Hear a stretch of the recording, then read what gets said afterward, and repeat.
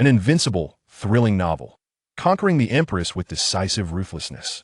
Transmigrating to the Great Xia Dynasty, Chu Feng transforms into a useless playboy in a brothel, starting with an invincible background and an Empress as his wife. However, faced with the Empresses saying that forced relationships are never sweet, Chu Feng believes that only taste will tell. Thus, with Chu Feng's repeated attempts to win her over, the Empress gradually loses her aloofness, but still considers him a useless piece of trash. Until one day, the Empress is trapped in a desperate situation, besieged by 10 immortal emperors. Chu Feng steps forward with domineering confidence, coldly declaring, "My wife is not someone you can touch." Boom! 10 immortal emperors are instantly annihilated. At this moment, the Empress exclaims in shock, "He's clearly a useless playboy. How did he become invincible?" Chapter 1. The first prodigal of the Great Xia Dynasty. In the realm of Scion, within the southern wilderness, the Great Xia Dynasty's North Town Prince's mansion buzzed with an urgent commotion. "General, a grave misfortune has befallen us. Last night, the young master perished while indulging with 10 maidens at the pleasure quarters, succumbing to exhaustion. The imperial physicians are currently attempting to revive him." "What? That wretched son. Fetch my whip. I shall ensure he pays dearly for this disgrace." In an elegantly adorned chamber, a youth lay on the bed, his complexion pale, as if drained of life, revealing the signs of excessive indulgence. Around him, several aged physicians hovered with furrowed brows, anxiously checking his pulse and administering acupuncture. At that moment, the youth slowly opened his eyes, confusion evident within their depths. At last, the young master awakens. The physicians sighed in relief, their voices trembling with emotion. "Where am I? How'd I end up here?" murmured Chu Feng, lost in his bewilderment. Suddenly, a torrent of memories surged into his mind, leaving him utterly flabbergasted. After some moments, he regained his composure, disbelief washing over his features. "I have inadvertently joined the ranks of those who traverse worlds." Just moments prior, he was engrossed in a film, and now, in the blink of an eye, he found himself amidst a fantastical realm where martial prowess reigned supreme. The original owner of this body shared his name, and his grandfather was none other than the revered Prince of North Town, the most distinguished of the Great Xia Dynasty. His father, a prodigious martial master, single-handedly vanquished an invading force of 100,000 barbarian warriors, earning him the title of the Great Xia's God of War, a figure of awe throughout the realm. Yet this body's previous owner had not inherited the remarkable lineage or martial aptitude. Instead, he possessed the most abysmal spiritual roots, lacking any martial talent, and squandered his days in debauchery, earning the title of the Great Xia's foremost wastrel. Just last night, he had brazenly cavorted with 10 maidens, ultimately leading to his own demise. Goodness, to indulge with 10 maidens. What audacity! Chu Feng thought to himself, bemused, for in his past life, he had been a novice, merely able to indulge in the occasional cinematic escapade. Suddenly, an idea struck him, and he called out urgently, "Is the system here? Come forth. Why is there no response? System, please reveal yourself. Where are you, you scoundrel?" After an internal tirade, silence persisted. Enough of the shouting. A voice resonated within his mind. "A system?" Chu Feng's expression brightened, only for that voice to retort, "I am no mere system." "What? If not a system, then what are you?" "I am the spirit of the Chaos Yin-Yang Tower." "The spirit of the Chaos Yin-Yang Tower?" Chu Feng paused, realizing a 9-tiered tower now floated in his consciousness.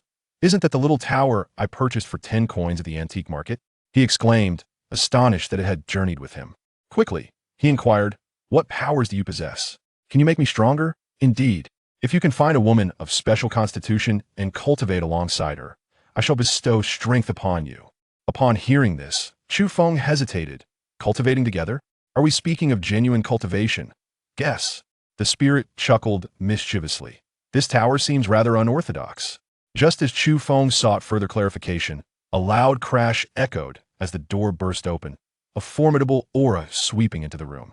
A burly man clad in black armor, with hawk-like eyes and a fierce presence, stormed in, wielding a bloodied whip that exuded a chilling aura. This man was none other than Chu Feng's father, the Great Xia's God of War, Chu Longxiang. "General, you have arrived just in time. The young master has regained consciousness," the physicians reported hastily. "That wretched son has brought shame upon me. I shall teach him a lesson today." Chu Longxiang glared at his son, the whip in his hand poised to strike. "Oh no!" Chu Feng gasped, his body trembling, his heart nearly leaping from his chest. Was he to be punished before he could even acclimate to this new existence? In a critical moment, a powerful force propelled the whip away, followed by a commanding voice, "Chu Longxiang, you rogue. Have you grown wings? How dare you strike my precious grandson?" An elderly man, donned in a white robe and with a mane of white hair, but still possessing a vibrant spirit, strode in with an imposing presence. He unleashed a torrent of rebuke upon Chu Longxiang, his authority overwhelming. As the Great Xia's god of war, Chu Longxiang, known for instilling fear in enemy nations, stood before this elder. He appeared as a chastened child, lowering his head in silent submission. For this was none other than his father, Chu Feng's grandfather, the esteemed prince of North Town, Chu Tianquang. Seeing his grandfather, Chu Feng's heart finally settled. Within the original owner's memories, this grandfather had lavished affection upon him, which had undoubtedly contributed to the original owner's current state. "Xiao Feng, how do you feel? Is there any discomfort in your body?" Chu Tianquang approached the bed, scrutinizing Chu Feng with deep concern. Feeling his grandfather's genuine care, warmth flooded Chu Feng's heart as he replied, "Grandfather, I am well. You need not worry. That is a relief." Chu Tianquang nodded vigorously. "Rest assured, I shall procure some potent restorative herbs for you shortly. When the time comes, you shall not only indulge with 10 maidens, but 20, even 30, without issue." Cough, cough, cough. Chu Feng awkwardly coughed a few times, realizing the old man's boldness. Beside them, Chu Longxiang frowned at his father's words, interjecting, "Father, if you continue to indulge this rascal, who knows what further absurdities he might commit?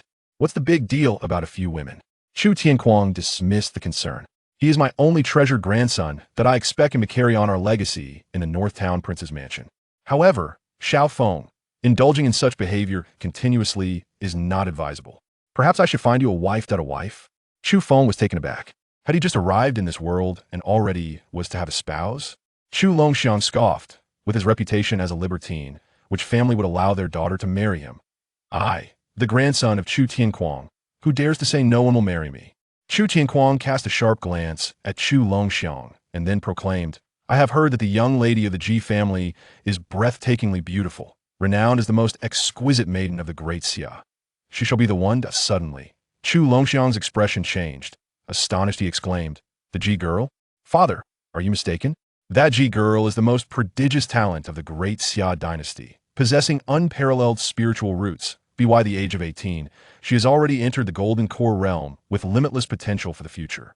Would she ever deign to glance at this useless son? Moreover, the Ji family would never consent to such a union.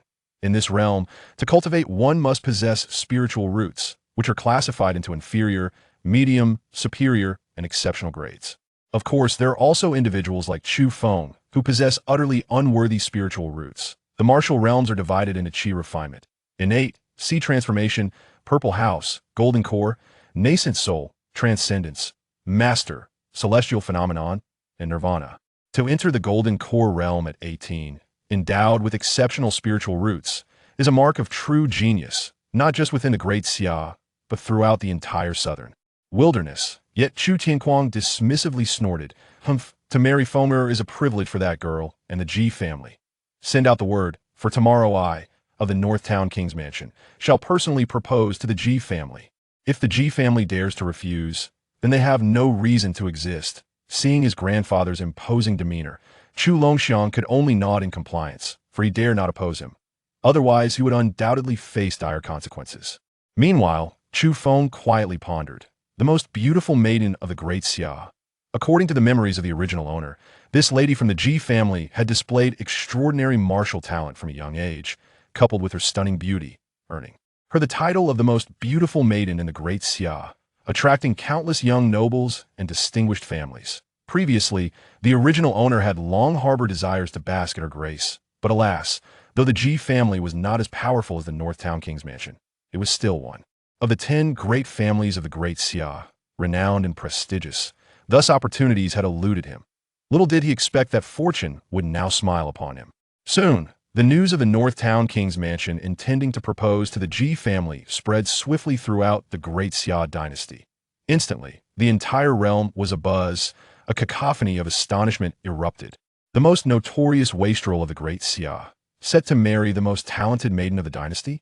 It was akin to a toad aspiring to feast upon swan flesh. Within the G family, a cold voice suddenly resonated. A worthless wastrel. How could he possibly be worthy to be my husband? Chapter 2. The Reincarnated Empress.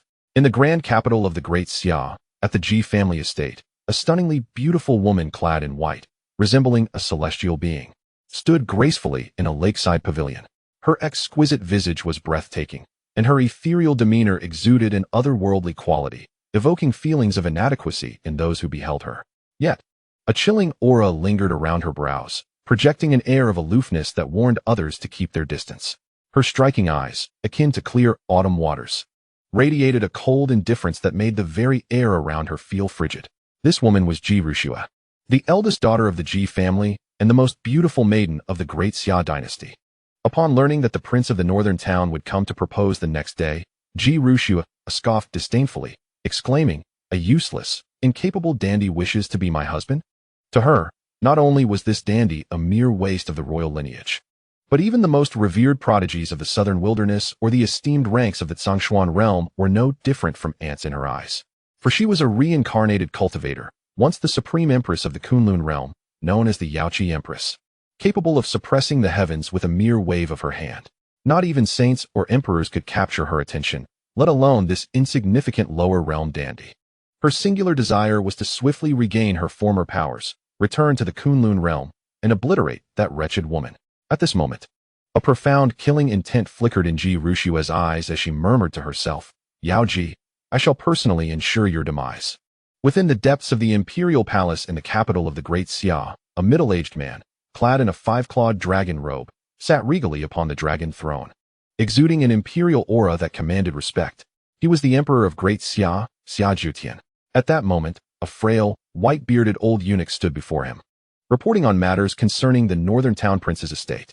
After finishing his account, he dared to look up at Xia Zhutian and said, "Your Majesty, the eldest daughter of the G family possesses a supreme spiritual root with boundless potential for the future.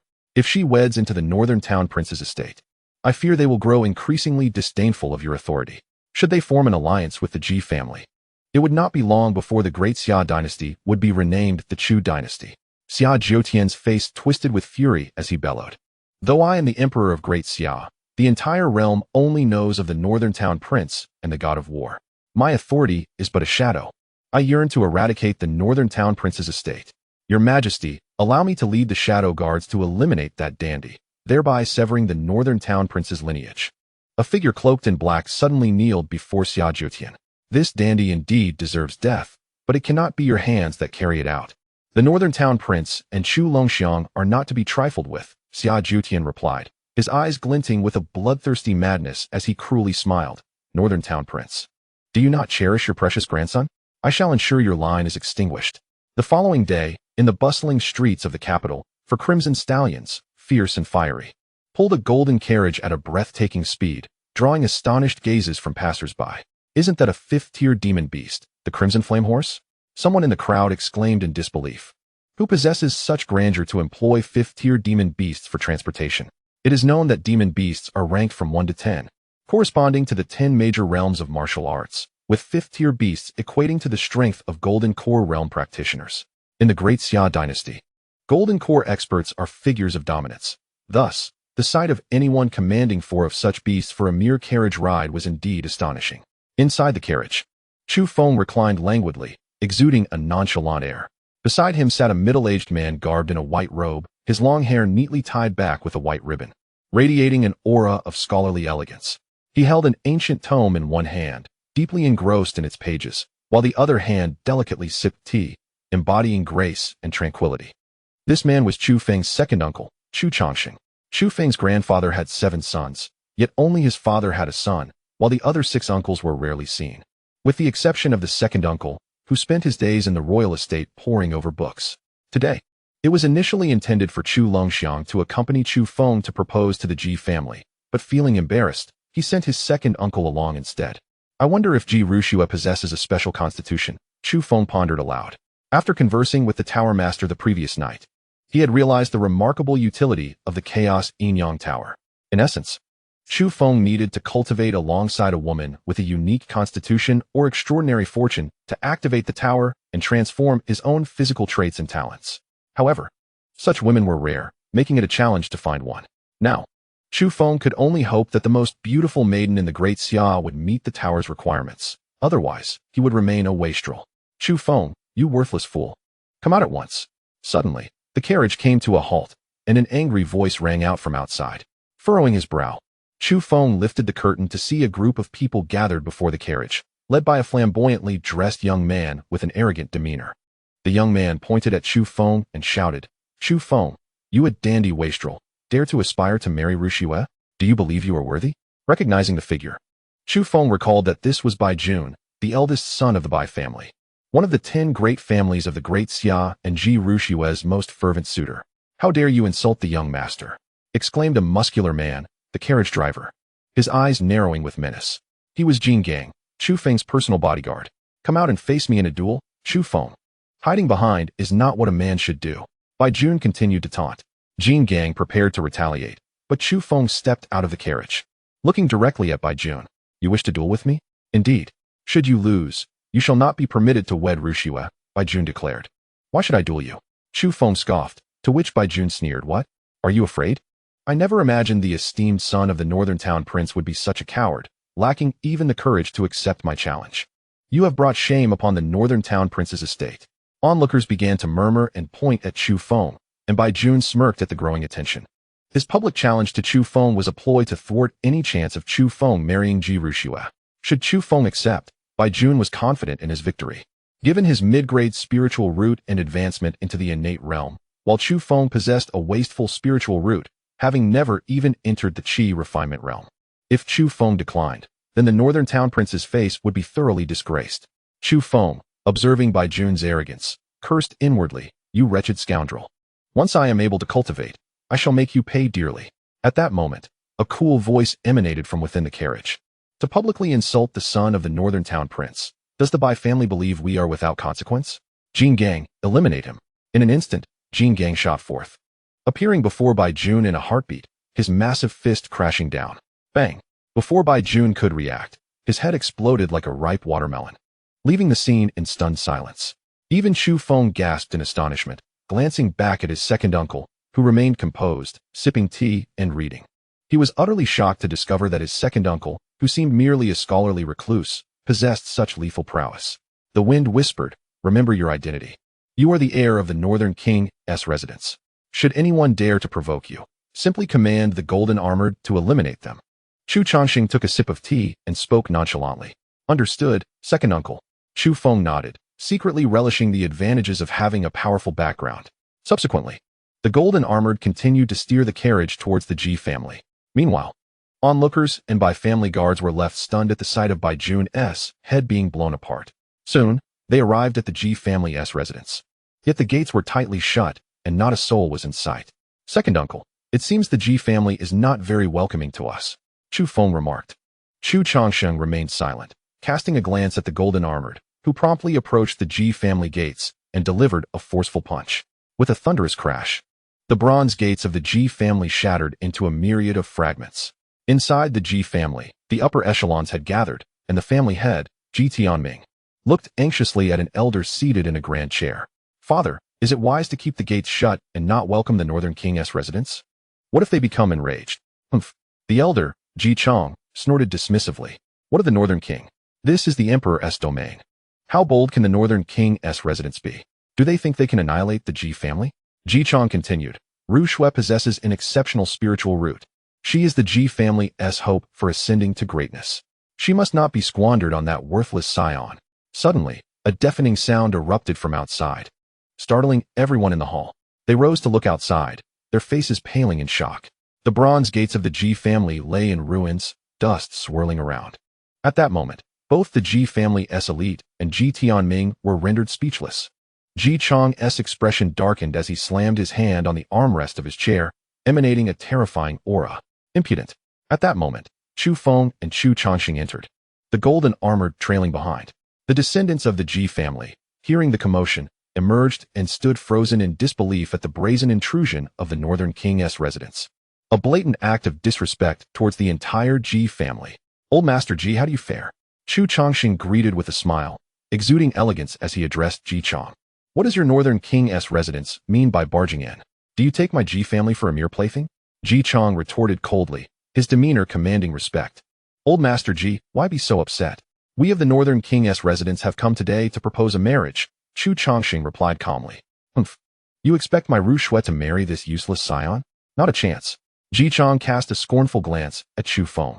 What qualifications does a good-for-nothing, indulging in debauchery, have to become my son-in-law?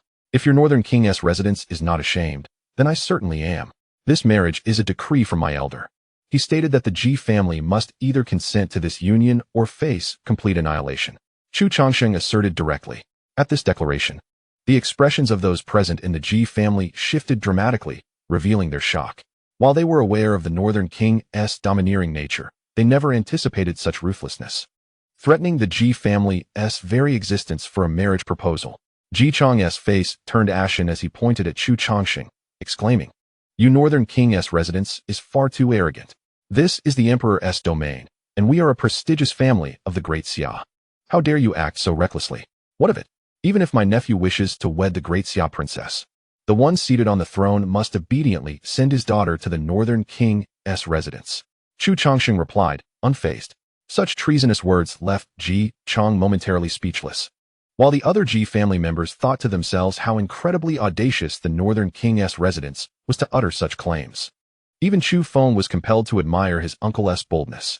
Old Master Ji, have you made your decision? Is the Ji family to celebrate a wedding or mourn a loss? The choice lies entirely with you. In that instant, the atmosphere grew tense, and the faces of the Ji family members shifted repeatedly, their hearts hanging in uncertainty. The hall descended into an eerie silence. Ji Chong clenched his teeth and coldly declared, "Though the Northern King's residence is strong, should you wish to obliterate my Ji family, be prepared to pay the price." Suddenly, Ji Chong unleashed a formidable aura of a nascent soul cultivator. "What? Do you wish to fight?" Chu Chongqing cast a dispassionate glance at Ji Chong, who suddenly recoiled as if struck, spitting blood and staggering backward. "Father!" Ji Tianming rushed to support his father, his expression one of shock as he stared at Chu Chongqing. "Wow, second uncle is quite formidable. A mere glance can cause someone to bleed." Chu Feng was equally astonished. He then inquired, "Master Tower, can you discern my uncle's cultivation level?" "I cannot. The destinies of your father, grandfather, and uncle are all concealed," Tower Master replied, pondering. "What sort of prodigies has this family produced?" Chu Feng was taken aback by Tower Master's words. "Old Master Ji, will you still make a move?" Chu Chongqing continued. "Enough." A clear, cold voice echoed from afar. Emerging in a flowing white gown was Ji Ru Shui, radiating an ethereal charm. "Young miss." The members of the Ji family exclaimed in unison. "Goodness, a celestial being." Chu Feng marveled at the sight of her, his eyes instantly alight with admiration. This woman was undeniably more breathtaking than any celestial goddess he had seen before, far surpassing the beauty of those depicted on television in his past life. No wonder she was hailed as the most beautiful woman of the Great Xia. "You are fortunate, encountering a woman of destiny so soon." Tower Master's voice resonated in Chu Feng's mind. "A woman of destiny?" Chu Feng's expression sharpened as he gazed at Ji Ru Shui, inwardly questioning, "Master Tower, are you saying she is a woman of destiny?" "Indeed, she possesses a celestial spiritual root and is a reincarnation of an Empress, endowed with great fortune." Tower Master elaborated. "What? A celestial spiritual root? A reincarnated Empress?" Chu Feng was astounded. His eyes shone with intrigue as he regarded Ji Ru Shui, never having imagined she was a reincarnated Empress. "Master Tower, what tier is a celestial spiritual root?" Chu Feng inquired. "The highest spiritual root in this world is the exceptional spiritual root. Beyond that, there are heavenly, royal, imperial, sacred, and emperor tier roots, with the celestial spiritual root being the pinnacle. Anyone with a celestial spiritual root possesses the potential for ascension.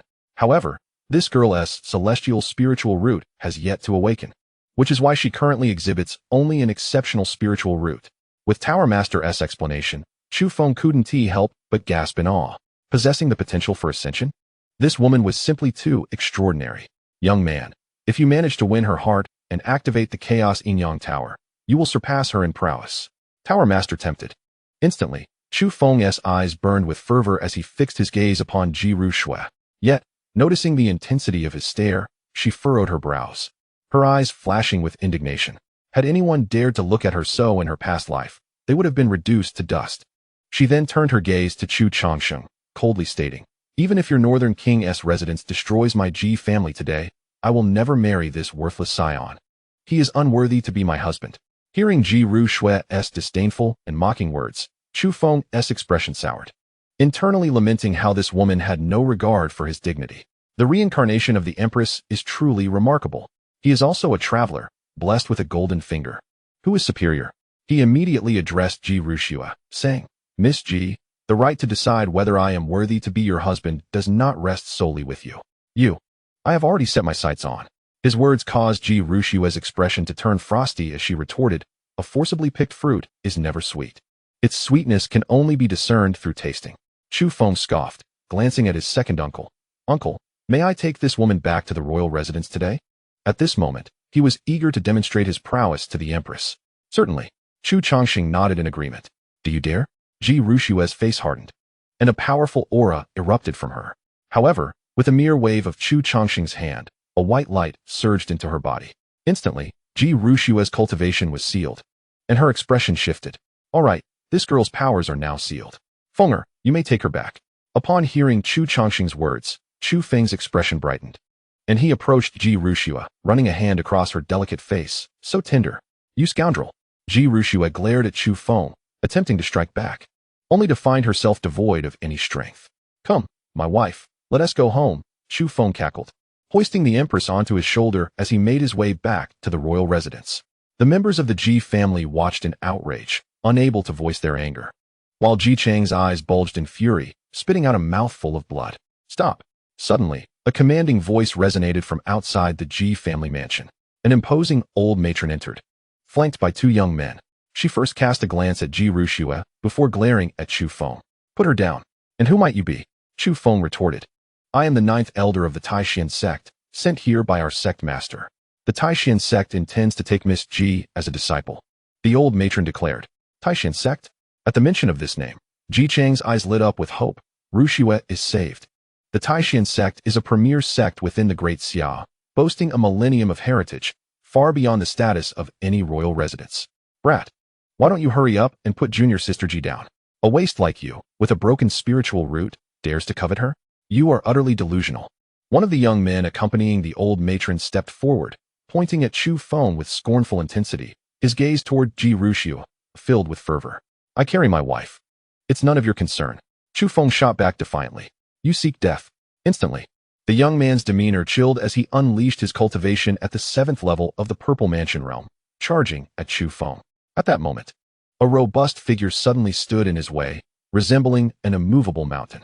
It was Jin Gang, who waved his hand, instantly gripping the young man with his powerful fingers. "Dare to touch the young master? You seek death. Release my disciple." The old matron exclaimed as she saw her disciple in peril, her expression darkening. Crack! Jin Gang's fingers tightened, snapping the young man's neck and tossing his lifeless body at the old matron's feet. In that instant, she, along with her remaining disciple, was rendered speechless. Even the Ji family members were taken aback. "You will pay for this." Witnessing her beloved disciple's demise, the old matron glared at Jin Gang with furious, bloodshot eyes. With a wave of her hand, an overwhelming surge of spiritual power erupted toward Jin Gang. Boom! The 9th elder of the Taishan sect unleashed an immense pressure. An extraordinary realm expert. Ji Chang gasped in shock. The extraordinary realm is a transcendent existence, with only a handful of such warriors in the entire Great Xia.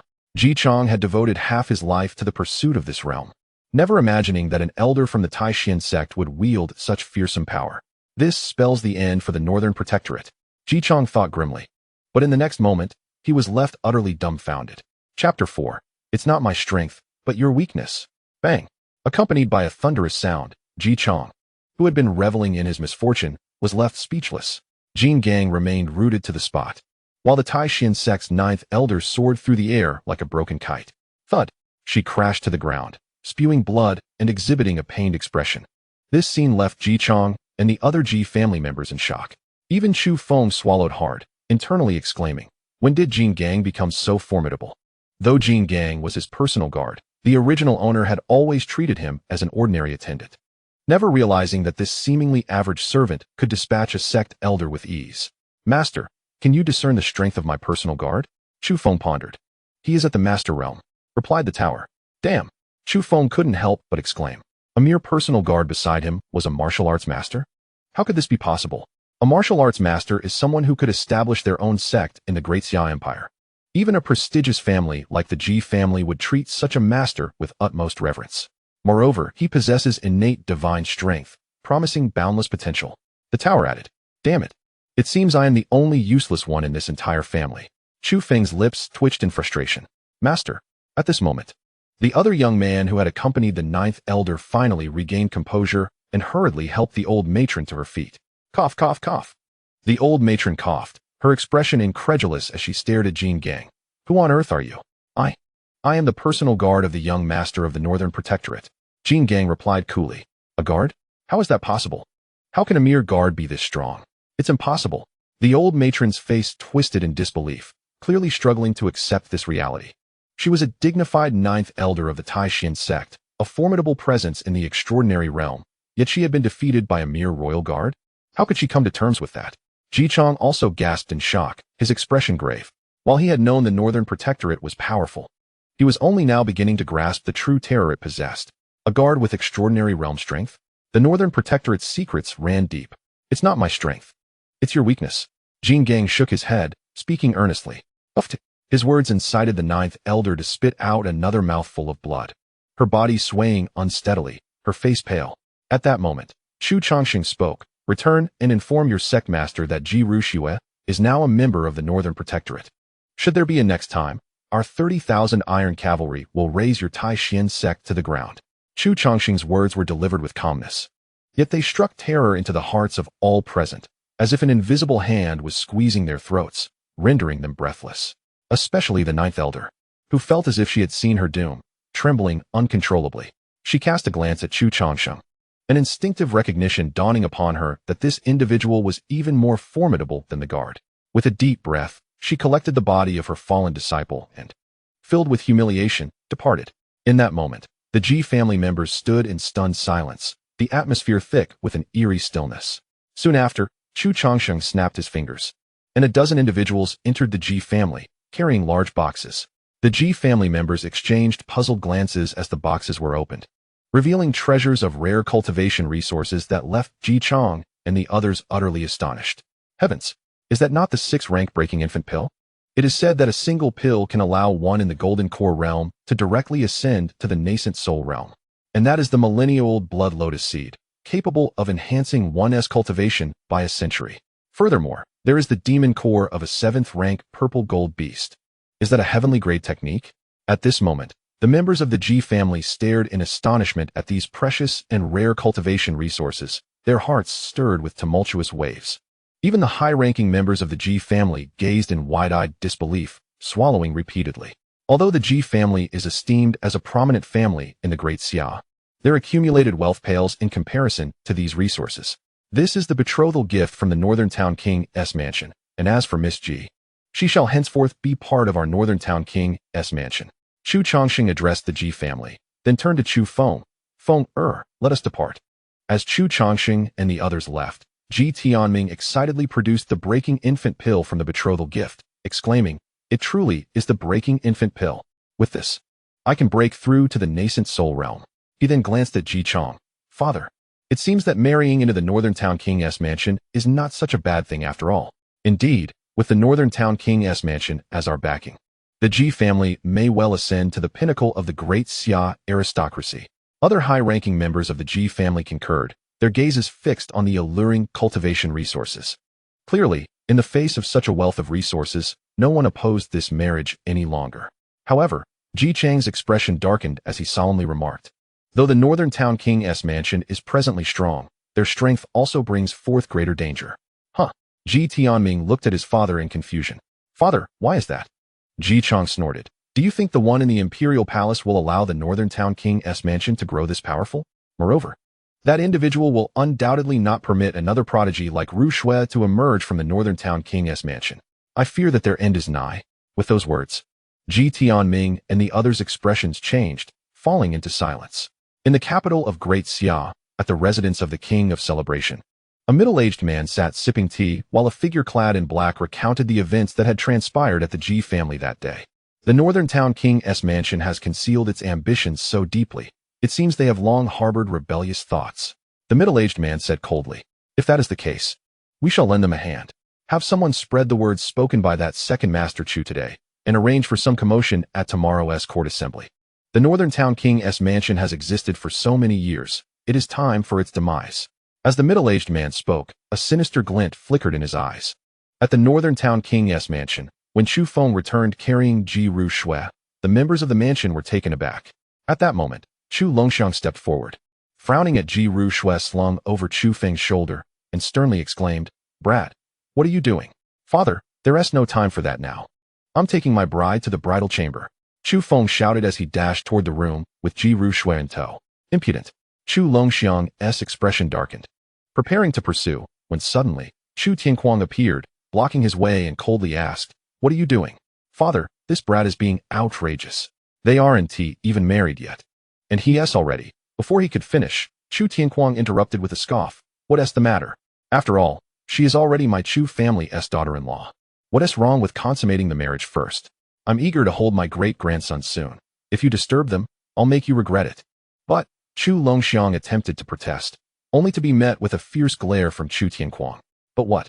Have you forgotten that I didn't even meet my daughter-in-law before you brought me a grandson? How dare you lecture Feng?"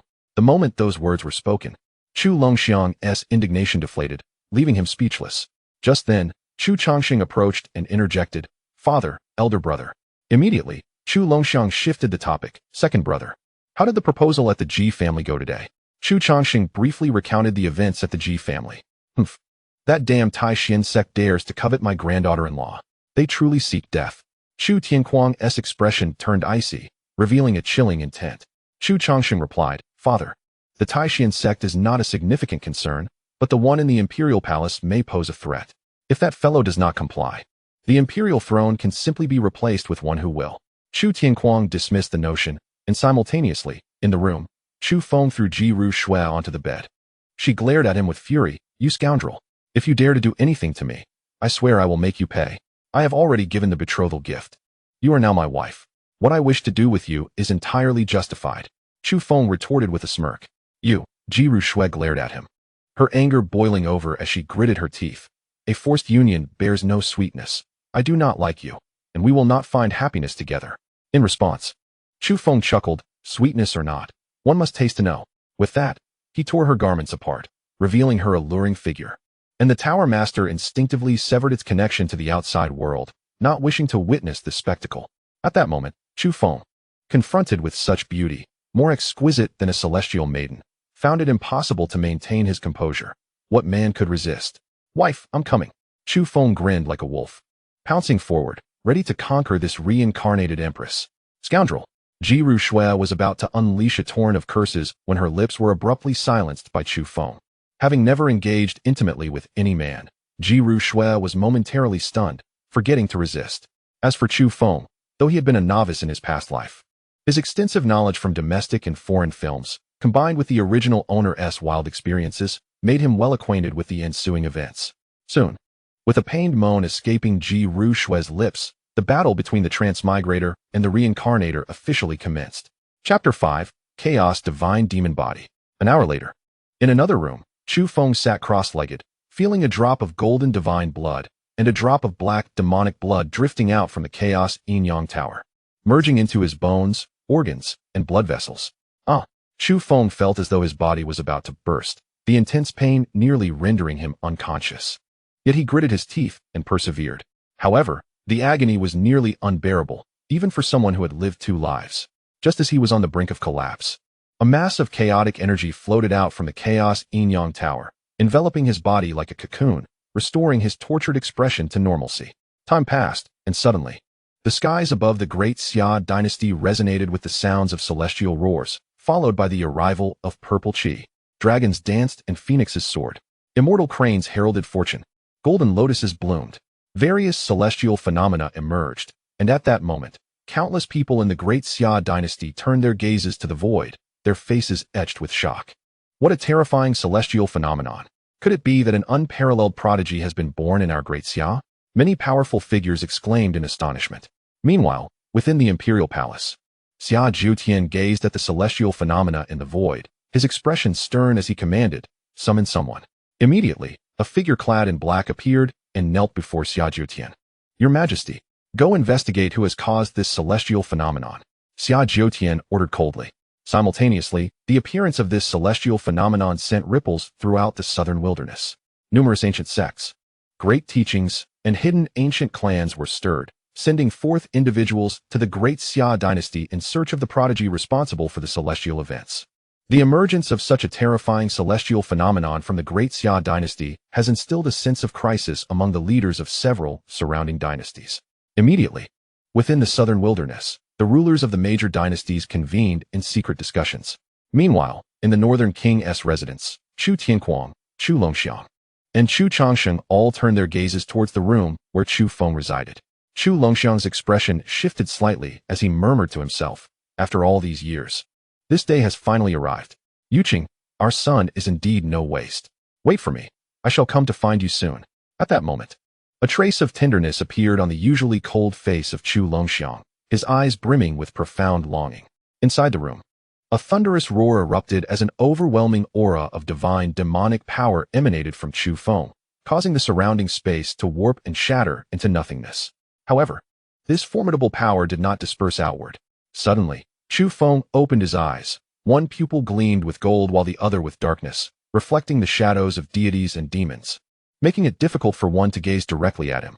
"Congratulations, you have awakened the chaos divine demon body. This body is among the highest ranks in the myriad realms, surpassing even the likes of the ancient sacred body and the celestial overlord body." The voice of Master Tower echoed. "Is it truly that remarkable?" Chu Feng mused, feeling as if he had been reborn, with every cell in his body pulsating with terrifying power, capable of obliterating anything. Most crucially, he could now distinctly sense the spiritual energy of heaven and earth in the air.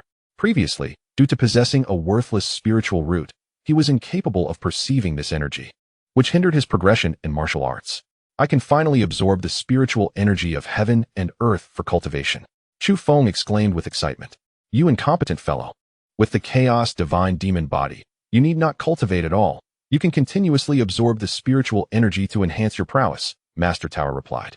Chu Feng then returned to the previous room, intending to check on the Empress, for she was now considered his woman, deserving of his concern.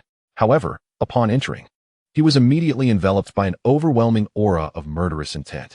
"Die!" A cold voice rang out as Ji Rushue appeared before him in the blink of an eye, striking towards him with a palm. "Goodness, an attempt to murder one's husband," Chu Feng shouted instinctively. Without a moment's hesitation, he retaliated with a punch that collided with Ji Rushue's palm. Bang! With a dull thud, Ji Rushue was sent flying, crashing heavily onto the bed, her blood surging forth as she coughed violently. In disbelief, she stared at Chu Feng. "Aren't you unable to cultivate? How could this wasteful Scion injure her with a single strike?" Chu Feng snorted. "Who said I couldn't cultivate? I simply lacked the motivation." He then strode toward the bed, gazing at Ji Rushue. "My dear wife, we have just completed our nuptials, and you already wish to murder your husband? How ruthless! You are not worthy to be my husband. I will certainly kill you." Ji Rushue glared at Chu Feng, her eyes filled with murderous intent, as if they could pierce him 1,000 times over. "It seems you still require some education." Chu Feng smirked, charging toward her. Ji Rushue's expression changed, revealing a hint of panic as she opened her mouth to speak, only to be silenced once more by Chu Feng's lips. Within the Taishan sect, upon the return of the 9th elder to the sect and his embellished recounting of the events involving the Ji family, it sparked outrage among the higher-ups of the Taishan sect. How dare a mere northern king's residents disregard the Taishan sect? They must not escape the consequences. One elder declared furiously, with others voicing their agreement. The 9th elder looked pitifully at the sect master seated at the head of the table. "Sect master, you must seek justice for me and my unfortunate disciple." At this moment, the sect master's expression darkened. "Our Taishan sect has a legacy of 1,000 years. Even the Great Xia royal family would not dare to treat us with such disdain. How can a foreign prince of the Great Xia dare to harm our disciples and injure our elders? Do they consider our sect to be without protectors?" Elder 5. "You will personally visit the northern king's residence and demand an explanation from him." "Yes, sect master." Elder 5 nodded in assent.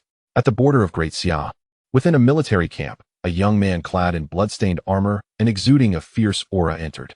Just as he removed his armor and sat down, a man hurriedly approached him, bowing. "Third Prince, we have just received word from the capital.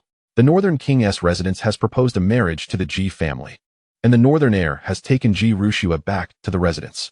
Boom. Instantly, the young man's expression darkened, a palpable aura of murderous intent radiating from him. He slammed his palm onto the table, shattering it into splinters, and rose in fury. "That wasteful Scion dares to covet a woman I desire? He is courting death. Mobilize 3,000 dragon cavalry and return to the capital with me." In a palace within the southern wilderness, a deep voice resonated. An 18-year-old golden core practitioner with a top-tier spiritual root. Such talent cannot be wasted on a waste. You must personally go to Great Xia and bring him back. Should there be any obstruction, show no mercy. Chapter 6. This girl, I shall claim her. In the blink of an eye, night fell. Within the Northern King's residence. In the study, Chu Tianquang was diligently writing, then turned to Chu Longxiang beside him. "Has Fenger not yet finished?" Chu Longxiang shook his head. "Haha, truly worthy of being my grandson, courageous and valiant, reminiscent of my own youthful spirit." Chu Tianquang laughed heartily. Cough, cough, cough. Hearing this, Chu Longxiang awkwardly cleared his throat and replied, "Father, what about this young man's marriage? Changsheng says 3 days from now is an auspicious day. Let us set it for then." Chu Tianquang declared decisively. "Then I shall inform the others. I wonder if they can make it back in time." Chu Longxiang said, "Fear not. Fenger's marriage is of utmost importance to our Chu family. Those fellows better show up, or I shall make them regret it." Chu Tianquang retorted firmly. Meanwhile, in the room where Chu Feng resided, after 3 hours of relentless activity, Ji Rushua lay on the bed, drenched in sweat and utterly exhausted, unable even to lift a finger. Although her cultivation had returned, she still felt an overwhelming fatigue. Conversely, Chu Feng showed no signs of weariness, leaving Ji Rushua to wonder about the nature of his physique. "How about it? Do you still wish to kill me?" Chu Feng teased with a playful smile, while Ji Rushua glared at him coldly. "Oh, it seems my wife is still unconvinced. Perhaps we should continue." Upon hearing this, Ji Rushua's heart quivered, and she quickly replied, "No more, I can't take it," fearing that if it continued, her body might be irreparably damaged. "Then why not call me husband and let me hear it?" Chu Feng jested. Upon hearing this, Ji Rushua's anger flared, but recalling her earlier experience, she stifled her rage and coolly replied, "I want to change it. Not happening. I relish hearing that.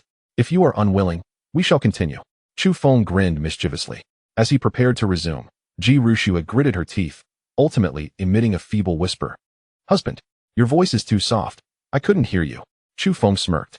Ji Rushua's glare could have pierced him 1,000 times, but she took a deep breath, gritting her teeth as she finally called out, "Husband, is that satisfactory now? Do not push your luck any further." As Chu Feng observed the once dismissive Empress now addressing him as husband, a sense of conquest surged within him. "Haha, today I shall not trouble you, so rest well." Chu Feng, with a contented expression, dressed and exited the room. As he departed, Ji Rushua could not help but breathe a sigh of relief, soon followed by a surge of hatred in her eyes as she spat, "Damn you, scoundrel. Just wait." Once a supreme empress revered by countless individuals in her past life, she now endured humiliation at the hands of a debauched youth from a lower realm. This ignited a desire within her to see Chu Feng utterly destroyed. Suddenly, a realization struck her. "I have broken through." Her expression shifted as she recognized her unexpected elevation to the 5th level of the nascent soul realm, having previously been at the 3rd level of the golden core stage. How could this be? Ji Rushua furrowed her brows, astonished by the rapidity of her advancement. Could it be that, meanwhile, Chu Feng, oblivious to Ji Rushua's transformation, sought a place to eat? Suddenly, a loud voice called out, "Young master." He turned abruptly to see a rotund figure barreling towards him. Where did this fat pig come from?" Chu Feng exclaimed, delivering a swift kick that sent the 200-pound man flying, crashing heavily to the ground with a resounding thud, leaving a deep impression in the earth. The hefty man poked his head out of the crater, looking at Chu Feng with a pitiful expression. "Young master, it's only been a day, have you forgotten me?" Chu Feng scrutinized the man's chubby face for a few moments before responding, "You're Wang Pengzi, right?" In Chu Feng's memory, Wang Pengzi was the son of a prominent tavern owner in the imperial city of Daxia. Their shared interests had forged a friendship, and they often indulged in revelry together. Truly the best of friends. Well, at least good friends. "My apologies, it was too dark earlier. I didn't recognize you." Chu Feng chuckled awkwardly. "No worries. Wang Pengzi quickly extricated himself, appearing unperturbed, while Chu Feng remarked, "Is your bulk really that solid?" Wang Pengzi then inquired, "Young master, I heard you've brought home the most beautiful woman in Daxia. What do you mean by brought home?" "I married her, you know," Chu Feng corrected him. Patting Wang Pengzi's head, the latter nodded enthusiastically, giving a thumbs up. "You are truly remarkable, young master. Ji Rushue is coveted by all the noble heirs. They must be furious now. Well, what can I say? My charm is simply irresistible," Chu Feng boasted. Suddenly, a flash of lightning illuminated the sky, startling him. He muttered, "Heavens, I merely jested a little. Now that you've secured Daxia's most beautiful woman, will you still visit the pleasure quarters? I heard they have a new beauty. Untouched, and auctioning her first night tonight," Wang Pengzi whispered.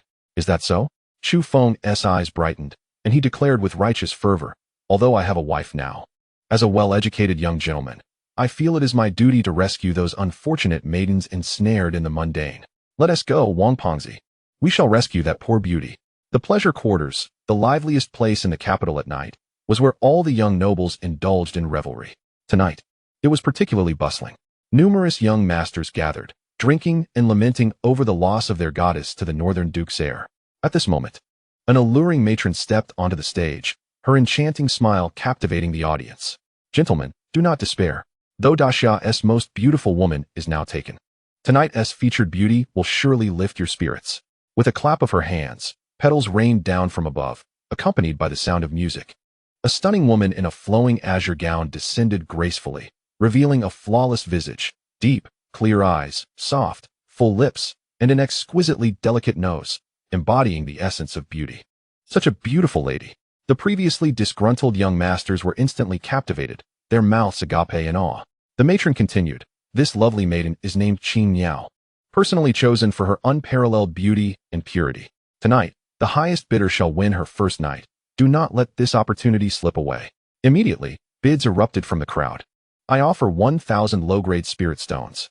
I bid 1,500. The competition intensified until a voice boomed, 10,000 low-grade spirit stones. The room fell silent. All eyes turned towards a wealthy young man exuding an air of superiority, Wei Xiao, the grandson of the Duke of Wei. His extravagant offer was met with awe, as such wealth was rarely seen. As the crowd exchanged glances, they hesitated to bid against him. In Daxia, dukes ranked just below the emperor and princes, and Wei was the current prime minister's grandson, wielding immense power. With a sinister glimmer in his eyes, Wei Xiao contemplated how he would enjoy the maiden. Just then, a voice interrupted, "This lady, I will take." Chapter 7. The enigmatic Qin Niao, heir to the Qingluan bloodline.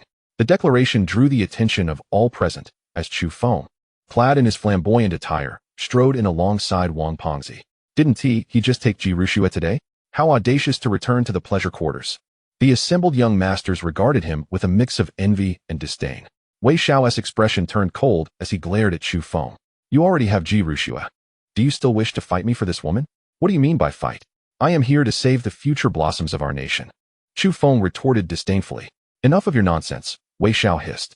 "If you want to contend with me, prove your worth. I bid 100,000 low-grade spirit stones." Chu Feng, unfazed, replied without a flutter of his eyelids, 100,000 low-grade spirit stones. A collective gasp resonated throughout the pleasure quarters. 100,000 low-grade spirit stones.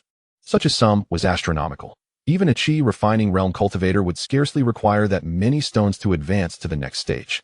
Yet here stood Chu Feng, ready to purchase a courtesan's first night with that staggering sum. Truly, he was the most extravagant scoundrel of Daxia. Wei Qian was left speechless as he was struck by Chu Feng, who demanded a staggering sum of 100,000 low-grade spirit stones.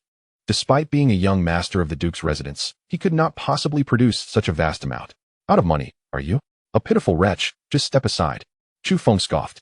Incensed by this blatant mockery, Wei Qian's anger flared, and he launched a powerful punch, his cultivation having reached the 7th level of the innate realm. "Young master, be careful," Wang Pengzi cried out, his expression shifting dramatically. Chu Feng, however, remained unfazed and casually responded with a swift slap. The sound echoed through the academy, and Wei Qian was sent flying, crashing through several tables before landing on the ground, blood spattering from his mouth, mixed with a few teeth. The onlookers were left in stunned silence. "Goodness, young master, you are formidable," Wang Pengzi exclaimed. "Calm down, stop shouting." Chu Feng shot a disapproving glare at Wang Pengzi. Meanwhile, The guards from the Duke's residence rushed to Wei Qian's aid, helping him to his feet. Clutching his face, Wei Qian glared at Chu Feng with a venomous expression. "You bastard, I will make you pay today. What are you all standing there for? Attack!" He commanded his guards. Immediately, the guards charged at Chu Feng, who stood calmly with his arms crossed. Just then, a towering figure, Jin Gang, emerged, delivering a sweeping punch that sent the guards sprawling, each crashing to the ground. Bloodied and defeated, Wei Qian's expression shifted as he watched Jin Gang, his fear palpable. Jin Gang stepped forward, ready to strike Wei Qian.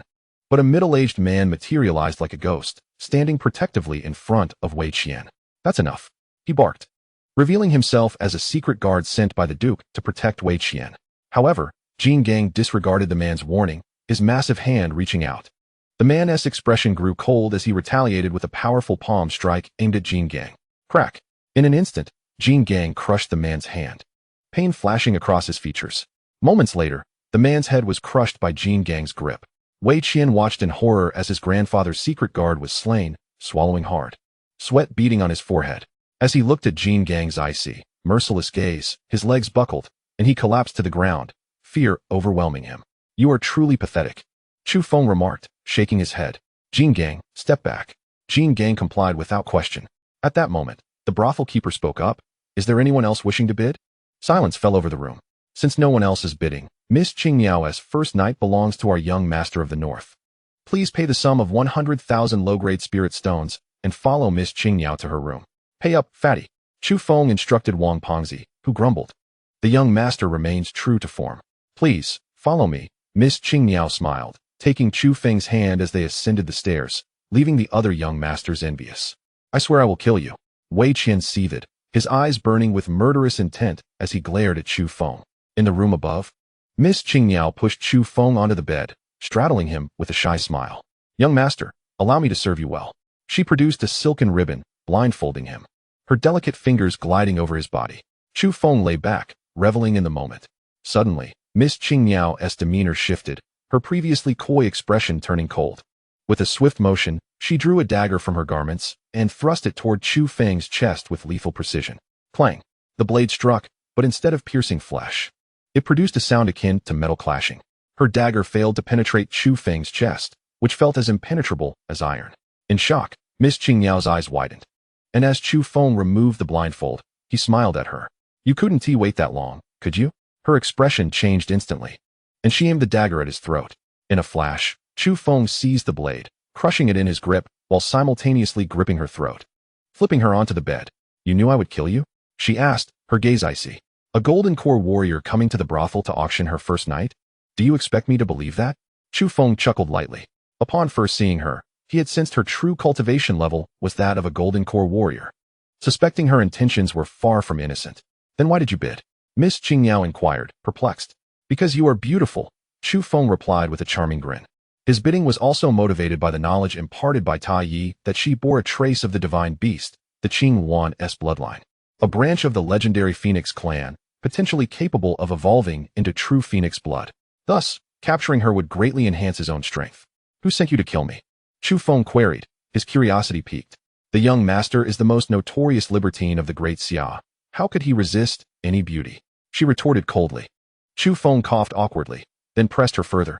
"And who employed you?" "The Yellow Spring Pavilion never inquires about the identity of its employers," she stated flatly. "Yellow Spring Pavilion?" Chu Feng echoed, momentarily taken aback. "Jin Gang," he suddenly called out. Bang! Jin Gang burst in, looking at Chu Feng. "Young master, what is it? Do you know about the Yellow Spring Pavilion?" Chu Feng asked, and Jin Gang's expression turned serious as he glanced at Miss Qingniao. "You are an assassin from the Yellow Spring Pavilion? Is this Yellow Spring Pavilion a killer organization?"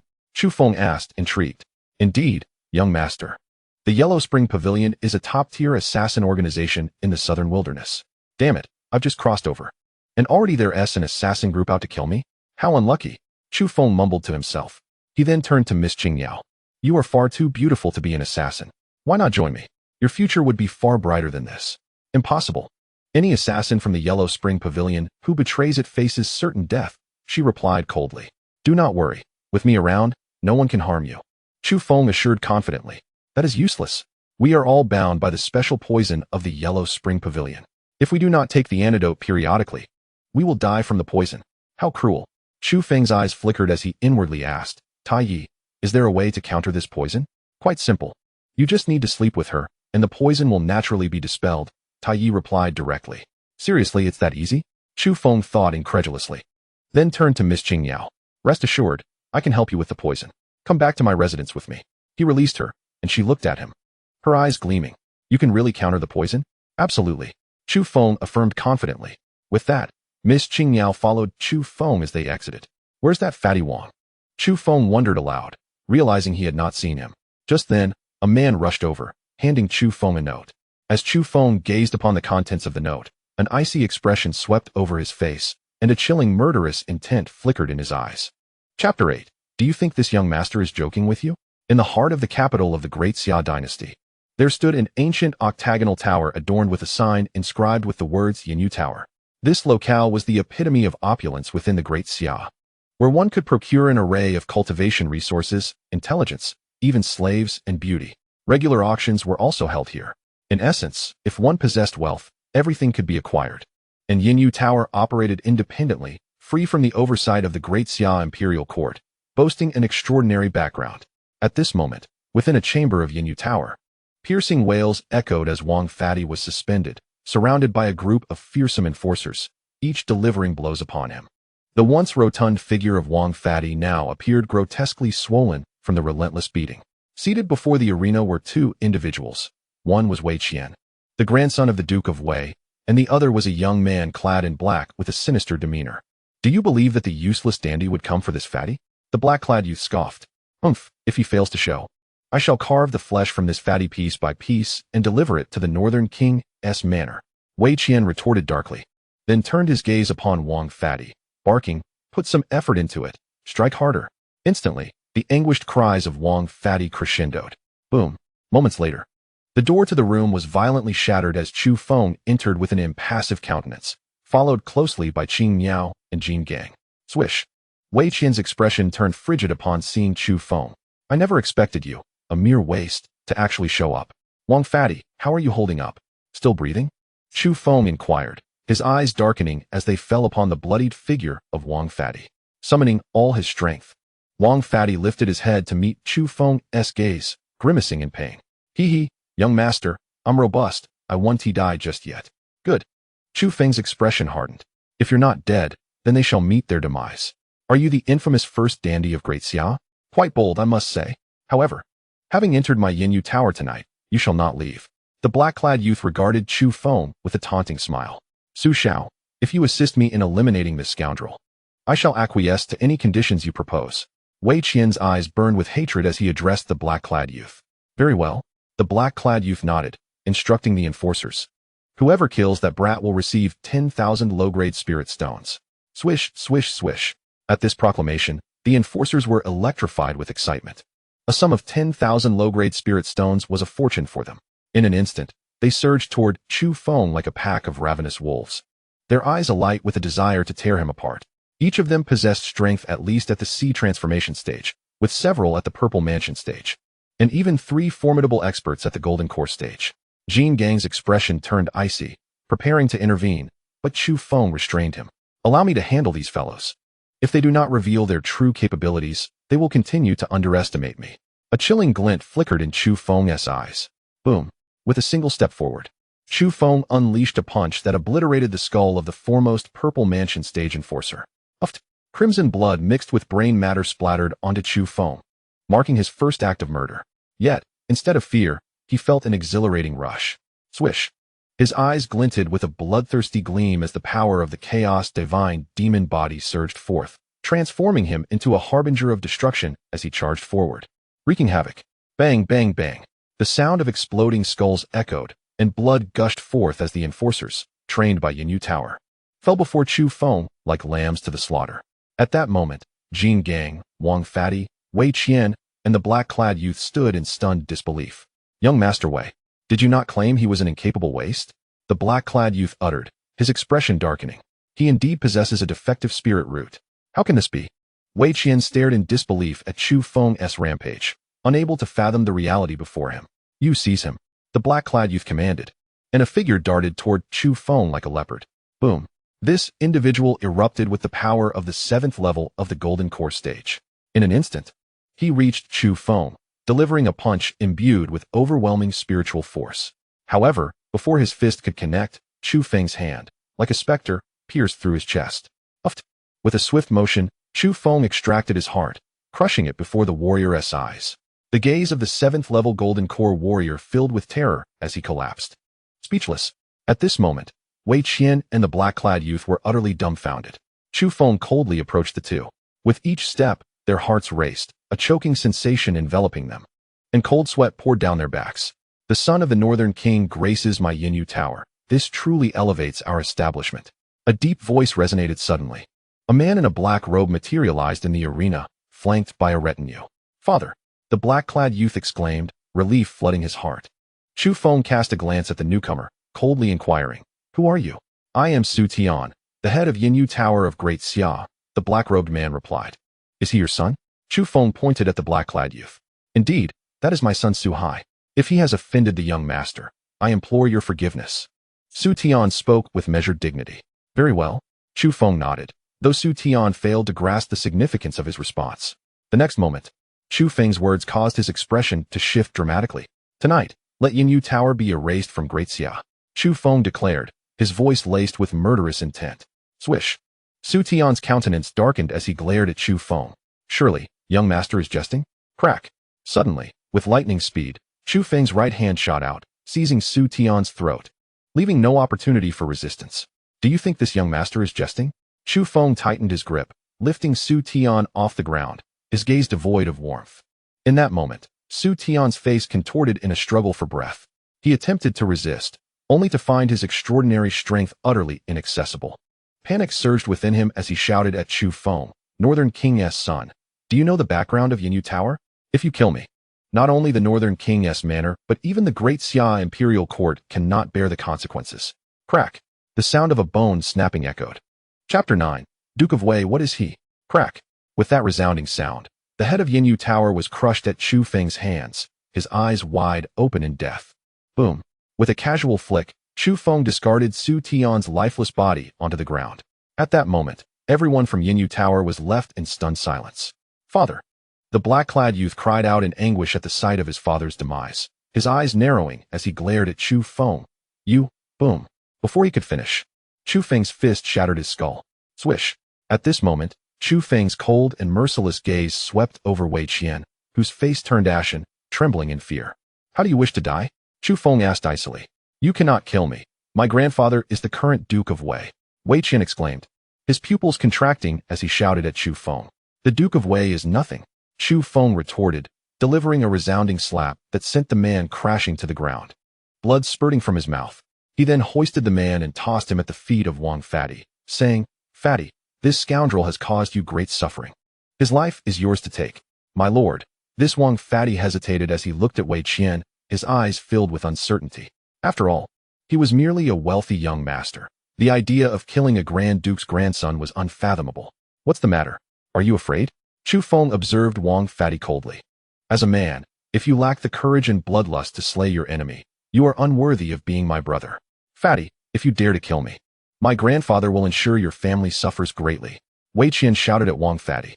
With a swift motion, Wang Fatty kicked Wei Qian, cursing, "Damn it, even at this moment. You dare to threaten me? Do you think I am a coward? Today, I will certainly beat you to death."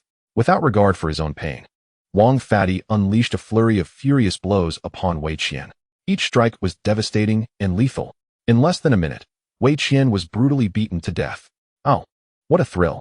Wang Fatty exclaimed, excitement radiating from him as he turned to Chu Feng. "My lord, I did not disgrace you, did I? Well done," Chu Feng praised, patting Wang Fatty's shoulder. However, Wang Fatty's expression soon darkened. "But my lord, this man is the only heir of the Duke of Wei's household. Now that he is dead, I fear the Duke will do not worry. I will handle it," Chu Feng replied calmly, his gaze shifting to Jingang. "Jingang, demolish this wretched smoke and rain tower, and hang Su Tian, his son, and this scoundrel's corpse at the entrance. I want everyone to know that it was I, Chu Feng, who killed them. Anyone seeking revenge is welcome at the North Guardian's manor." "Yes, my lord." Jingang nodded in agreement. "Wow, my lord, you are truly formidable. If only I could be as impressive as you." Wang Fatty gazed at Chu Feng with admiration. Chu Feng, meanwhile, pondered whether the Tower Master had any means to help Wang Fatty grow stronger. Though Wang Fatty was not completely devoid of spiritual roots, he possessed only the lowest grade, showing no talent for cultivation. You need not concern yourself with him. His future accomplishments will surpass your imagination, the Tower Master proclaimed. Surprised by the Tower Master's words, Chu Feng regarded Wang Fatty, musing that perhaps this chubby fellow harbored some hidden talent. However, the Tower Master did not elaborate, and although Chu Feng was curious, he refrained from asking further. Instead, he patted Wang Fatty's shoulder reassuringly. Do not worry. You two will become remarkable in the future. With that, Chu Feng departed alongside Qingyao and Wang Fatty. Jingang proceeded to demolish the entire Smoke and Rain Tower, subsequently hanging the corpses of Su Tian and the others at the entrance, accompanied by large characters declaring, "Killed by Chu Feng, the heir of the North Guardian's manor." Before long, news of the incident spread rapidly throughout the capital of the Great Xia. The noble families, wealthy clans, and aristocrats were left in shock. The heir of the North Guardian's manor not only destroyed the Smoke and Rain Tower, but also killed its leader and the grandson of the Duke of Wei. When the public learned of this, disbelief washed over their faces. They struggled to accept that this prodigal son would commit such reckless acts, especially against the Smoke and Rain Tower. While ordinary citizens might be unaware of its background, the top figures of the Great Xia were well aware of its formidable connections. If not for its significant backing, how could the Smoke and Rain Tower operate without fear of the Great Xia's governance? Now, with Chu Feng not only demolishing the tower, but also publicly executing its leader, it was an affront to its powerful patrons. Coupled with the involvement of a current duke, the onlookers were eager to see how the North Guardian's manor would respond. Within the Great Xia Imperial Palace, the Emperor, Xia Jiutian, demanded, "Is what you say true?" Upon hearing the report from his guards, his expression hardened. "Your Majesty, it is absolutely true." The guard knelt, responding respectfully. This useless prodigal has dug his own grave and done me a great favor." Xia Jiutian laughed heartily, his gaze turning cold. Now, no one can save the North Guardian's manor. Meanwhile, back at the North Guardian's manor, Chu Feng returned with Qingyao and Jingang, where he was met by Chu Longxiang. "You killed the people of the Smoke and Rain Tower and Wei Qian?" he inquired. "They deserve to die." Chu Feng replied succinctly, offering no further explanation. Chu Longxiang showed no sign of agitation, simply stating, "If they are dead, then they are dead." Chu Feng was taken aback by his father's indifference. "Father, you do not blame me?" In the past, any misdeed on his part would have brought down a storm of reprimands from his father. Yet now, after causing such a ruckus, his father showed no sign of anger. "They sought to kill you. They naturally deserved death. You need not concern yourself with the aftermath. Simply prepare for your wedding with the Ji family girl in 3 days." Chu Longxiang said calmly. Suddenly, his expression turned stern as he glanced at Qingyao. "You are an assassin sent by the Yellow Spring Pavilion?" Instantly, Qingyao's demeanor shifted. She felt an inexplicable dread in the presence of this Great Xia warlord. "Father, I have use for her," Chu Feng interjected. "Very well." Chu Longxiang nodded. Afterward, Chu Feng departed with Qingyao. Meanwhile, a palpable aura of murderous intent emanated from Chu Longxiang. "The Yellow Spring Pavilion dares to lay a hand on my son. Their audacity is remarkable. You will personally go and annihilate their branch in the Great Xia. Remember, leave not a single one alive." As these words echoed, a cold voice responded, "Yes, master. What shall we do about the Smoke and Rain Tower?" Chu Changxing approached, inquiring. "Let that young man resolve his own troubles. If he cannot handle this minor issue, how can he be worthy of being a descendant of the Chu family?" Chu Longxiang scoffed. His gaze turned skyward, his expression grave. "That day is approaching swiftly. We cannot protect him for long." Chapter 10. Wishing to die before the palace? I shall grant you that. At this time, in a chamber, upon hearing Chu Feng's proposed method for detoxification, Qingyao smiled softly. "My lord, you truly are incorrigible. To sleep with me, you would concoct such a flimsy excuse." Coughing awkwardly, Chu Feng straightened, insisting, "Do not misunderstand. What I say is the absolute truth. Besides, if I truly wish to sleep with you, would I need a reason?" After pondering for a moment, Qingyao replied, "Even if what you say is true, I could never agree. If you refuse, then only a dead end awaits you." "Consider it carefully," Chu Feng stated before leaving Qingyao in deep thought. Following his departure, Chu Feng made his way to Ji Rushue's chamber. At that moment, Ji Rushue was seated on her bed, cultivating.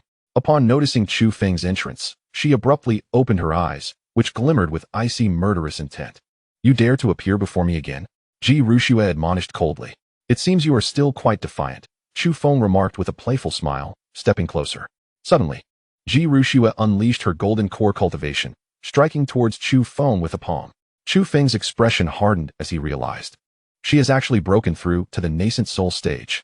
Yet he remained utterly unfazed. With a swift motion of his right hand, he seized his opponent's palm and pressed it firmly against the bed. No matter how Ji Ruxue summoned her spiritual power, she could not break free from Chu Feng's grasp, leaving her profoundly astonished. Despite having attained the 5th level of the nascent soul stage, she had been subdued by this individual in an instant. Could it be that he had already transcended to the extraordinary realm? It seems you require further instruction, my dear lady. Allow me to educate you properly, Chu Feng remarked with a playful smile, initiating a new round of conquest against the Empress. That night, their slumber was destined to be elusive. In a secluded valley of the Great Xia Dynasty, a shadow clad in dark robes unexpectedly materialized. Instantly, figures radiating a chilling murderous intent appeared, all fixated with icy glares upon the black-clad individual. Who are you to trespass upon my Huangquan pavilion? Without uttering a word, the cloaked figure unleashed a flash of cold light, and blood erupted from the throats of the Huangquan pavilion assassins, who collapsed lifelessly to the ground. Subsequently, he charged into the depths of the valley. Soon, the air was filled with anguished cries, and 10 minutes later, the valley was saturated with a pungent scent of blood, leaving no survivors. Concurrently, the branches of Huangquan Pavilion throughout the Great Xia Dynasty faced a merciless slaughter. Meanwhile, in the South Wilderness, within an ancient and elegant pavilion, a young woman sipped tea while an elderly man stood before her, reporting the assassination of the master of the Great Xia Ghost Market. Just a reckless young heir. There is no need to concern ourselves. Let others handle this matter. The priority now is that relic. We must access it before the news leaks. The woman coldly declared. Yes, my lady, the elder replied respectfully. The following day, the streets and alleys of the Great Xia Dynasty buzzed with discussions regarding the previous day's events, where the heir of Jinbei forcibly abducted the Ji family's eldest daughter, intending to coerce her into marriage. Rumors spread that a young master of the Bai family was executed in public by the Jinbei Wangfu for merely speaking against the Jinbei heir, and the Jinbei king threatened that if the Ji family opposed the matter, he would annihilate them. The Jinbei king's brazen acts of allowing his grandson to kill in broad daylight and forcefully marry a commoner, coupled with his threats of extermination, ignited widespread discontent and protests among the populace. With the influence of certain individuals stoking the flames, the Jinbei king's reputation plummeted sharply within the Great Xia. Simultaneously, in the imperial palace, officials gathered in the Golden Luan Hall, where Xia Jiutian sat upon the dragon throne, listening to their reports. Suddenly, Duke Wei knelt before the emperor. Anguish etched across his face. Your Majesty, please grant justice for this old minister. Though Xia Jiutian was aware of the unfolding events, he feigned confusion. Duke Wei, what troubles you? Last night, the grandson of the Jinbei king, Chu Feng, brazenly executed my only grandson and displayed his corpse for all to see. My son and daughter-in-law have long since passed, leaving me with this sole heir. Now, he has been slain, severing the lineage of the Wei family. I beseech you, Your Majesty, to render justice. Duke Wei lamented, tears streaming down his face. Your Majesty, that Chu Feng is a debauched Scion. First forcibly marrying the Ji family's eldest daughter and then murdering Duke Wei's grandson, even killing the master of the ghost market without hesitation. Such transgressions are inexcusable. If we do not mete out severe punishment, what will become of our Great Xia's dignity? A minister exclaimed indignantly. Soon after, another minister rose, stating, Your Majesty, the heinous actions of the Jinbei king's grandson have stirred public outrage. A multitude of citizens and prominent families led by the Bai family are now protesting in unison. If this matter is not addressed appropriately, it may incite a popular uprising. Xia Jiutian's eyes flickered with contemplation. What do you propose, esteemed ministers? Instantly, one minister fell to his knees, pleading, I implore Your Majesty to execute Chu Feng as a warning to others. Within moments, over half the ministers joined in, kneeling to beseech, we request Your Majesty to execute Chu Feng as a warning to others. We request Your Majesty to execute Chu Feng as a warning to others. Xia Jiutian surveyed the scene, his expression shifting as he found himself in a quandary. To execute Chu Feng publicly would be tantamount to declaring war against the Jinbei king. Yet, failing to act might provoke further dissent from these ministers. If you do not grant justice today, I shall take my own life here in the Golden Luan Hall. Duke Wei declared resolutely. Is that so? Then I shall grant your wish. A frigid voice echoed from outside the hall. Moments later, Chu Tianquang strode in, garbed in formal robes. As the Jinbei king entered, the atmosphere in the hall shifted dramatically, and the officials exchanged apprehensive glances. Duke Wei. The duke's eyes blazed with fury as he prepared to rebuke Chu Tianquang, but before he could utter a word, Chu Tianquang lunged forward, seizing the duke's head and forcefully smashing it against a nearby pillar. The scene shocked Xia Jiutian and all the officials, and before they could react, Chu Tianquang had violently struck Duke Wei's head against the pillar. With a dull thud, the duke's skull cracked open, blood splattering everywhere. Chapter 11. A Grand Gift. In the Golden Luan Hall of the Great Xia Palace, the moment of impact left Duke Wei lifeless on the ground, his eyes wide open in shock. The hall fell into a profound silence, all present wide-eyed, their breaths seemingly suspended.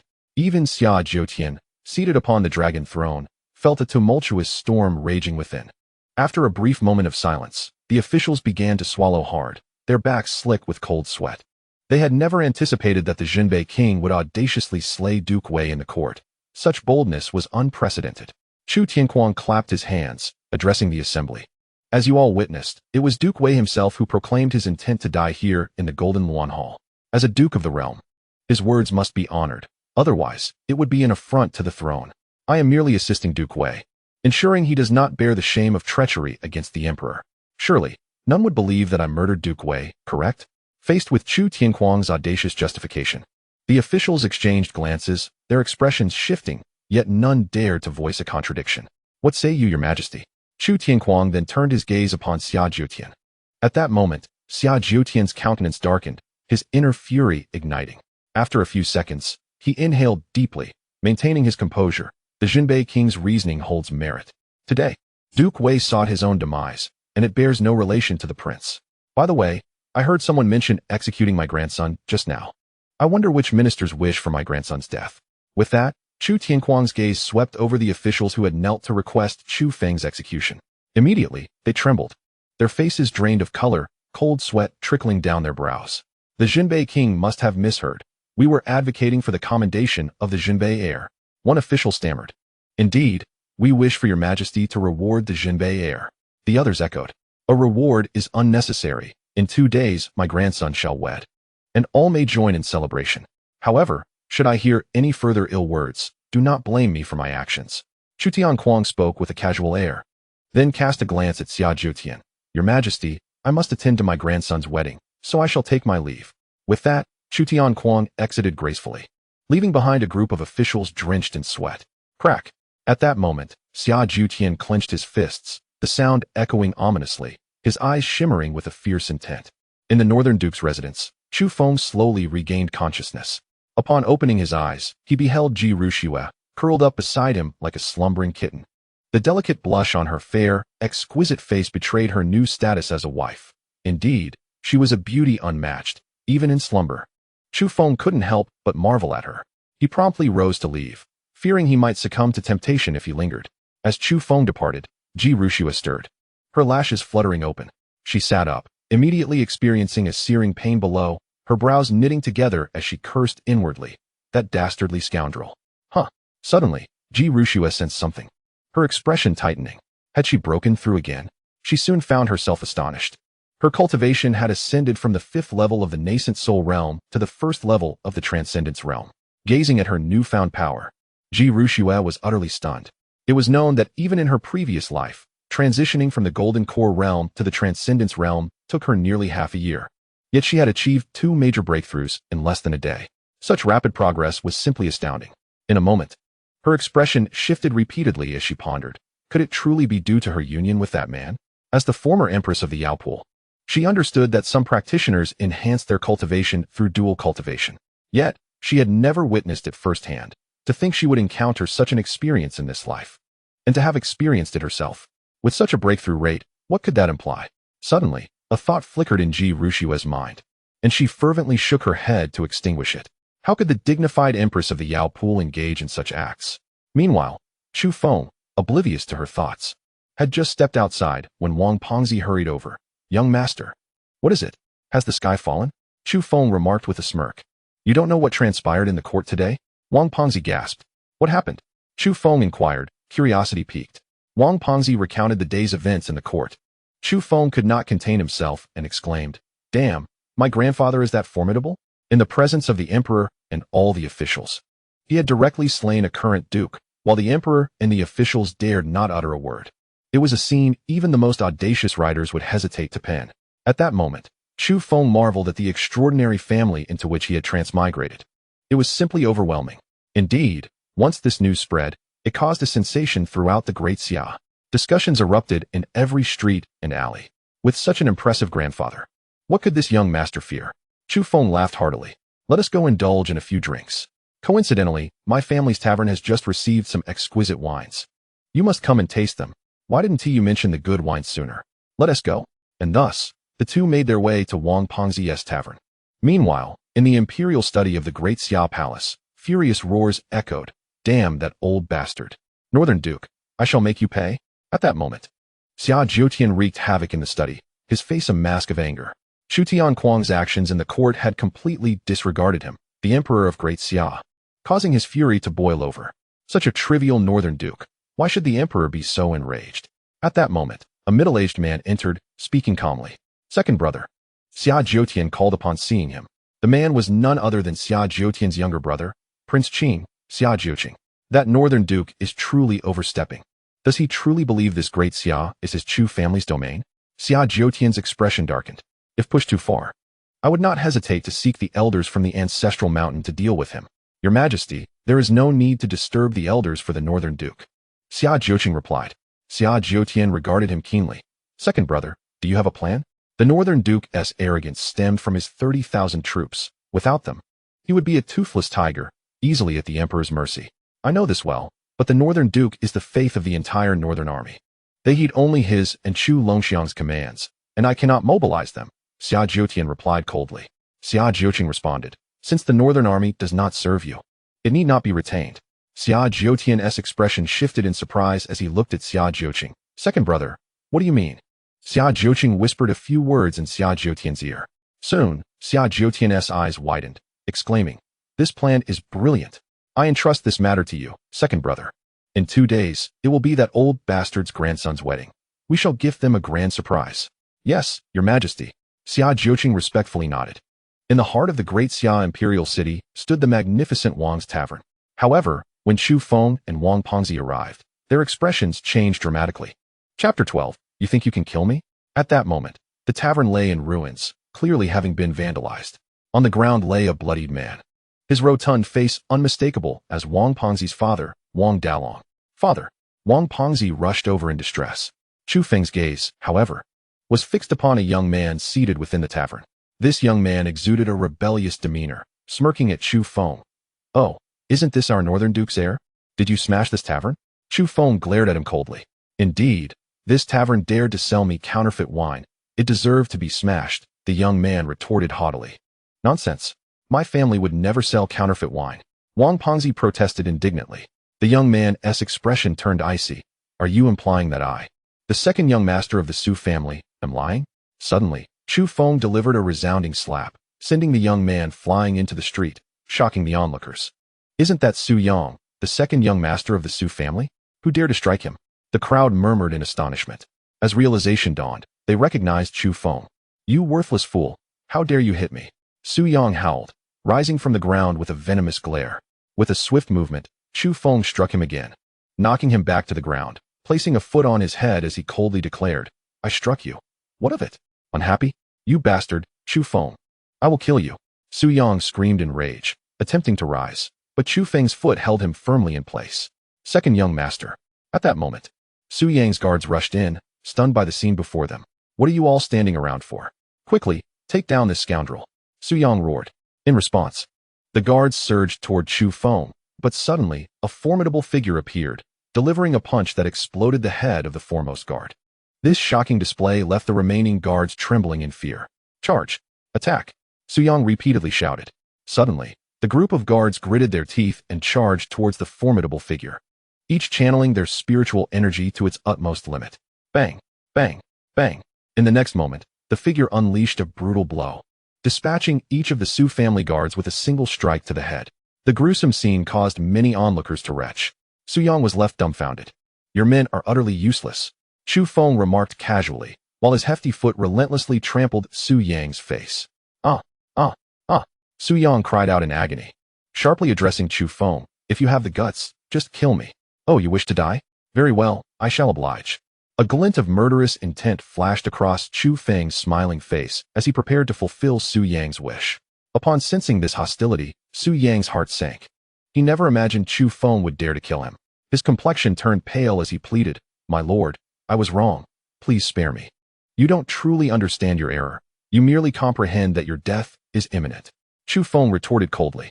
He then raised his foot and aimed it directly at Su Yang's head. Suddenly, a sharp surge of spiritual energy shot towards Chu Feng. Bang!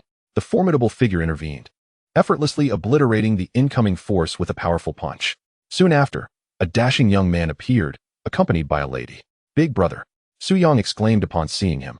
"Chu Feng, let go of my younger brother immediately," the young man commanded, exuding an aura of the Golden Core realm. Was that Su Tian, the eldest son of the Su family? It was rumored that he had passed the examinations of the Jixia Academy 5 years prior, becoming a disciple, and now, merely 5 years later, he had attained the Golden Core realm. The crowd murmured amongst themselves, astonished. Chu Feng cast a disdainful glance at Su Tian, scoffing. "You think you can order me to release him? Who do you think you are?" Instantly, Su Tian's expression darkened, his eyes glinting with coldness, while the lady beside him glared at Chu Feng, contemptuously inquiring, "Is this the so-called waste with a defective spiritual root you mentioned, senior brother?" "Indeed," Su Tian nodded. The lady sneered, "A useless individual incapable of cultivation dares to act so arrogantly.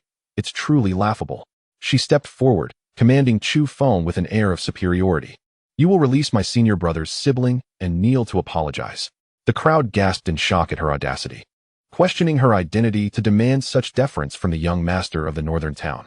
Chu Feng glanced at her, unimpressed by her haughty demeanor, and remarked, "It appears that a little fairy exists everywhere." "What did you say?" The lady furrowed her brows, her voice icy. "You better kneel and apologize to my senior brother." "Kneel to you? Not a chance." Chu Feng stepped forward, swiftly delivering a resounding slap. The sound echoed as the lady was sent flying, crashing to the ground, blood spilling from her mouth, half her face mangled. Silence enveloped the scene. Su Tian was momentarily stunned, but quickly recovered, rushing to assist the lady. Concern etched on his face. "Ruashi, are you all right? Senior brother, kill him. Kill him," she screamed, clutching her injured face, her expression twisted with rage. "Very well." Su Tian nodded, his gaze fixated on Chu Feng as he charged forward, unleashing the full force of his golden core prowess towards him. At that moment, as the formidable figure prepared to intervene, Chu Feng commanded, "Stand down." The figure exchanged a glance with Chu Feng before retreating. Su Tian now stood before Chu Feng, his expression frigid. "Useless fool, prepare to die." The crowd collectively thought that the young master of the northern town was doomed. Meanwhile, Su Yang, still lying on the ground, felt a surge of excitement, anticipating the moment his elder brother would obliterate Chu Feng. However, the next moment, Chu Feng's disdainful voice resonated. "You think you can kill me?" With lightning speed, Chu Feng's right hand shot out, grasping Su Tian's throat and lifting him high before slamming him down onto the ground. Bang! The ground shattered under the tremendous impact, and Su Tian coughed up blood, agony etched on his face. At that instant, Su Yang and the other spectators were expressions of disbelief. The atmosphere was thick with tension. "Chu Feng, how dare you obstruct me?" Chu Feng declared, looking down at Su Tian with contempt. "With such meager strength, do you truly believe you can end my life?" Su Tian stared at Chu Feng, his eyes wide with incredulity. He was a disciple of the Jixia Academy, possessing the power of the 9th layer of the Golden Core realm. How could he possibly be defeated by a mere waste incapable of cultivation? This was an absolute absurdity. Su Tian struggled to retaliate, but Chu Feng delivered a swift kick, sending him flying like a soccer ball. Bang! Su Tian was propelled several meters away, crashing to the ground and spitting blood once more. Hisses of disbelief echoed through the crowd as they absorbed the shocking scene. Wasn't the young master of the northern town rumored to be incapable of cultivation? How could he be so powerful? Su Tian, a Golden Core warrior, had been so effortlessly overwhelmed by Chu Feng? It was simply inconceivable. "Big brother," Su Yang cried out, unable to contain his shock. "Silence," Chu Feng coldly retorted, crushing Su Yang's head beneath his foot with a sickening crunch. "You fool." Su Tian looked on in horror as his younger brother perished before his eyes, spitting another mouthful of blood. "Senior brother." The lady, regaining her composure, rushed to Su Tian's side, supporting him as concern filled her gaze. Once again, The scene fell into silence. Chu Feng approached Su Tian leisurely. You. Su Tian glared at Chu Feng, his eyes blazing with fury, wishing nothing more than to tear him apart.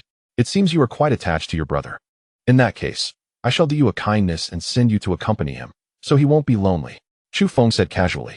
His words caused the onlookers to twitch their lips in disbelief, questioning whether this was truly the act of a good person. How dare you? My senior brother is a disciple of the Jixia Academy. If you dare to kill him, the academy will never let you go. The lady shouted angrily. The Jixia Academy? What do I care? Chu Feng scoffed, preparing to end Su Tian's life, when suddenly a voice rang out. Young master, hold on. Heavy footsteps approached from the distance. A regiment clad in golden armor, brandishing weapons, swiftly encircled the area. The Imperial Guards? Chu Feng raised an eyebrow at the sight. This was the very regiment tasked with protecting the royal family of the Great Xia, and behind them strode a youth adorned in splendid attire. It was none other than the sixth prince, Xia Yuan. Greetings, sixth prince. The crowd bowed in reverence as the prince arrived. Chu Feng, however, did not kneel, stating, Are you here to save him? Might I request that the young master spare my cousin's life? Xia Yuan asked directly. His mother was Su Tian's aunt, thus establishing their familial bond. Of course, I would grant the sixth prince this favor, Chu Feng replied with a smile, but upon hearing this, Xia Yuan's expression shifted to one of arrogance, thinking, Humph, no matter how powerful you are, you must obey me in my presence. Yet, the next moment, his demeanor darkened. Suddenly, Chu Feng unleashed a powerful kick to Su Tian's dantian, resulting in a resounding crash. In that instant, Su Tian's dantian was utterly destroyed. Shattering the golden core that had just formed within him, he was instantaneously reduced from a prodigy of the golden core realm to a mere cripple. No! Su Tian exclaimed in despair, his face contorted with rage and resentment as he witnessed the destruction of his dantian. Overcome with intense emotions, he coughed up blood once more and fainted. Brother Su, the woman cried out, alarmed by Su Tian's unconscious state. Upon seeing this, Xia Yuan's expression darkened significantly. His face clouded with fury as he glared at Chu Feng. You, before he could finish his thought, Chu Feng interjected with a serious demeanor. The sixth prince only requested that I spare his life. He never mentioned that I could not cripple his cultivation. The very mention of this sent Xia Yuan into a furious rage, his fists clenched tightly as he struggled to maintain his composure. He nearly commanded the Imperial Guards to take action against Chu Feng, but ultimately restrained himself. Bring him back to the Su family at once, he ordered. Wait. Chu Feng called out once more. Xia Yuan's expression turned icy as he confronted Chu Feng. The heir has already crippled my cousin's cultivation. Are you still unwilling to let this matter go? Your brother has destroyed my family's establishment. Should he not be held accountable? Chu Feng scoffed at this.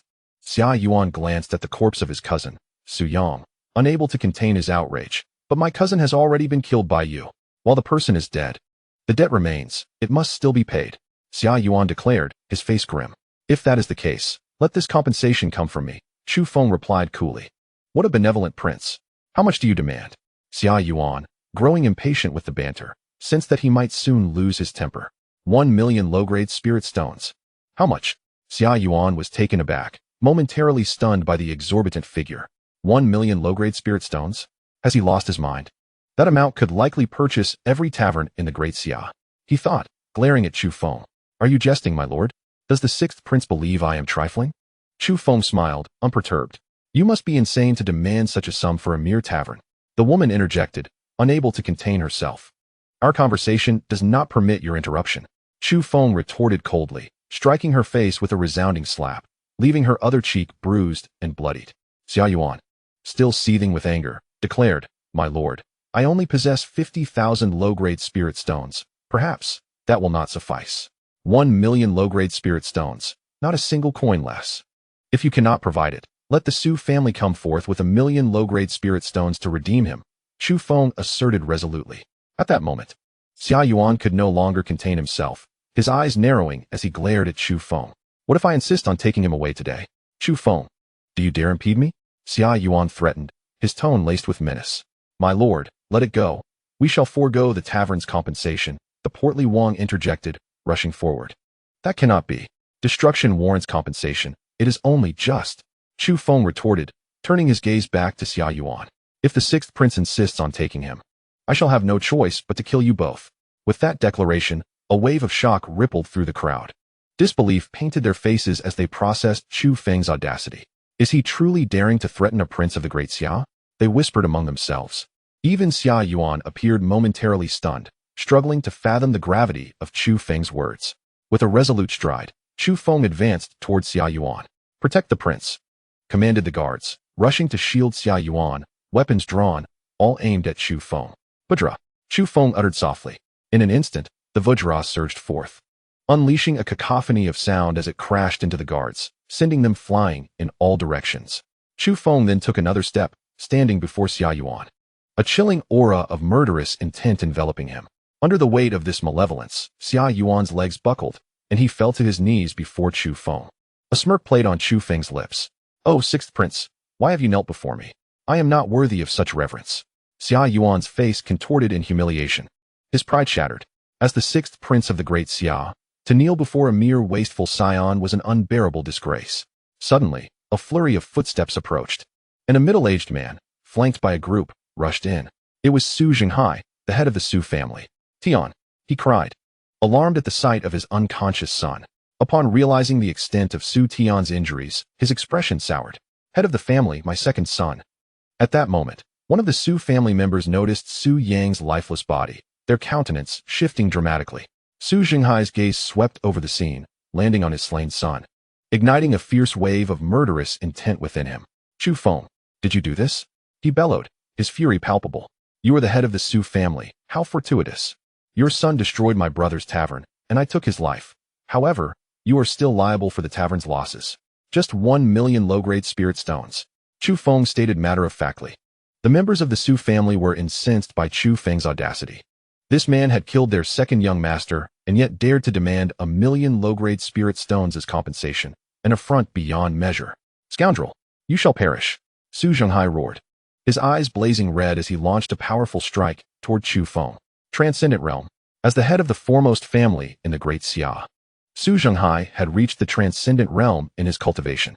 "My lord, be careful," Wang shouted in warning. Xia Yuan observed, his demeanor icy, anticipating the moment Chu Feng would meet his demise. Yet, reality proved far different from his expectations. Before Su Zhenghai's attack could land, it was intercepted by the Vajra, sending him sprawling to the ground, bloodied and beaten. As Chu Feng approached leisurely, he placed a foot on Su Zhenghai's face. "You wish to avenge your son? You are not worthy," he mocked. "I initially sought only 1,000,000 low-grade spirit stones as compensation, but now the price has doubled. 2,000,000 low-grade spirit stones. Pay, and you and your eldest son may live. Refuse, and death awaits." Chu Feng's tone was devoid of warmth. Su Zhenghai seethed with rage, though he found himself unable to move beneath Chu Feng's foot. "You have 3 seconds to decide, spirit stones or your life. 1, 2. Just as Chu Feng was about to utter 3, Su Zhenghai finally regained his composure, exclaiming, 2,000,000 spirit stones. My Su family will pay." Though he loathed bending to the demands of the one who had slain his son, the gravity of the situation forced him to prioritize survival. Ultimately, the Su family scraped together the 2,000,000 low-grade spirit stones to hand over to Chu Feng, nearly depleting their resources as the foremost family in the Great Xia. Chu Feng remained indifferent to their plight, seeing it as a consequence of their own actions. At the Wang family's tavern, he presented the 2,000,000 spirit stones to Wang. "My lord, I cannot accept such a sum," Wang protested, staring at the mountain of spirit stones. "This is compensation for your family. Keep it," Chu Feng insisted. "Alas, it is a pity. I had hoped to enjoy a fine wine." He sighed, shaking his head in disappointment. "Today, the young lord has rendered us such a great service. How could we allow you to leave empty-handed?" At that moment, Wang Dalong, the father of Wang Pengzi, produced a flask of wine and poured a cup for Chu Feng, saying, "This is a fine wine purchased at great expense from the drunken Immortal Pavilion. I implore you to savor it." "The drunken Immortal Pavilion?" Chu Feng lifted the wine glass and took a sip, instantly feeling an ethereal sensation wash over him. "What an exquisite wine!" he exclaimed. "What sort of establishment is this drunken Immortal Pavilion? I have never heard of it before." The drunken Immortal Pavilion is the most renowned tavern in the South Wilderness, where every jug of wine is coveted by countless patrons. It is the favored destination for all wine enthusiasts in the entire region. The finest wine they offer is called Drunken Immortal Brew, which can intoxicate even the gods. However, its value is beyond measure, unattainable for the average person, Wang Dalong explained. "Such a place exists in the South Wilderness? I must pay a visit when time permits," Chu Feng remarked, pursing his lips.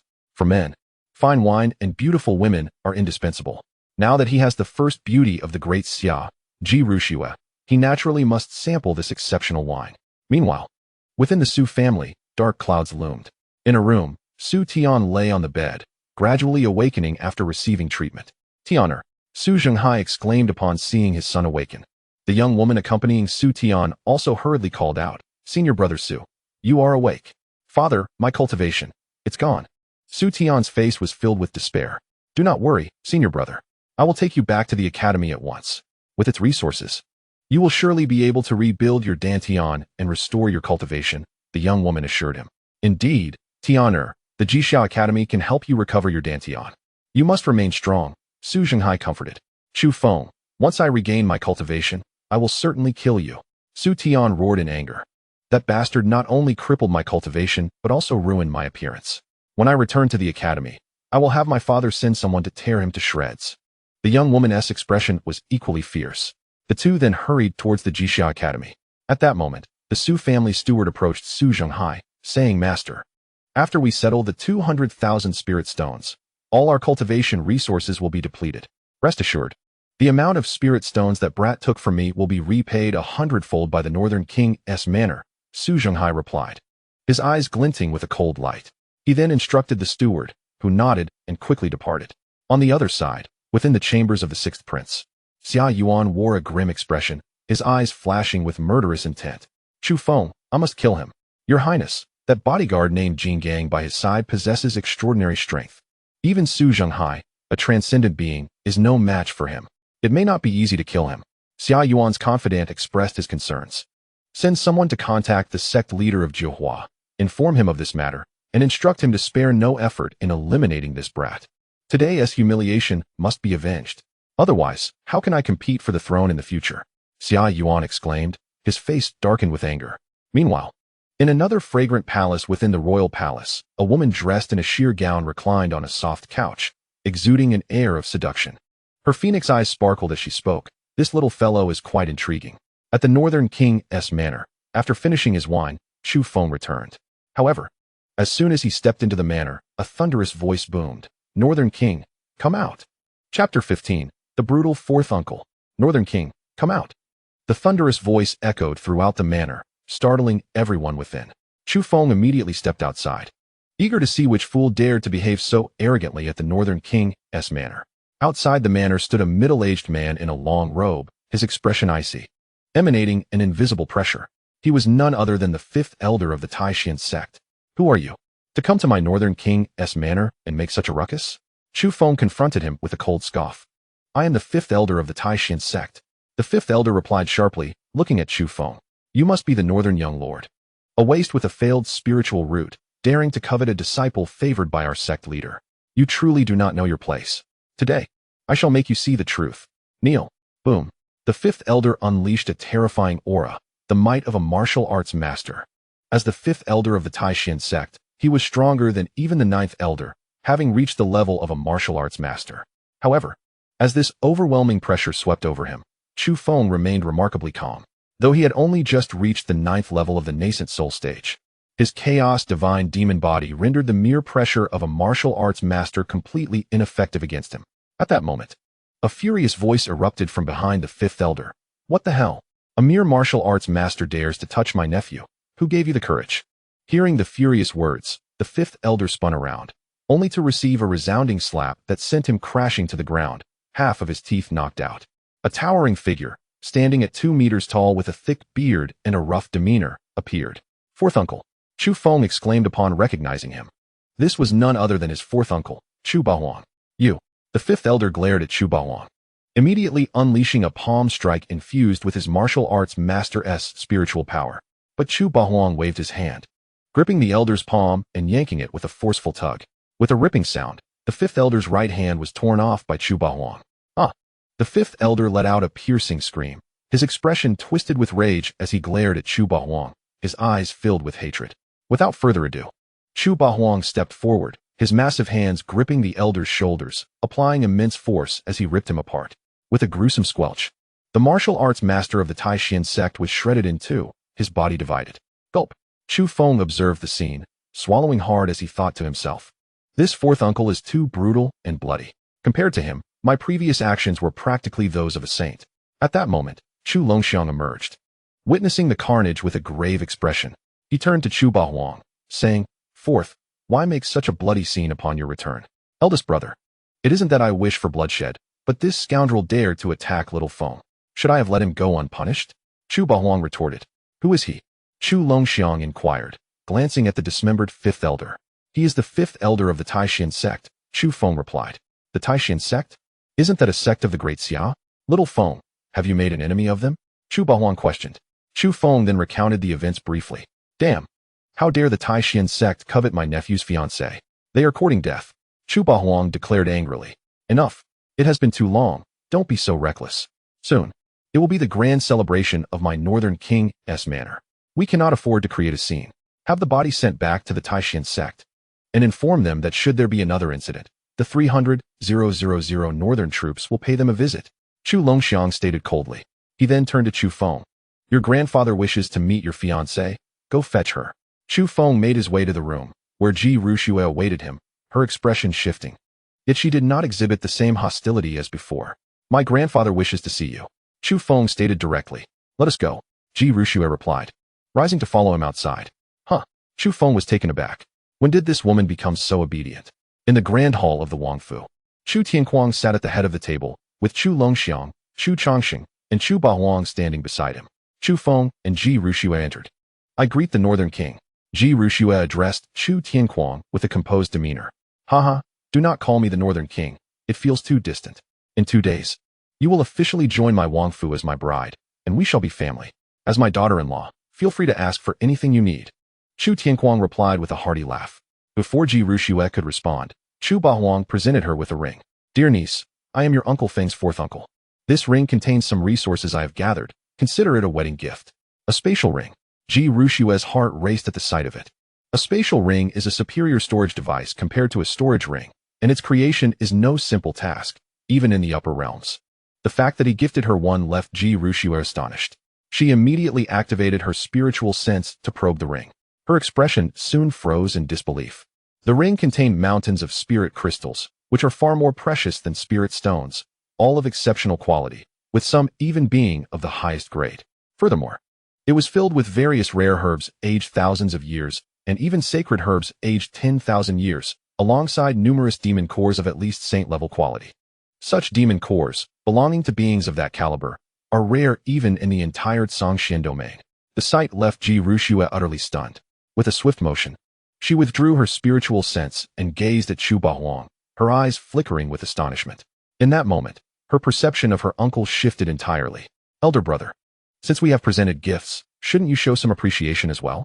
Chu Bahuang turned to Chu Chongqing. "I have nothing of great value on me, but this book is a treasured tome I wish to give you." Chu Chongqing handed Ji Ruxue an ancient, yellowed book inscribed with the words longevity scripture. As Ji Ruxue opened the book, she found herself immersed in its contents, gradually entering a state of enlightenment. "What has happened to her?" Chu Feng inquired, observing her transformation with curiosity. "I never expected her to reach enlightenment so quickly. This girl indeed possesses remarkable talent," Chu Chongqing remarked, a smile gracing his lips. Though his final thought trailed off. Boom. Suddenly, Ji Ruxue's body trembled, her eyes widened in shock. The true essence of the Great Tao. Chapter 16. The Empress's Shock. At that moment, Ji Ruxue was astounded, holding the longevity scripture. She had just gleaned a hint of the Great Tao's essence from its pages. In her previous life, grasping even a fraction of the Great Tao's truth was akin to climbing to the heavens, yet here in this realm, she had achieved it through what appeared to be an ordinary tome. This revelation left her incredulous. In an instant, this seemingly mundane book transcended any top-tier texts she had encountered in her past life. Ji Ruxue's gaze shifted toward Chu Chongqing, her expression a whirlwind of emotions. The surprise from her uncle, Chu Feng, had already left her astounded, but now her second uncle had delivered yet another profound shock. In that moment, Ji Ruxue realized that every individual within the Northern King's manor was far from ordinary. Each person eluded her understanding as the reincarnated Empress. Just as she was grappling with her astonishment, Chu Bahuang turned to Chu Longxiang. "Elder brother, we have all presented gifts to our niece. What do you, as her father-in-law, intend to offer?" With a swift motion, Chu Longxiang tossed a token to Ji Ruxue, stating, "This is the Longxiang token, a gift for you today. I hope you will keep a watchful eye on this rascal." The Longxiang token. Ji Ruxue examined the black token. One side intricately carved with a true dragon and the other with a giant elephant, exuding an air of ancient elegance. "Brother, you truly value your daughter-in-law.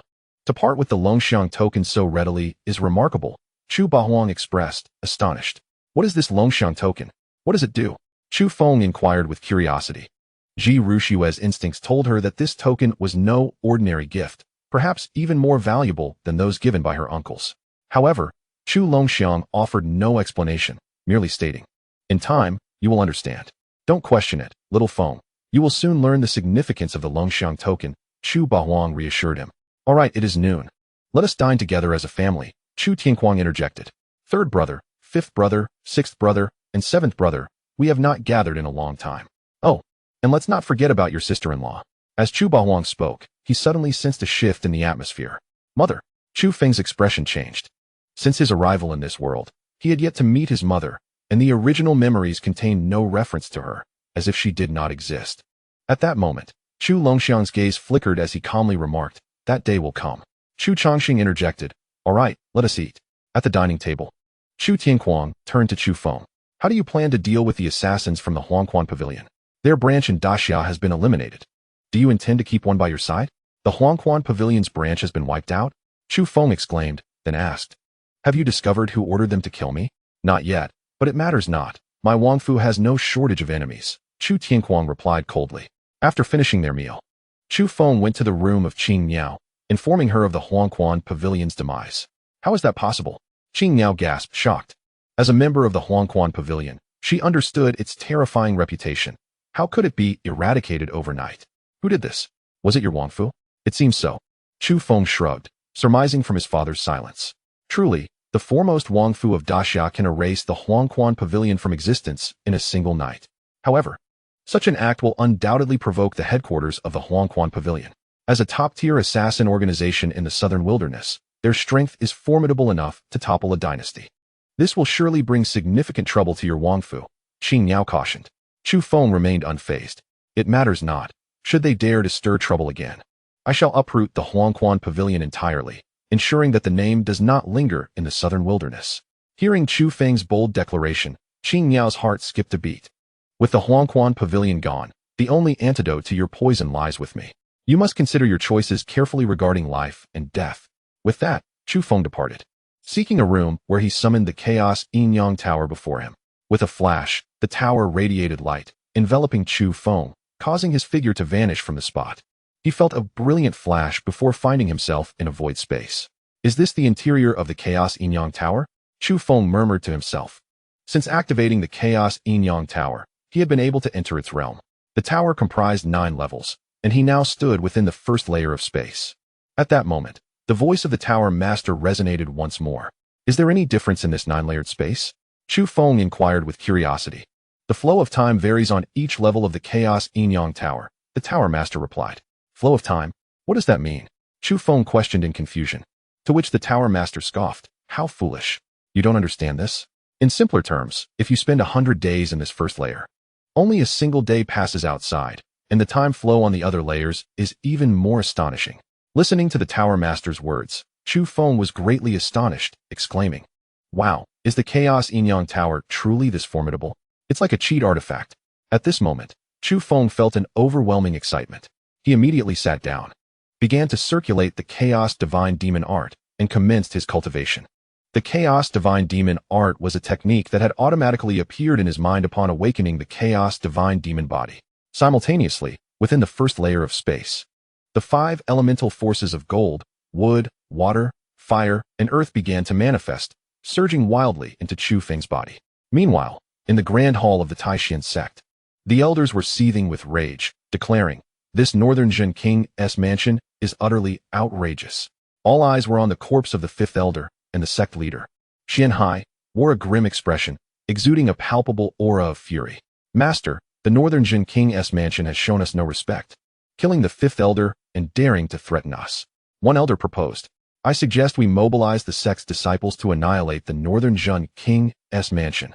Others echoed in agreement. At that moment, The Grand Elder interjected, the Northern Jin King's cultivation is said to have reached the celestial phenomenon realm. And even Chu Longxiang is reputed to be the greatest master of the Great Xia. They command an army of 300,000 known as the Tiger Wolf troops. It may not be easy to destroy the Northern Jin King's mansion. A mere mansion dares to provoke our Taishan sect. It cannot be left unpunished. Suddenly, a cold voice cut through the hall. An elderly man with gray hair strode in, emanating an aura of unyielding authority.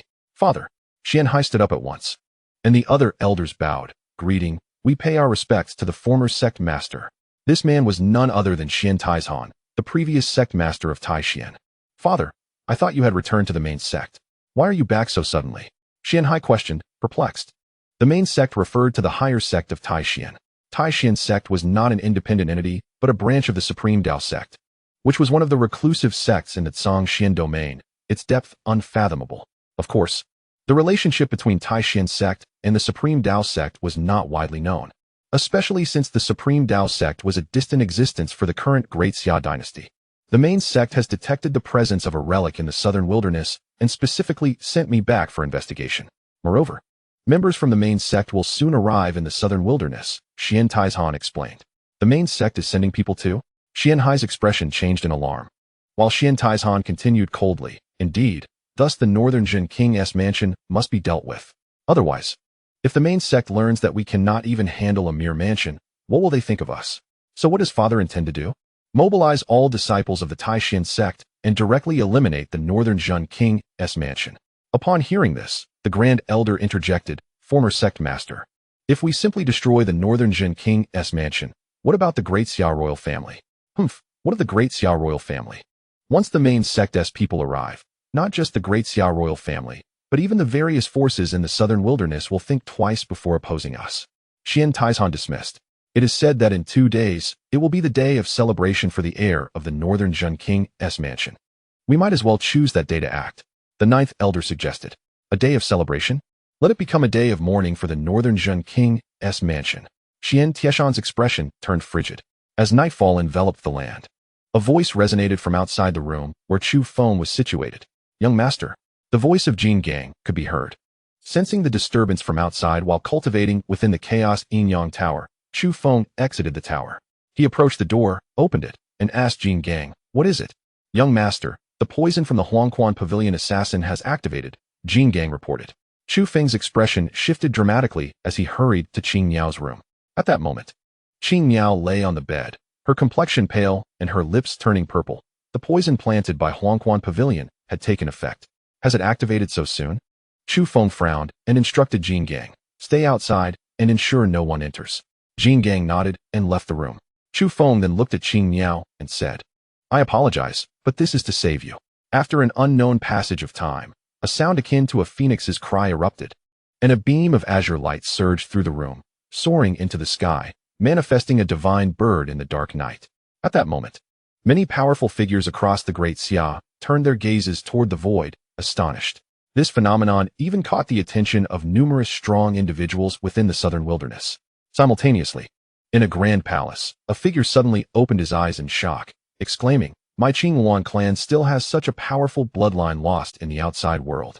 Suddenly, a thought struck him, and his expression changed. In the Northern Jin King's mansion, Ji Rushua, who was cultivating, sensed the commotion outside and stepped out of her room. Gazing into the void, her expression shifted as she exclaimed, the divine bird Qingluan? How could the divine bird Qingluan appear here? Qingluan was a divine bird, a bloodline branch of the legendary phoenix beast. Though not as powerful as the phoenix itself, it still belonged to the sacred beast category. How could it manifest here? She then cast her gaze toward Qing Miao's room and walked over. Jin Gang, stationed outside the door, noticed Ji Rushua approaching and quickly called out, Miss Ji. Ji Rushua regarded the room coldly and asked, is your young master inside that room? Yes, Jin Gang nodded. Who else is there? Ji Rushua questioned, and Jin Gang hesitated, uncertain how to respond. She then bypassed Jin Gang and proceeded toward the room. Miss Ji, wait. Jin Gang attempted to intervene, but Ji Rushua had already pushed the door open. Chapter 17. Are you a martial arts master? At this moment, upon entering the room, Ji Rushua's pupils constricted, and her body froze. Inside, Chu Feng, engaged in intense battle, was equally dumbfounded, staring at Ji Rushua, who had suddenly appeared. caught off guard for 3 seconds. Qing Miao, now awakened, was also taken aback by Ji Rushua's presence. After a few seconds, Chu Feng was the first to break the awkward silence. Just as he was about to speak, Ji Rushua glared at him coldly, rebuking, "You scoundrel." She then turned on her heel and stormed out. Chu Feng, bewildered, wondered what had prompted her anger. Why is she so upset? You're not going to comfort her? Qing Miao remarked, glancing at Chu Feng. That woman doesn't even like me. Why should I comfort her? Chu Feng shrugged, looking at Qing Miao. I was only concerned about your poisoning. I know. Qing Miao interjected before Chu Feng could finish. The poison in my body has been resolved. Thank you. That's good. Now, let us continue, Chu Feng said, his eyes shimmering. While Qing Miao, her cheeks flushed, nodded in agreement. He waved his hand, shutting the door. And his voice reached Jin Gang's ears outside. If you let anyone else in, you will be finished. Yes, Jin Gang promptly responded.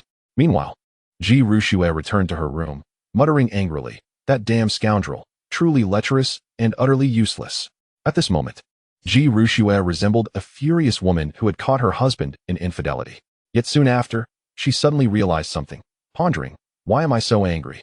What does it matter if he is with another woman? Even Ji Rushua herself was oblivious to why she had been so upset. Could it be that she had fallen for that fellow? Impossible. I will never fall in love with him. Ji Rushua resolutely denied this. Although Chu Feng was not an incapable waste in cultivation, there was still an insurmountable gap between them. Her future was to return to the Kunlun realm. While Chu Feng would likely remain in this desolate southern wasteland for his entire life, there was no possibility for them at all. Moreover, in her past life, many outstanding figures with unparalleled physiques had failed to catch her eye. How could a debauched wastrel, who only knew how to indulge in women, ever win her affection? Subsequently, Ji Rushua cleared her mind and focused entirely on her cultivation. 2 days later, a chilling command echoed throughout the upper echelons of the Yellow Spring Pavilion from the headquarters in the southern wasteland. Not a single one left alive. In an instant, the elite assassins of the Yellow Spring Pavilion in the southern wasteland set their sights on the Great Xia Dynasty. Their actions were driven by a thirst for vengeance against the massacre of their branch in Great Xia. Although they had not determined who was responsible for the annihilation of the Great Xia branch, it was highly suspected to be the work of the Northern Town Prince's mansion. They had to retaliate. Otherwise, how could the Yellow Spring Pavilion maintain its foothold in the southern wasteland? The next morning, at the Northern Town Prince's mansion, Chu Feng awoke to find he had reached the first level of the Master Realm. Shock washed over his face as he examined his body. Just yesterday, after a month's cultivation in the Chaos Yin-Yang Tower, he had only progressed from the nascent Soul Realm to the 7th level of the Transcendent Realm. Yet after just one night of training with the Azure Bird, he had directly stepped into the Master Realm. The speed of his enhancement was indeed terrifying compared to normal cultivation. Moreover, after their training, a new technique called the Burning Art emerged in his mind. This technique could devour all strange fires in the world for his own use. Could it be that this is the technique of Xiao Huohua from the previous Life's internet? Chu Feng was astonished as he gazed at the Burning Art. Accompanying the Burning Art was a martial skill named the Fiery Lotus of Wrath. The benefits of having a woman with a special physique were indeed considerable. Chu Feng couldn't help but marvel. He then glanced at the Azure Bird, who had progressed from the 2nd level of the Golden Core realm to the 9th level, showing tremendous growth. Most importantly, the bloodline of the Qingluan within her had awakened. Even a nascent Soul Realm warrior would likely not be her match now. Master. The Azure Bird opened her eyes, looking at Chu Feng with a hint of shyness. From now on, you shall be my personal maid, he stated nonchalantly. Yes, Master. The Azure Bird nodded in agreement. Just then, a knock sounded at the door. Chu Feng stepped outside to find Jin Gang waiting. What is it? He inquired. Young Master Wang has sent someone to invite you for a boat ride. Jin Gang replied. Fatty Wang wants me to go for a boat ride. Where is he? Chu Feng asked, puzzled. Jin Gang explained. They said young Master Wang is already waiting at Xuanwu Lake and insisted you go alone, claiming their SA surprise. What is that fat man up to? Chu Feng muttered, while Jin Gang interjected. Master, Xuanwu Lake is outside the royal city, and they only want you to go. It might be a trap. No matter. Chu Feng dismissed the warning, confident that with his current cultivation and the chaos divine demonic body, few in the Great Xia could rival him. Thus, he headed alone to Xuanwu Lake. Xuanwu Lake, the largest lake within the Great Xia Dynasty, lay several miles from the capital and was a popular recreational spot. In the center of the lake stood a pavilion where a middle-aged man sat, sipping tea. Upon arrival, Chu Feng did not see Fatty Wang. Northern Town's young master. I have been waiting for you, the man in the pavilion remarked indifferently. Chu Feng's gaze sharpened as he stepped into the pavilion and confronted him. Did you lure me here? What have you done to Wang? You seem quite concerned about that little fat man. No wonder you would offend the Su family and the sixth prince for him. The man said, setting his teacup down. Are you sent by the Su family or the sixth prince? Chu Feng asked coldly. Dead men don't need to know too much, the man replied. Just then, two figures emerged, brandishing swords aimed at Chu Feng, both at the 5th level of the Transcendent Realm. 2 Transcendent Realm warriors and 1 Master Realm expert? Quite the undertaking. Chu Feng chuckled softly. The middle-aged man, noticing that Chu Feng had seen through their levels, felt a sudden unease and shouted, Attack! The 2 Transcendent Realm warriors lunged at Chu Feng. With a swift motion, Chu Feng raised his hand and punched out. The sound of a deafening boom resonated through the air as the 2 Transcendent Realm warriors were obliterated, reduced to mere clouds of blood. This scene caused the middle-aged man's pupils to constrict. Although he knew Chu Feng was not the waste the legends claimed, he never expected him to be so powerful. One punch to kill 2 Transcendent Realm warriors? How could that be possible? The man stared at Chu Feng, wide-eyed, while Chu Feng smiled back. The middle-aged man felt a surge of danger as he unleashed his overwhelming spiritual power towards Chu Feng. However, Chu Feng swiftly shattered the man's energy and gripped his throat, slamming him against the stone table in the pavilion. With a thunderous crash, the table shattered, sending debris flying. And the middle-aged man let out a pained scream as he collapsed to the ground. Chu Feng stepped on him, coldly asking, How would you like to die? Coughing violently. The man stared at Chu Feng in disbelief. You are also a Master Realm warrior? This is impossible. How can you be a martial arts master? His mind was in turmoil, filled with incredulity. A waste with a defective spiritual root had transformed into a martial arts master? It was utterly unbelievable. Enough with the nonsense. Chu Feng declared, raising his foot to crush the man's head. The man cried out, You cannot kill me. I am the vice master of the Jihua sect. Just as he finished speaking, Chu Feng's foot obliterated his skull. Jihua sect? What is that? Chu Feng scoffed. To think that the so-called waste and debauched heir of Great Xia had hidden himself so profoundly. Suddenly, a charming voice reached Chu Feng's ears. Chapter 18. The Grand Princess Wants to Rebel? He turned to see a carriage by the lakeside, from which the voice had emanated. Approaching, he was greeted by a woman beside the carriage. Young master, please. Upon entering the carriage, a fragrant aroma reminiscent of orchids and musk enveloped him. Swallowing hard, Chu Feng beheld a woman clad in a sheer long gown reclining within, exuding a mature charm akin to a ripe peach. For a young man like Chu Feng, such a woman was even more alluring than a peerless beauty like Ji Ruxue. After all, as the saying goes, one does not recognize the allure of a mature woman in youth. Why, young master, are you shy? The woman teased with a melodious laughter that entranced the soul. Who are you? Chu Feng maintained his composure. Allow me to introduce myself. I am Princess Xia of Great Xia, she replied nonchalantly. Chu Feng's expression changed as he stared at her in astonishment. You are the Grand Princess of Great Xia? Regarding the Grand Princess of the Great Xia, Chu Feng had indeed heard whispers of her, for her reputation was exceedingly prominent. It was said that this Grand Princess had a fondness for male beauty, maintaining a multitude of male companions within the palace, each day inviting a different one to her chambers, indulging in extravagance to an extreme degree. She was likened to a female version of the Northern Guardian's heir. What? Are you surprised? Xia Yurua sat up, her allure becoming even more potent. What brought the Grand Princess here today, one might wonder? Chu Feng inquired. If I had not come, how could I witness the Northern Guardian's heir display such remarkable prowess? Xia Yurua replied with a subtle smile, adding, Indeed, you have deceived everyone, Northern Guardian's heir. Who would have imagined that the ostensible prodigal of the Great Xia would be a master of martial arts? Chu Feng remarked coolly. Your presence today surely entails more than mere conversation. Indeed, you are astute. I appreciate that, Xia Yurua responded, lifting a cup of wine and offering it to Chu Feng. However, dear heir, do not be so hasty. Sit with me and enjoy a drink as we converse leisurely. A flicker of hesitation crossed Chu Feng's eyes, to which Xia Yurua teased, What? Are you afraid I might poison your drink? How could the Grand Princess wish you harm? Chu Feng took the cup and drank deeply, for he possessed the chaos divine demon body, rendering him immune to toxins. He then fixed his gaze upon Xia Yurua. Now, can you reveal your intentions, Grand Princess? Xia Yurua took a sip from her cup and declared, I desire your assistance in ascending to the throne of the Great Xia. Chu Feng's expression shifted in astonishment. You wish to rebel? Rebel? I, too, am of the Great Xia royal bloodline. How could it be termed rebellion?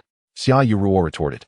In my youth, My martial talent and governance skills far surpassed those of my brother sitting upon the golden throne, yet due to my gender, my father bestowed the throne upon him. Since his ascension, my brother has viewed me with suspicion, repeatedly attempting to eliminate me. To survive, I feigned debauchery, becoming a grand princess of ill repute, hoping to ease my brother's wariness. Chu Feng listened, taken aback by her revelations. He had not anticipated that her notorious indulgences were but a facade. But I refuse to accept that the throne is reserved solely for men. I shall prove to the world that a woman can reign as emperor, and perhaps even surpass my brother. Xia Yua's fervor intensified, her eyes ablaze with determination as she crushed her wine glass in her grip. Chu Feng marveled internally, realizing that even in this fantastical realm, there were those who aspired to emulate Wu Zetian. He then inquired, "What makes you believe I can assist you in claiming the throne? This is a treasonous endeavor." Xia Yurua chuckled lightly. "Surely you are unaware of the true mastermind behind the assassination attempts on you? Could it be?" Chu Feng's expression shifted once more. "Indeed, it is my brother," Xia Yurua confirmed. "He seeks to eliminate you, fearing the emergence of another prodigy from the Northern Guardian's estate. Moreover, I have learned that my brother and my second brother, the King of Celebration, are conspiring against the Northern Guardian's estate." Upon hearing this, Chu Feng could hardly remain indifferent. His eyes glimmered with cold resolve, realizing that the one orchestrating the attacks through the Huangquan Pavilion was none other than the Emperor himself. "Have you been observing me for some time, Grand Princess?" he asked. "Not initially. I had hoped for my brother to clash with the Northern Guardian's estate, allowing me to seize the opportunity. However, your recent display of strength has captured my interest.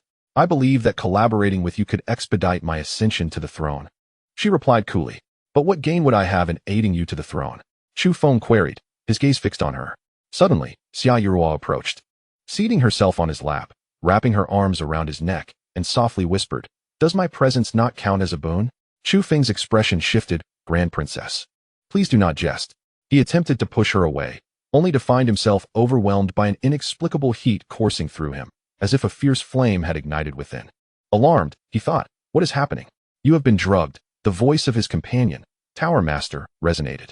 "Why did you not warn me?" Chu Feng protested. "It's merely a love potion, not poison. Why should I caution you?"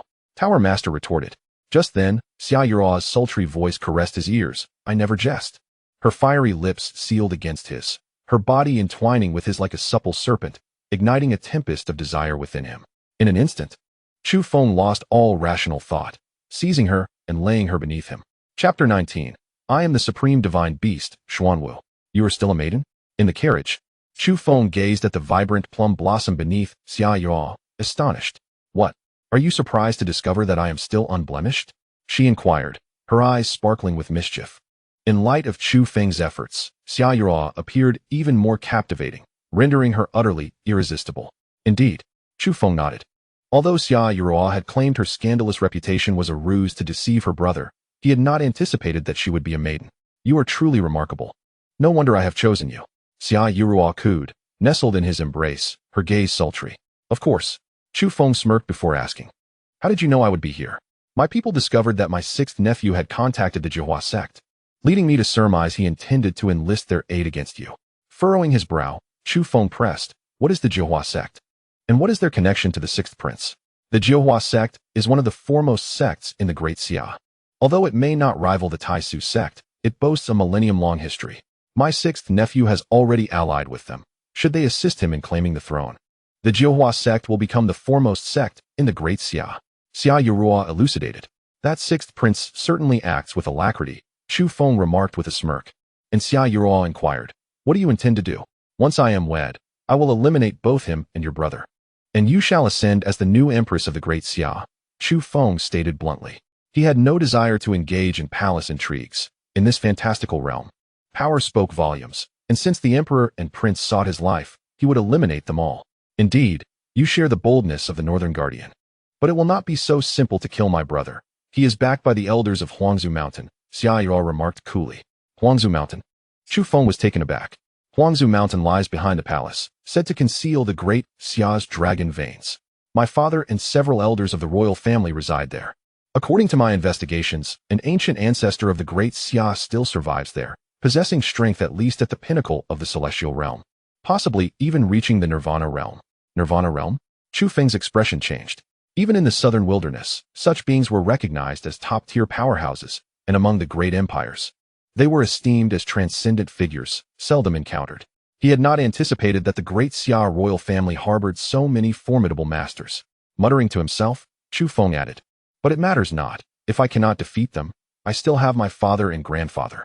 Although on the surface, the strength of the Northern King and your father is merely at the master realm, I believe their true power is far from simple. Can you tell me just how formidable they are?" "I do not know." Chu Feng shook his head, genuinely unaware of the true strength of his grandfather and father. He then reassured, "Rest assured, once I am married, I will ensure you become the Empress of the Great Xia. You little rascal. You just managed to win someone over, and now you wish to marry another woman." Xia Yurua said with a look of grievance. "Are you feeling jealous? How about I marry you as well?" Upon hearing Chu Feng's words, Xia Yurua shook her head. "I only wish to become the sovereign empress, not a gilded cage bird. Would you like me to escort you back?" "No need. You may return first." Chu Feng shook his head, dressed himself, and stepped out of the carriage. Xia Yurua's eyes sparkled. "I hope you do not disappoint me." Soon after, Chu Feng arrived by the Xuanwu Lake, pondering, "Master Tower, you mentioned there is a surprise within this lake. What could it be?" "You will find out once you dive in." Without hesitation, Chu Feng leapt into the lake, plunging downward. Before long, he reached the bottom and discovered a hidden cave. To his astonishment, the cave was completely dry. Upon entering, he realized the lake water did not flow into this cavern. He ventured further inside, but with each step, an unsettling sensation grew within him, as if something terrifying lurked ahead. "Master Tower, what exactly lies within? I cannot shake this feeling of unease." Chu Feng inquired. "You are the master of the chaos divine demon body, so stop being a coward." Master Tower responded with exasperation, "Do not worry. With me here, you shall not perish." After walking several dozen meters, a vast underground cavern came into view. In the center lay a colossal turtle, towering several meters high and stretching for dozens of meters, its sturdy limbs bound by thick chains. Chu Feng stared in astonishment and exclaimed, "What on earth is a giant turtle doing here? Boy, are you blind? This is no mere turtle. I am the supreme divine beast Xuanwu." Suddenly, a booming voice echoed, filled with anger. "Just as I possess the chaos divine demon body. Is that not sufficient?" "Huh, Xuanwu," Chu Feng exclaimed, surprised. At that moment, the giant turtle's head emerged, its lantern-like eyes fixated on Chu Feng, producing a deep, resonant voice. "Who is this young brat who does not recognize the divine beast Xuanwu? You are the legendary Xuanwu, one of the 4 divine beasts?" Realization dawned upon Chu Feng, who was astonished. As a person of Huaxia in his previous life, he had heard many myths about the 4 divine beasts, but he never imagined he would encounter one today. "Indeed," the Xuanwu replied haughtily. Chu Feng was utterly taken aback to find an actual Xuanwu beneath the Xuanwu Lake. He surveyed the creature, noting its limbs shackled by thick chains, and speculated about who might have imprisoned such a majestic beast. Who could possibly confine a divine beast like this? Could it be the people of the Great Xia Dynasty? Just as Chu Feng's thoughts spiraled, Master Tower's voice cut in. "Enough of that. Focus on the matter at hand." "The matter at hand? What do you mean?" Chu Feng asked, puzzled. While Master Tower retorted, "Have this old turtle give you a drop of its blood. Possessing Xuanwu's blood will enhance your strength. Eventually, if you can gather the blood of the other 3 divine beasts, you can cultivate the 4 symbols technique." "The 4 symbols technique? What is that?" Chu Feng inquired, intrigued. "You do not need to know that now. First, gather the blood of the 4 divine beasts." However, Chu Feng found himself in a quandary. How can one simply ask for blood? "Fool," Master Tower scolded, muttering under his breath. Chu Feng then turned to the Xuanwu, smiling. "Elder Xuanwu, it seems you are trapped here, am I correct?" The Xuanwu glanced at Chu Feng, coldly replying, "So what? If it weren't for that individual joining forces with others to overpower me, I would not have been defeated and imprisoned here for 1,000,000 years. 1,000,000 years. No wonder you are a turtle. You certainly have longevity." Chu Feng marveled inwardly, then looked at the creature. "Elder Xuanwu, I wish to make a deal with you. Would you be amenable?" "A deal? What could a mere youth like you offer me?" "If you would grant me a drop of your blood, I promise that once I achieve my full potential, I will surely rescue you," Chu Feng stated directly. "Haha." The Xuanwu scoffed at Chu Feng's words, regarding him with disdain. "You boast boldly, thinking you can rescue me? Even the strongest in this realm could not free me. What gives you the right?" Faced with the Xuanwu's derisive gaze, Chu Feng's expression hardened, and he took a step forward, declaring, "Just on account of my chaos divine demon body. Is that not enough?" Boom. As soon as he spoke, Chu Feng activated the chaos divine demon technique. unleashing the full power of his chaos divine demon body. A brilliant light and demonic aura erupted from him, and behind him, countless divine and demonic figures seemed to emerge, as if he were about to shatter the heavens. The Xuanwu's pupils narrowed in disbelief. The chaos divine demon body? Is that not the supreme physique from the ancient era? How could you possess it? In an instant, a tempest of emotions surged within the divine beast. As Chu Feng reigned in the power of his chaos divine demon body, he regarded the Xuanwu. Elder Xuanwu, do you still doubt that I can one day rescue you? The Xuanwu's eyes flickered, murmuring to itself, the supreme physique from the ancient era has resurfaced. Could it be that the legendary era of great conflict is upon us? Elder? Elder! Chu Feng called repeatedly as the Xuanwu fell silent. Suddenly, the Xuanwu's gaze fixed on him. I will grant you my blood, but you must vow to rescue me within 100 years. 100 years? Chu Feng's expression shifted, and the Xuanwu continued coldly. Indeed, my lifespan is nearing its end. If I do not escape this cursed place within 100 years, I shall perish. Very well, Chu Feng vow? Without hesitation, Chu Feng made his vow. 100 years in the first layer of the Chaos Yin-Yang Tower equates to 10,000 years outside. He could not believe that within such a span, he would lack the ability to rescue the Xuanwu, which would be a disgrace to all traversers. As soon as Chu Feng completed his vow, a gray-black aura enveloped the Xuanwu, and an ancient presence emanated forth. In the next moment, a drop of its blood floated out, rushing towards Chu Feng. Boom! The drop of Xuanwu blood entered Chu Feng's body, causing him to tremble. Instantly, he felt as if he might burst from within. Just then, the Chaos Yin-Yang Tower released a force that suppressed the Xuanwu blood. I have temporarily sealed this Xuanwu blood within you. You will need to gradually refine it, Master Tower instructed. Thank you, Master Tower. Chu Feng sighed with relief. Without the Master's assistance, that drop of blood could have caused him endless suffering. He then respectfully bowed to the Xuanwu. Thank you, Elder. Since you wish to assist in my rescue, I shall bestow upon you another opportunity. At that moment, a beam of light shot from the Xuanwu's brow, piercing into Chu Feng's forehead. Chu Feng felt an overwhelming influx of information surge within his mind. With his eyes tightly shut, he began to digest the knowledge. Minutes later, Chu Feng opened his eyes, expressing his gratitude once more. Thank you for bestowing this legacy upon me, Senior. Just moments ago, the revered beast Xuanwu had imparted all its unparalleled skills to Chu Feng, a rare opportunity for anyone. Remember your promise, young one. I shall await your return. With that, Xuanwu retracted its head, slipping back into slumber. Fear not, Senior. I shall certainly return, Chu Feng said, bowing deeply before turning to depart.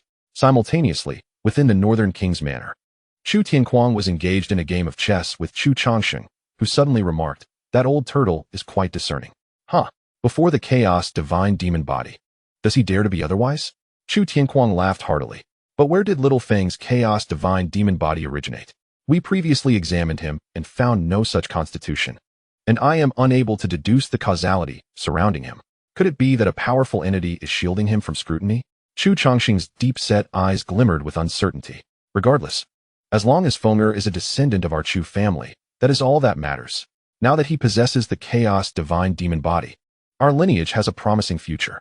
We should proceed with our own affairs, Chu Tianquang stated nonchalantly, a glint of brilliance flashing in his gaze. In the grand city of Daxia, at the Wang family tavern, Chu Feng arrived directly after leaving Xuanwu Lake. Upon seeing that Wang Fatty was unharmed, he sighed in relief, fearing what the sixth prince in Jiuhua sect might have done to him. Young master, what brings you here? Wang Fatty inquired. Nothing much, just came to see you. Chu Feng replied with a dismissive shrug. Suddenly, Wang Fatty exclaimed, Young master, you arrived just in time. Do you know? The Misty Rain Tower has returned. The Misty Rain Tower has returned? Chu Feng was taken aback. Wang Fatty nodded. Just an hour ago, they announced their reopening. Furthermore, the new head of Misty Rain Tower has declared that if the Northern King does not provide an explanation, they will ensure that the Northern King Manor ceases to exist. Oh, is this Misty Rain Tower so audacious? Chu Feng scoffed.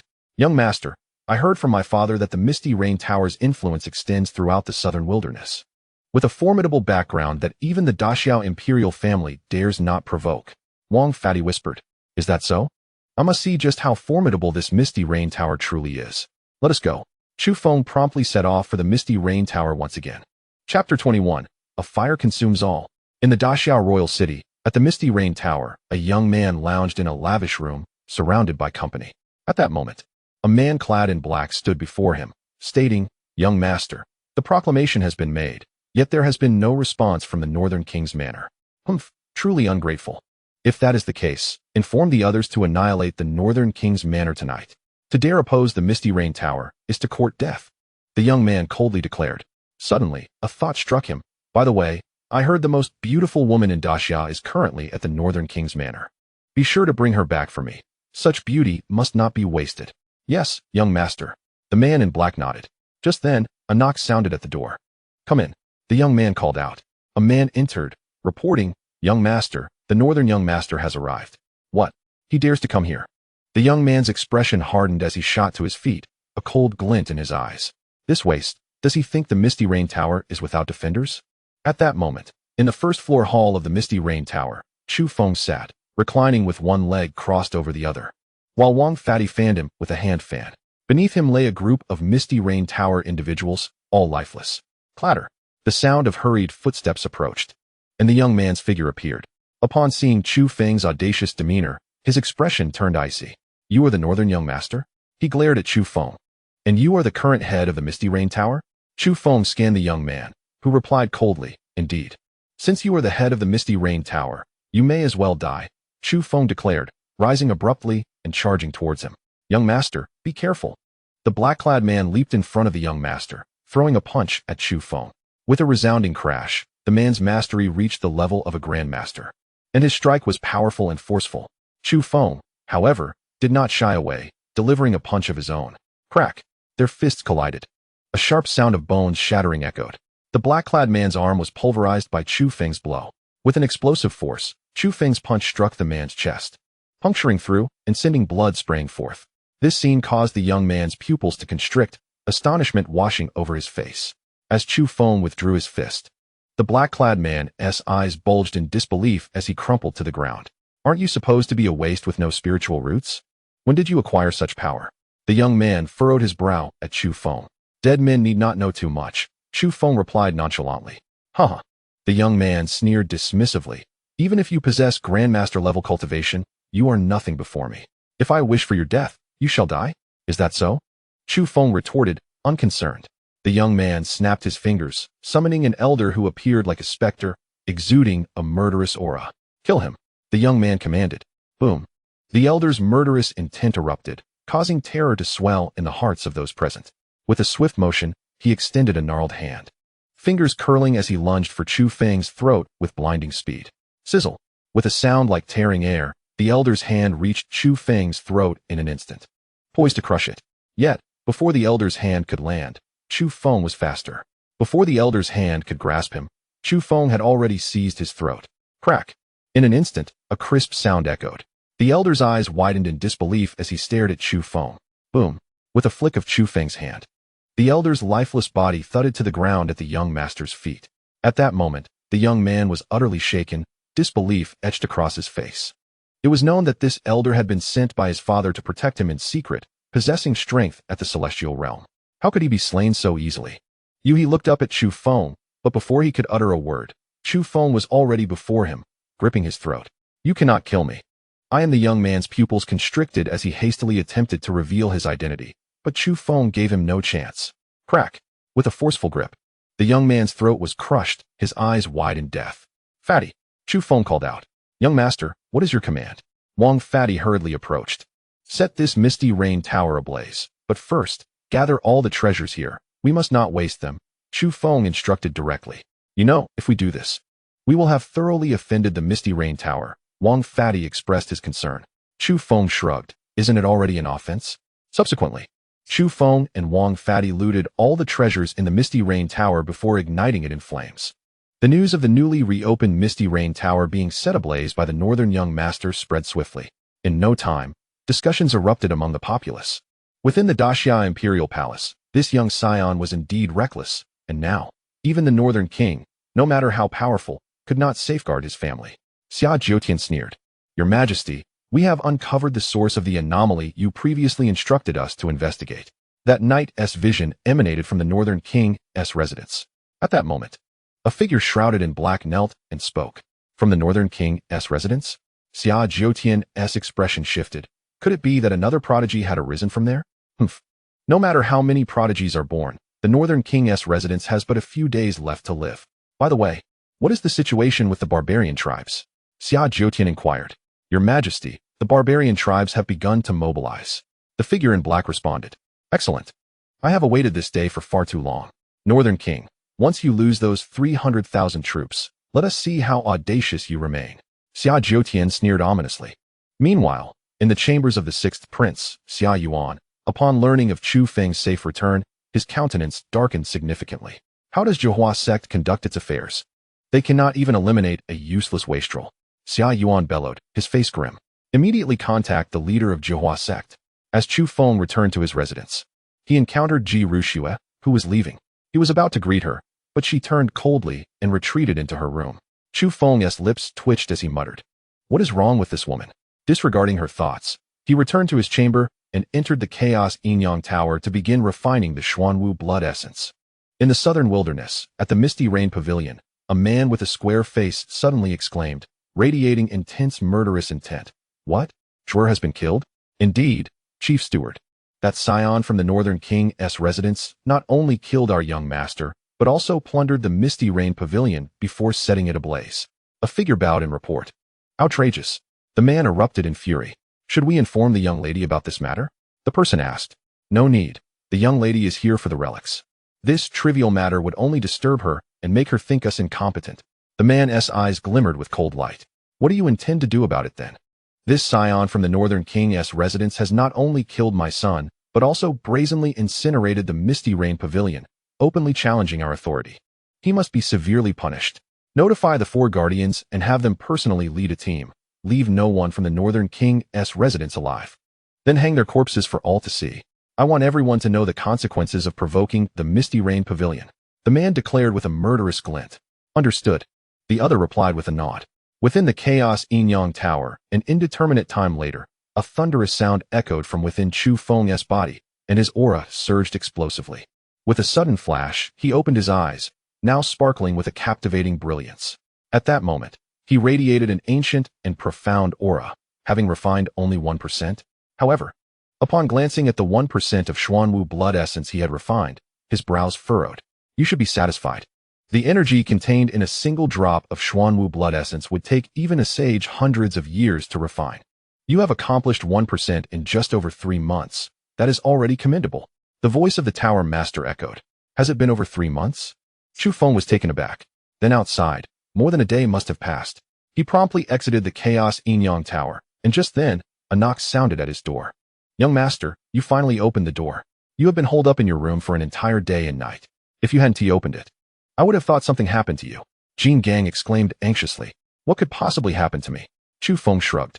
By the way, young master, several hours ago, the Grand Princess sent someone to summon you to the palace. The Grand Princess is looking for me? Chu Feng's eyes glimmered as he made his way to the Imperial Palace. Shortly thereafter, he arrived at the palace gates. After stating his purpose, a maid who had previously accompanied Xia Yurua soon appeared to escort him inside. Yet, suddenly a sharp voice rang out. Halt. Chapter 22. The Disturbing Affection. Stop. As Chu Feng was about to enter the palace, a sharp reprimand echoed. He turned to see a girl adorned in splendid attire, exuding an air of arrogance. Flanked by a retinue of maids and eunuchs, her almond-shaped eyes filled with disdain as she regarded Chu Feng. The spoiled princess? Chu Feng blurted out. This young lady, known as Xia Qingqing, was the youngest daughter of the Daxiao Emperor and the most favored princess, having developed a spoiled and willful disposition from a young age, thus earning her the moniker of the spoiled princess. Previously, at a banquet, Chu Feng had teased her and had been met with a beating, leading to their enmity. Who are you calling the spoiled princess? Xia Qingqing's brow arched at his words, hands on her hips as she chastised. What are you, a useless wastrel, doing here in the palace at this hour? Are you planning to cause trouble again? None of your business. Chu Feng dismissed her, turning to step into the palace. However, Xia Qingqing's expression turned icy as she suddenly drew a whip and lashed out at him. With a crack, the whip, imbued with her innate spiritual energy, sliced through the air toward Chu Feng's back. If struck, it would surely leave a mark. Chu Feng paused briefly, then swiftly caught the other end of the whip, yanking it violently, sending Xia Qingqing hurtling toward him. Ugh! He seized her by the neck, lifting her off the ground. Xia Qingqing's face paled, her expression one of impending suffocation. Release the princess. The maids and eunuchs shouted, their expressions shifting dramatically. The guards at the palace entrance also drew their swords, pointing them at Chu Feng. With a thud, Chu Feng flung Xia Qingqing onto the ground, causing her to emit a pained cry. How dare you? She glared at him in fury, while Chu Feng coldly remarked, You enjoy whipping others, do you? Crack. In an instant, he swung the whip against her, tearing her clothing and leaving a deep crimson mark on her skin. Ah! Xia Qingqing screamed in agony. Chu Feng continued to strike her with the whip, her cries echoing as the onlookers, the maids, eunuchs, and guards, stood in stunned silence, paralyzed into inaction. Afterward, Chu Feng tossed the whip aside and said coolly, Remember this, do not provoke me. With that, he followed the maid into the palace. Princess, the maids rushed to assist Xia Qingqing, who seethed, cursed Chu Feng, just wait. I will not let you off. What a delight. As Chu Feng stepped into the palace, a smile broke across his face. After the original owner had been thrashed by this girl, he considered this a form of revenge. Soon, he was led by the maid to the Grand Princess's chambers. Upon entering, a faint fragrance wafted through the air, stirring his heart. Before him stood a screen, and as he passed it, he was met with a breathtaking sight. Xia Yua reclined gracefully on her bed, clad in a sheer purple gown that showcased her flawless, jade-like skin, captivating Chu Feng entirely. Purple indeed possesses a certain charm. Susong was not mistaken. Chu Feng mused. Young master, do I look beautiful tonight? Xia Yurua approached him, her sultry gaze entrancing. Each smile and frown ignited an exhilarating spark within him. Without further ado, their encounter unfolded. Moments later, outside the Grand Princess's chambers, a youth clad in resplendent attire, exuding an air of nobility, appeared. Greetings, First Prince. The maids guarding the chambers hurriedly acknowledged. Is the Grand Princess inside? The young man spoke, revealing himself to be the crown prince of the Great Xia Dynasty, Xia Hao. The princess had declared that she would not receive visitors tonight, and if the crown prince had matters to discuss, he could come another day, the maid stated directly. Xia Hao furrowed his brow, about to respond when a wave of impassioned sounds emanated from within the princess's chambers. Startled, his expression shifted, and he called out to the maid. Who else is in the princess's quarters? I'm sorry, Your Highness, but I cannot answer that, the maid replied, looking down. At that moment, a strange noise echoed from within the chambers. Xia Hao clenched his hands, a chilling darkness enveloping his face. He turned sharply and departed, returning to his own quarters. There, his subordinate hurriedly reported, Your Highness, tonight, the heir of the northern town, Chu Feng, has come to see the princess. Chu Feng, that insufferable wastrel. Xia Hao's expression darkened, his eyes glinting with a murderous intent. His fury stemmed from his twisted affection for Xia Yurua, whom he ought to call his aunt. Since his mother had passed away during his infancy, it was Xia Yurua who had raised him. Thus, he harbored a peculiar sentiment for her, viewing her as a forbidden treasure. Previously, all the male favorites summoned by Xia Yurua into the palace had met with his secret demise. Now, learning that a worthless dandy dared to encroach upon his cherished possession, Xia Hao's rage erupted. That damned fool must die, he roared, his countenance a mask of fury. Your Highness, you must not act recklessly. Chu Feng is backed by the entire northern town prince's residence. His subordinate quickly cautioned. Xia Hao's bloodthirsty gaze fixed upon his attendant, who trembled and knelt in fear. You will immediately contact the Eastern Dawn Dynasty and inform them that I agree to their previous demands. If they assist me in ascending the throne and annihilating the northern town prince's residence, I shall cede 13 cities of Yuzhou. Xia Hao commanded coldly. The subordinate's expression shifted, about to speak, but the murderous glint in Xia Hao's eyes silenced him. He quickly nodded, Yes, Your Highness, and hurriedly exited. At that moment, Xia Hao murmured to himself, You are mine, no one can take you from me. 3 hours swiftly passed. Inside the princess's chambers, Xia Yurua lay wearily in Chu Feng's embrace, lacking even the strength to turn over. You truly have no pity for a delicate flower. Xia Yurua gazed at Chu Feng with a hint of reproach. You were the one who lured me. How can you blame me? Chu Feng replied with a playful smile. Humph. I summoned you to discuss important matters regarding the northern town army, yet you dare to bully me. Xia Yurua chided playfully. Important matters regarding the northern town army? What is it? Chu Feng asked, frowning. Chapter 23. The Wedding Day, Tides of Intrigue. My royal brother secretly contacted the barbarian tribes through Prince Qing, sharing the northern town army's deployment maps in Beiyang, planning to launch an attack during your wedding tomorrow. The Great Xia will covertly assist, enabling the barbarians to annihilate the 300,000 troops of the northern town army, Xia Yurua revealed. Chu Feng's expression darkened, his eyes flashing with cold fury. Is the emperor mad? To ally with foreign enemies against his own troops? For my royal brother. The Northern Town Army only obeys the commands of the Northern Town Prince's residents and does not belong to the Great Xia Dynasty. Thus, he is eager to eliminate them. Without the Northern Town Army, he can annihilate the Northern Town Prince's residents entirely. Xiaoyu Ruo explained. That old fox is ruthless, Chu Feng scoffed. Then turned to Xiaoyu Ruo. Thank you for informing me. With less than half a day until the barbarians' assault, I must return and relay this news to my father and grandfather. Chu Feng promptly dressed and made his way toward the palace exit. However, as he stepped outside, a group of imperial guards surged forward, surrounding the chambers. Chu Feng's expression hardened as Xia Qingqing emerged, her countenance dark, fixing him with a cold glare. You wretched scoundrel. Seize him. Instantly, the guards drew their swords and charged at Chu Feng, but a cool voice interrupted from behind him. How dare you apprehend someone outside my chambers? Xiaoyu Ruo appeared, fully attired, exuding an undeniable authority. Greetings, your highness. The guards bowed their heads. Xia Qingqing glared at Xiaoyu Ruo, her voice dripping with disdain. Aunt, what is the meaning of this? This man assaulted me outside the palace. I must take him down. Are you protecting him? The heir of the northern town was invited by me. To harm him is to slap my face, Xiaoyu Ruo retorted coldly. Xia Qingqing surveyed the two, then smirked mockingly. I wondered why this fellow was here at night. It seems he has fallen into my aunt's embrace. Aunt, you truly have no standards.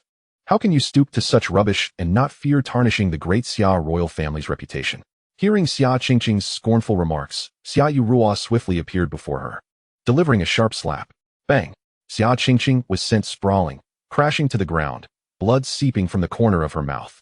The guards' expressions changed, but faced with Xiaoyu Ruo, they dared not act, recognizing her status as the reigning princess. Coughing violently, Xia Qingqing glared at Xiaoyu Ruo, her face swollen. You dare strike me? I am your elder. Is it forbidden to strike? Xiaoyu Ruo replied icily. Your brother has failed in his duties, allowing you to become so arrogant and disrespectful to your elders. Today, I shall teach you a lesson on behalf of your brother. Xia Qingqing, seething with anger, fixed her gaze on Xiaoyu Ruo, who merely glanced back. It seems you have yet to learn your lesson. Xiaoyu Ruo prepared to strike again, causing Xia Qingqing to hastily lower her head. Aunt, I apologize. I was impulsive and spoke out of turn. Please forgive me. Begone. Xiaoyu Ruo replied coldly. Xia Qingqing scrambled to her feet, fleeing in disgrace, casting a deep glance at Chu Feng and Xiaoyu Ruo before departing. The guards soon followed suit, bowing out. Huh. Truly the princess, exuding dominance with a hint of Empress-like poise. Chu Feng applauded Xiaoyu Ruo. This little girl is my brother's most cherished daughter. By standing up for you, I've incurred her wrath. How will you compensate her? Xiaoyu Ruo feigned weakness, pouting. Fear not. After my wedding, this palace shall be under your command, Chu Feng declared resolutely. Having learned of the Great Xia Emperor's collusion with foreign enemies against the Northern Town Army, Chu Feng resolved to see the Emperor dead. After his wedding, it would mark the dawn of a new era for the Great Xia. With that, Chu Feng departed the palace, hastening back to the Northern Town Prince's residence. Upon arrival, he found his father, relaying the news of the barbarian tribes. However, upon hearing his son's words, Chu Longxiang remained remarkably calm. Father, you don't seem surprised at all, Chu Feng remarked, puzzled. I have known of this matter for quite some time, Chu Longxiang replied. You knew already? Chu Feng exclaimed in astonishment. If one lacks even this modicum of capability, how could the prince of the northern town exist? Prepare yourself for tomorrow's grand wedding. As for the northern army, you need not worry. Listening to his father's words, Chu Feng's gaze flickered as he responded. Father, the mastermind behind the assassination attempt orchestrated by Huang Quan Tower is indeed that person from the palace. Now, they are colluding with foreign enemies, and I intend to before he could finish. Chu Longxiang interrupted with a resolute gaze. What do you wish to do? Feel free to act. Remember, you bear the surname Chu, and the entire Chu family stands behind you. Even if you tear the heavens apart, it matters not. Yes, father. Chu Feng nodded and then departed. Shortly thereafter, Chu Longxiang entered the room of Chu Tianquang, recounting what Chu Feng had just said. Haha, he is truly my grandson. Bold as can be.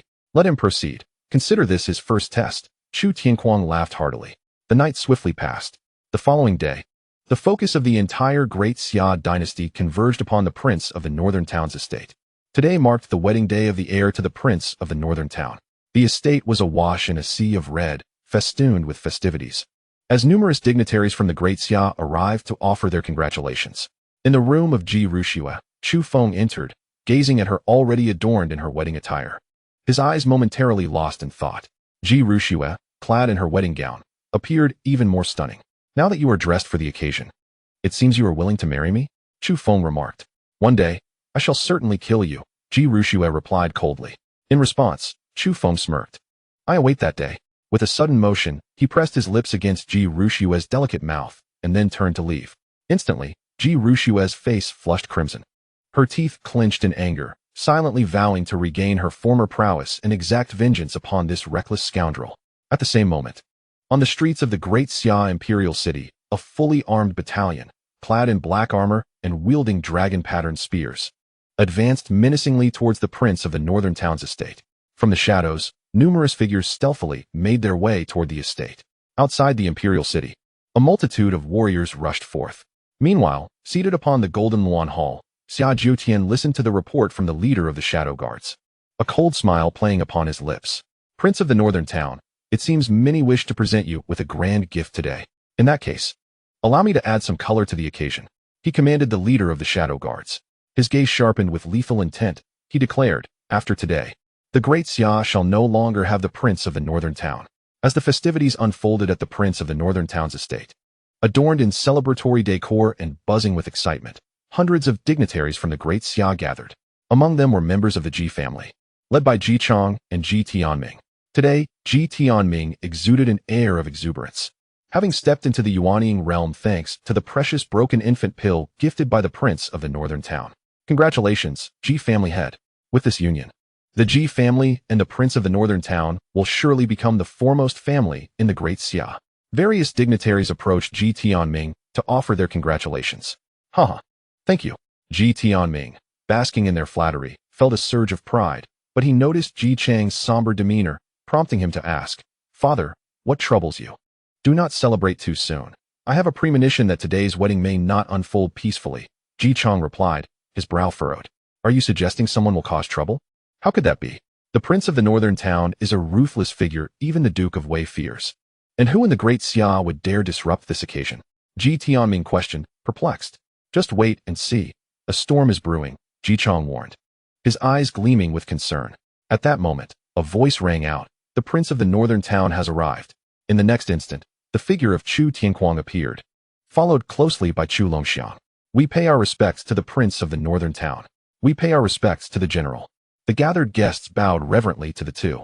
Your Highness, Ji Tianming exclaimed. No need for such formality, Ji family head. We are to be family from this day forth. Chu Tianquang chuckled, casting a glance at Ji Chang. Old man Ji, you seem rather displeased. Humph, Ji Chang retorted coldly. Ji Tianming, slightly embarrassed, quickly added, Your Highness, please forgive my father. He is simply feeling down about Rushue's marriage. Haha, rest assured, Rushue will be well taken care of in my household. Chu Tianquang laughed heartily before stepping onto the wedding platform, addressing the guests. Thank you all for attending my grandson's wedding today. Make sure to eat and drink well. Now, without further ado, let us welcome our protagonists. As celestial music played, petals cascaded from above, and Chu Feng and Ji Rushue emerged in their wedding attire.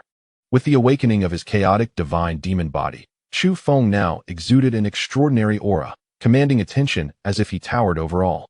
Beside him, Ji Rushue, adorned in a vibrant red wedding gown, her hair cascading gracefully, bore a flawless visage accentuated by subtle makeup, captivating all who beheld her. Her aloof demeanor rendered her ethereal, akin to a celestial being descended to earth, stunningly beautiful. The young lords present gazed at Ji Rushue, utterly entranced, wishing to take her place beside Chu Feng. As the couple approached, Chu Tianquang beamed with pride, while Chu Longxiang exhibited a look of contentment, murmuring, Yuqing, if only you were here to witness our son's wedding today. Soon, Chu Feng and Ji Rushue stood upon the platform. Grandfather, father, Chu Feng called out. Little Feng, from this day forth, you shall be a true adult. Hurry and bear some children with Rushue to expand our family. Chu Tianquang advised with a smile. Rest assured, I will fulfill that duty. Chu Feng replied with a playful grin, casting a glance at Ji Rushue, who blushed slightly. Now let us commence the vows. Chu Chang, officiating the wedding, began. First, bow to heaven and earth. Second, bow to your parents. Now, bow to each other. As Chu Feng and Ji Rushue prepared for the final bow, a sudden, thunderous voice echoed from outside the estate. Hold on. Boom. The sound of heavy, synchronized footsteps thundered from beyond the estate. A battalion clad in black armor and wielding long spears surged forward, encircling the gathering. Each soldier bore a grim expression, exuding an overwhelming aura of menace, reminiscent of executioners emerging from a sea of blood. The scene left the guests in shock, whispering among themselves, questioning who had the audacity to intrude upon the wedding of the prince of the northern town's grandson. This was nothing short of a provocation against the entire prince of the northern town. Moments later, the soldiers parted to reveal a young man clad in black battle armor, his expression cold and resolute, wielding a bloodied sword. His presence radiated an air of lethal intent. The sight of him sent chills through the crowd. Isn't that the third prince, Xia Su? Wasn't he stationed at the border? What brings him here? The attendees murmured in astonishment. On the platform, Chu Feng regarded the young man, his gaze flickering with intrigue. In his recollection, the third prince stands out as the most accomplished among the numerous princes of the Great Xia, possessing a 7th-grade spiritual root and exhibiting remarkable talent from a young age. By the age of 18, he had volunteered to serve on the borders, engaging in over 100 fierce battles, truly honed in the crucible of warfare. Later, he led the dragon cavalry to a decisive victory against the invading forces of the Great Xia Dynasty, earning the title of the Young God of War. The dragon cavalry under his command became the 2nd most formidable legion in Great Xia, following the Northern Defense Army. Third Prince, what brings you to invade my Northern Defense Prince's residence today? At this moment, Chu Longxiang coldly scrutinized Xia Su, demanding an explanation. I have come today to challenge the heir of Northern Defense, Xia Su declared, his eyes gleaming with murderous intent, fixating on Chu Feng. The revelation sent a shockwave through those present. You wish to challenge me? Chu Feng replied, astonished. Indeed, today we shall battle. Should you lose, you must immediately annul your engagement with Ru Shui and relinquish all claims to her, Xia Su retorted icily. So, you have come for me, Chu Feng mused, casting a playful glance at Ru Shui, who furrowed her brow and shot a cold look at Xia Su, asserting, I do not know him. Xia Su gazed at Ru Shui, his eyes aflame with fervor. Ru Shui, though we have only met once, I fell for you at first sight. I vowed that you would be my only spouse. I had intended to return to the capital and seek my father's permission for our union once the borders stabilized. But unexpectedly, this wastrel has interfered. Fear not, for I shall ensure you do not wed this fool. Hearing such impassioned declarations, Chu Feng scoffed. My wife does not even know you, yet you shamelessly attempt to snatch her away. Truly, you are a sycophant. With that, he boldly wrapped his arm around Ru Shui's slender waist, adopting a provocative stance. Ru Shui's expression shifted slightly, yet she did not resist. Let go of Ru Shui, Xia Su bellowed. Fury etched on his face as he witnessed Chu Feng embrace the woman he adored. Why should I release my wife? Chu Feng smirked, relishing the moment. Gasping for breath, Xia Su glared at Chu Feng. If you are a man, accept my challenge. To challenge me? You are unworthy. Chu Feng retorted dismissively. Are you afraid? Xia Su sneered, disdain evident in his expression. To think the esteemed heir of Northern Defense is merely a coward. You bring shame to the prince's residence. You are utterly unfit to be Ru Shui's husband. At this moment, Chu Bahuang, standing nearby, fumed with rage at Xia Su, poised to strike. However, before he could act, Chu Feng stepped forward, glaring at Xia Su. I stated it clearly. You are not worthy to challenge me. Arrogant. Xia Su's expression darkened as he swung his bloodied sword towards Chu Feng with ferocity. Boom. As he unleashed his strike, his cultivation at the 3rd level of the nascent soul realm erupted forth. Nascent soul realm? The third prince has actually entered the nascent soul realm? This is astounding. The guests gasped, astonished at the revelation.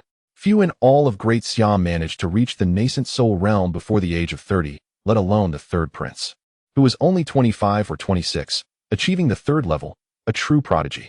Is the third prince truly this formidable? Ji Tianming, who had just entered the nascent soul realm, felt profoundly disheartened. Ji Chang, on the other hand, regarded Xia Su with admiration, stating, this third prince is indeed a remarkable talent, with such prowess at a young age. His future is boundless.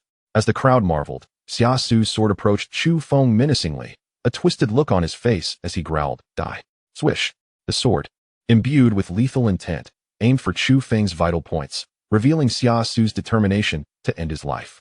The onlookers gasped, incredulous that the third prince dared to attempt such an act within the prince's residence. If the heir of Northern Defense were to fall here today, the ramifications would be monumental. Yet, the next moment left them dumbfounded. Faced with Xia Su's strike, Chu Feng disdainfully uttered a single word, scram. He summoned a fragment of the chaos divine demon body's might, exerting a forceful suppression upon Xia Su. Boom. Though merely a fraction of the chaos divine demon body's power, it caused the very air to tremble, an overwhelming pressure descending upon the assembly, instilling a profound sense of suffocation within the guests of the palace. Xia Su staggered, feeling as though countless divine demons had descended upon him, the terrifying weight rendering him utterly defenseless. In an instant, Xia Su coughed up blood, his body crashing heavily to the ground as he fell victim to the immense force. The event transpired so swiftly that the guests struggled to comprehend it. The third prince, at the pinnacle of the nascent soul realm, had been defeated with little more than a rebuke from Chu Feng. A collective gasp of disbelief echoed through the crowd as they stared at Chu Feng, astonished. Wasn't this heir of northern defense a waste of a spiritual root? Incapable of cultivation? When had he become so fearsome? The earlier display of might had evoked a sense of suffocation that surpassed the capabilities of an ordinary strongman. Even Ji Ru Shui exhibited a trace of astonishment as she gazed at Chu Feng, her heart racing at the memory of that overwhelming presence. She had encountered countless prodigies with formidable abilities in her past life, yet none had exhibited the terrifying prowess Chu Feng had just unleashed. Could he possess some sort of extraordinary constitution? Ji Ru Shui pondered silently. Is he truly this powerful? Both Ji Chang and Ji Tianming looked at Chu Feng, utterly astonished. Haha, truly worthy of being from the Chu family. He is indeed impressive. Chu Bahuang laughed heartily. Cough, cough, cough. At that moment, Xia Su, lying on the ground, coughed violently, his face pale, eyes wide with disbelief as he fixed his gaze on Chu Feng, muttering, "How is this possible?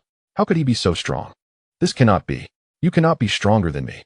Xia Su shouted repeatedly, unable to accept this reality. He struggled to rise, determined to attack once more. Kneel. Chu Feng took another step forward, his voice booming, and a dreadful demonic power once again pressed down upon Xia Su. Crack, crack. In an instant, Xia Su's legs shattered under the immense weight, forcing him to kneel upon the ground, as if burdened by countless mountains, unable to move. Your Highness. The members of the dragon cavalry exchanged worried glances, gripping their long spears and charging towards Chu Feng. A horde of ants. Chu Feng regarded them with disdain, unleashing another wave of terrifying energy. In an instant, the dragon cavalry was sent sprawling, each soldier crashing to the ground, blood spewing forth. Gulp. The guests present could only swallow hard, witnessing the chaos unfold. Xia Su's eyes were fixed on Chu Feng, filled with unwillingness. He mustered all his strength to rise, but found himself utterly immobilized. I have said it clearly, you are unworthy to challenge me. In my eyes, you are no different from an ant, lacking even the qualification to provoke me. Chu Feng looked down upon Xia Su, delivering each word like a pearl of wisdom. Crack, crack, crack. Listening to Chu Feng's words filled with sarcasm and humiliation, Xia Su's fists clenched tightly, creating a cacophony of cracking sounds as his heart endured a tremendous shock. No. Suddenly, Xia Su roared with a ferocious expression. He swiftly retrieved a token and crushed it in his grip. With a resounding explosion, a beam of light shot forth from the shattered token, transforming into an ethereal figure of an elderly man. What is happening? Who dares to offend this prince's disciple? The elder's voice rang out, exuding an aura of terror. Such a formidable presence. Who is this elder? He is indeed formidable. Perhaps a strong figure beyond the celestial phenomenon realm. The crowd gasped in astonishment. The manifestation of a single thought reaching this level suggests that this individual's true form must have at least entered the nirvana realm, or even exist beyond it. Ji Chang remarked gravely. The nirvana realm? Beyond nirvana? Ji Tianming was left utterly dumbfounded. Such a being of this caliber is beyond his comprehension. Master, help me kill him. Kill him. Xia Su pointed at Chu Feng, incessantly calling to the elder. Whoosh. The elder's cold gaze swept toward Chu Feng, demanding with authority, "Is it you who has offended this prince's disciple? What if I did?" Chu Feng retorted nonchalantly. Seeking death, the elder raised his hand, preparing to suppress Chu Feng with a palm strike. Boom. Though merely a manifestation of thought, the force of this palm strike was grand, displaying immense power. It is not yet the time for a mere thought manifestation to wreak havoc in the Northern King's residence. Suddenly, a cold voice echoed. On the platform, Chu Longxiang casually struck out with a palm bang. The ethereal figure of the elder exploded into nothingness. At the same moment, in the Zhangxian domain, within the central state, an elder abruptly opened his eyes, spitting out a mouthful of blood, his expression darkening, eyes flashing with fury. Damn it. Who dares to destroy my thought manifestation? Come here. He barked immediately. Meanwhile, In the northern king's residence, as the thought manifestation was destroyed, Xiasu stood in a daze. Drag them all out and execute them, Qin Longxiang said coldly. Hiss. Upon hearing Qin Longxiang's order to execute the third prince, the crowd gasped in shock. This was vastly different from the northern king's earlier execution of Duke Wei. The third prince is the son of the current emperor. To kill him would mean a complete declaration of enmity with the Xia royal family. Stop. Suddenly, a voice sounded from outside. Chapter 26. Great Victory of the Northern Army. Rebellion and Insurrection. Stop. Accompanied by a stern shout, a figure hurriedly entered the northern king's residence. Prince Qing. The guests present looked at the newcomer in astonishment. This person was none other than the second brother of the current emperor, Prince Qing. Prince Qing. Chu Longxiang cast a glance at him, while Prince Qing swiftly approached, first glancing at Xiasu before directing his gaze at Chu Longxiang. General Chu. The third prince is a royal prince of Xia. Even if he is heired, it is the emperor's duty to handle it. What right do you have to execute him? He entered the capital with troops without permission, barged into my northern king's residence, and sought to harm my son. Should he not be punished for these actions? Chu Longxiang replied coldly. Royal bloodline. Who dares to kill except the emperor? General Chu, are you plotting rebellion? Or does the northern king's residence intend to rebel? Prince Qing's expression darkened, his eyes narrowing as he scoffed. Upon hearing this, the atmosphere instantly grew tense and oppressive. Prince Qing continued. By the way, you may not know this yet. Just an hour ago, the 4 great chieftains of the barbarian tribes, leading an army of 500,000, have invaded northern Liang. The city is likely already littered with corpses. As for your 30,000 northern army troops, they have probably turned into a sea of corpses. Boom. Instantly, the crowd trembled, their pupils constricting, revealing expressions of horror. The barbarian army has invaded northern Liang? The northern army no longer exists? At this moment, the northern king's residence erupted in chaos. All the guests exchanged anxious glances, while Ji Tianming and Ji Cheng's expressions turned grim. However, Chu Longxiang and his companion, Chu Tianquang, remained remarkably composed. After delivering this news, Prince Qing anticipated a reaction of panic from the father-son duo, but they appeared unfazed. This left him with a sense of futility, as if his fists were striking against cotton. Unable to contain himself, Prince Qing exclaimed, Aren't you surprised? Prince Qing, who told you the northern army was defeated? Chu Longxiang replied calmly. The barbarian tribes mobilized an army of 500,000. And your military? Prince Qing intended to say that the northern army's military defenses had been exposed to the barbarians, but realized that such words were inappropriate. He then coldly stated, Humph, this news is undoubtedly true. It will soon spread throughout Xia, and then you will know whether the northern army still exists. Report. Suddenly, a figure rushed in, kneeling before Chu Tianquang and Chu Longxiang. My lord, General, urgent news from northern Liang. Do you see? The news has arrived. Prince Qing's face revealed a triumphant expression as he looked at the messenger. Quickly, let your lord and general know how many northern army troops are left. At this moment, all eyes were on the messenger, each breath held in anticipation. They were all eager to learn the fate of the northern army, for it was the greatest support of the northern king's residence. Once it was gone, the northern king's residence would be in peril. Yet, Chu Longxiang remained composed, uttering, Speak.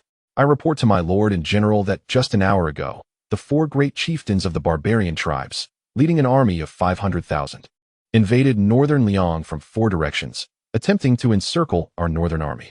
However, under the leadership of our 4 army commanders, all 4 chieftains perished, and the barbarian army suffered 30,000 casualties, with the remaining 200,000 captured. The messenger stated one by one. As these words fell, the scene fell into silence, and the crowd's expressions shifted dramatically. Prince Qing's body trembled, his pupils constricting as he shouted, How is this possible? How could this happen? He stepped forward, gripping the messenger's collar, shouting, Are you deliberately concealing military information? Tell me, what is the current situation in northern Liang? Has the northern army been completely annihilated? Facing Prince Qing's relentless questioning, the messenger trembled as he replied, Every word I speak is the truth. In this battle, our army achieved a great victory, severely wounding the barbarians. Meanwhile, at the borders of Xia, outside northern Liang City, 4 heads hung high on the city walls, belonging to the 4 great chieftains of the barbarian tribes. Below the walls, 20,000 barbarian captives knelt bare, their eyes filled with humiliation. Surrounding these captives stood rows of soldiers clad in blood-stained armor, exuding a murderous aura. The first army of Xia, the northern army. At the forefront stood 4 figures, One was entirely enveloped in black armor, with cold eyes radiating a chilling aura, wielding a black heavy sword, stained with mottled blood. Another was robust, bearing a large blade on his shoulder, with a fierce and violent expression resembling a ferocious tiger. A third was an elderly man, frail yet exuding a steady demeanor. The last was a woman clad in red leather armor, exposing her alluring waist and long legs, her blood-red hair tied back, emanating a fiery and fierce presence. These four were the four commanders of the Northern Army: Dongfang Chanyuan, Quangzhan, Longshan, and Shueluosha. How foolish these barbarians are. Believing they could seize our Northern Army's military deployment map and easily conquer us, they are truly overestimating their capabilities. The fierce warrior scoffed derisively and remarked, "I believe we should seize this opportunity to storm the stronghold of the barbarian tribe and annihilate them entirely, capturing their barbarian emperor as a wedding gift for the young heir." The bloodthirsty smile of the blood Rakshasa revealed her approval of this idea. The barbarian tribe must indeed be dealt with, but not at this moment. We must first resolve the internal strife, Dragon Mountain stated solemnly, turning his gaze toward Dongfang Chanyuan. "Dongfang, the next steps are in your hands." "Rest assured," Dongfang Chanyuan replied coldly, nodding. With a swift motion of his heavy sword, he led the 100,000 troops of the Northern Guard away from Bailiang, their destination set for the imperial capital of Daxia. At this moment, within the Northern King's residence, the King of Celebration trembled in disbelief upon seeing the unwavering certainty in the messenger's eyes. How could this happen? He muttered to himself, his face a mask of incredulity. "Your Majesty, this outcome must be deeply disappointing," spoke Chu Longxiang. The King of Celebration's eyes narrowed sharply as he fixed his gaze on Chu Longxiang. "Did you already know the barbarians would strike? Do you think no one is aware of your treachery in providing the military deployment map of the Northern Guard to the barbarians?" Chu Longxiang retorted coldly. Gasps of shock rippled through the gathered guests as they turned their eyes toward the King of Celebration, realizing that he had conspired with the barbarians against the Northern Guard. The King's complexion shifted dramatically as he shouted, "You lie? How could I possibly do such a thing? You need not confess, for whether you do or not, you shall all die today," Chu Longxiang declared. At this, the king's pupils constricted, and he shouted, "You dare!" In an instant, Chu Longxiang vanished from sight, reappearing before the King of Celebration. "My lord, be careful." Suddenly, a figure appeared in front of the king, striking out at Chu Longxiang with a palm, his mastery having already reached the realm of a grandmaster. Boom! Their blows collided, and the figure was crushed by an overwhelming force, exploding into a cloud of crimson mist, staining the king's body. The King of Celebration stood in shock as Chu Longxiang's hand clamped around his neck with a vicious squeeze. Crack! The sound of breaking bones resonated as the king's neck shattered, his eyes bulging in death, unable to close. "Uncle!" Xiaosu howled, his expression twisted in rage as he witnessed the gruesome demise of the king. "You will not escape retribution from the Northern King's residence." Silence enveloped the scene as Chu Feng struck out with a swift slap. Boom! The head of the third prince exploded like a watermelon, splattering blood and brain matter across the ground. Many witnesses to this grisly sight were so horrified they retched. At that moment, the air was thick with an eerie stillness. The Northern King's residents conspired to murder the King of Celebration and the third prince, committing a heinous crime against the crown. By the emperor's decree, all within the Northern King's residence shall be executed. Suddenly, a cold, ominous voice erupted within the Northern King's residence. Chapter 27: The Annihilation of the Shadow Guards. The arrival of the Taishan sect. Whoosh, whoosh, whoosh. In an instant, figures clad in black rushed into the Northern King's residence, drawing their weapons and unleashing a brutal massacre upon its occupants. These individuals were all martial artists of the sea transformation realm, expertly trained, and they launched a ferocious assault. The sudden onslaught left the guests within the residence in shock, creating chaos among them. The shadow guards of Daxia have mobilized. It seems the emperor truly will not tolerate the Northern King's residence. Chu Tianquang remarked calmly from his seat. His expression then turned cold as he added, "If we are to be unwelcome, then let us replace the emperor." With this proclamation, 10 figures shot forth from the Northern King's residence, moving like streaks of light. Armed with black daggers, they appeared before the black-clad assailants, resembling grim reapers as they mercilessly claimed lives. In the blink of an eye, the black-clad warriors fell, utterly defenseless. The leader of the black-clad individuals narrowed his eyes, fixing his gaze on Chu Tianquang atop the platform. With a swift motion, he propelled himself forward like a shooting star, exuding a terrifying aura. Half-step to celestial realm. This individual had nearly reached the celestial realm, just a step away. At this moment, neither Chu Longxiang nor Chu Feng intervened. They merely observed in silence. In the blink of an eye, the assailant reached Chu Tianquang, brandishing a sharp blade aimed directly at his throat. Yet, just as the blade was a mere 3 inches from its target, it came to an abrupt halt. He felt as though an invisible barrier had emerged before Chu Tianquang, preventing his blade from advancing further. To kill me, you are still far too inexperienced, Chu Tianquang stated indifferently. Boom. The next moment, the body of the half-step celestial martial artist erupted, leaving no trace behind. Impressive. Chu Feng's expression shifted dramatically upon witnessing this. He had not seen how his grandfather had executed the move. The half-step celestial individual had perished without a trace, an astounding display of power that left him in awe. Even Ji Ruxue, observing from the side, furrowed her brows, her expression grave as she scrutinized Chu Tianquang. For reasons unknown, the Northern King eluded her understanding. Particularly at the moment the assailant met his demise. She felt no surge of power emanating from him. It resembled the effortless command of a sage, suppressing the laws. But how could the Northern King possibly be a sage? Let alone in the southern wilderness, it was unlikely to find a sage within the entire Zhangxian domain. At this moment, Ji Ruxue's heart was in turmoil. She realized that none of the Chu family members were ordinary, each one a mystery beyond her understanding. This revelation struck her deeply, a stark contrast to her previous life as an empress. Meanwhile, the black-clad assailants had all been vanquished by the 10 figures, leaving none alive. The Northern King's residence was now permeated with a faint scent of blood. The guests stood frozen in shock, struggling to comprehend the events that had transpired. They had all heard Chu Tianquang's previous declaration. This group consisted of the shadow guards of Daxia, known to be the elite covert operatives trained specifically by the imperial family, obeying only the emperor's orders. The presence of the shadow guards here clearly indicated they operated under a royal command.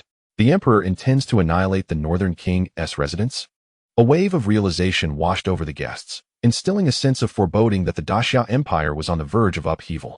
The current situation indicated that the Northern King's residence had irrevocably severed ties with the imperial family. Only one side could possibly survive, regardless of which side emerged victorious. A significant transformation in the dynamics of Daxia was inevitable. Today, the Northern King's residence was indeed bustling with unprecedented chaos.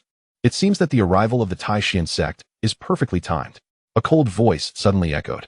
A group of formidable figures surged into the Northern King's residence. Led by the former sect master of the Taishan sect, Xian Taizhan, accompanied by Xian Hai and other high-ranking elders and protectors. The most elite members of the Taishan sect. The Taishan sect? The presence of the Taishan sect caused a stir among the crowd. No one had anticipated that the Taishan sect would also make an appearance today. Chu Longxiang cast a glance at the newcomers. There are quite a few of you. Do you intend to take advantage of today to obliterate my Northern King's residence too? Indeed.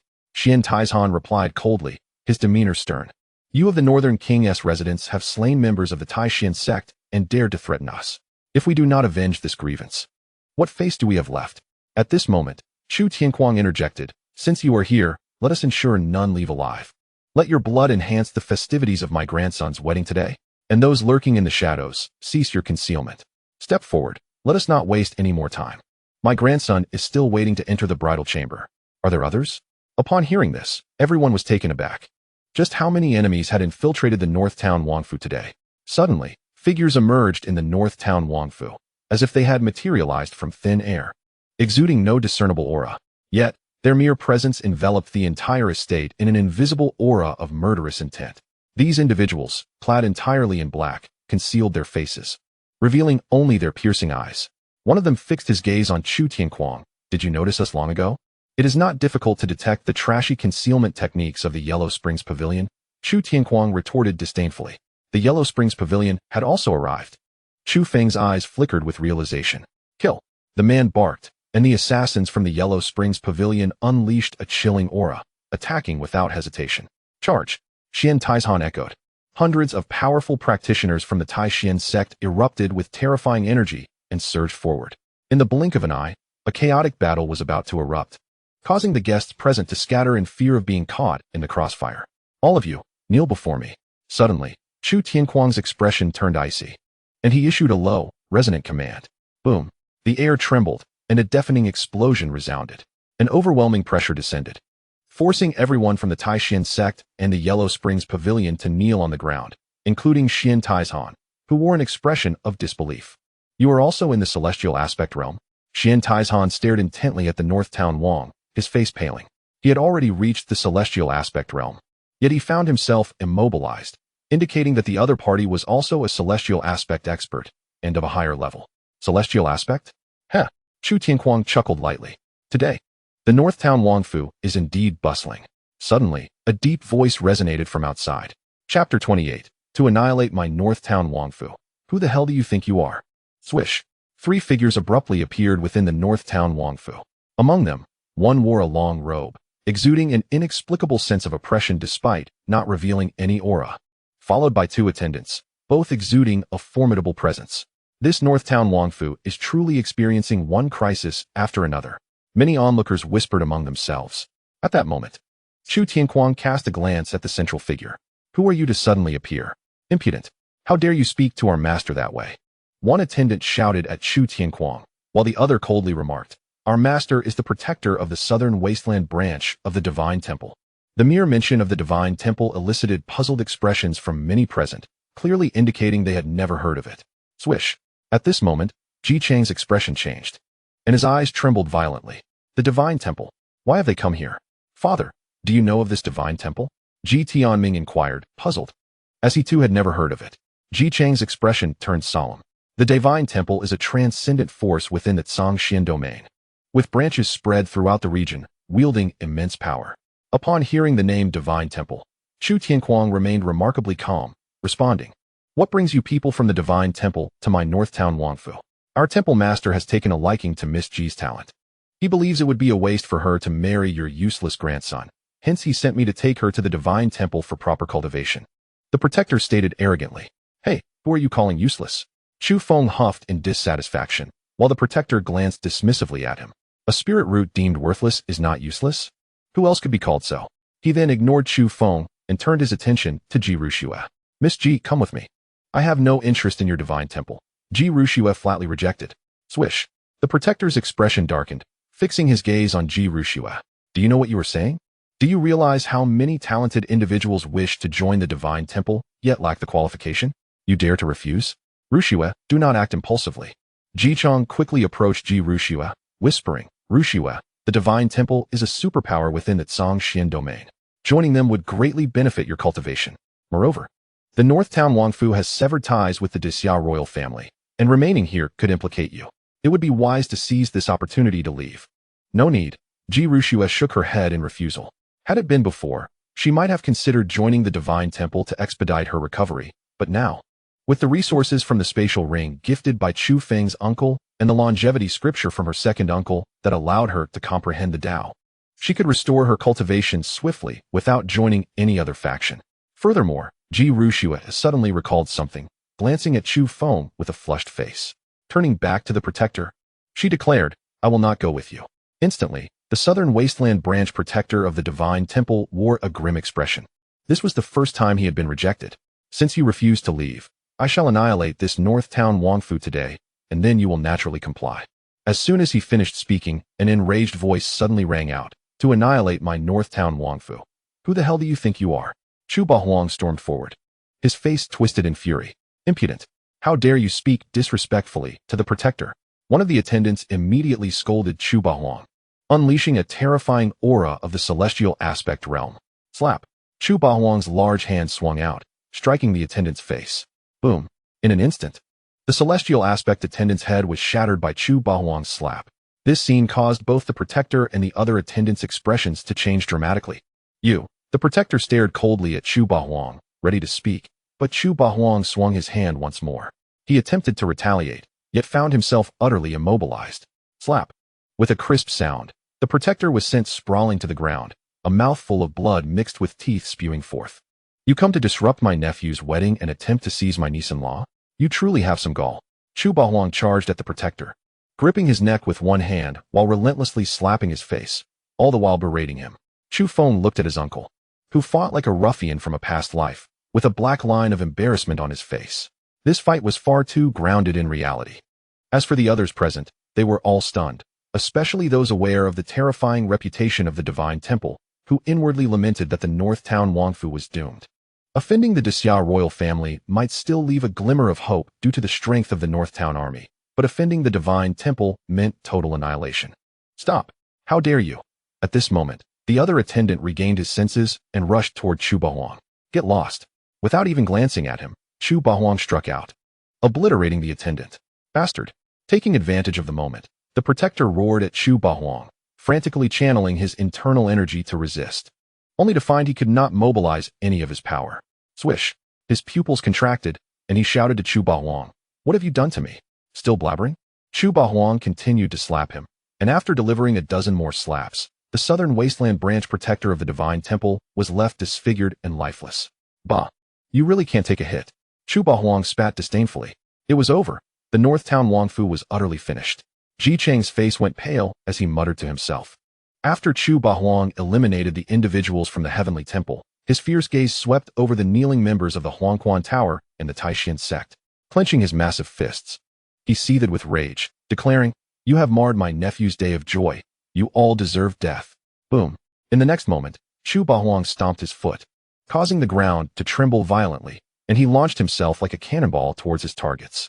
In an instant, Chu Bahuang transformed into a harbinger of death, mercilessly slaughtering the people of Huangquan Tower and Taishan sect, who were powerless to resist on their knees. A member of the Taishan sect cried out, "We are from Xiantai Mountain," attempting to invoke the protection of the Supreme Dao sect, but Chu Bahuang offered him no chance. With a single punch, he obliterated the man's head. Within moments, the elite assassins dispatched by Huangquan Pavilion and over 100 formidable warriors from the Taishan sect lay lifeless, their bodies either shattered or torn apart, leaving no intact corpse behind. The Northtown King's residence was soon littered with bodies, the ground stained crimson with blood. At that moment, Chu Bahuang, drenched in blood, resembled a deity of slaughter emerging from a mountain of corpses. "Look at what you've done to this wedding scene," Chu Chongqing exclaimed in disbelief. He waved his hand, and a multitude of royal guards swiftly mobilized to clear the site of the fallen bodies. Within minutes, the remnants of carnage were erased, as if nothing had ever transpired. "Now that the matter is settled, let the wedding continue. The couple shall bow to each other," Chu Chongqing proclaimed. Chu Feng and Ji Ruxue exchanged glances, then bowed to one another. "Good, the ceremony is complete. Let us proceed to the bridal chamber," Chu Feng said with a charming smile, scooping Ji Ruxue into his arms. "Wife, let us go to the bridal chamber," he declared playfully. "Haha, little Feng, do your best. Quickly produce some great-grandchildren for me." Chu Tianquang laughed heartily. As the wedding ceremony concluded, the guests hastily sought excuses to depart. With the Northtown King and the Great Xia royal family at odds, it was clear that the entire realm of Great Xia was on the brink of upheaval. They could not afford to linger any longer. Before long, the guests had all vanished. "Humph, these cowards certainly fled quickly," Chu Bahuang scoffed. "Father, what is next?" Chu Longxiang inquired, to which Chu Tianquang replied, "We shall discuss the subsequent matters once little Feng has consummated the marriage." Meanwhile, in the bridal chamber, upon entering, Ji Ruxue coldly commanded, "Put me down." Chu Feng obliged, setting her on the bed, and remarked, "Wife, it is time for us to consummate our marriage." Ji Ruxue shot him an icy glare, saying, "Haven't you already done that before? Hey, that was in the past. Today, we are officially wed. We must adhere to the proper rituals. Besides, my grandfather is eagerly awaiting great-grandchildren." Chu Feng replied with a mischievous grin. "You wish. I will never bear your children." Ji Ruxue retorted fiercely. As the Empress of the Yaoqi, she had aspirations of returning to the Kunlun realm and could not possibly entertain such notions with a man. "Oh, but that is not for you to decide," Chu Feng replied playfully, sealing her lips with his own. Ji Ruxue emitted muffled protests, but her resistance was futile. "Damn it. Once I regain my strength, I shall make you pay," she vowed silently. However, under Chu Feng's relentless advances, she found herself succumbing once again. Simultaneously, news of the events within the Northtown King's residence spread rapidly, causing a stir throughout the capital of Great Xia. Chapter 29. The Northtown King's Rebellion. A stir among all. Within the Great Xia Imperial Palace, Xia Jiutian's expression darkened to an extreme as he absorbed the report detailing the upheaval at the Northtown King's residence. He had anticipated a complete takeover of the Northtown King's forces today, only to find the outcome starkly opposed to his expectations. Not only were the Northtown army not annihilated, but his third son and brother had also been slain, and even his shadow guards had been decimated. "Your Majesty, this is bad."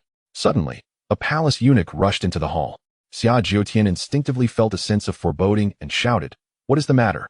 Your Majesty, we have just received intel that 100,000 troops from the Northtown Army are fully armed and advancing towards the capital," the eunuch reported, lowering his head. Boom. Instantly, Xia Jiutian's mind reeled, and he slumped back onto the dragon throne. Damn the Northtown king. Is he truly rebelling? Xia Jiutian roared, his expression darkening. Your Majesty, we must act swiftly to devise a strategy. Otherwise, once the 100,000 Northtown troops enter the capital, it will be too late. One of the chief eunuchs urged urgently. Calming himself, Xia Jiutian commanded, immediately notify all forces to go on high alert. And proclaim my edict. The Northtown king is in rebellion. Mobilize all troops to eradicate the Northtown army. Also, gather the imperial guards to surround the Northtown king's residence and summon all royal protectors. Spare no effort to capture the Northtown king. Yes, Your Majesty. The chief eunuch nodded and promptly exited. In the Grand Prince's quarters, Xiahao listened intently to his subordinate's report, his eyes flickering with a cold glint. The Northtown king wishes to rebel. This presents an opportunity. Your Highness, what do you mean? The subordinate queried, puzzled. Let him contend with my father. Regardless of the victor, I shall reap the benefits. Xiaohao's eyes sparkled with a glimmer of ambition. Have the Eastern Sea forces arrived? Reporting to Your Highness. The forces dispatched to the capital from the east have been awakened and await your orders. Good. Instruct them to enter the palace immediately, Xiahao commanded coldly. In the quarters of the sixth prince, Xia Yuan was equally taken aback. Is the Northtown king truly this audacious? Your Highness. The head of the Su family requests an audience, a palace maid announced. Uncle has arrived. Bring him in quickly. Moments later, Su Jinghai appeared in the quarters. Uncle, what brings you here? Xia Yuan inquired. Your Highness, you are aware of the Northtown king's assassination of the third prince and the intentions to rebel, correct? Su Jinghai stated, to which Xia Yuan nodded in agreement. Yes, I never anticipated the Northtown king's rebellion to be genuine. The Northtown king's rebellion will undoubtedly incur the wrath of His Majesty. We should seize this opportunity to act. If we can subdue the Northtown king's residence, you would achieve great merit, possibly even ascend to the position of crown prince. Xia Yuan was taken aback by the suggestion. Eliminate the Northtown king? Indeed, I have already secretly allied with other prominent families. They have consented to dispatch all their experts to strike at the Northtown residence. You only need to promptly contact the leader of the Jihua sect to bring all their forces to the capital. With the royal family's strength combined, we shall certainly subdue the Northtown king's residence. Moreover, my Su family has an ancestor who has recently broken through to the celestial realm. He can assist us in slaying the Northtown king. Su Jinghai elaborated. The celestial realm? Xia Yuan's expression brightened, his eyes glinting with excitement. Very well. We shall proceed as you suggest, uncle. I will immediately notify the Jihua sect. In an instant, as the Northtown king's rebellion unfolded, all the princes within the royal family began to take action. In a secluded courtyard of the Great Xia Palace, a youth dressed in plain attire with disheveled hair sat calmly, a large black dog lying at his feet. Second brother, a young girl hurried over. It was the headstrong princess, Xia Qingqing. Qingqing, what brings you here? The youth looked up at Xia Qingqing, offering a warm smile. Second brother, did you know? The Northtown king has rebelled and killed third brother and second uncle. Xia Qingqing hurriedly recounted the events unfolding outside, while the youth remained remarkably composed.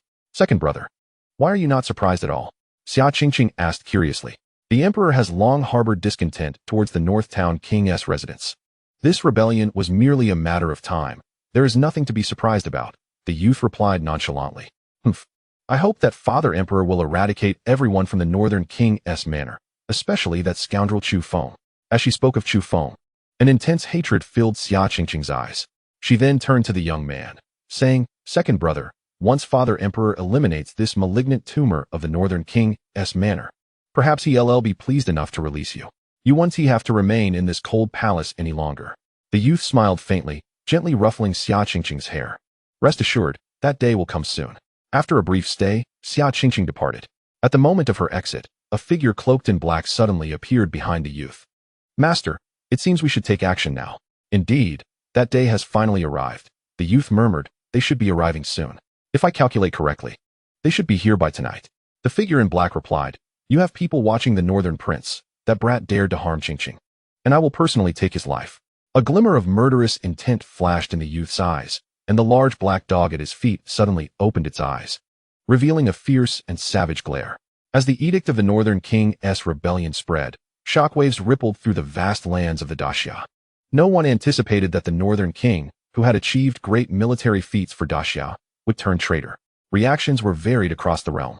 Upon receiving the decree, the stationed troops throughout Daxia swiftly mobilized to intercept the 100,000 soldiers of the Northern Army heading directly for the capital. The news of the Northern King's rebellion soon reached the various empires of the southern wilderness, causing a tremendous uproar. In the southern wilderness, within a grand and imposing palace, a man cloaked in black seethed with murderous intent, exuding an overwhelming pressure that made it hard to breathe. He was Qiu Yan, the master of the southern wilderness branch of the Temple of the Gods. How audacious of the Northern King to dare harm my people from the Temple of the Gods. Does he truly believe that his so-called Northern Army is invincible? A cold glint flickered in Qiu Yan's eyes as he continued. It seems my Temple of the Gods has not tasted blood for too long, leading them to believe we are incapable. Very well. Let everyone in the southern wilderness witness the fate of those who oppose the Temple of the Gods. Instantly, a tidal wave of murderous intent emanated from Qiu Yan, his eyes appearing as if two flames were igniting, ready to incinerate the heavens. As night fell, a chorus of hurried footsteps echoed outside the Northern King's manor. From all directions, a massive contingent of elite guards surged forth, a dark tide of over 10,000 soldiers. The Northern King has rebelled, by the Emperor's decree. All individuals from the Northern King's manor are to be executed without mercy. A booming voice resounded through the night. Chapter 30. The Level of Dark Guards. Slaughter of the Elite Guards. As darkness enveloped the Northern King's manor, thousands of fully armed elite guards assembled, a palpable aura of impending violence permeating the air. At this moment, the commander of the elite guards, clad in black armor and wielding a long spear, stepped forward with a stoic expression, proclaiming, "The Northern King has rebelled. By the Emperor's decree, all individuals from the Northern King's manor are to be executed without mercy." Suddenly, a flurry of rapid footsteps approached from the distance. The commander scanned the area and saw the sixth prince, Xia Yuan, arriving with a large entourage, including Su Zhenghai and numerous members of prominent families. Aside from the Ji family, all 9 major families of Daxia were represented, along with many formidable figures from the Jiuhua sect. "Sixth prince, what brings you here?" the commander inquired. This humble prince learned of the Northern King's rebellion and specifically contacted the major families and strong figures from the Jiuhua sect to assist you in subduing the Northern King's manor and executing the traitors. Xia Yuan replied coldly. "The sixth prince is indeed diligent. Once the Northern King's manor is eradicated, I shall certainly commend you before the emperor," the commander stated directly. "Thank you, commander." A smile graced Xia Yuan's lips. "Commendation? Perhaps in another lifetime." A chilling voice suddenly emanated from within the Northern King's manor. Boom. The ancient and heavy doors of the Northern King's manor slowly opened, revealing Chu Feng, who strolled out leisurely. "Chu Feng." Xia Yuan glared at him, his eyes glinting with cold malice. A smirk appeared on his lips as he taunted, "At such a dire moment, I never expected you to remain so composed. If you kneel and beg for mercy now, perhaps I might spare your life." "Huh." Chu Feng looked at Xia Yuan and suddenly scoffed. "What are you laughing at?" Xia Yuan frowned, but before he could respond, Chu Feng charged at him. "Hold." The commander of the elite guards, noticing this, darkened his expression and thrust his spear towards Chu Feng, radiating golden light and sharpness. This man had already reached the realm of a master. Boom. Suddenly, a colossal figure emerged, smashing a fist towards the spear, resulting in a resounding crack as the spear shattered instantly. While the figure's fist continued to smash towards the commander, the latter's expression changed as he hastily raised his fist to defend. Uft. The elite guard's commander was sent sprawling back 10 meters, spitting out blood. Meanwhile, Chu Feng had already reached Xia Yuan and seized him by the throat. "Release the prince," Su Zhenghai shouted, his face contorted in alarm. "Release." Chu Feng chuckled, applying pressure with his hand. Xia Yuan's neck snapped with a sickening crack.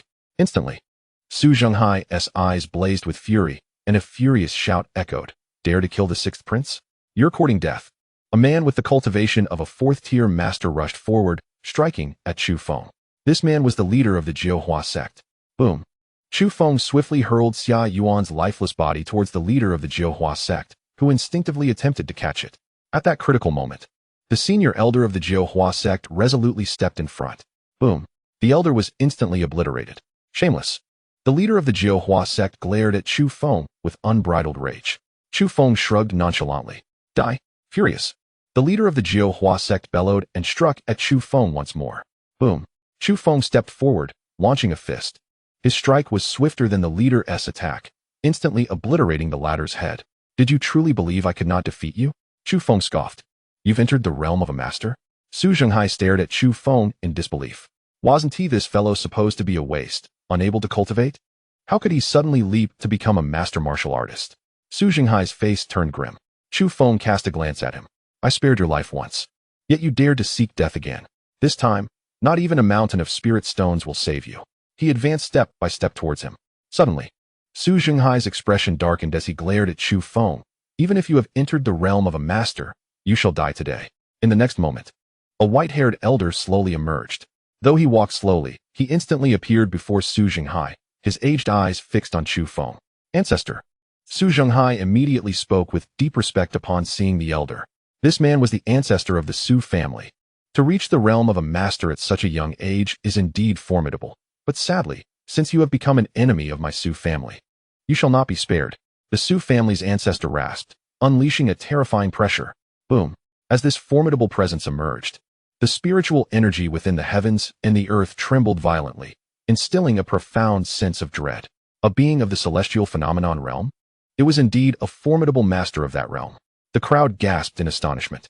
Boom. At that moment, the ancestor of the Su clan raised his hand and unleashed a palm strike towards Chu Feng. As the palm descended, spiritual energy from the surroundings surged forth, coalescing into a colossal hand stretching several dozen yards, bearing down upon Chu Feng. Having reached the celestial phenomenon realm, he could manipulate the spiritual energies of the heavens and earth with a mere gesture, transcending the reliance on one's internal spiritual force for attacks. The manifestation of the Su ancestors' unparalleled cultivation elicited a glimmer of hope among the various noble clans and the imperial guards. Yet, in the next instant, their expressions froze in shock. Boom.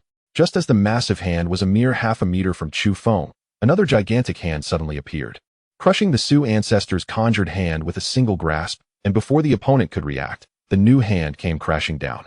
Instantly, an explosion resounded, creating a deep pit where the Su ancestor had stood, reducing him to mere ashes, his remains utterly obliterated.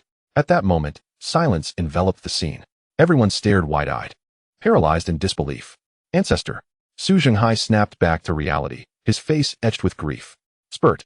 He suddenly coughed up a mouthful of blood, appearing to age a decade in an instant. How audacious. A mere newly ascended celestial phenomenon dares to rampage in my northern king's manor. Chu Bahuang emerged, hands on his hips, exuding an intimidating presence, flanked by 10 figures who had ruthlessly slaughtered the shadow guards. Fourth uncle, at least give me a chance to strike. I have yet to slay a celestial phenomenon master. Chu Feng lamented.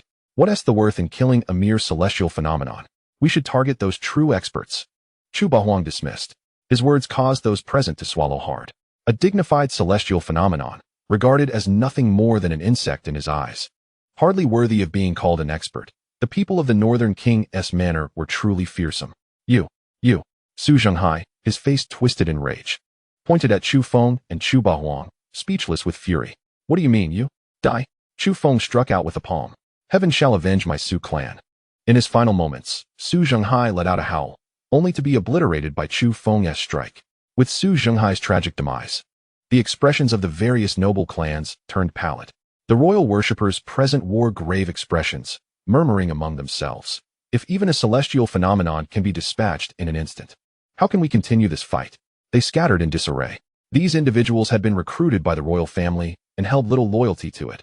Faced with death, they would not sacrifice themselves for the crown. Damn it! The commander of the Imperial Guards glared at the fleeing figures, his expression darkening, eyes glinting with malice as he bellowed. Kill. Bring me their heads. Anyone who slays a member of the Northern King's manor shall be promoted 3 ranks and rewarded with 100,000 spiritual stones. Upon hearing this, the eyes of the thousands of Imperial Guards sparked with fervor. A promotion of 3 ranks and a reward of 100,000 spiritual stones. It was an irresistible allure for them. Kill. Kill. Kill. The Imperial Guards roared in unison, their battle cries reverberating throughout the capital of the Great Xia. They charged recklessly towards Chu Feng and Chu Bahuang, overestimating themselves. Kill. Chu Bahuang scoffed. The 10 figures following him surged forth in an instant.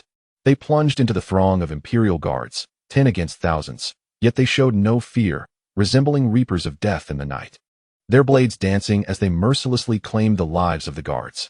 In the blink of an eye, over 1,000 Imperial guards lay slain in pools of blood, each one dispatched with a single blow. Fourth uncle, who are those 10? They resemble assassins from the Huangquan Tower. Chu Feng inquired with curiosity. They are the dark guards trained specifically by your father. Of course, they are merely the lowest tier, the yellow tier dark guards. Chu Bahuang elucidated. The lowest tier of dark guards, is this formidable? Then what of the others? Chu Feng gasped, while Chu Bahuang chuckled lightly. Above the yellow tier dark guards, there are the Xian tier, earth tier, and heaven tier dark guards. You will come to understand their strength in due time. As they conversed, the 10 yellow tier dark guards had already reduced the ranks of the Imperial guards to less than half. Outside the Northern King's manor, a true scene of carnage unfolded, with corpses strewn about and rivers of blood flowing, akin to a hellish landscape. The various noble clans and the Jiuhua sect were not spared, all meeting a grim fate at the hands of the 10 yellow tier dark guards. The commander of the Imperial guards, witnessing the massacre, turned pale, trembling in horror. 10 individuals, facing over 10,000 Imperial guards, yet they could annihilate more than half. Were they even human? They were nothing short of demons from the depths of hell. Whoosh! The commander of the Imperial guards attempted to flee, but a cold voice rang out from behind him. Since you have arrived, do you wish to depart? Boom! In an instant, a violent force descended, obliterating the commander's body, scattering his remains across the ground, as Chu Feng stood behind him. He then cast his gaze towards the Great Xia Imperial Palace, where within the princess's chamber, Xia Yua screamed, Xia Hao, what do you intend to do? Chapter 31, Stepping into the Royal Ancestor Mountain. What? All dead. Inside the Imperial study of the Great Xia Palace. Upon receiving the battle report from the Northern King's manor, Xia Jiutian was rendered utterly stunned. Yes, Your Majesty, over 10,000 Imperial guards have perished, including the commander, the 6th prince, and numerous experts from the Jiuhua sect and various noble clans. Furthermore, according to intelligence reports, the 100,000 troops led by Dongfang Changyuan have breached the encirclement of the various armies and are advancing towards the capital, now merely 100 miles away. They may arrive by dawn. At this moment, the chief eunuch knelt before Xia Jiutian, head bowed in report. Xia Jiutian's expression darkened to an extreme, his eyes blazing with fury as he shouted, Damn the Northern King's manor. How could they be so powerful? Why? As Xia Jiutian's furious roars echoed, everything in the study was shattered to pieces. Your Majesty, do not be angered. As long as the royal elders from the Royal Ancestor Mountain are present, the Northern King's manor cannot rise to power. The chief eunuch interjected. Whoosh! Xia Jiutian's gaze sharpened as he proclaimed, Indeed, as long as the Royal Ancestor Mountain remains, I have not lost, and Great Xia shall not fall. Northern King, just you wait. I shall make it known whose realm this Great Xia truly is. With that, Xia Jiutian departed the Imperial study, heading straight for the Royal Ancestor Mountain. Meanwhile, in a secluded courtyard, Xia Qingqing's elder brother, the current 2nd Prince Xia Yan, sat sipping tea, 2 shadowy figures seated before him. Both figures were cloaked in dark robes, their faces obscured by masks.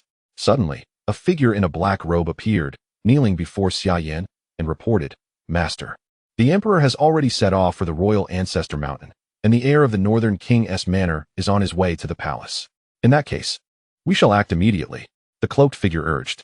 No rush. When the clam and the snipe contend, it is the fisherman who benefits.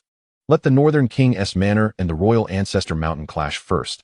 We shall make our move afterward, Xia Yan said, taking a sip of tea. That makes sense.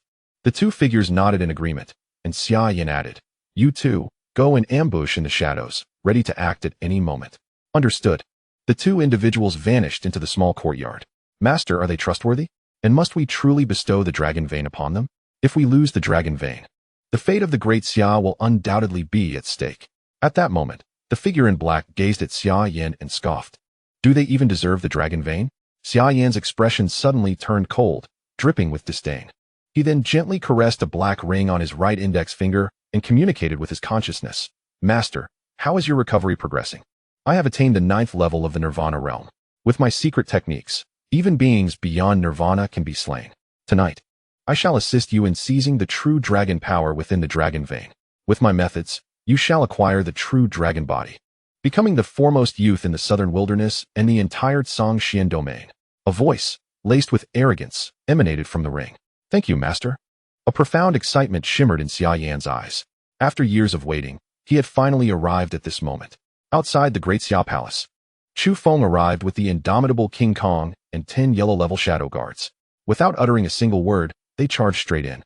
Chu Feng's purpose was clear, to eliminate Xia Jiutian and enable Xia Yurao to ascend the throne. However, after searching the palace extensively, he found no trace of Xia Jiutian. Has he fled? Chu Feng muttered, his gaze suddenly landing on the ancestral mountain behind the palace. Young man, there are treasures within that mountain. The voice of the tower echoed suddenly. Treasures? What treasures? Chu Feng inquired, startled.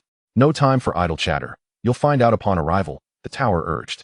Without hesitation, Chu Feng led his companions directly towards the ancestral mountain. Meanwhile, within the residence of the princess, Xia Yurao, her cultivation sealed, glared furiously at Xia Hao, exclaiming, Xia Hao, how dare you collude with the Eastern Islanders? Do you even comprehend your actions? And what of it? If it aids me in claiming the throne, what does it matter? Xia Hao replied with a darkened expression. Once I ascend the throne, I will personally slay that scoundrel Chu Feng and make you my queen. Madman, Xia Yurao retorted. Just then, a figure hastily approached Xia Hao and whispered a few words, his gaze sharpening. Let us go to the ancestral mountain. Bring her along. Xia Hao cast a glance at Xia Yurao. Minutes later, Chu Feng arrived at the ancestral mountain, where he found Xia Jiutian standing. Upon seeing Chu Feng, his expression soured. And he barked, You worthless fool. How dare you come to the ancestral mountain? Who gave you the audacity? You talk too much for someone facing death. Chu Feng retorted. You, a mere boy, dare to disrespect me? Today, I shall slay you before going after the Northern Guardian.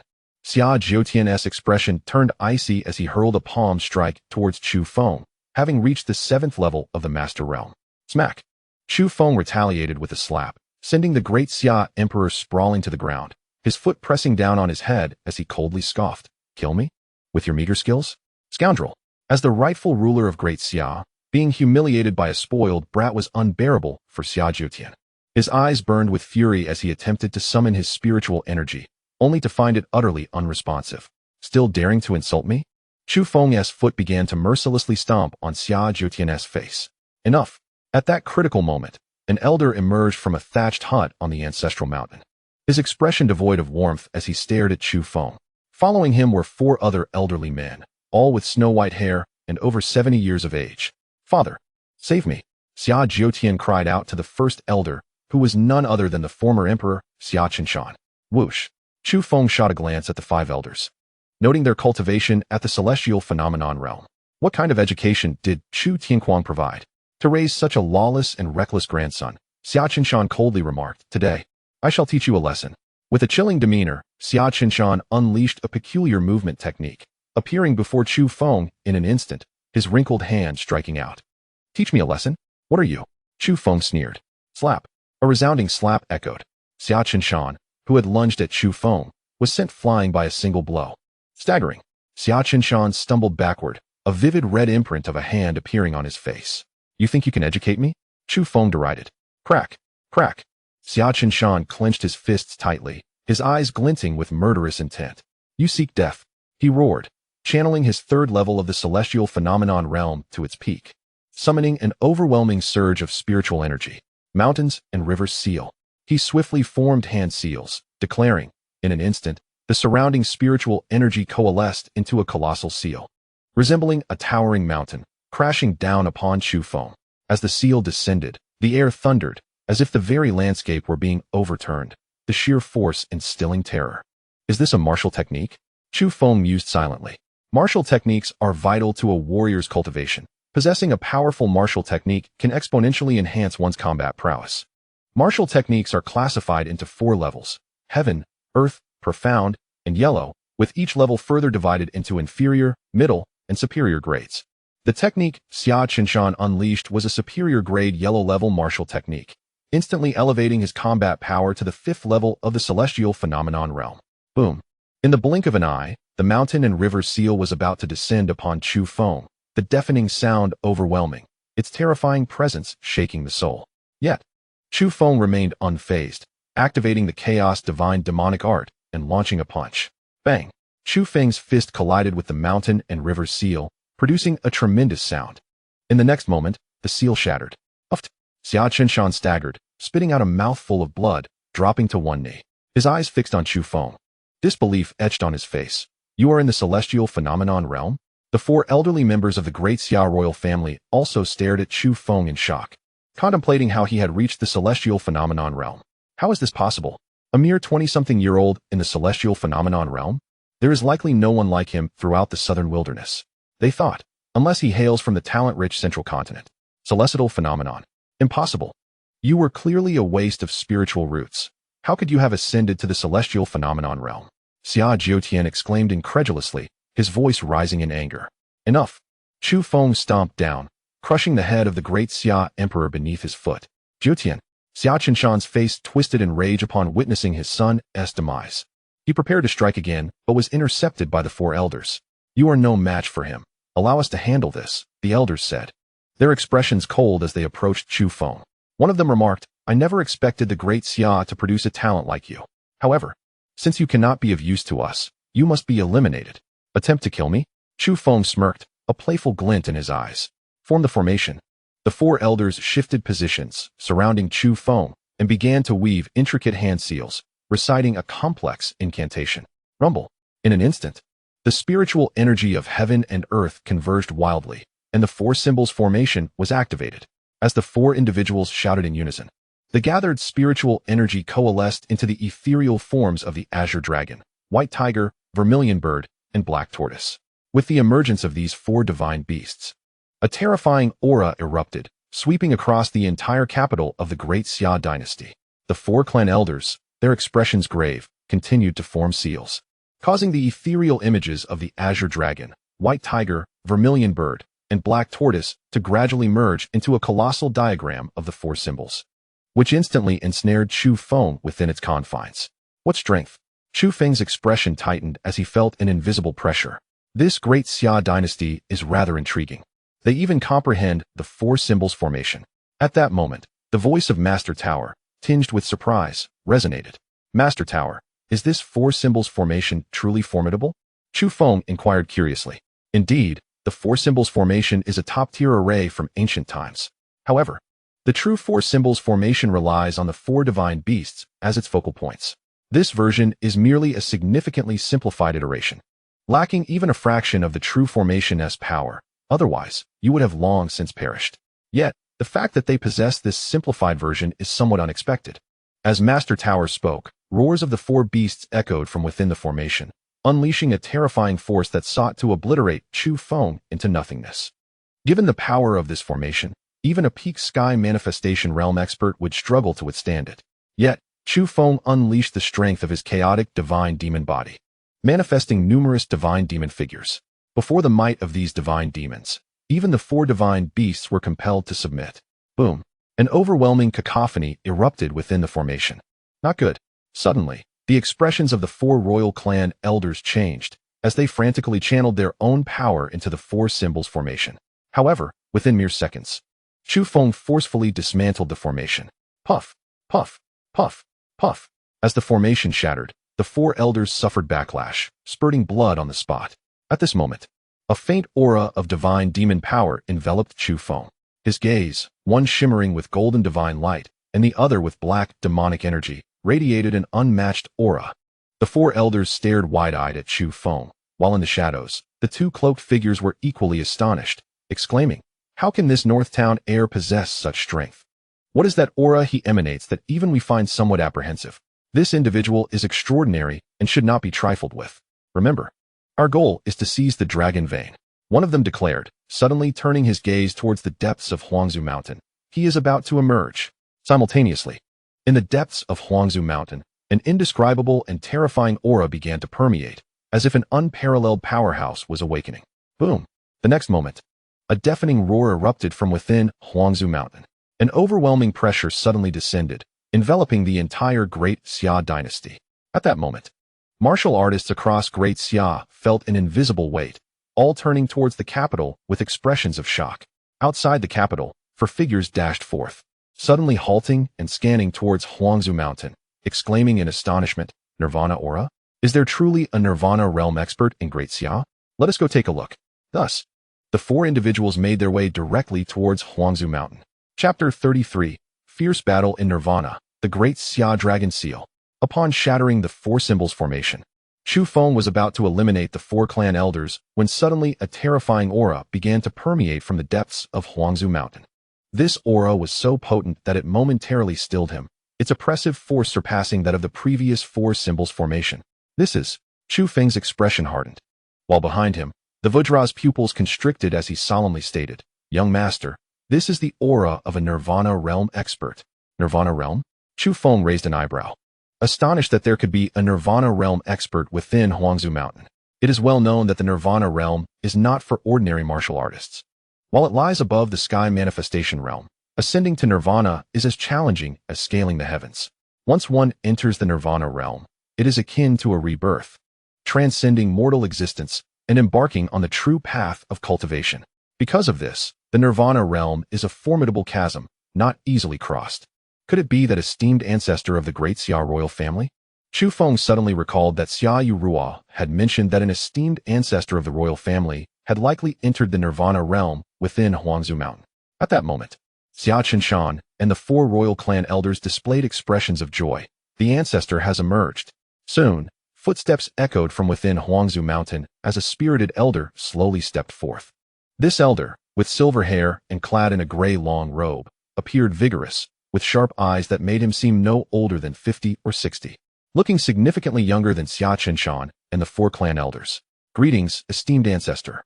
The five of them immediately bowed in unison. "Useless wretches. You cannot even handle a young junior, bringing shame to the Great Xia royal family." The royal elder reprimanded coldly. Instantly, Xia Qinshan and the others lowered their heads, displaying faces of shame. Swish. The elder then fixed his eagle-like, piercing gaze upon Chu Feng. "To have forced my Great Xia royal family to this extent, young man. You are indeed formidable." Suddenly, his expression turned cold, exuding murderous intent. "But the dignity of my Great Xia royal family cannot be insulted." Boom. In an instant, an overwhelming pressure descended, causing the air around Chu Feng to solidify, weighing heavily upon him. "Young master, be careful." At that moment, Vajra and the 10 shadow guards attempted to shield Chu Feng, but he stopped them. "Merely a Nirvana realm expert. I am not frightened." Chu Feng responded dismissively. "Such audacity. Let me see just how much weight you carry." The royal elder flicked his finger, and a beam of spiritual light shot forth, instantly transforming into a massive palm imbued with Nirvana power, crashing towards Chu Feng. Boom. The space before Chu Feng trembled, gradually distorting and rippling. Chu Feng, witnessing the casual strike capable of warping space, felt a surge of astonishment. The Nirvana realm is indeed terrifying.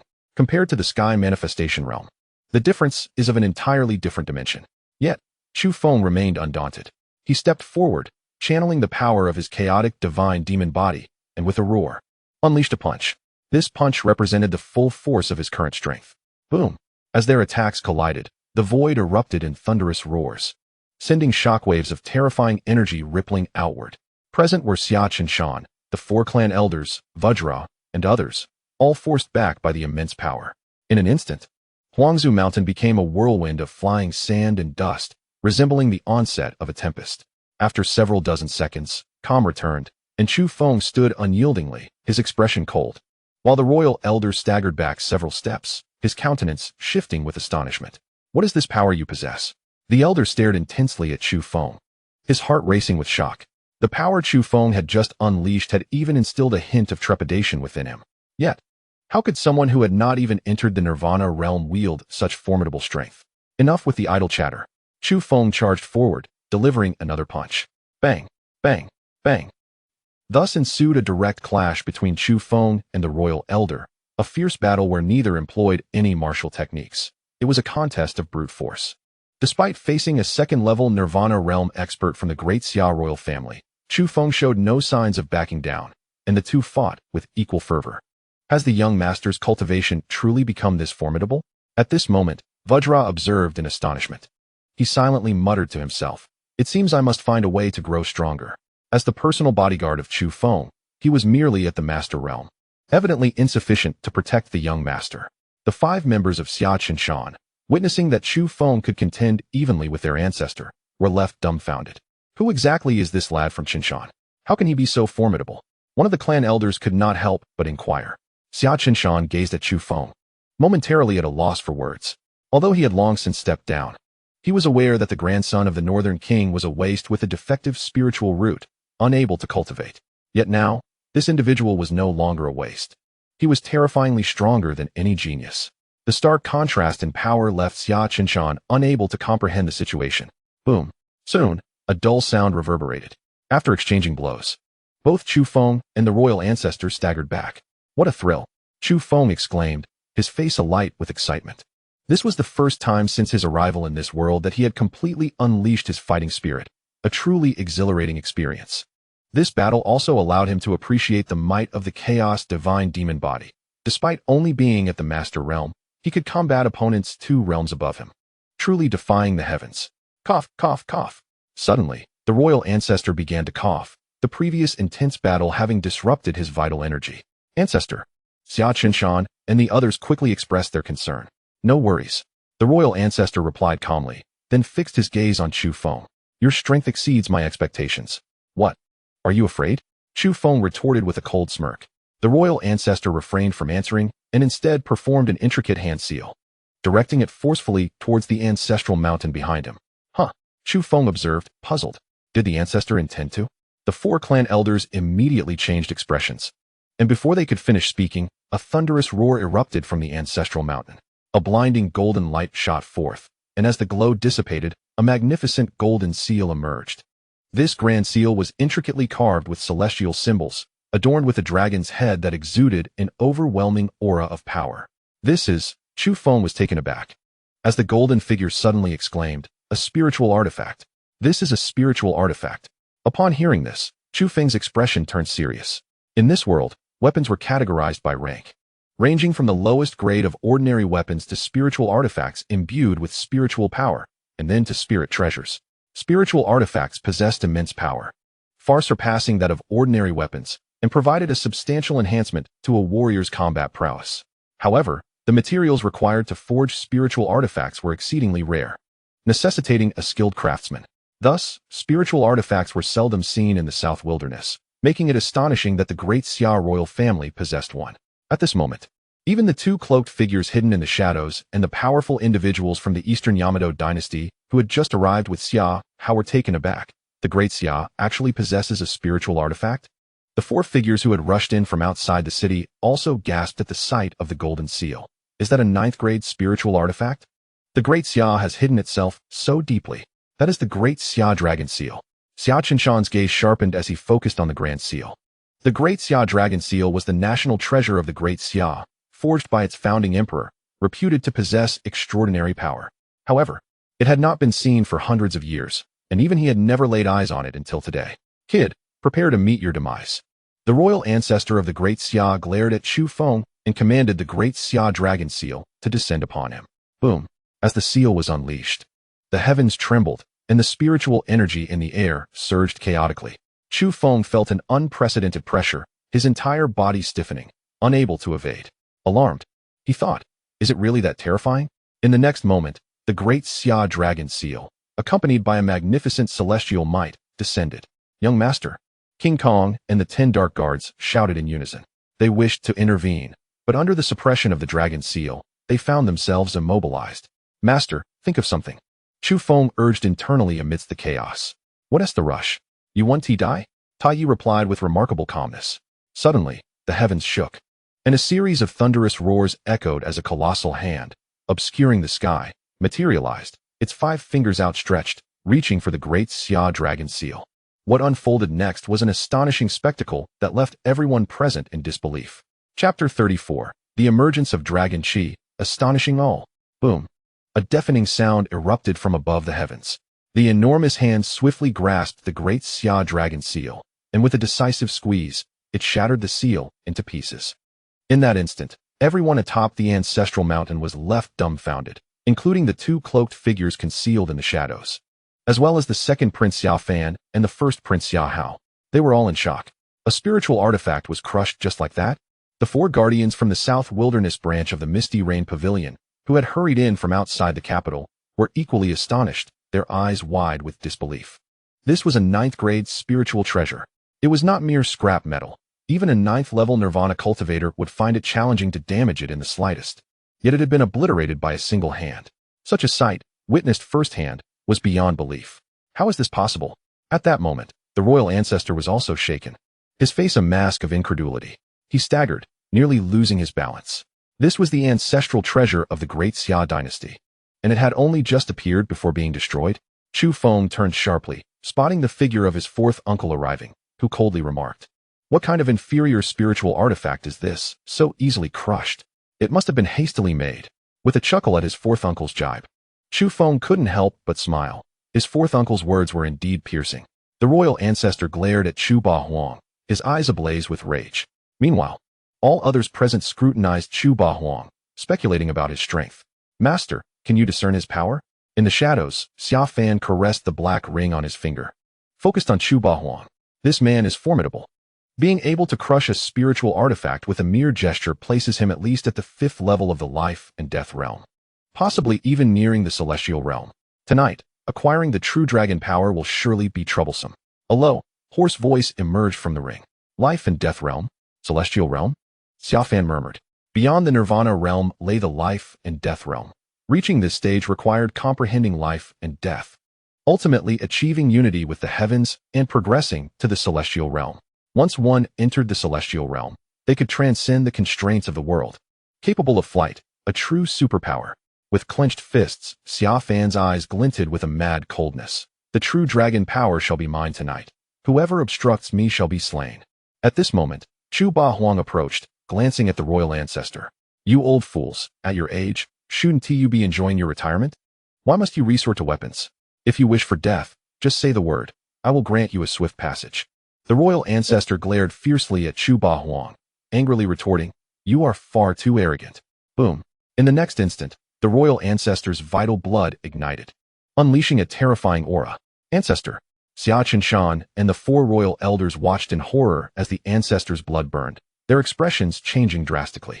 "With my blood, I shall summon the dragon vein's fortune." Suddenly, the royal ancestor roared, as the burning blood surged forth, forming a crimson beam under his control, directly penetrating the ancestral mountain. Boom, boom, boom. In an instant, the entire Huangzu mountain began to tremble violently. At the pinnacle, fissures appeared, from which beams of golden light shot forth. A deafening dragon's roar erupted. The golden light coalesced in the air into an ethereal image of a golden dragon, stretching 100 feet long, exuding an unparalleled might. At that moment, all present were transfixed, their pupils narrowing in astonishment. The 4 guardians of the Misty Rain Tower exchanged shocked glances, exclaiming, "Dragon Shi!" Simultaneously, as the 100-foot dragon soared through the heavens, it triggered a sensation throughout the Great Xia and the entire southern wilderness. Countless individuals gazed up at the dragon's silhouette in the night sky, their expressions filled with awe. "Is that Dragon Shi? The Great Xia actually harbors Dragon Shi." Many powerful figures in the southern wilderness exclaimed. Within the southern wilderness branch of the Misty Rain Tower, a woman looked up at the dragon's image in the direction of the Great Xia, her demeanor sharpening. "Is there truly Dragon Shi in this southern wilderness?" "Steward Wang, where is that location?" she queried coldly. Following her was a middle-aged man, Wang Tiancheng, the head steward of the southern wilderness branch, who respectfully replied, "Esteemed miss, that direction is where the Great Xia Dynasty resides." Once again, the Great Xia, the woman murmured, her brows knitting together as her eyes flickered with intrigue. An elder beside her whispered, "Miss, I have heard that the Great Xia is protected by a dragon vein, and now it seems to be true. Should you harness the power of this dragon vein?" The woman's eyes narrowed. "With only a week until the relics are uncovered, we should first journey to the Great Xia." Meanwhile, in the southern wilderness branch of the Divine Palace, Qiu Yin fixated on the direction of the Great Xia, coldly remarking, "I never anticipated that the Great Xia still contained Dragon Qi. It cannot be allowed to persist." At the same time, the rulers of the 6 other dynasties in the southern wilderness, excluding the Great Xia, were also fixated on the dragon's silhouette, their eyes gleaming with greed. Who would have thought the Great Xia concealed Dragon Qi? It is clear it must be eradicated. Within the palace of the Eastern Japan, Emperor Abe Tania's eyes sparkled with a chilling light. He had originally intended to support the Great Xia's crown prince to ascend to power, allowing him to control the dynasty and gradually consume it. However, the emergence of Dragon Qi altered his plans, prompting him to bark an order, immediately contact the other 5 dynasties and launch a joint assault to annihilate the Great Xia and seize the dragon vein. In a heartbeat, the armies of the various dynasties in the southern wilderness mobilized, their sights set firmly on the Great Xia Dynasty. In the Scion domain, within an ancient and grand academy in the central state, a venerable old man with white hair and beard stood, gazing towards the southern wilderness while stroking his beard. Dragon Chi has emerged in the southern wilderness? It seems peace shall be elusive there. At that moment, another elder clad in black approached, remarking coldly, with the appearance of Dragon Chi, a prodigy shall surely arise. Perhaps this time, the southern wilderness will finally see someone enter the prodigy rankings after a century of disgrace. Should that come to pass, this year's prodigy rankings would undoubtedly be a spectacle to behold, the white-clad elder mused with a slight smile. Outside one of the academy's rooms, a woman paced anxiously, the same one who had previously followed Su Tian. Creak. The door opened, and a solemn middle-aged man stepped out. The woman hurriedly inquired, "Father, how is Brother Su? He has consumed the heavenly spirit pill, but whether he can reconstruct his dantian and restore his cultivation hinges on whether he can awaken the bloodline power within him. If he can awaken it, not only can he rebuild his dantian, but he will also soar to new heights. Otherwise, he will be reduced to a mere invalid." The middle-aged man replied gravely, "Father, what bloodline does Brother Su possess?" The woman asked curiously. "According to your grandfather, this bloodline is at least of heavenly grade. Once awakened, he may even qualify for the upcoming prodigy rankings battle. Heavenly grade bloodline." The woman's expression shifted in surprise, and she exclaimed, "I believe Brother Su will succeed." Her expression then hardened. "But that young lord of the northern town must die." "Indeed." The middle-aged man's face darkened. "How dare a mere lord's son harm someone from my Jixia Academy and even lay hands on you, Ruhr? If he is not severely punished, what face will my Jixia Academy have? I have already sent Uncle Fu to the Great Xia to capture that boy." The woman's eyes glimmered with intense hatred. "Father, when that boy is brought back, I will personally cripple his dantian and let him experience Brother Su's suffering." "Very well." The middle-aged man nodded indulgently. Meanwhile, on Huangzu Mountain, Chu Feng stared in astonishment at the 100-foot dragon's ethereal image. Is this a true dragon? In his past life, he had always believed dragons were mere myth, yet today, he found himself witnessing a real one. This is merely a manifestation of Dragon Chi, not even the true dragon's essence. "The real treasures have yet to emerge," replied Master Tower. "Who dares to offend the Great Xia shall face no mercy. It is an honor for you to perish under the might of my Great Xia's dragon vein today." The royal ancestor, pale-faced, glared at Chu Feng and Chu Bahuang before gesturing with both hands. The dragon image charged toward them, claws bared, intent on devouring them. Feeling immense pressure from the dragon's approach, Chu Feng braced himself, while Chu Bahuang merely glanced dismissively, scoffing, "What nonsense is this dragon vein?" Boom. With a casual wave of his hand, he shattered the descending dragon image. Then, reaching into the fissure of Huangzu Mountain, he unleashed a series of thunderous sounds. A blinding golden light erupted, enveloping the entire Huangzu Mountain in a radiant glow. Instantly, all eyes were drawn to the fissure. Chapter 35. Am I really so easy to bully? Thunderous roars erupted from within the fissure, a terrifying aura surging forth, suppressing all present. What lay within? Chu Feng gazed intently at the crack, his expression shifting repeatedly. Boom. In the next moment, a dazzling beam of golden light shot out, prompting everyone to look up. Within that golden light, a radiant pearl floated, and within it, a tiny dragon the size of a thumb was peacefully slumbering. "This is..." Chu Feng's expression stiffened as Master Tower explained. "This is a dragon pearl, containing a young dragon." "A dragon?" Chu Feng's expression underwent numerous changes. The four guardians of the Misty Rain Tower and two cloaked figures lurking in the shadows stared at the dragon pearl, their eyes gleaming with fervor. Who would have thought that the Great Xia's dragon vein was formed from a dragon pearl? No wonder the dragon chi is so potent. "Child, if you can obtain this dragon pearl, not only will you gain the body of a true dragon, but you will also command a young dragon. At that time, the entire Zhongshuan domain will revere you." The voice from Xia Fan's ring resounded with great excitement. Xia Fan stared at the pearl with fervent eyes. It seemed that the Great Xia Dynasty did possess some treasures after all. Chu Bahuang looked at the dragon pearl with indifference, his expression betraying no emotion. Whoosh. Suddenly, the two cloaked figures appeared, dashing like lightning toward the dragon pearl, intent on seizing it. As they made their move, the four guardians of the Misty Rain Tower also sprang into action without hesitation. Boom, boom, boom. Each of them unleashed their cultivation, surpassing the 6th level of the Nirvana realm, while the four guardians of the Misty Rain Tower reached the 9th level of the Nirvana realm. "Stop!" The royal ancestor's eyes narrowed at the sight, and he let out a furious roar, channeling all his strength toward the 6 individuals. desperate to prevent them from claiming the Dragon Pearl. The Dragon Pearl was the source of the Great Xia's dragon vein. If taken, the dynasty's fortunes would be utterly obliterated. However, he was merely at the second level of nirvana, and having just expended all his vital essence, how could he possibly contend with these 6 individuals? Bang! They struck simultaneously, reducing this royal ancestor to mere fragments. Ancestor, Xia Qinshan, and the 4 royal elders cried out in anguish and fury. At that moment, the 6 had already approached the Dragon Pearl, their eyes ablaze with desire, ready to seize it. Suddenly, a figure appeared, unleashing a terrifying surge of spiritual power directed at the 6.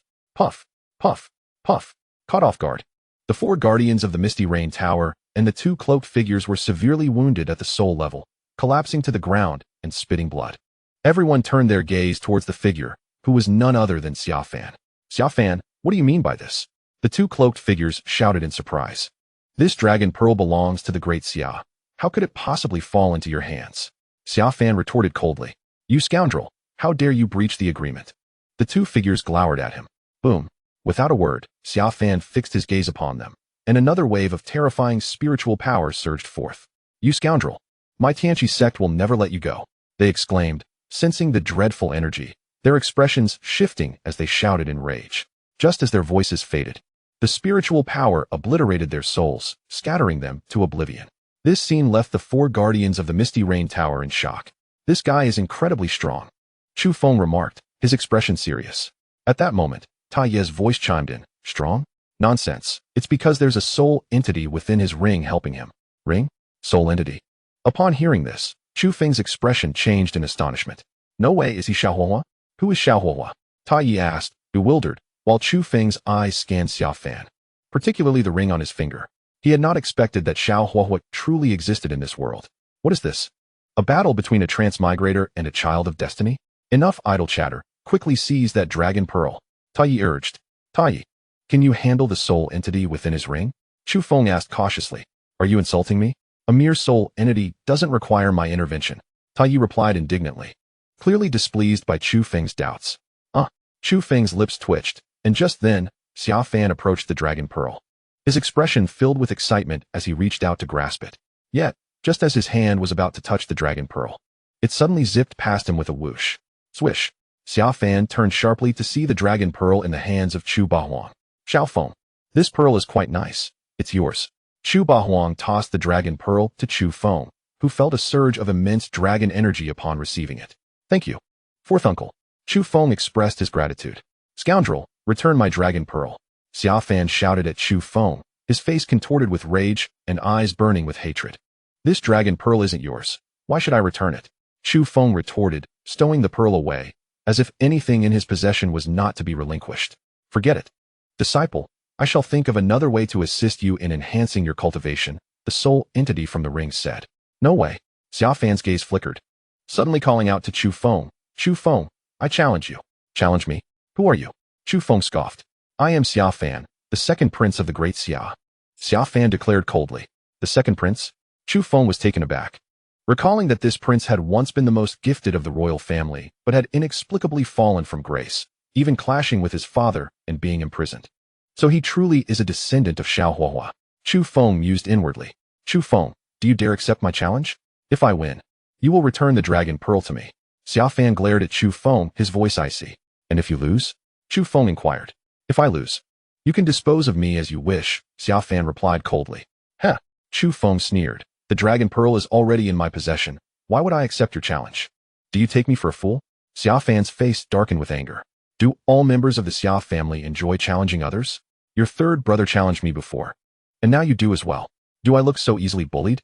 Chu Bahuang interjected. Xiao Feng, why waste words with him? Just eliminate him. Just as he was about to strike Xia Fan, a low, hoarse voice emerged from the ring on Xia Fan's finger. Hold on. Chapter 36, Child of Destiny? A single palm to obliterate. Swish. At that moment, a gray light burst forth from the black ring on Xia Fan's finger, transforming into the ethereal figure of an elder. Chu Feng surmised that this must be the soul entity Tai Yi had mentioned. Master, Xia Fan exclaimed upon the elder's appearance. Chu Bahuang glanced at the figure coldly. Are you here to save your disciple? The elder replied. Your disciple is unaware of the gravity of his actions. I seek your forgiveness. Is a mere apology sufficient? Chu Bahuang scoffed. Who do you think you are, with such pretensions? The elder's expression darkened, while Xia Fan bellowed, My master is a Dan Emperor. How dare you disrespect him? Boom. The mention of Dan Emperor caused shock to ripple through Xia and Shan, the four royal elders, and the four guardians of the Misty Rain Tower, their expressions filled with astonishment. Dan Emperor? Only alchemists who reached the imperial level could claim such a title. In this mystical world, alchemists were indispensable, and powerful alchemists were revered by all. Alchemist ranks are divided into 4 tiers: Heaven, Earth, Profound, and Yellow, with the royal tier being known as Dan Wang, and above that, the Emperor level, revered as Dan Huang. In the southern wilderness, it was rare to find even a heaven-tier alchemist, let alone a Dan Wang or Dan Huang. To hear that this elder was a royal-tier alchemist was almost unbelievable. Amidst the crowd's astonishment, the elder bore a proud smile, declaring, I, Yun Xingzi, was a royal-tier alchemist in my lifetime. Wow, another alchemist. He's truly a second Xiaohua. Chu Feng thought, his expression shifting in shock. He glanced at Xia Fan, silently pondering whether this fellow was truly a child of destiny. At that moment, upon learning of the elder's status as a Dan Emperor, Chu Bahuang merely scoffed. Dan Emperor? What a pathetic title to boast about. Huh. The words left the crowd in stunned silence. Even Yun Xingzi's expression faltered, his face darkening. This was the first time he had heard someone dare to belittle a Dan Emperor. Did this person even comprehend the significance of such a title? Suppressing his rising anger, Yun Xingzi addressed Chu Bahuang coldly. Sir, your words are excessively arrogant. Slap. Without hesitation, Chu Bahuang delivered a resounding slap across Yun Xingzi's face, causing the elder's ethereal form to waver as if it might dissipate at any moment. Master. Xia Fan's expression changed in alarm. Yun Xingzi's pupils constricted as he stared at Chu Bahuang in terror. Although he was aware of his opponent's formidable strength, he never anticipated that this individual could be so overwhelmingly powerful. That last strike had completely deprived him of any chance to react. He even had an instinctive feeling that, even at the height of his former glory, he would have been unable to evade such a blow. Contemplating this, a tempest surged within Yun Xingzi. Do I still seem arrogant? Should I invite a few more slaps? Chu Bahuang, prepared for a fight, gazed at Yun Xingzi, who shook his head repeatedly. I beg your pardon, esteemed senior. I misspoke earlier. In that moment, Yun Xingzi's demeanor shifted to one of utmost respect. If he were to endure even a few more slaps from his opponent, he feared he would be utterly shattered. My fourth uncle is truly impressive. Chu Feng observed the dignified demeanor of this Dan Emperor-level figure with envy. Youngster, do not be envious. Once you awaken the power of the chaotic divine demon body to its utmost potential, not only will Dan Emperors bow before you, but even Dan Emperors will be compelled to show you deference. The voice of Ta Yi echoed once more. However, awakening the power of the chaotic divine demon body to its fullest extent is no simple feat. Chu Feng mused internally. Although he currently possessed the most supreme physique in existence, realizing its full potential would be a daunting challenge. What's so difficult about it? Just spend the night with several women who possess unique physiques and abundant fortunes. Ta Ye's blunt words left Chu Feng with a face full of dark lines. While there was truth in what he said, Chu Feng couldn't shake the feeling of being reduced to a gigolo. Just as he was lost in thought, Chu Bahuang's voice suddenly broke through. Xiao Feng, how do you plan to deal with this master and disciple pair? Should we execute them immediately? Upon hearing this, Yun Xingzi's expression turned tense as he looked at Chu Feng. He never imagined that his life and death would rest in the hands of a mere youth. This realization filled him with myriad emotions, especially a profound hatred for the rebellious disciple who had caused him such turmoil. Had it not been for that rebellious disciple, how could he, a once great Dan Emperor, have fallen to such depths? Chu Feng regarded Yun Xingzi directly and declared, If you are willing to submit to me and acknowledge me as your master, I will spare your life. At this proclamation, Yun Xingzi's countenance shifted dramatically, while Xia Fan's expression became exceedingly grim, his gaze fixed intently on Chu Feng. What? Are you unwilling?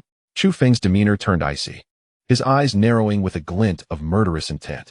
The reason he sought the other's submission was to seize Xia Fan's fortune, for in this world, there could only be one protagonist, him, Chu Feng.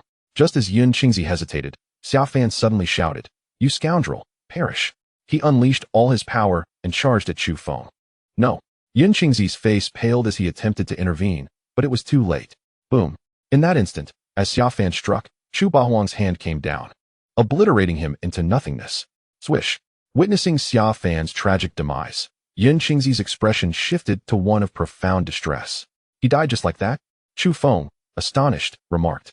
He had encountered many so-called children of destiny, and it was often said that they were exceedingly difficult to kill, requiring one to completely strip away their fortune before they could be eliminated. Yet now, Xia Fan had perished so easily. Was he truly a child of destiny? At this moment, Tai Yi also pondered silently. What kind of freakish family is this, where even a child of destiny can be dispatched with such ease? Swish. After Chu Bahuang dealt with Xia Fan, his cold gaze swept towards Yun Qingzi. Do you wish to join your disciple? Instantly, Yun Qingzi's expression fluctuated. He had yet to take his revenge and could not afford to die. He promptly bowed to Chu Feng. Yun Qingzi pays his respects to the master. You are wise to recognize your place. Chu Bahuang snorted coldly, and with a wave of his hand, sent an energy into Yun Qingzi's soul. The latter's expression tightened as he gazed at his opponent. What have you done? Nothing much, just placed a binding spell within your soul. Should you dare betray my little foe, prepare to experience the sensation of your soul being torn to shreds, came the response. Swish. Upon hearing this, Yun Qingzi's pupils constricted. As an alchemist, he had a unique understanding of souls, and such soul-manipulating spells were exceedingly rare. He never expected that this person could wield them so effortlessly. Who on earth is this individual? Subsequently, he respectfully replied, I would not dare. Fourth uncle, you are truly remarkable. Chu Feng gave a thumbs up to Chu Bahuang. His fourth uncle was indeed astonishing. At that moment, he couldn't help but wonder if his other uncles were equally formidable. If they were all this impressive, what was the point of his efforts? He could simply recline in ease. Xiaofeng, these individuals. Chu Bahuang then turned his attention to the 4 guardians of the Misty Rain Tower on the ground. They quickly exclaimed, We are the guardians of the Southern Wilderness branch of the Misty Rain Tower. Clearly, they sought to reveal their identities to save their lives. But upon their identity being exposed, Chu Feng coldly snorted, Misty Rain Tower members? What use are they to us? At these words, the 10 shadow guards swiftly sprang into action, executing the 4 guardians without hesitation. Immediately, Chu Feng's gaze fell upon the 5 from the Xia family. Xia Qinshan stared at Chu Feng. I never imagined that the legacy of the Great Xia Dynasty, which has endured for a millennium, would ultimately meet its end at your hands. I have failed the ancestors of the Great Xia. Now that they had fallen into his grasp, they resigned themselves to be killed. But then, Chu Feng's voice rang out. Who says the Great Xia Dynasty is doomed? Huh. The 5 from Xia Qinshan were taken aback, their eyes widening as they looked at Chu Feng. Aren't you plotting to usurp power? I have no interest in the throne. If it weren't for that Summer Jutian seeking my life, I wouldn't bother with him at all. From this day forward, the royal family of Great Xia shall still bear the surname Xia, and the new emperor will be Xia Yura. If you are willing to acknowledge this new emperor, I will spare your lives. If not, you shall accompany your ancestors to the underworld, Chu Feng stated coldly. Yura? Xia Qinshan was taken aback. Was that not his daughter? Suddenly, a chilling and playful laughter echoed unexpectedly. Chapter 37. The Ascension of the Empress. Swish. At that moment, another group of people appeared on the royal ancestral mountain, led by the Grand Prince Xia Hao, accompanied by a contingent of figures dressed in black, wielding swords. Xia Hao. Chu Feng regarded him. Do you wish to join the fray as well? Chu Feng. I must say, you are indeed formidable, and the Northern King's manor behind you is even stronger. However, I never anticipated your deep affection for Yura, wanting her to become the Empress of Great Xia. Since you are so devoted to her, I suppose you wouldn't want to see her come to harm, would you? As soon as Xia Hao finished speaking, Xia Yura was brought forth. Young master, do not concern yourself with me.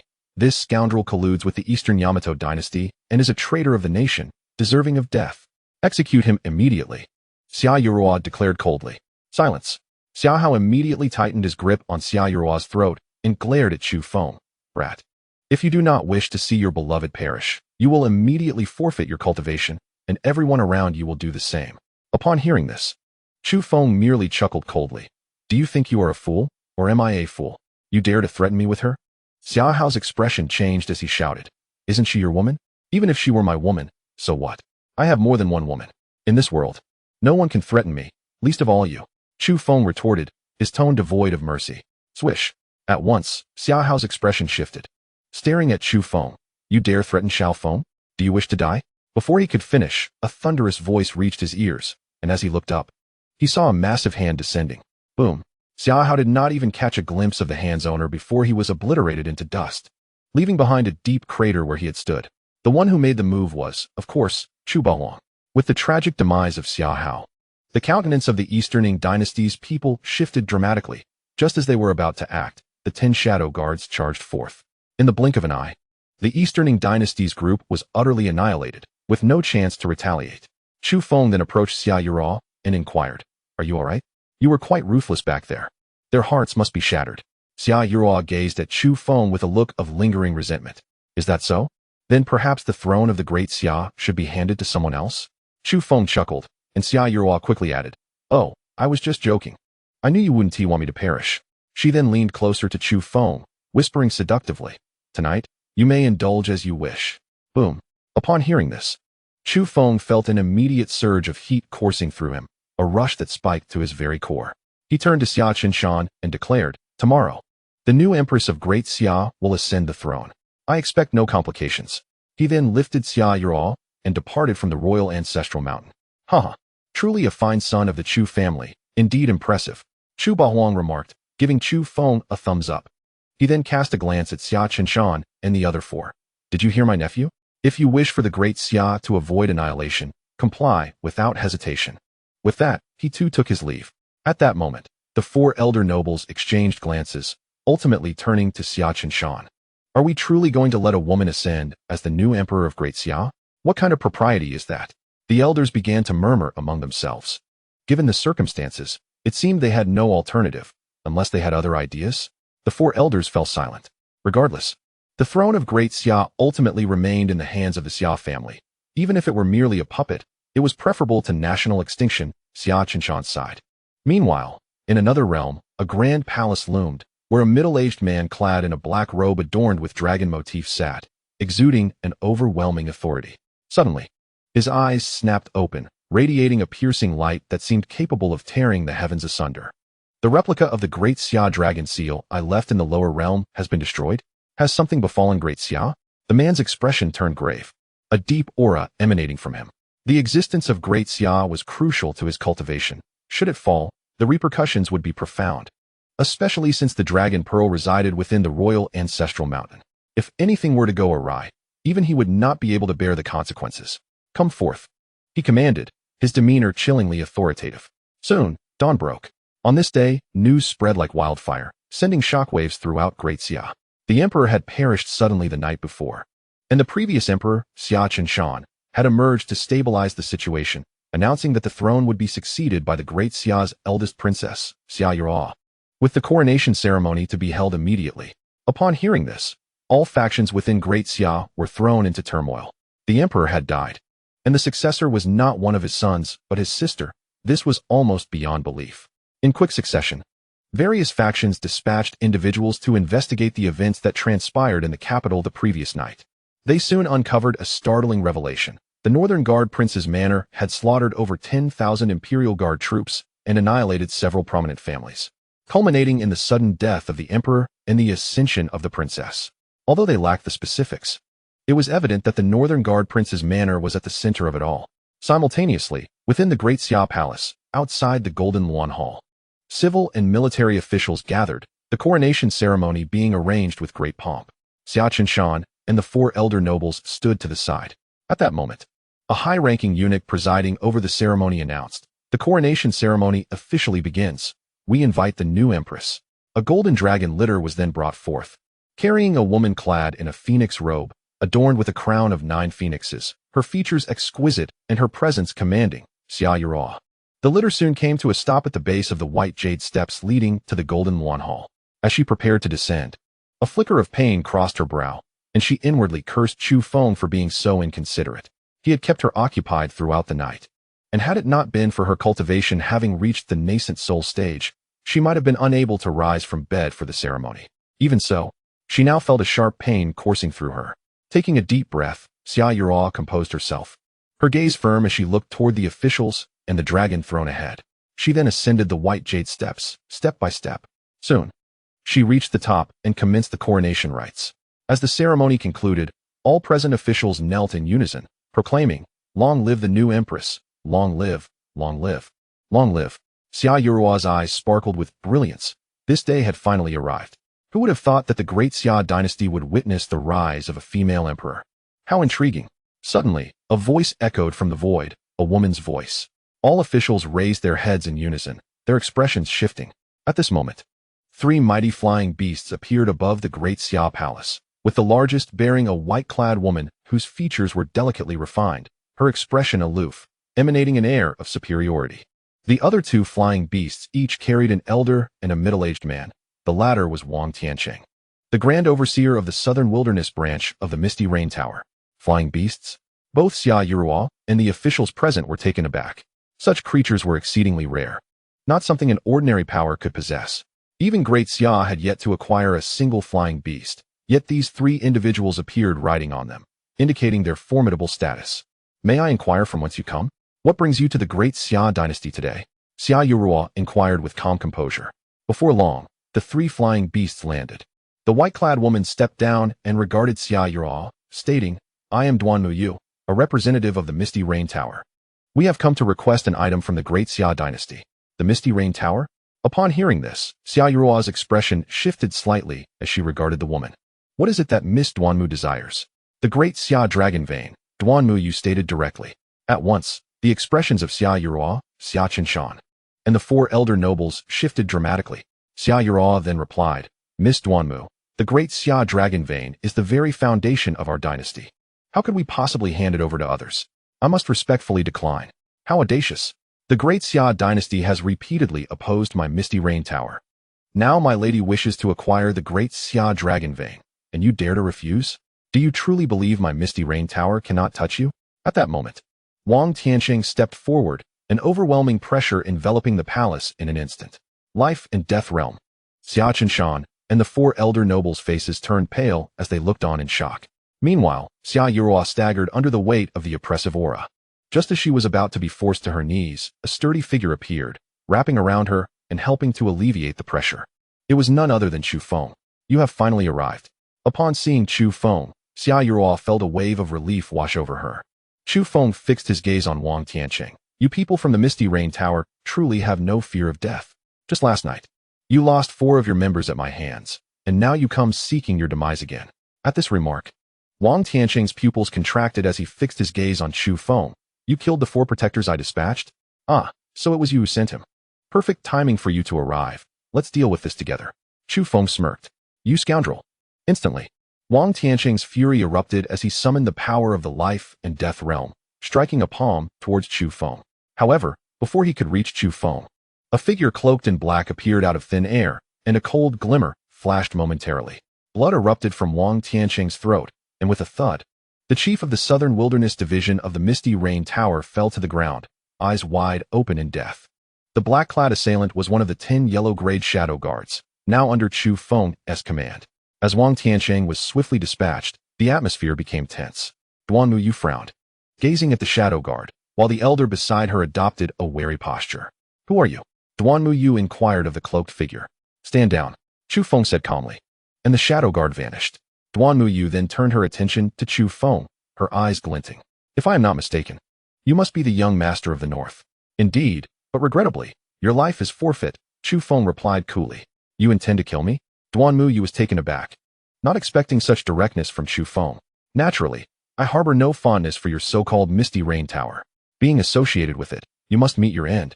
Chu Feng retorted coldly. Duanmu Yu's expression shifted, and the elder interjected, Young master of the north, are you aware of my lady's identity? Should you dare to harm her in the slightest, not only your Wang family, but the entire Great Xia Dynasty shall cease to exist. Chu Feng chuckled disdainfully. Do you think I can be intimidated? Boom. In an instant, the elder stepped forward, and a terrifying aura erupted from him, shaking the very heavens. At that moment, he appeared to merge with the universe, embodying the essence of the heavens themselves. This overwhelming presence forced everyone present to the ground. Xia Qinshan's pupils constricted as he exclaimed, Heavenly human realm? This individual is a heavenly human realm expert? The air around them felt as though it had solidified. Yet Chu Feng, unfazed by the elder's heavenly human might, responded calmly, What of the heavenly human realm? Is it truly that formidable? You insolent boy. The heavenly human realm may not be impressive, but it is more than sufficient to eliminate you. The elder's voice was stern and chilling. Is that so? Chu Feng smiled playfully. Suddenly, the 10 yellow-grade shadow guards appeared in unison, exuding an aura that rivaled that of the elder. Boom! At that moment, the sky quaked as if 1,000 thunders had erupted. Uffed! The elder was immediately forced back by the overwhelming force of the shadow guards. spitting out a mouthful of blood. His eyes widened in disbelief. How is this possible? How could, not only he, but even Duanmu and Xia Qinshan were left dumbfounded. 10 heavenly human realm experts? How can this be? A smirk danced across Chu Feng's lips. He had already known the strength of these 10 yellow-grade shadow guards since the previous night, all being of the heavenly human realm. The revelation had greatly shocked him, as such prowess was unparalleled in the southern wilderness. He pondered what sort of formidable family he had traversed into. With a cold gaze, he turned to the elder and taunted, "Weren't you going to kill me? Proceed." At this moment, the elder's complexion was ashen, drenched in sweat. A hint of panic creeping into his heart. 10 heavenly humans? How could he possibly confront such odds? Duanmu, regaining her composure, addressed Chu Feng, "Young master of the north, there has been a misunderstanding. I ask for your forgiveness." Misunderstanding? Chu Feng scoffed, glaring at her. "Do you take me for a fool?" Instantly, Duanmu's expression changed, a flicker of anger surfacing in her eyes, though she managed to suppress it. She looked up at Chu Feng, her voice low. "What might appease your ire, young master? My current anger is substantial. Whether it can be quelled depends on your actions." Chu Feng's eyes scrutinized Duanmu with a devilish grin. Her complexion shifted as she realized the notorious reputation of the young master of the north. His words were unmistakably suggestive. But how could this be? A moment of turmoil and hesitation filled her eyes. Suddenly, a guard rushed in, kneeling before Xia Yu. "Your Majesty." "Grave news. What is it?" Xia Yuru felt a sense of foreboding. "Your Majesty, the Eastern Japan dynasty has allied with 5 other dynasties, mobilizing 200,000 troops towards our Great Xia borders. The situation is dire. I implore you to make a swift decision." With that announcement, the expressions of all officials changed dramatically, shock rippling through the assembly. 200,000 troops from 6 dynasties? This was an intent to raise the Great Xia Dynasty. It was known that while the 7 dynasties of the southern wilderness had their frictions, large-scale wars had never erupted. Only the Great Xia and the northern barbarians engaged in significant battles, with their combined forces barely reaching a few tens of thousands. Now, the 6 dynasties united with 200,000 soldiers. This would be the largest war in the history of the southern wilderness. Xia Yuru's countenance darkened as she realized the unprecedented crisis she faced so soon after her ascension. The only force capable of countering this threat was the Northern Army, which had just annihilated 50,000 barbarian troops. Just 6 dynasties? If they dare come, we shall extinguish them, Chu Feng declared with calm confidence. Indeed, if the 6 dynasties dare approach, we shall deal with them together. A deep, resonant voice interjected. A man donned in black armor, wielding a heavy iron sword, strode in, exuding an aura of bloodlust. This was Dongfang Changyuan, one of the 4 commanders of the Northern Army. "Commander Dongfang Changyuan, at your service, young master." He knelt before Chu Feng. The officials were taken aback upon hearing the name Dongfang Changyuan. He was a legendary figure in the Northern Army. They suddenly recalled the presence of 100,000 northern troops just outside the capital, a detail overshadowed by the new emperor's coronation. "Commander Dongfang, your arrival is timely. How do you suggest we respond to the actions of the 6 dynasties?" Chu Feng inquired. "With your command, I can lead the 10,000 troops of the Northern Army to the borders at once and annihilate the 6 dynasties." Dongfang Changyuan's expression was icy, his tone resolute. "Hiss." The officials were astounded at his audacity.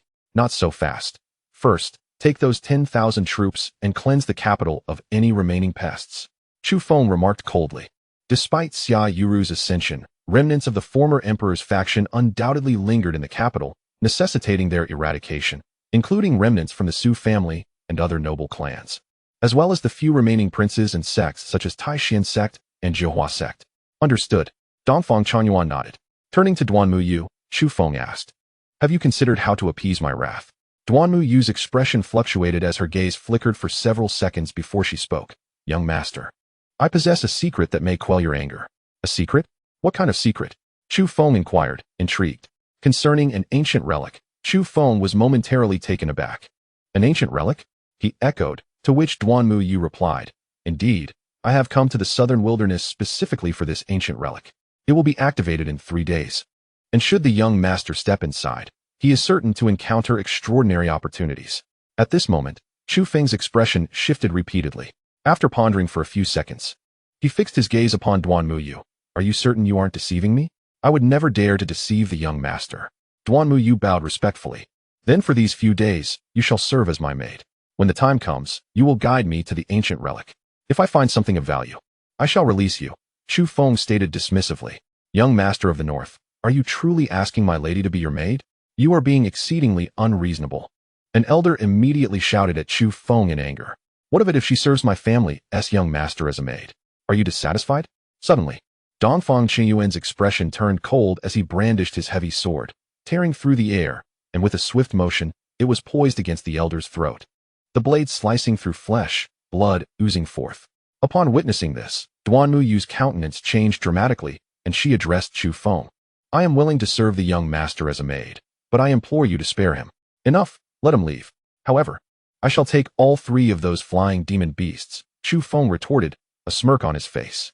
Dongfang Changyuan sheathed his sword and coldly commanded, leave. The elder glanced at Duan Muyu, who replied, you may return now. After contemplating for a moment, the elder cast a cold glance at Chu Feng and departed into the void. At that moment, Xiaoyu Ruo quietly remarked to Chu Feng, what if he returns to the Misty Rain Tower to seek aid? What does it matter? As long as they are not afraid of death, they are welcome to come. Chu Feng replied nonchalantly, then turned to Xiaoyu Ruo. These 100,000 troops of the Northern Defense shall remain here. They will assist you in fully grasping control of the Great Xia Dynasty. Anyone who resists shall be slain without hesitation. Understood, Xiaoyu Ruo nodded. Having just ascended the throne, she had yet to fully secure her hold over the Great Xia Dynasty. With 100,000 troops at her disposal, she could certainly stabilize the situation more swiftly. Subsequently, Chu Feng led Duan Muyu to the Northern Defense Prince's manor. At that moment, the elders of the 4 great clans of the Great Xia exchanged glances, looking towards Xia Qinshan. Qinshan, what is the background of this Northern Defense Prince you have conferred? Now aware of Chu Feng's identity through Xia Qinshan, they realized that his grandfather's title as the Northern Defense Prince had been granted by him. Yet, the ease with which Chu Feng could summon 10 Celestial Realm experts had once again astonished them. Xia Qinshan himself was left speechless. He had never imagined that the first foreign royal he had conferred would turn out to be so formidable. Chu Tianquang, who exactly are you? Xia Qinshan murmured to himself. Meanwhile, in the study of the Northern Defense Prince's manor, Chu Tianquang suddenly sneezed, exclaiming, who is thinking of this old man? Could it be those ancient ones from the divine realm? Father. At that moment, Chu Longxiang entered with Chu Feng. Xiao Feng, you have returned. Chu Tianquang beamed at Chu Feng. Then, Chu Feng recounted the invasion of the Great Xia Dynasty by the allied 5 dynasties of the Eastern Sea. What do you plan to do about this? Chu Tianquang inquired. Naturally, we shall annihilate them all. Chu Feng declared bluntly. Excellent. Such ambition. You truly are a son of the Chu family. I shall entrust the task of dealing with the 6 dynasties to you. Consider it a small trial. He handed Chu Feng a golden token. This is the Northern Defense Order. With this, you may command the Northern Defense troops at will. Yes, grandfather. I assure you I shall not bring shame to the Chu family. Chu Feng accepted the token and nodded, then turned to leave. It seems Xiao Feng has indeed matured. The future of the Chu family is promising. Chu Tianquang mused, stroking his beard. Father, will this boy's changes be too great? Chu Longxiang suddenly frowned. Fear not. I have checked on Xiao Feng. His health is perfectly fine, Chu Tianquang reassured him. At this moment, Chu Chongqing appeared, addressing Chu Tianquang. Father, news has come from the divine realm. Chapter 40. Visitors from the upper realm. As Chu Feng exited the study, he sought out the manor's steward to arrange a room for Duan Muyu. Young master, young master. Suddenly, the voice of Wang Pongzi echoed as he approached, his corpulent form waddling towards Chu Feng. What brings you here? Young master, I'm so glad to see you safe. Wang Pongzi exclaimed, rushing forward to embrace him. Then catching his breath, he continued, I just heard that the Imperial Guard surrounded the Northern Defense Prince's manor last night, and that the Emperor of the Great Xia has died, replaced by a female emperor. I thought something had happened to you. Rest assured, I am quite resilient. Chu Feng replied with a smirk. Ah, and who is this enchanting beauty by your side? The quality of your companions seems to be rising, Wang Pongzi remarked, his eyes lighting up at the sight of Duan Muyu. This is Duan Muyu, a new mate of mine, Chu Feng introduced, patting Wang Pongzi on the back. Now that the Great Xia has a new emperor, no one will dare to harm you. You can do as you please. Really? Wang Pongzi's eyes widened in surprise. And he began to scheme. You don't mean to say you've been with the new Empress, have you? You clever boy. Chu Feng laughed heartily. Impressive. Wang Pongzi gave him a thumbs up. I plan to venture into business. Business? Chu Feng raised an eyebrow. Wang Pongzi nodded earnestly. I want to open a shop even better than the Misty Rain Tower, aiming to establish a chain throughout the southern wilderness, perhaps even across the entire Zhangxian domain. Upon hearing this, Duanmu Yu could not help but smirk, thinking how deluded Wang Pengzi was. To aspire to open a shop more magnificent than the Misty Rain Tower was merely a pipe dream. That's a splendid idea. I support you. Should you require anything, do not hesitate to ask, Chu Feng encouraged. Thank you, young master. Wang Pengzi grinned sheepishly.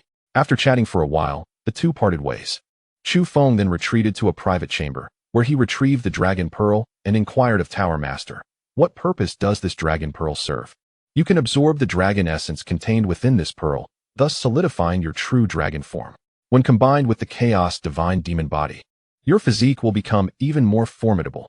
At these words, Chu Feng's expression transformed in astonishment. A true dragon form? What of the young dragon within this pearl? The young dragon remains in slumber, yet to awaken. Once it does, you may claim it as your steed, Tower Master replied. A steed? Chu Feng's eye sparkled. The thought of riding a true dragon was exhilarating. Enough dreaming. If your strength is insufficient, it may not be you who rides it, but rather it who devours you. Tower Master interrupted his reverie. Hasten to absorb the dragon essence and enhance your power. Without delay, he summoned the Chaos Divine Demon Tower. What is this? Suddenly, a voice of astonishment emanated from a ring on Chu Feng's hand, which contained Yun Qinzi. Do not inquire about matters that do not concern you, Chu Feng retorted coldly. Stepping into the first level of the Chaos Divine Demon Tower to begin fervently absorbing the dragon essence from the pearl. As he entered the tower, Yun Qinzi within the ring felt a sudden loss of connection, as if shrouded from perception. At the headquarters of the Huangquan Pavilion in the southern wilderness, news of the situation at the Northern Defense Prince's manor sent shockwaves through the upper echelons. They had not anticipated that the elite assassins sent to eliminate the Northern Defense Prince's manor would be completely annihilated, a significant blow to the Huangquan Pavilion. The audacious Northern King's manor must be eradicated, otherwise, how can my Huangquan Pavilion maintain its foothold in the southern wilderness? At this moment, a senior figure of Huangquan Pavilion expressed his indignation.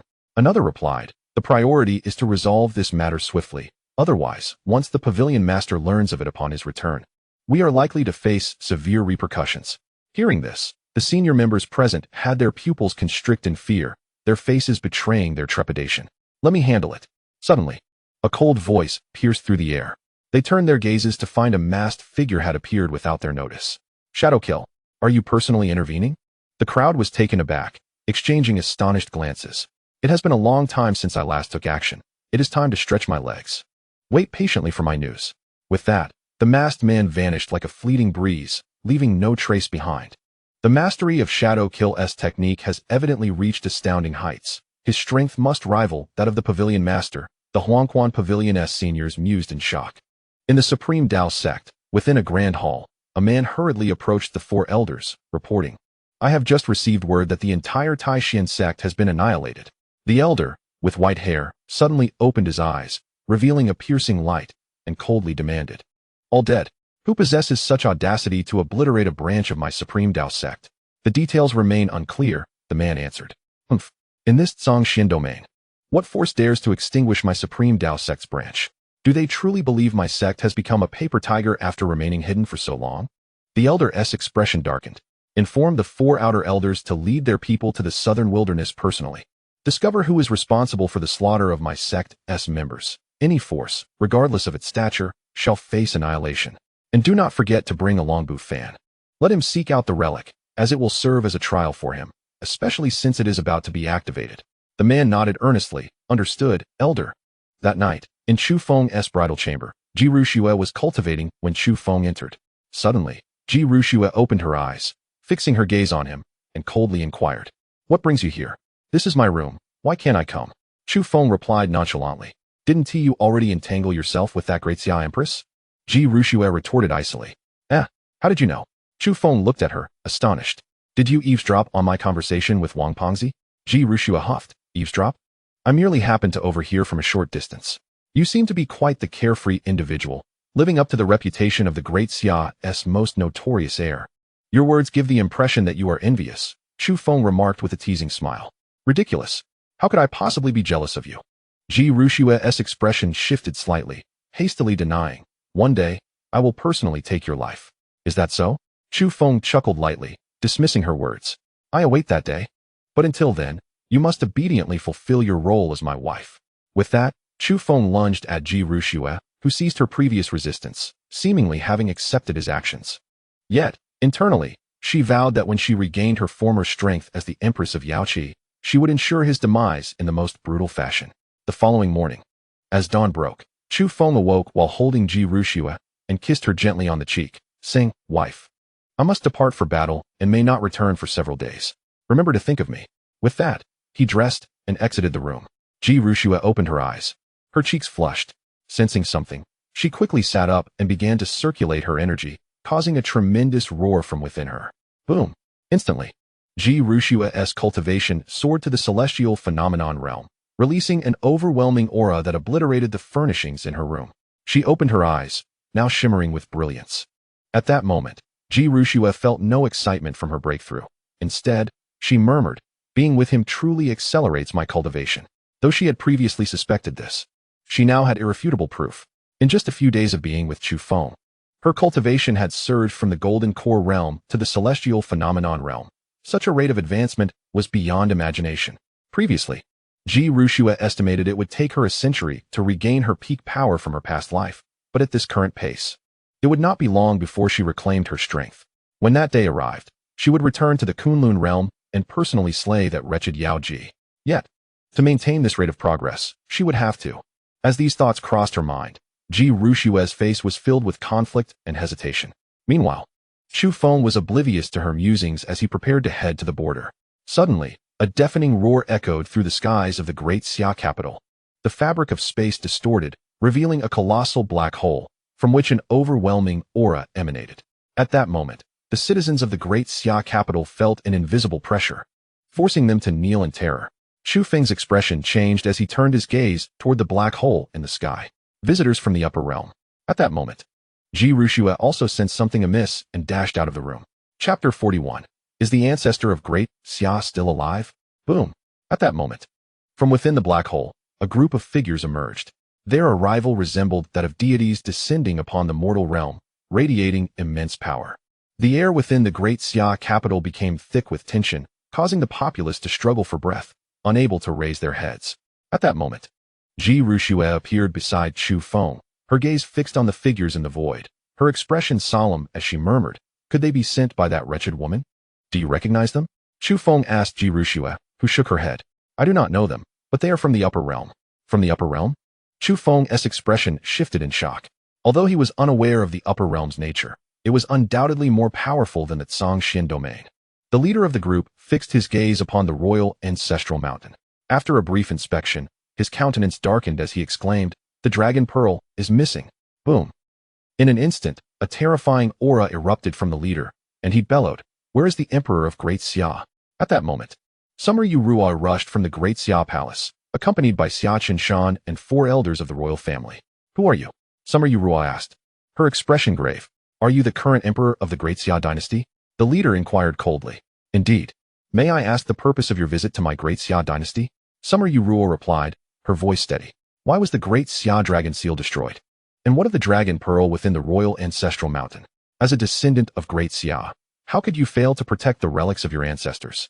What use are you to us?" The leader's reprimand made Summer Yu Ruo and the others tremble, causing them to spurt blood and kneel on the ground. "This is a matter of my Great Xia Dynasty. What concern is it of yours?" Summer Yu Ruo's expression darkened. "We come on the orders of the Great Xia ancestor." At these words, Summer Yu Ruo was taken aback, and the leader continued, "The Great Xia ancestor is the progenitor of the Great Xia Dynasty." Boom. The revelation sent shockwaves through those present.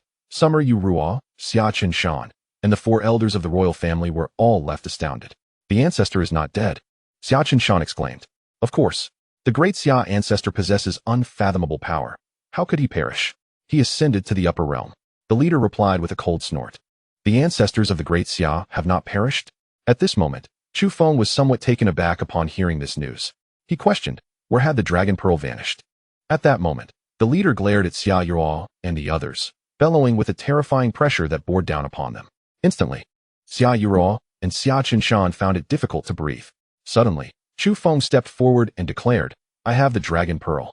The leader's gaze shifted to Chu Feng, his expression darkening. "The dragon pearl is in your possession?" "Indeed," Chu Feng replied, maintaining his composure.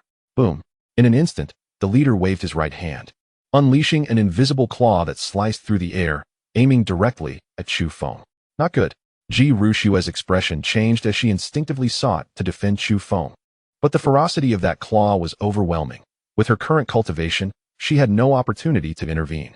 What kind of insignificant insect dares to strike at my little Feng? At this critical moment, a stern voice resonated from within the Northern King's residence. Chu Bahuang stepped forth, and with a single slap, he shattered that claw into nothingness. Swish! The leader turned his gaze to Chu Bahuang, his brow furrowing as he asked, "Who are you? Touch my little Feng, and you shall die?" Chu Bahuang replied coldly, casting a glance at him before raising his hand for another strike. Boom! Suddenly, a colossal palm imprint emerged in the void, radiating immense power. At this moment, the people within the capital of Great Xia were left in awe. Ji Rushua's pupils constricted. She realized that the might of this palm surpassed the realm of the lower world, something not achievable by mortals here. What exactly is the background of the Chu family? Could they possibly hail from the upper realm? Ji Rushua pondered silently. Meanwhile, the group in the sky, upon witnessing this towering palm, felt their hearts sink in fear. Not good, we must retreat. The leader began to speak, but before he could finish, the palm descended. Boom! With a deafening roar. The powerful figures sent by the Xia ancestors were crushed into oblivion, leaving not a trace behind. At this moment, the arena fell silent, utterly still. Easily vanquished. Chu Bahuang remarked, shaking his head with a hint of boredom. Wow, uncle is truly formidable. Chu Feng marveled at the scene. What kind of family does this kid belong to that even I, the Tower Master, cannot perceive their true nature? The Tower Master muttered to himself. Chu Bahuang glanced at Chu Feng and said, "Little Feng, it's fine. I'm going back to sleep now." With that, he vanished from sight. Chu Feng approached Xia Yurua, supporting her as he asked, "Are you all right? Is everything fine?" "I'm fine." Xia Yurua shook her head and remarked, "I never expected the ancestor to still be alive. That dragon pearl seems to hold great significance to the ancestor. I fear they will not let this matter rest. No worries if they dare come again. My uncle can simply crush them with another slap." Chu Feng chuckled. At the same time, within a palace in the upper realm, a figure rushed in. Kneeling before a seated figure and reporting, "Master, all the soul lamps of those sent to investigate the Great Xia Dynasty have extinguished." Swish! Instantly, the seated figure's expression darkened. His eyes shadowed. How could this be? Have they all perished? This person was none other than the ancestor of the Great Xia Dynasty, Xia Tianyang. "Indeed, master," the figure replied, bowing his head. "How could this happen? With their cultivation, even under the suppression of the lower realm's heavenly laws, they should not have been harmed." Xia Tianyang's face turned grim, disbelief etched across his features. Then a thought struck him. Could it be that other powerful beings from the upper realm intervened? Swish! Realizing this, Xia Tianyang's expression shifted, an ominous premonition creeping in. Has the news of the Dragon Pearl leaked, drawing the attention of other powerful beings from the upper realm? If that is the case, it would spell disaster. Should the Dragon Pearl fall into the hands of those from that place, I would be finished. Contemplating this, Xia Tianyang's expression grew grave. He commanded sharply, "Immediately relay orders to Chia," instructing him to personally descend to the lower realm and ascertain the situation. Remember, the Dragon Pearl must not suffer any mishap. Chapter 42. Surrender within 3 days, or face annihilation. At this moment, the Great Xia's border had transformed into a battlefield of carnage. The Eastern Xia Dynasty, in alliance with 5 other major dynasties, deployed 200,000 troops. And within a day, they had reached the Great Xia border. The defending forces of Great Xia numbered merely a few tens of thousands. Utterly incapable of resisting such overwhelming odds, and within mere hours, the Great Xia border's defenders were annihilated. Ha! The Great Xia army is nothing but this. At the forefront of the 6 major dynasties' forces, 6 figures rode upon demonic beasts, commanding the army. Each possessed a cultivation level that had reached the celestial phenomenon realm. And one of them scoffed at the fallen defenders of Great Xia. Truly pathetic. We shall charge straight into the capital of Great Xia. I have heard they have placed a young girl upon the throne as emperor. Soon, we shall have her kneel before us and make these Great Xia commoners our slaves. The Eastern Sea commander exclaimed excitedly. Well said. The other 5 commanders echoed in agreement. You may not have that opportunity. Suddenly, a cold and merciless voice rang out.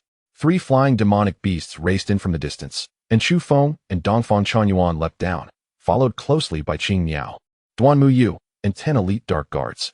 As for Jin Gang, he remained in seclusion for a breakthrough and did not accompany Chu Feng this time. Swish, swish, swish. The six commanders' expressions hardened as they turned their gazes toward Chu Feng and his companions. The young master of the Northern King. The Eastern Sea commander instantly recognized Chu Feng, his eyes gleaming with malice. You think you can annihilate my Great Xia with just you? Chu Feng shot a cold glance at the six, retorting, what gives you the audacity? What? The Northern King dares not show his face, sending a mere child to his death? The Eastern Sea commander mocked. Kill, kill, kill. Suddenly, the clamor of battle echoed as the ground trembled beneath the thunderous footsteps approaching. 10,000 northern troops surged forth like a torrential flood, clad in heavy armor and wielding long blades, exuding an aura of slaughter. They resembled primal beasts, each radiating an unparalleled might. Leading them were two of the four generals of the Northern Army, Quang Zhan and Shui Luocha. In the blink of an eye, the 10,000 northern troops appeared before them, and Quang Zhan and Shui Luocha knelt before Chu Feng, proclaiming, General Quang Zhan of the Northern Army pays respects to the young master. General Shui Luocha of the Northern Army pays respects to the young master. The entire battalion of 10,000 northern troops uniformly knelt in homage to Chu Feng. You have arrived just in time. Let us eradicate these scoundrels today. Chu Feng declared coldly. Yes. The 10,000 northern troops responded in unison. A mere 100,000 thinks they can contend with my 200,000? Utterly delusional. The six commanders dismissed them with scorn. No need for idle chatter. Wipe them all out. I heard that this young master of the Northern King has married the most beautiful woman of Great Xia. Once we eliminate him, we shall have our fun with her. The Eastern Sea commander said with a lascivious grin. Good. Ha ha ha. The other 5 commanders laughed with excitement. Seeking death. At these words, a glint of murderous intent flashed in Chu Feng's eyes. He leapt forward, charging straight at the six. Damn it. How dare you speak disrespectfully to the princess consort? Slay them all. Leave not a single one alive. With a furious swing of his great sword, Quang Zhan roared like a ferocious tiger unleashed, charging forth in an instant.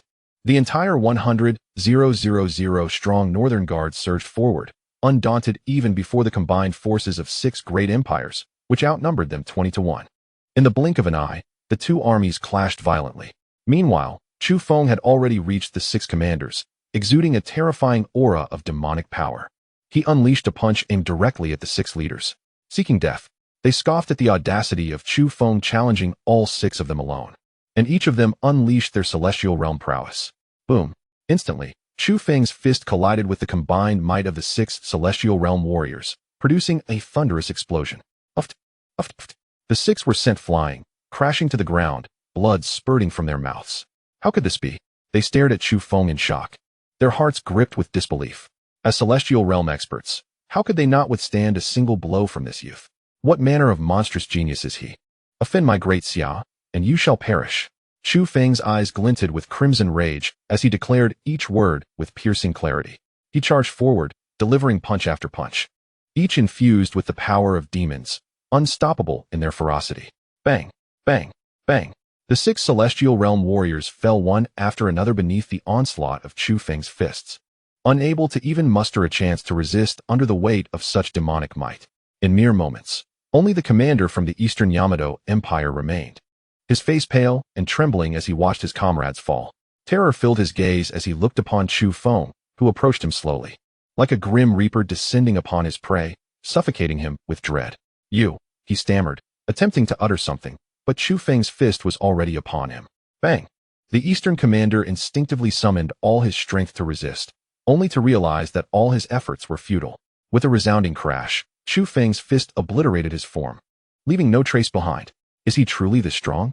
From a distance, Duan Muyu watched in astonishment as Chu Feng single-handedly swept away the 6 celestial realm warriors, her expression shifting with each passing moment. For one of his age to attain such cultivation was nothing short of extraordinary, even in the entire Zhangxian region. As the 6 commanders met their grim fate, the morale of the soldiers from the 6 great empires plummeted. Kill! In stark contrast, the Northern Guards surged with renewed vigor, led by 3 commanders, resembling an invincible army as they crushed the forces of the 6 empires. The battle raged on until nightfall, culminating in over 1 million casualties among the 2 million troops of the 6 great empires, while the Northern Guard sustained a mere 10,000 losses, a staggering ratio. Today, my esteemed comrades, you have worked hard. All fallen soldiers shall receive a proper burial, and the injured shall be treated immediately, Chu Feng stated solemnly. Lord, the 6 great empires have suffered a heavy blow, they surely will not rest easy. Should we not pursue them and eradicate them completely? Quanzhan suggested, eyeing Chu Feng.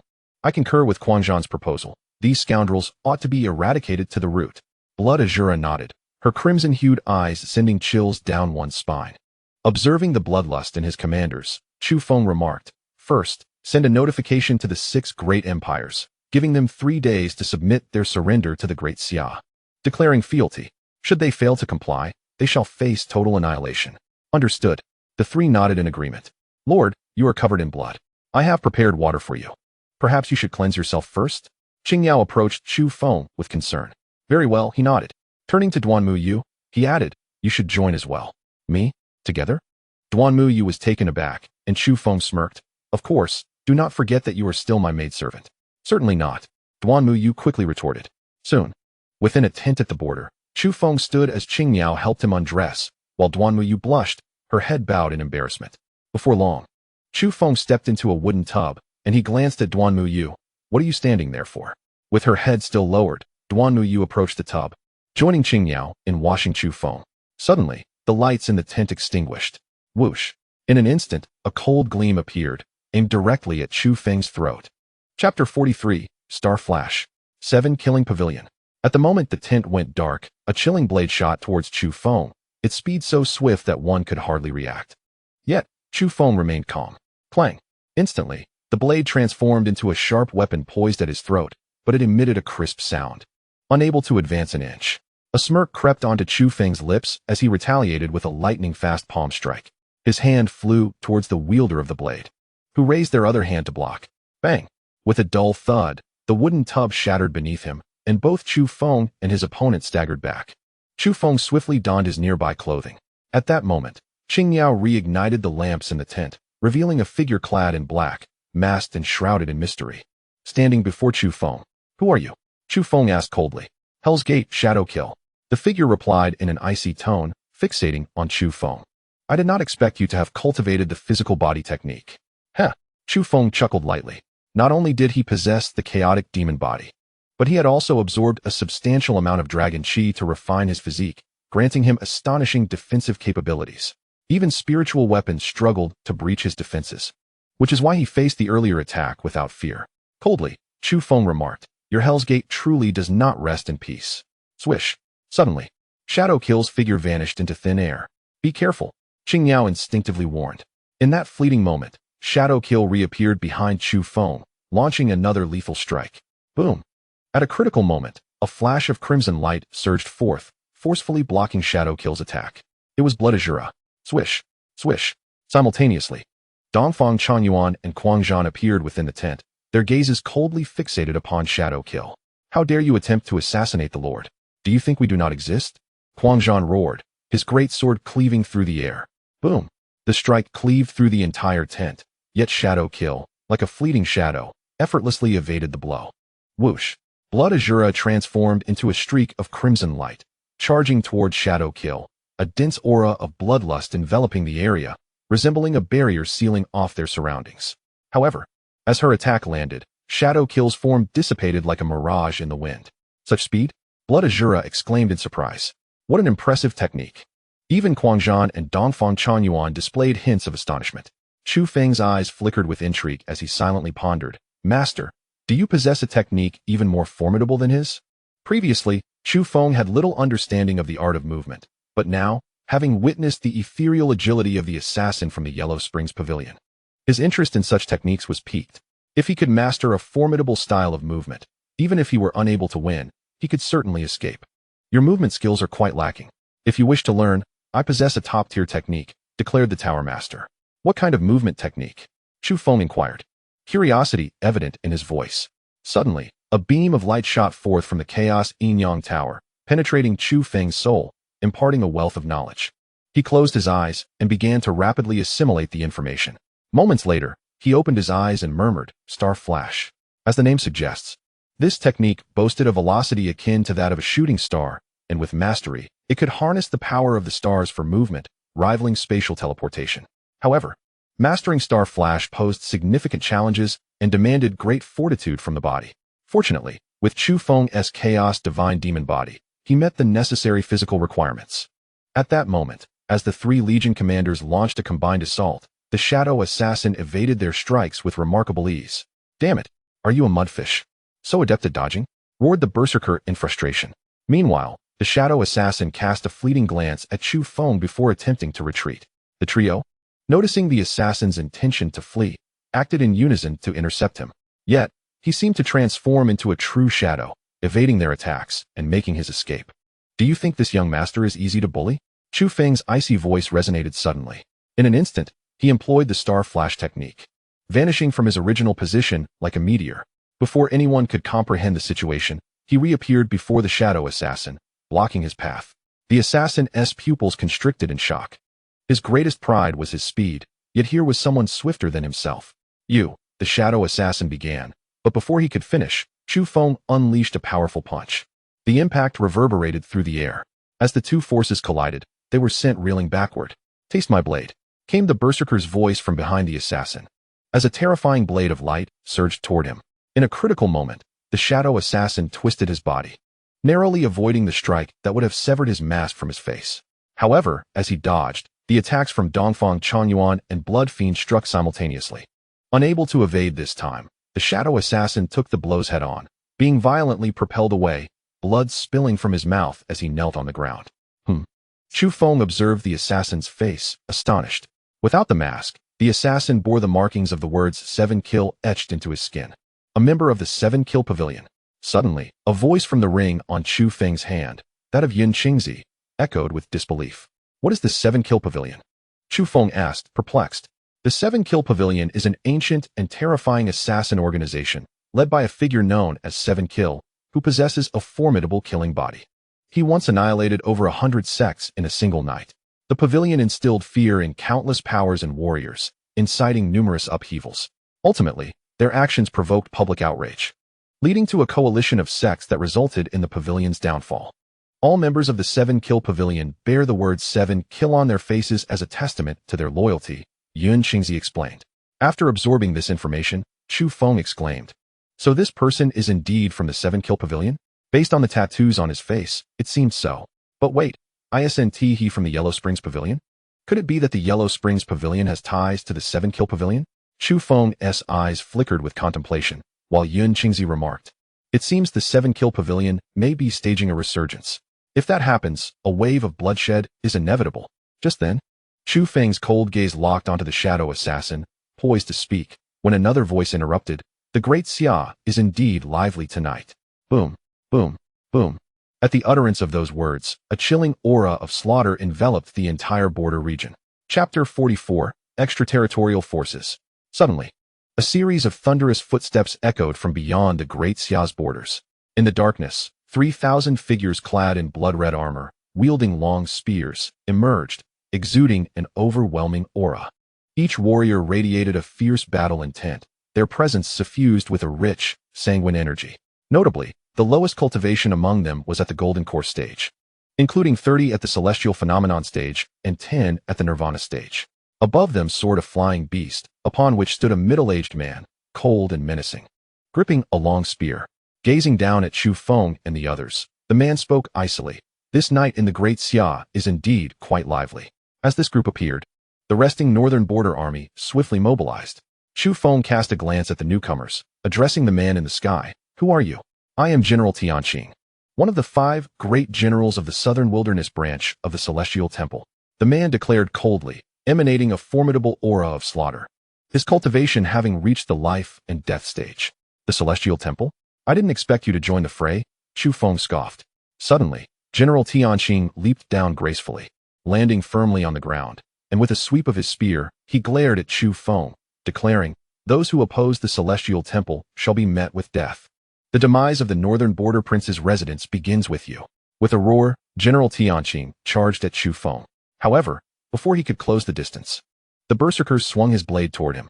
Sensing the formidable power behind the strike, General Tianqing's pupils contracted, and he raised his spear in an attempt to parry. Crack! To his astonishment, the spirit-grade spear was cleaved in two by the Berserker's strike, which continued unabated, crashing into his shoulder. With a tearing sound, the general of the Celestial Temple was bisected by the Berserker's blade. This display of raw power left the 3,000 Celestial Temple elite utterly dumbfounded. How dare you come to obliterate the northern border prince's residence with such meager strength? Truly foolish. The berserker sneered, his gaze sweeping over the celestial temple warriors.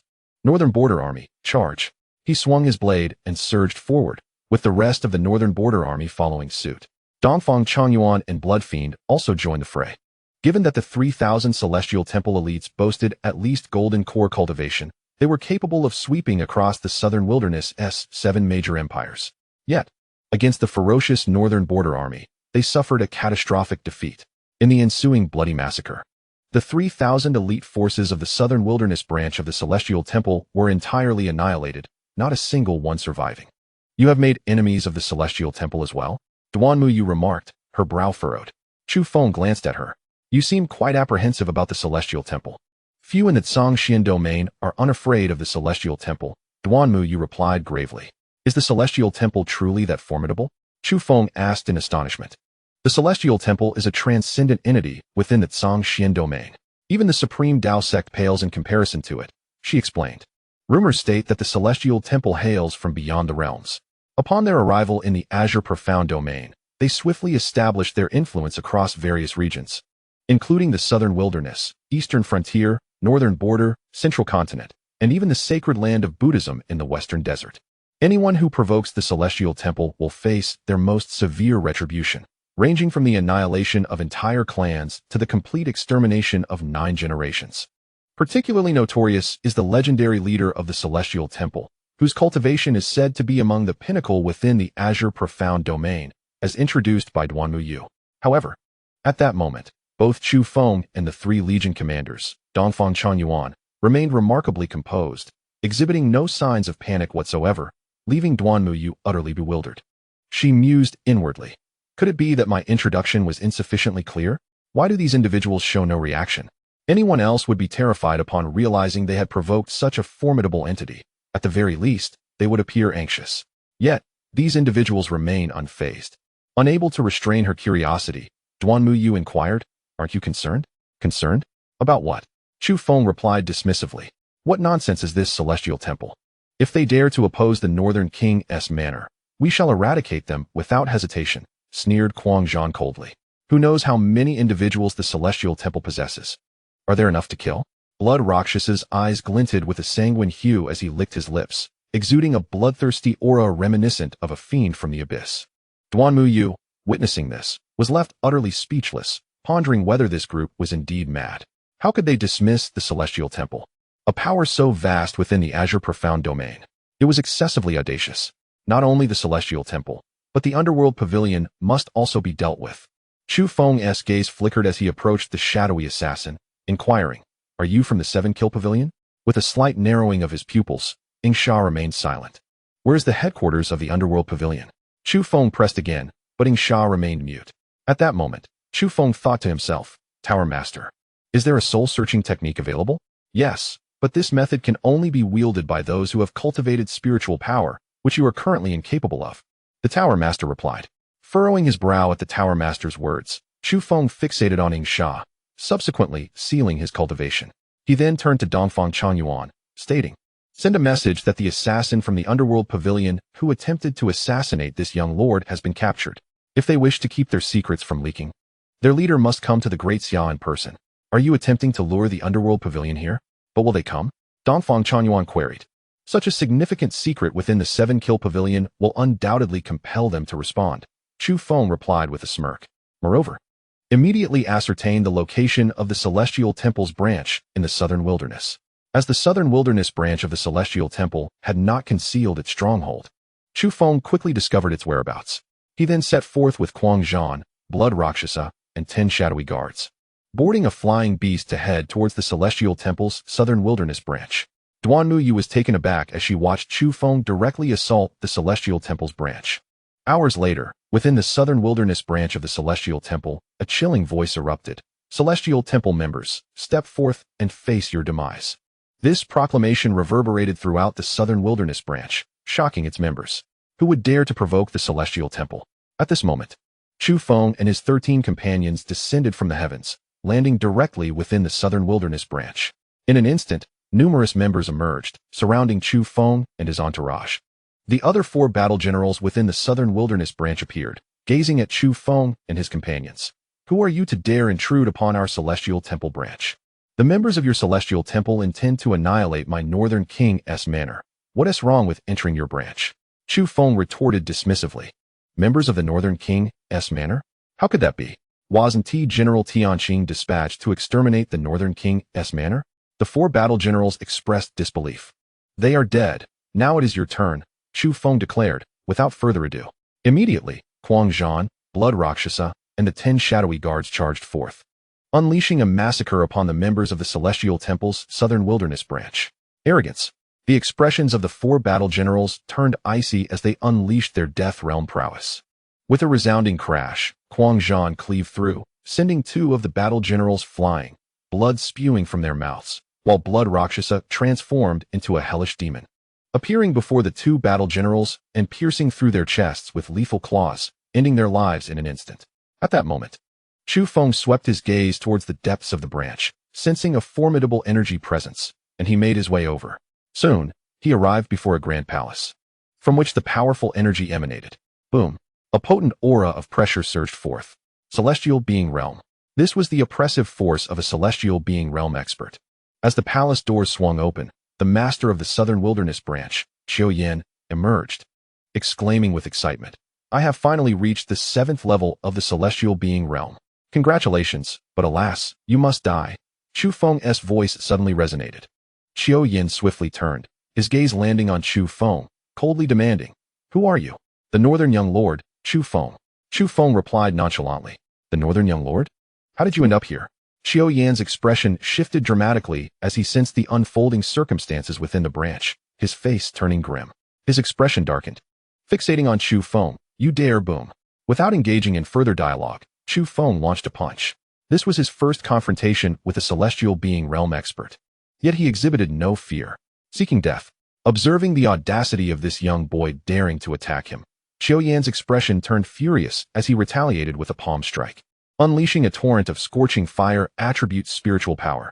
Chu Feng continued his assault, meeting Qiu Yan's palm with his own. Bang! With a deafening explosion, Chu Feng was forced back several steps, marking his first encounter in which he found himself at a disadvantage. As expected of the Celestial Being Realm, their strength was formidable. He muttered to himself, clenching his fists. Having absorbed the dragon energy, he had now entered the Nirvana realm, and with the formidable power of the Chaos Divine Demon Body, he was capable of sweeping through the Death Realm. Yet, a gap still existed between him and the Celestial Being Realm, especially since his opponent had reached the 7th level. You have actually reached the Nirvana realm, and can withstand my attack? Qiu Yan gazed at Chu Feng, his expression shifting repeatedly. Then, his countenance darkened. I never anticipated that the renowned wastrel of the Great Xia was actually the most gifted genius. You have concealed yourself well. Boy, I offer you a chance to live, as long as you swear loyalty to my Celestial Temple. Before Qiu Yan could finish, Chu Feng activated Star Flash, vanishing from his position. Swish! As Qiu Yan observed Chu Feng's disappearance, an unsettling sensation enveloped him. In that instant, Chu Feng reappeared behind Qiu Yan, delivering a powerful punch. Bang! Despite Chu Feng's swift speed, Qiu Yan, being a Celestial Being Realm expert, managed to react in time, blocking Chu Feng's punch. However, due to the urgency of the moment, he was still forced back by Chu Feng's strike. Whoosh! Chu Feng employed Star Flash once more, disappearing from sight. Cursed! Qiu Yan's expression darkened as he soared into the air, and with his ascent, Chu Feng lost his target for attack. Young man, do you think your speed can match me, the master of this domain? Guo Yin sneered coldly. Who are you calling an ant? Suddenly, a chilling voice emerged from behind Guo Yin. He spun around, his pupils contracting in disbelief. Behind him stood a formidable group of 12, each radiating an aura that rivaled his own. This formidable entourage included Quang Zhan, Shui Luocha, and the 10 Dark Guards. You. Guo Yin stared in disbelief at the 12 figures, but before he could utter another word, Quang Zhan barked, Get lost. Boom. In an instant, a wave of terrifying energy descended, pressing down upon Guo Yin. He was forced to plummet from the sky, crashing to the ground and spitting blood repeatedly. Meanwhile, Chu Feng approached him, delivering a sharp slap to his face. So you can fly, huh? Let us see you try again. Fly? Why aren't you flying now? As Chu Feng taunted, he continued to slap Guo Yin, transforming his face into a grotesque mask. Guo Yin glared at Chu Feng, fury etched across his features. Damn you. Die. Boom. In the next moment, a deafening roar erupted from the ring on Guo Yan's hand, unleashing a terrifying flame that surged toward Chu Feng, seeking to engulf him. Master, be careful. It's the earth fire. Yin Qingzi urgently warned. But it was too late. The inferno swiftly consumed Chu Feng, raging uncontrollably around him. Young master. Huang Zhan, Shui Luocha, and the others rushed forward, their expressions grave. Haha, kid, weren't you so arrogant? Keep it up. Do you truly believe I cannot deal with you? Guo Yin sneered maliciously. Damn it. Huang Zhan fumed, preparing to strike down Guo Yin. Yet, astonishingly, the flames enveloping Chu Feng began to dissipate, as if they had merged into his very being. With the flames vanishing, Chu Feng emerged unscathed. He looked at Guo Yin with disdain. Is this all you have? How can this be? This is earth fire. How are you unharmed? Guo Yin roared in disbelief. Even Yin Qingzi was left speechless. Earth fire was a rare and formidable flame born from the earth's veins, capable of obliterating anyone beneath the sovereign realm in an instant. Yet, Chu Feng had absorbed it without a scratch, an unfathomable feat. You. Guo Yin glared at Chu Feng, but before he could finish his sentence, Chu Feng appeared before him, gripping his throat. You can die now, Chu Feng stated coldly. Crack. In that moment, Guo Yin, the master of the southern branch of the heavenly god temple, had his throat crushed by Chu Feng. Immediately, Chu Feng removed Guo Yin's storage ring, addressing the others, stay here. He then entered the palace where Guo Yin had been meditating and summoned the Chaos Yin Tower, stepping inside. Within the tower, the earth fire was present. The flame had not been absorbed by Chu Feng, but had instead been collected by the tower itself. You obtained the flame technique earlier, didn't you? Now is the time to put it to use. The voice of the tower echoed. Chu Feng began to operate the flame technique, absorbing and refining the earth fire. Soon, half a month passed within the Chaos Yin Tower. Boom. On this day, Chu Feng completely absorbed the earth fire, and his cultivation began to surge dramatically. In the blink of an eye, he ascended to the 7th level of the Nirvana realm. Whoosh. Chu Feng opened his eyes, his pupils ablaze with 2 fiery flames. He murmured, truly extraordinary, this is the power of a rare flame. I wonder where that fellow obtained it. Subsequently, he opened Guo Yan's storage ring, discovering a wealth of treasures inside. Among them was a token inscribed with the words Heavenly God. What could this be? Suddenly, Chu Feng noticed a piece of tattered sheepskin parchment within the storage bag. It appeared to be a map, albeit incomplete, depicting routes that seemed to lead to a certain location, though he could not ascertain where. Could it be a treasure map? Reflecting on the narratives he had encountered in his previous life, Chu Feng speculated. He tucked it away and exited the Chaos Yin Tower. Outside, only a few hours had elapsed. Upon leaving the palace, Huang Zhan and the others exclaimed, Young master. What happened here? Who did this? Suddenly, a voice filled with fury echoed from within the southern branch of the heavenly god temple. Chapter 46. The Method of Resurrection.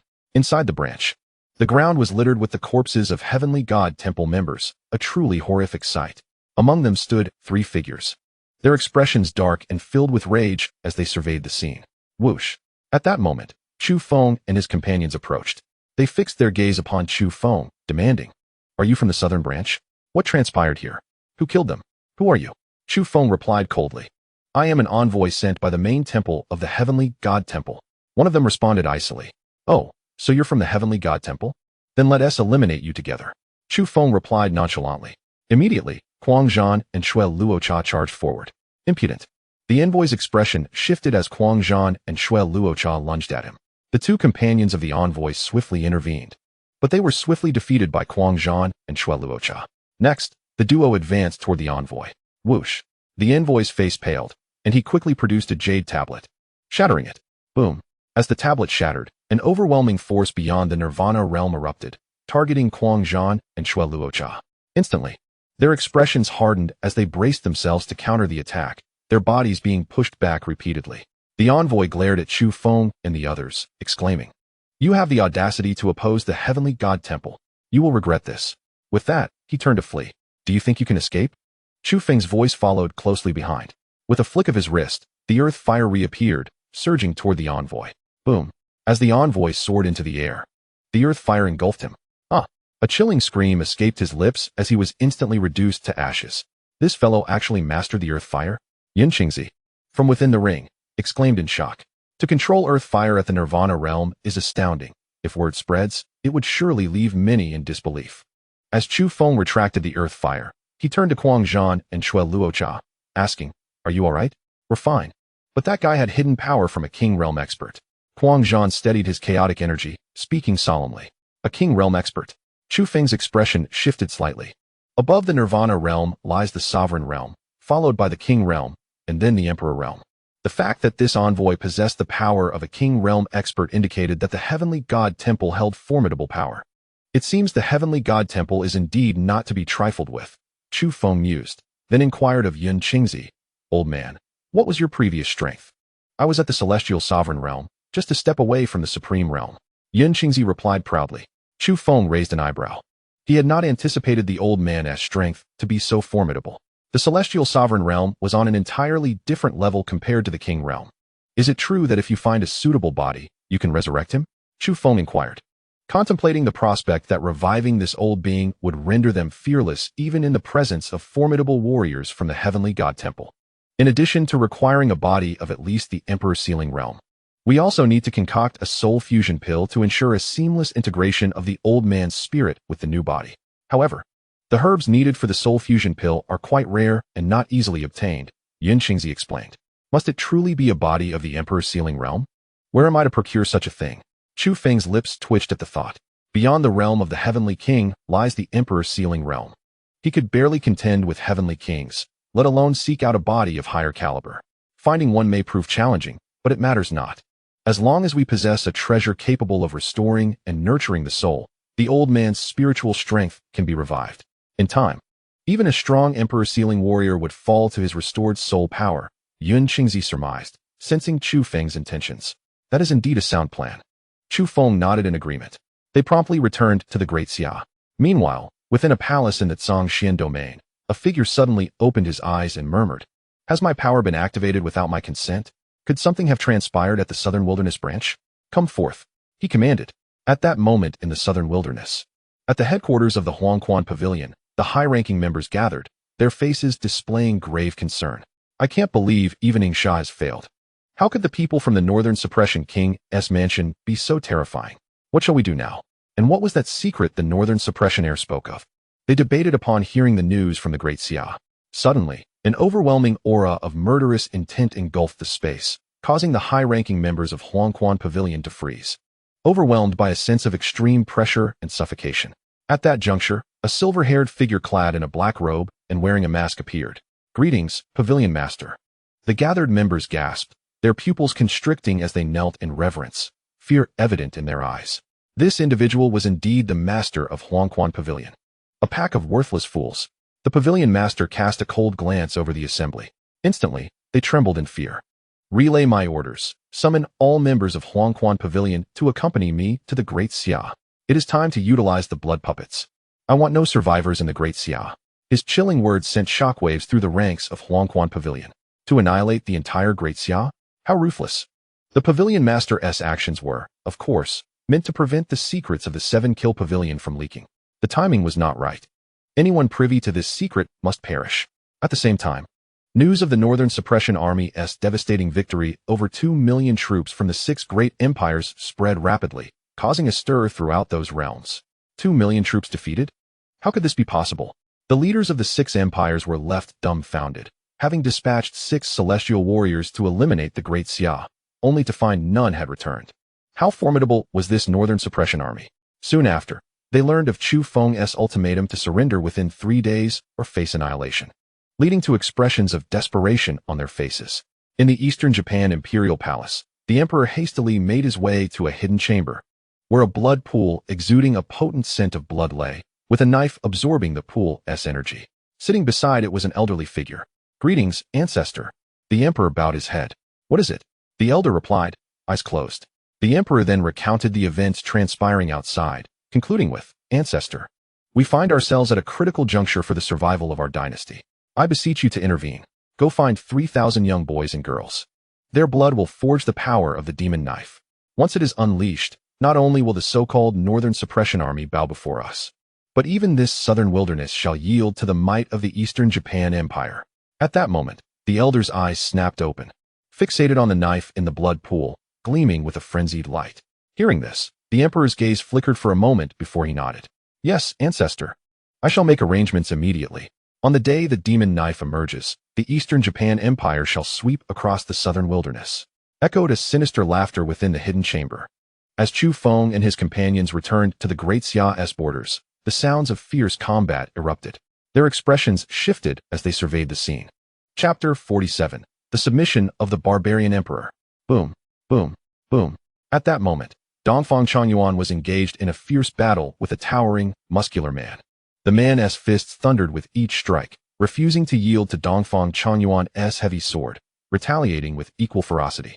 This spectacle left Chu Feng, who had just returned, astonished. Who is this? He can hold his own against the commander of the Eastern Army. At that moment, the bluebird approached Chu Feng and said, "Young master, this man is the Barbarian Emperor. Just an hour ago, the Barbarian Emperor led his forces in an assault. The barbarians? These relentless creatures dare to return after suffering such losses. Yet this Barbarian Emperor possesses considerable skill." Chu Feng scoffed, eyeing the Barbarian Emperor. Boom. Soon, another earth-shaking roar resonated. Both the Barbarian Emperor and Dongfang Changyuan staggered back, the ground beneath them cracking under the force of their power. Indeed, the Barbarian Emperor is strong. Dongfang Changyuan observed coldly. You are no weakling either. No wonder my barbarian tribe suffered such significant losses before. The Barbarian Emperor declared, his gaze icy. But today, you shall all perish. Barbarian Emperor, is it? Your strength is commendable. Why not submit to me? From henceforth, your tribe shall be a part of the Great Xia. Chu Feng stepped forward, addressing the Barbarian Emperor directly. Swish. The Barbarian Emperor glared at Chu Feng with murderous intent. You expect my tribe to submit to you? That is nothing but a fool's dream. Our lineage has endured, and only the great barbarian god can command our allegiance. Unfazed, Chu Feng retorted, refusal to submit, is it? Then do not blame me.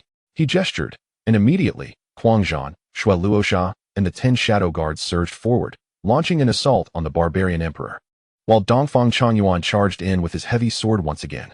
In that instant, the 3 commanders of the Northern Suppression Army and the 10 Huang-level shadow guards collectively besieged the Barbarian Emperor.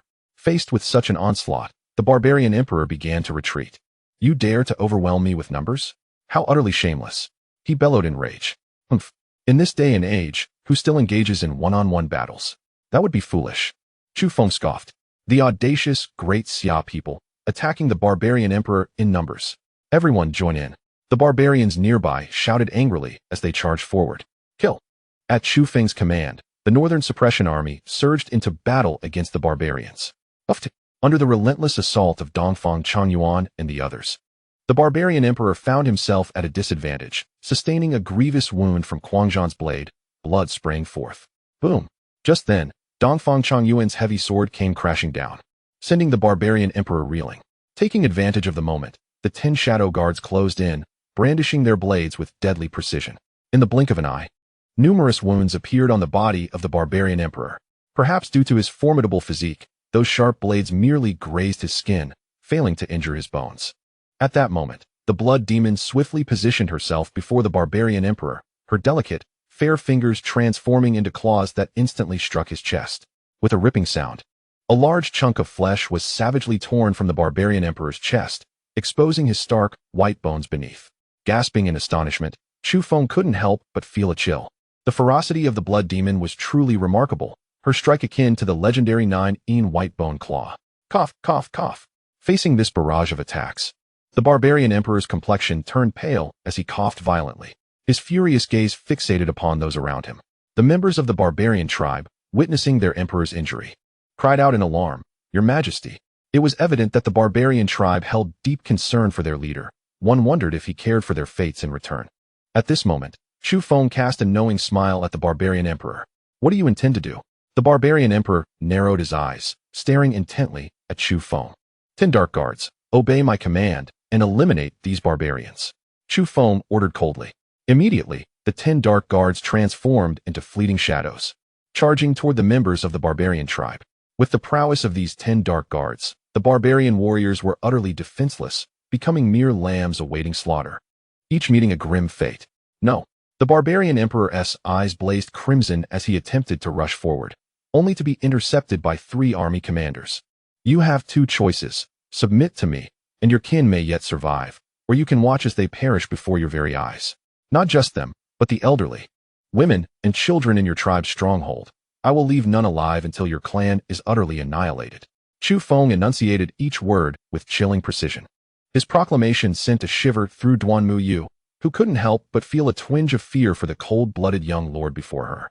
The barbarian emperor glared at Chu Feng, his heart ablaze with fury, yearning to strike him down, yet bound by the three commanders' restraint. "You must make your decision swiftly, otherwise your people will be lost," Chu Feng remarked indifferently. At that moment, the 10 Dark Guards had already slaughtered thousands of barbarians, while the northern town army joined in the carnage. Witnessing his kin fall one by one, the barbarian emperor's eyes brimmed with hatred and reluctance. The previous battle had already inflicted heavy losses upon the barbarians, and this time he brought only the last remnants of his elite warriors. If they perished, his tribe would be left with nothing but the elderly and children. "Very well, I will submit to you." Ultimately, gritting his teeth, the barbarian emperor bowed his head to Chu Feng. "Kneel," Chu Feng commanded coldly. With a thud, the barbarian emperor fell to his knees. "Your Majesty, no. Don't kneel to him." The barbarian warriors shouted in outrage as they witnessed their emperor's submission. The barbarian emperor gazed at his people, murmuring, "As the emperor of the barbarians, I cannot allow my tribe to perish at my hands. It is my inadequacy that has led us to this state. I have betrayed the ancestors of the barbarian clan." His head hung low, filled with self-reproach. In this moment of capitulation, his spirit seemed to dissipate entirely. Chu Feng waved his hand, signaling the northern town army and the 10 Dark Guards to cease their assault. He approached the barbarian emperor, stating, "To submit to me is a privilege for your tribe. I assure you, should you pledge your loyalty, I can make you stronger than ever." "Huh." The barbarian emperor lifted his gaze, casting a skeptical glance at Chu Feng. "Just by you?" It was clear that he regarded Chu Feng's words with disdain. Had it not been for the plight of his tribe, he would never consider kneeling before this human youth. "Your tribe has been afflicted by a mysterious curse, sealing your bloodline and making it exceedingly difficult for you to increase your power, correct?" Chu Feng suddenly remarked, catching the barbarian emperor off guard. Chapter 48. What I Desire. Who dares to steal? Boom.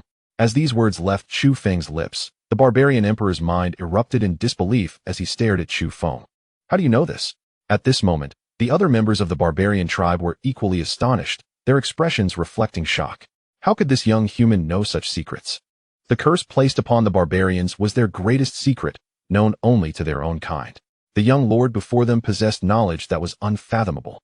Chu Feng, seeing their astonishment, smirked inwardly, recognizing that the secrets of the barbarian tribe had indeed been revealed to him by the Tower Master. Tower Master? Who would cast such a curse upon the barbarians? He inquired curiously. "Such a curse can only be cast by a being of imperial status," the Tower Master replied. Gasp. An imperial being? Chu Feng was taken aback, pondering silently.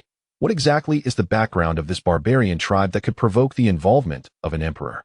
It is known that in the entire Tsongshuan domain, not even a saint could be found, let alone a legendary emperor.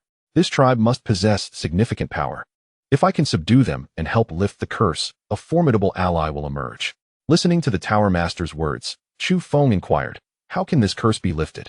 "Releasing the curse is not a simple task. With your current strength, it is beyond your capabilities," the Tower Master stated directly. At that moment, the barbarian emperor's expression shifted as he regarded Chu Feng, taking a deep breath. "How do you know this?" Chu Feng met his gaze. "You need not concern yourself with how I know. You should only be aware that I alone possess the ability to lift the curse from your tribe. If you desire to restore the glory of the barbarians, then you must obediently pledge your loyalty to me. When the time is right, I shall aid you in breaking this curse." Hearing this, the barbarian emperor's countenance fluctuated as he weighed the truth of Chu Feng's words. "I understand your skepticism, but you currently have no other choice. You must choose to trust me," Chu Feng said coldly. "Very well, I shall trust you once," the barbarian emperor finally declared through gritted teeth. Lifting the curse that plagued the barbarian tribe had been the aspiration of every ruler before him, yet none had succeeded. Because of this curse, the tribe's strength had dwindled with each generation, and they risked becoming mere mortals. With such a glimmer of hope before him, the barbarian emperor was unwilling to let it slip away. "Congratulations on making the correct choice," Chu Feng remarked with a knowing smile. Subsequently, he conversed with the barbarian emperor and allowed them to depart. "Young master, do you truly believe they will submit?" Huang Zhan voiced his concerns. "Rest assured they will," Chu Feng replied confidently. Meanwhile, the members of the barbarian tribe looked at their emperor, questioning, "Your Majesty, can that young man truly help us lift the curse? He seems too young to accomplish such a feat." Other barbarians echoed their doubts. Our lives are already in his hands. There is no reason for him to lie. Perhaps he is the one foretold by our ancestors who can change our tribe's fate. The barbarian emperor's expression flickered with uncertainty. The following morning, Chu Feng, accompanied by Duanmu Yu, set out for the ancient ruins. Meanwhile, outside the northern town palace, a stooped elder appeared. "Halt! Who are you?" questioned the guards of the palace, eyeing the elder. Yet, the elder seemed oblivious to their inquiries, striding directly toward the palace entrance. Immediately, the guards attempted to intervene, but before they could approach, an invisible force propelled them away. Bang! The entrance gate of the royal residence was instantly shattered, and the guard stationed at the entrance was sent flying into the palace, crashing to the ground and dying on the spot. This sudden turn of events startled those within the palace. In an instant, numerous guards rushed out as the old man slowly entered, rasping, "I seek the heir of the North Town. Summon him to meet me. Our heir is not present." "Who are you?" a guard retorted sternly. "Not present? Then I shall dispose of you first, and afterwards, I will seek him out," the old man replied calmly. "Which faction do you belong to?" At this moment, Chu Longxiang stepped forward, scrutinizing the old man before him. "Remember, my name is a Fu." Boom. Instantly, a terrifying aura emanated from the old man, revealing that his cultivation had transcended the realm of celestial beings, stepping into the realm of kings. "TCH, I thought you were someone formidable, but it turns out you are just an old fool of the kingly realm." At that moment, Chu Bahuang emerged, casting a disdainful glance at the old man. "Old man, look at you, half buried in the earth, and you still claim the kingly realm. Don't you feel embarrassed? If I were you, I would be too ashamed to show my face." Listening to Chu Bahuang's brazen mockery, the old man's face darkened like ink, and his eyes flickered with rage. Seeking death, he moved, his wrinkled hand suddenly launching toward Chu Bahuang. Boom! This strike sent a tremor through the space before Chu Bahuang, and the surrounding air became utterly still, as if this space had been sealed. Upon reaching the kingly realm, the harmony between oneself and the heavens elevates to a higher level, beginning to comprehend the might of the universe. Utilizing the forces of the world, he sought to suppress his opponent. In that moment, the old man had sealed off the space, leaving Chu Bahuang with no escape. Yet, Chu Bahuang scoffed, "Get lost." Slap! He swung his hand, and before the old man could reach him, he was sent flying. Uft! In an instant, the old man crashed to the ground, spewing blood. His heart, however, was tumultuous, his face a mask of disbelief. Before he could speak, Chu Bahuang stomped on his face coldly, saying, "Speak. Who sent you?" At this moment, the old man struggled, but found that he could not exert his kingly realm power at all. This revelation struck terror within him. What kind of strength does this person possess? How could he be so formidable? "I am from the Jixia Academy," the old man shouted. "The Jixia Academy?" Chu Bahuang was taken aback, curling his lip. "So, that rascal Xiao Feng has a grudge with the Jixia Academy? Release me immediately, or bang." Before he could finish, Chu Bahuang stomped and crushed the old man's skull. He then turned to Chu Longxiang. "Brother, should I venture to Zhongzhou and obliterate this pathetic Jixia Academy? Or perhaps capture their master and show him the fate of those who dare to provoke our Xiao Feng?" Upon hearing this, a white-haired elder dressed in white at the Jixia Academy in Zhongzhou suddenly sneezed. "What is happening?" The highest-ranking master at the Jixia Academy felt a cold sweat break out on his back. Meanwhile, at the North Town King's residence, Chu Changsheng emerged. Looking at Chu Bahuang, "Fourth brother, you need to temper your bloodlust. The Jixia Academy is, after all, a sacred legacy in the Zhongshuan domain. If you destroy them, it will cause quite a commotion." "I care not. Anyone who dares to harm Xiao Feng deserves to die," Chu Bahuang replied, brimming with murderous intent. "Enough. Let that boy handle this matter himself," Chu Longxiang said lightly. "I recall that the Jixia Academy possesses a treasure left by their ancestor, Confucius, which would be suitable for Xiao Feng. Let him retrieve it personally," Chu Changsheng remarked. "Very well." Chu Bahuang acquiesced. "By the way, third brother, how are the others doing?" "Xiao Feng is busy with his wedding and hasn't returned. What are they up to?" "They have matters to attend to and cannot return for the time being. Moreover, the beings from the divine realm are starting to stir. It is time for us to depart," Chu Longxiang said, his expression flickering with thought. In a certain part of the southern wilderness, a sudden rumble resounded, and a blinding light shot into the sky, exuding a terrifying aura. Not good. The relic has been activated ahead of schedule. At this moment, Duanmu Yu, seated upon a flying beast, changed countenance, saying, "And with such a commotion, other factions will surely take notice. It will not be easy for us to enter the relic smoothly. What I desire, who dares to snatch it from me?" Chu Feng declared, his expression frigid. Chapter 49. Celestial beings raised the palanquin. son of the southern wilderness king. At this moment, within a forest in the southern wilderness, an entrance emerged, radiating an ancient and desolate aura. The earlier blinding light emanated from within. This was indeed the entrance to the ancient relic. Swish, swish, swish. In the blink of an eye, numerous individuals arrived, drawn by the anomaly. They fixated on the relic entrance, their expressions shifting. This appears to be the entrance to some ancient relic. Someone speculated. Ancient relic. At the mention of these words, excitement illuminated the eyes of the others. Since it was an ancient relic, there must be various treasures from ancient times within. If they could obtain them, it would be an immense stroke of fortune. Just as these individuals prepared to step inside, a wave of overwhelming authority suddenly descended, rendering the gathered warriors immobile. They looked up, only to see a multitude of flying beasts appearing in the void. Upon those flying beasts stood numerous figures, all clad in 4 different attires. Their auras all surpassing the celestial realm, many being from the nirvana realm, with 4 leaders being formidable beings of the 7th stage of the life and death realm. Do you think you are worthy to enter the ancient relic?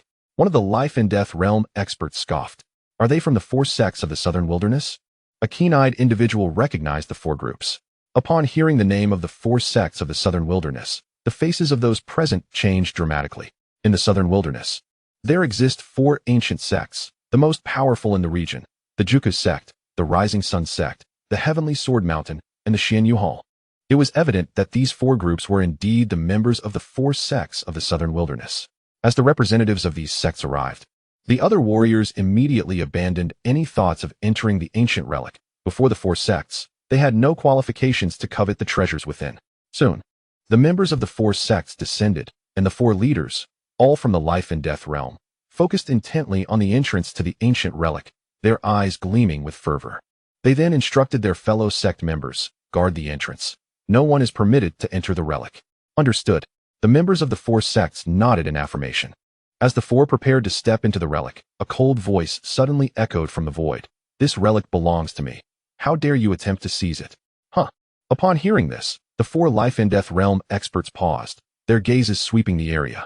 They beheld more flying beasts emerging in the void, followed closely by Chu Feng, accompanied by Duan Muyu, Qing Miao, and 10 dark guards. The 3 legion commanders did not accompany them. The other onlookers were astonished to see someone daring to contest the 4 sects for the relic, silently speculating about the identities and audacity of Chu Feng and his companions. Do you also seek this relic?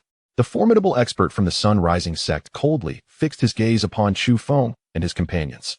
This relic is claimed by me, the heir of the North Town. You may all leave. Chu Feng replied icily, showing no courtesy. Upon hearing this, the representatives of the 4 major sects darkened their expressions. A powerful figure from the Heavenly Sword Mountain, an expert of the celestial phenomenon realm, looked at Chu Feng with disdain and said, "Where did you come from, boy? So oblivious to your own mortality, daring to..." Before he could finish, a shadowy guard suddenly shouted, "Those who show disrespect to the heir shall be killed." In an instant, he appeared before the disciple of Heavenly Sword Mountain, a glimmer of cold light flashing. Uft! A spray of blood erupted from the disciple's throat. His eyes widened in shock as he collapsed to the ground, unable to utter another word. The sudden turn of events caused the expressions of everyone present to shift, their faces displaying astonishment. The members of Heavenly Sword Mountain, particularly, wore grim visages, their eyes blazing with fury. How dare someone kill their disciple? The expert from Heavenly Sword Mountain, his expression frosty, glared at Chu Feng and chastised. "Who are you to challenge Heavenly Sword Mountain? The heir of the North Town." "Chu Feng," he replied nonchalantly. "The heir of the North Town?" The crowd's expressions varied upon hearing this title. Could he be the notorious prodigal son of the North Town Prince's mansion? Speculation about Chu Feng's identity began to circulate, especially since the impending war between the Great Xia Dynasty and the other 6 dynasties had already stirred significant attention in the southern wilderness, with the North Town Prince's mansion being a focal point of interest. Just a mere heir of a dynasty, what audacity do you possess to oppose our 4 major sects? Even your emperor of the Great Xia would have to kneel and bow before us, scoffed the expert from the Sun Rising sect. Is that so? Chu Feng raised an eyebrow, about to retaliate, when another voice echoed from above. "The heir of the North Town, I have heard much about you. I didn't expect to meet you today." He glanced upward to see 4 celestial beings carrying a palanquin, accompanied by an elderly servant. The sight of celestial beings bearing a palanquin rendered everyone present momentarily speechless. Observing the insignia on the palanquin, the experts of the 4 major sects' pupils constricted. and they promptly knelt, adopting a posture of reverence. This unexpected display shocked the onlookers once more. Who could command such respect from the four major sects of the southern wilderness? Chu Feng regarded the palanquin with keen interest. The grandeur of having four celestial beings carry it was truly impressive. As the palanquin descended, the elderly servant gently lifted the curtain, revealing a young man clad in a brocade long gown, with long hair tied back, a feather fan in hand, his complexion pale and seemingly frail. "We pay our respects to the young master," the experts from the four major sects exclaimed in unison, their voices laced with respect. The crowd began to speculate about the identity of this young man. Even Chu Feng felt a hint of curiosity. How audacious! "You dare not kneel and pay your respects to the young master." The elderly servant rebuked Chu Feng and his companions. "I don't even know him. Why should I kneel?" Chu Feng retorted, rolling his eyes. "Impudence! How dare you show such disrespect to the young master? He is the son of the king of the southern wilderness." The elderly servant commanded coldly. "The king of the southern wilderness? What sort of nonsense is that?"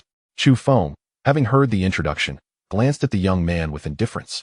Truly a frog in a well, unaware even of the king of the southern wilderness. The members of the four major sects mocked. The other martial artists present trembled upon hearing the title of the king of the southern wilderness, hastily kneeling in reverence, fear evident in their eyes. "Young master, the king of the southern wilderness is the current ruler of the southern wilderness, reputed to be a powerful king-level expert, commanding for king-level subordinates. The strongest being in the southern wilderness," Qing Miao informed Chu Feng. "King-level?" Chu Feng raised an eyebrow, realizing that beyond the king-level experts, there existed even higher realms. He hadn't anticipated the southern wilderness possessed such formidable power. "Boy, do you now comprehend the identity of my young master? Hurry up and kneel to pay your respects." The elderly servant scolded Chu Feng once more. "Enough." Chu Feng's expression turned cold as he waved his hand, causing an unseen shadow to vanish into thin air. Uft. In the next moment, a spray of blood erupted from the elderly servant's throat, his eyes bulging in shock as he clutched his neck and collapsed to the ground. The shadowy figure reappearing with a bloodied blade in hand. The scene left everyone present aghast, a collective gasp echoing as they stared at Chu Feng, unable to fathom the audacity of this young man who dared to kill someone associated with the son of the king of the southern wilderness. The young master of the southern wilderness, too, experienced a change in expression. His elderly servant, a formidable expert at the 7th level of the celestial realm, had been effortlessly slain. This display of power was not to be underestimated. However, how could a mere heir of a dynasty possess such a powerful ally? The young master then fixed his gaze upon Chu Feng, his eyes briefly flickering towards Qing Miao and Duan Muyu, a hint of intrigue flashing within. He narrowed his eyes and said, "That servant was sent by my father. Do you realize what consequences you will face for killing him?" "What consequences?" Chu Feng replied, a playful glint in his eyes. "When a king is enraged, corpses will litter the ground for miles." The young man articulated each word with emphasis. "You, along with the North Town Prince's mansion and even the Great Xia Dynasty, shall cease to exist." His proclamation sent a chill through the crowd, an ominous atmosphere settling over them. "Sounds rather intimidating," Chu Feng remarked, dismissively. "However, if you would be willing to kneel and bow before me, and offer those two lovely ladies beside you for my amusement, perhaps I could convince my father to show mercy and spare your life." The young master's eyes glinted with unmasked desire as he regarded the two women, while Chu Feng merely smiled at him, saying, "You wish to have fun with them? Unfortunately, you no longer have that opportunity." With that, Chu Feng suddenly executed a star flash, disappearing from sight. Crack! The next moment, he reappeared before the young man, seizing his throat. The young master of the southern wilderness widened his eyes, disbelief etched across his face. This boy dared to attack him? Had he lost his mind? Did he understand the weight of the words, "When a king is enraged, corpses will litter the ground"? Before he could utter another word, Chu Feng crushed his throat. Bang! With a casual flick of his wrist, the once mighty young master of the southern wilderness was tossed aside like a dead dog, lifeless eyes staring into the void. In that instant, everyone, whether the four celestial beings or the members of the four major sects, as well as other martial artists, stared in shock, their expressions frozen in disbelief. Caught in a profound silence. You actually killed the young master?" The four celestial beings soon regained their senses. Horror etched across their faces as they stared at Chu Feng. "Kill!" Without further ado, Chu Feng commanded, and four shadowy figures shot forth. Uft, uft, uft, uft.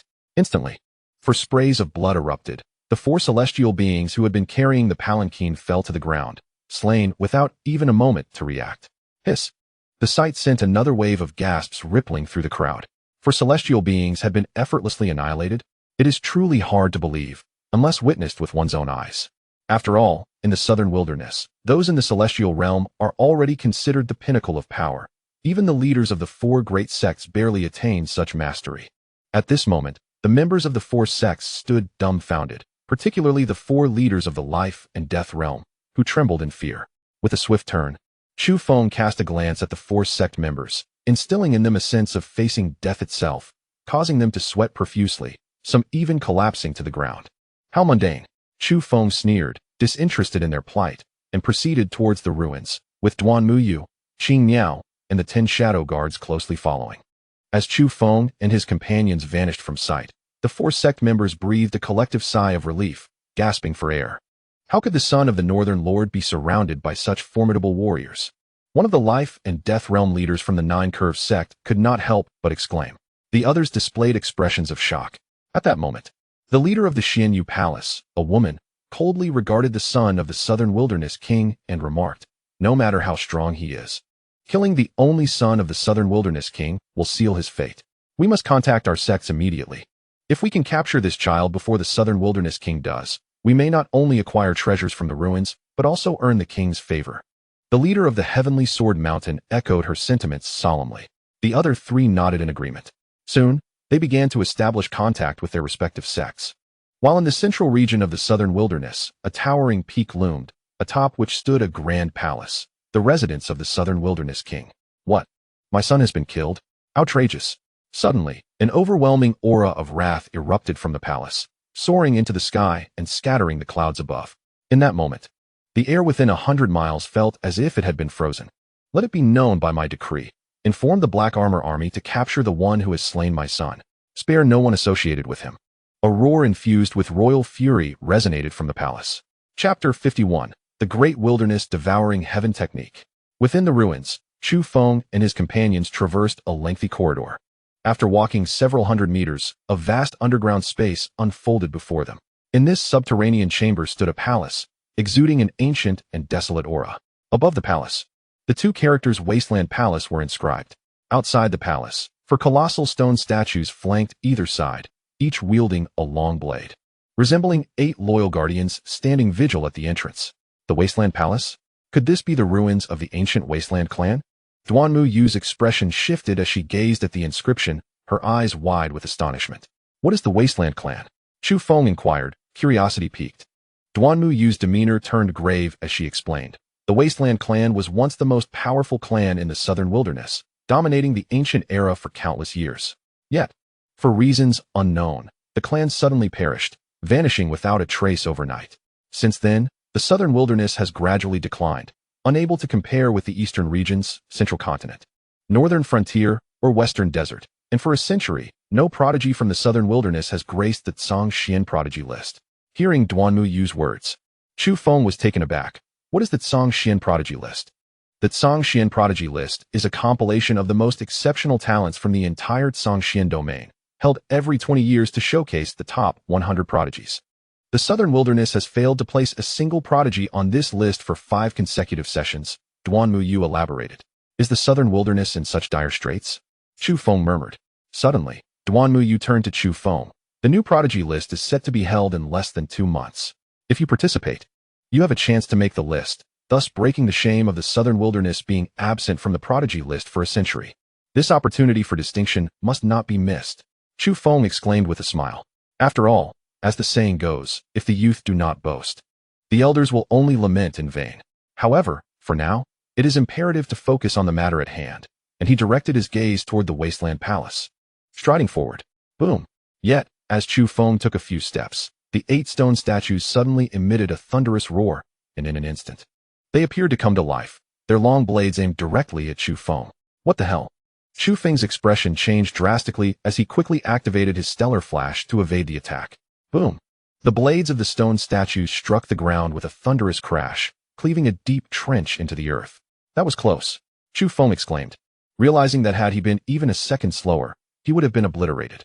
However, the 8 stone statues charged at him once more, and he hurriedly employed his stellar flash to dodge, yet their relentless assault left him with no respite. At that moment, the 10 shadow guards rushed in. But their strength was equally suppressed by the stone statues, and their attacks barely left a scratch. "Master, help me!" Chu Feng cried out internally. "You fool! They are merely stone statues. What are you so afraid of? Did you not just master a form of earth fire? Use it against them." The voice of Tai Yi scoffed. Instantly, Chu Feng recalled the earth fire and summoned it forth. Boom! In an instant, the 8 stone statues were engulfed in flames, swiftly reduced to nothingness. Chu Feng took a deep breath, cursing, "Damn it, I almost met my end. If I do not gain something beneficial from this today, I shall dismantle this place," he muttered, resolutely advancing toward the palace once more, albeit with a heightened sense of caution. Creak, creak, creak. Subsequently, the doors of the palace began to open slowly. Boom! As the doors swung wide, an overwhelming and formidable pressure surged forth from within, sending the 10 shadow guards, Duan Muyu, and Qing Niao flying backward. At that critical moment, the chaos Yinyang tower within Chu Feng's body shimmered with light, shielding him from the oppressive force. "Is that a holy aura?" Tai Ye's voice resounded. "A holy aura?" Chu Feng's pupils contracted in shock. "Is there a holy being within this palace? Perhaps I should retreat." Chu Feng gulped, ready to back away. But Tai Yi interjected. "Nonsense, it is merely a corpse." "Oh, it is just a corpse? What a relief." Chu Feng's expression shifted, and he strode confidently into the palace. Meanwhile, Tai Yi silently sighed, lamenting the choice of its current master. Inside the palace, Chu Feng's gaze swept across the room, landing on a figure seated in meditation before him. The person had their eyes tightly shut, emanating a terrifying aura. The source of the holy pressure was indeed from this individual. "Tai Yi, are you certain he is dead?" Chu Feng inquired, eyeing the figure warily. "Rest assured, he has been dead for likely thousands of years. However, because he was a holy being, his body has not decayed." Tai Yi replied. "A holy being?" At that moment, a voice filled with astonishment echoed from Yun Qingzi. "This corpse could serve as your vessel for resurrection," Chu Feng remarked to Yun Qingzi. Hearing this, Yun Qingzi's eyes sparkled with excitement. If he could possess this holy body, upon resurrection, his cultivation would undoubtedly exceed the realm of a dignitary. With that thought, Yun Qingzi exclaimed, "Thank you, master." Chu Feng approached the corpse, noticing a small vial and a jade slip placed before it. He picked up the jade slip and infused it with his consciousness. Instantly, a deep and resonant voice reverberated in his ears. "I am the current patriarch of the Wasteland clan. Our lineage has persisted for 100,000 years. Yet I never anticipated that the calamity of extermination would befall us in my hands. I am unwilling to yield, and thus I leave behind a drop of my life essence and the supreme teachings of the Wild Clan, hoping that a fated individual may acquire them and, upon mastering them, avenge my tribe by annihilating those who have brought ruin upon us." Soon, this voice faded. An array of light surged from the jade slip into Chu Feng's brow. Instantly, a vast torrent of information inundated his soul, the great wild devouring heaven technique. At once, Chu Feng's gaze sharpened, his eyes shimmering with brilliance. This was indeed the ultimate skill of the Wild Clan. "This technique is remarkably formidable," Chu Feng exclaimed in astonishment after perusing the method. "The essence of this technique is quite simple. It involves devouring all forms of energy to cultivate oneself and augment one's physical prowess, regardless of the energy type. The Great Wild Devouring Heaven technique can directly absorb it. The Wild Clan primarily cultivates the physical body, and it is through this technique that they attain such strength. The calamity that befell the Wild Clan back in the day was also linked to this technique. It seems to resonate well with you," the Tower Master remarked casually. Subsequently, Chu Feng's gaze shifted towards the vial, which evidently contained the life essence of the Wild Clan's chieftain. He uncorked the vial, and an overwhelming aura of energy surged forth. "So powerful," Chu Feng marveled. "Although the energy contained within this life essence is immense, with your chaos divine demon body, you should be able to withstand it," the Tower Master asserted. "Is that so? Then I shall not hold back." With that, Chu Feng consumed the life essence in one gulp. In the next moment, a piercing scream erupted from Chu Feng. Chapter 52. The King Takes Action. The Shadow Guards Meet Their Doom. At this moment, Chu Feng's anguished cries reverberated throughout the wild hall. "Young master!" Outside the palace, Qing Niao and the 10 shadow guards' expressions shifted drastically as they attempted to rush in, yet they were still suppressed by the overwhelming holy might, unable to step forward. "Has he encountered misfortune?" Duan Muyu speculated anxiously. Meanwhile, within the palace, as the drop of saintly blood entered his body, Chu Feng felt as if his entire being was on the verge of exploding. Veins bulged, blood vessels stood out prominently, and his face twisted to a deep crimson. indicative of imminent rupture. You truly are brave, the Tower Master remarked, speechless. Tower Master, did you not say I could endure this? Chu Feng grimaced in agony. I meant you could endure it, but I did not imply that you should consume it all at once.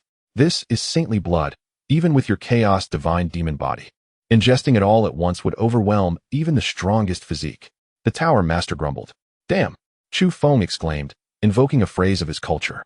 Enough with the chatter. Quickly circulate the Chaos Divine Demon technique and the Great Wild Devouring Heaven technique to refine and absorb this drop of blood-S energy, or you will truly be finished. The Tower Master urged hastily. Immediately, Chu Feng activated both the Chaos Divine Demon technique and the Great Wild Devouring Heaven technique, fervently absorbing and refining the energy contained within the drop of blood. Soon, a layer of crimson light enveloped Chu Feng, and his expressions fluctuated wildly. In the blink of an eye, an entire day had passed. Swish, swish, swish. Within this day, a multitude of figures suddenly appeared in the ruins, led by 4 formidable beings at the celestial realm. Among them, 2 were at the 8th level and 2 at the 9th level of the celestial realm, alongside several others from both the celestial and life and death realms. They were indeed representatives from the 4 major sects of the Southern Wilds, with the 4 foremost figures being the leaders of the Juku, Tianjin, Shuri, and Xianyu sections. The Wild Hall. This relic actually belongs to the Wild Clan? The 4 sect leaders gazed at the inscription Wild Hall above the palace, their expressions turning solemn. At once, fervent light ignited in their eyes. As forces of the Southern Wilds, they were well aware of the Wild Clan's terrifying legacy. Though the Wild Clan had been annihilated, they undoubtedly left behind numerous treasures. The emergence of this relic from the Wild Clan represents a colossal opportunity. Sectmaster, that young man is not here. He may have already entered the palace. At this moment, one of the life and death realm experts behind Sect Master Shuri swept a glance at Qing Miao and the others, then spoke. He was one of the 4 life and death realm experts who had previously led the 4 major sections. Let us go. The 4 sect leaders simultaneously charged towards the Wild Hall. However, the 10 shadow guards stood resolutely in their path. Although they were unaware of Chu Feng's current situation, they could not allow outsiders to disturb the young master. Seeking death, Sect Master Shuri bellowed, raising his hand to unleash a palm strike. Boom! As he struck, blinding golden spiritual energy erupted, transforming into a dazzling sun that surged forth. The other 3 sect leaders simultaneously attacked, unleashing terrifying waves of spiritual energy. Boom! With a resounding clash, the forces collided within the ruins, producing a thunderous roar. The 4 sect leaders were instantly blasted back, groaning and spitting blood. How could this be? They stared in disbelief at the 10 shadow guards before them, clearly astonished by their unexpected strength. Each of these 10 individuals matched their own cultivation, a revelation that left them momentarily stunned. When did so many celestial realm experts emerge from the Southern Wilds? Is this still the Southern Wild I know? Who are you? The only female among them, the leader of the Xianyu Palace, glared coldly at the 10 shadow guards, exuding an intense chill. Kill! The 10 shadow guards surged forward without hesitation. This is bad. The 4 sect leaders' expressions shifted dramatically as they each activated their ultimate techniques to defend against the 10 shadow guards, while the other sect members surged forward as well. Bang! Bang bang! In an instant, a chaotic battle erupted. Despite the large numbers of the 4 sects, they faced the relentless assault of the 10 shadow guards, suffering catastrophic losses. In the blink of an eye, over half of the 4 sects lay dead, and even the 4 leaders bore wounds, retreating while gasping for breath. Their expressions grave. As for the 10 shadow guards, they remained silent, poised to continue their assault, but suddenly halted their steps, scanning ahead. Another group of individuals had appeared. Among them, a strikingly confident youth led the way, flanked by 4 elderly figures in long robes, followed by a throng of others. The Wild Hall. This ancient relic truly belongs to the Wild Clan? It is rumored that the Wild Clan possesses a supreme imperial-grade technique. I wonder if it resides within. The youth gazed at the palace, murmuring to himself. He was Shen Bufan, the prized disciple of the 4th elder from the Taishang Dao sect. Without hesitation, Shen Bufan advanced towards the palace, ignoring the others present. Halt! At that moment, the 10 shadow guards suddenly blocked Shen Bufan's path. Step aside. Shen Bufan glanced at the 10 figures with disdain. Anyone who dares to take a step forward shall be killed. One of the shadow guards warned coldly. A mere celestial realm dares to be so arrogant. One of the 4 elders following Shen Bufan scoffed, raising his hand to suppress the shadow guard. Rumble. As he struck, a terrifying aura that surpassed the celestial realm erupted, causing the space to tremble. Bang! The speaking Shadow Guard was obliterated, reduced to a mass of mangled limbs. King Realm? The four sect leaders gasped in shock, their pupils contracting. Meanwhile, both Duanmu Yu and Qing Miao's expressions changed. While the remaining 9 Shadow Guards remained unperturbed, resolutely blocking Shen Bufan's path, as if the gruesome death of their comrade had no impact on them whatsoever. Fearless of death, are they? Then let us eliminate them all. Shen Bufan declared coldly. Yes. The 4 outer elders from the Taishang Dao sect replied in unison, charging directly at the remaining 9 Shadow Guards. Kill. The 9 Shadow Guards, undaunted, uttered a single word and unleashed their full power. Though they stood invincible within the realm of celestial beings, they were still vastly outmatched by the 4 esteemed elders of the outer sect of the Supreme Dao sect, all of whom had attained the level of king. Boom, boom, boom. Accompanied by a series of resounding explosions, the 9 Shadow Guards fell one after another. Yet they displayed no sign of retreat, fiercely charging towards the 4 elders. How did the Northern King's residents cultivate such fearless Shadow Guards? They were no mere Shadow Guards. They were akin to death warriors. Observing this, Duanmu Yu felt a profound shock. Soon, only 1 Shadow Guard remained. At this moment, Shen Bufan waved his hand, signaling the 4 elders to cease their attacks. He regarded the last Shadow Guard and remarked, "You truly fear not death. Yet, with your cultivation, it would be such a pity to die like this. Why not submit to me? I am a person of the Supreme Dao sect. And as long as you..." Before Shen Bufan could finish, the Shadow Guard lunged at him, seeking death. Shen Bufan's expression turned cold, and he swiftly drew a long sword, cleaving the guard in 2, blood splattering everywhere. A mere swarm of ants dares to obstruct me. Immediately, Shen Bufan intended to enter the palace, only to be confronted by Qing Miao, who stood resolutely before him, her gaze icy. Swiftly, Shen Bufan cast a glance at her. "Little girl, do you also seek death?" "Qing Miao, come here. You are no match for him." Duanmu Yu's face paled as she called out to Qing Miao. Yet, Qing Miao remained indifferent, stating, "My life was saved by the young master. Today, I shall return this life to him." Unaware of her peril, Shen Bufan quickly swung his sword. Boom. The sword's terrifying radiance tore through the space, hurtling towards Qing Miao. With her current strength, she could not withstand such an attack. She involuntarily closed her eyes. "Foolish girl." Suddenly, a voice filled with compassion reached her ears. In the next moment, a large hand enveloped Qing Miao, followed by a chilling voice that thundered, "Dare to harm my woman? You seek death." Chapter 53. Those who attempt to kill me shall perish. Boom. At that moment, Chu Feng's figure appeared abruptly outside the desolate palace, one arm encircling Qing Miao while the other struck out, obliterating the sword's radiance. "Dare to harm my woman? You seek death." Chu Feng glared coldly at Shen Bufan. "Who are you?" Shen Bufan furrowed his brow, fixating on Chu Feng. "Young master." Qing Miao opened her eyes upon hearing Chu Feng's voice. "It's all right, I am here." Chu Feng reassured her. "Young master, those 10 Shadow Guards." Qing Miao hesitated to speak. "Shadow Guards?" Chu Feng's gaze swept across the battlefield, landing on the multitude of corpses. His expression darkened, eyes ignited with unbridled fury. Crack! He clenched his fist, emanating a terrifying killing intent akin to an abyss. The intensity of this aura sent shivers down the spines of everyone present. The 4 elders of the Supreme Dao sect instinctively positioned themselves before Shen Bufan, their expressions filled with caution as they sensed the potent threat emanating from Chu Feng. "Those who attempt to kill me shall perish." Chu Feng bellowed, each word resonating with fury. Boom. In an instant, an aura reminiscent of a divine demon erupted from Chu Feng as he unleashed a devastating punch. "Be careful." One of the outer sect elders reacted swiftly, unleashing his spiritual energy in an attempt to counter Chu Feng's blow. However, as their fists collided, the elder's pupils constricted, revealing sheer terror. Bang! The elder's body exploded into a mist of blood. This scene caused the remaining 3 elders and Shen Bufan to pale in shock. Bang! Chu Feng unleashed another punch, echoing like thunder, deafening in its might. Bang! The second outer sect elder met the same fate, his remains obliterated. As 2 king-level cultivators were swiftly dispatched, the atmosphere became suffocatingly still. Duanmu Yu, the 4 leaders of the Southern Wilderness factions, and Shen Bufan stood frozen, their expressions locked in disbelief. A king-level cultivator, killed in a single punch? Is this even human? Particularly for Shen Bufan, as a direct disciple of the Supreme Dao sect. He had encountered countless prodigies. Even he, at a young age, had achieved the Nirvana realm and wielded artifacts capable of slaying celestial beings. Yet, in comparison to Chu Feng, he was utterly insignificant. Such combat prowess could rival the most exceptional geniuses within the sect.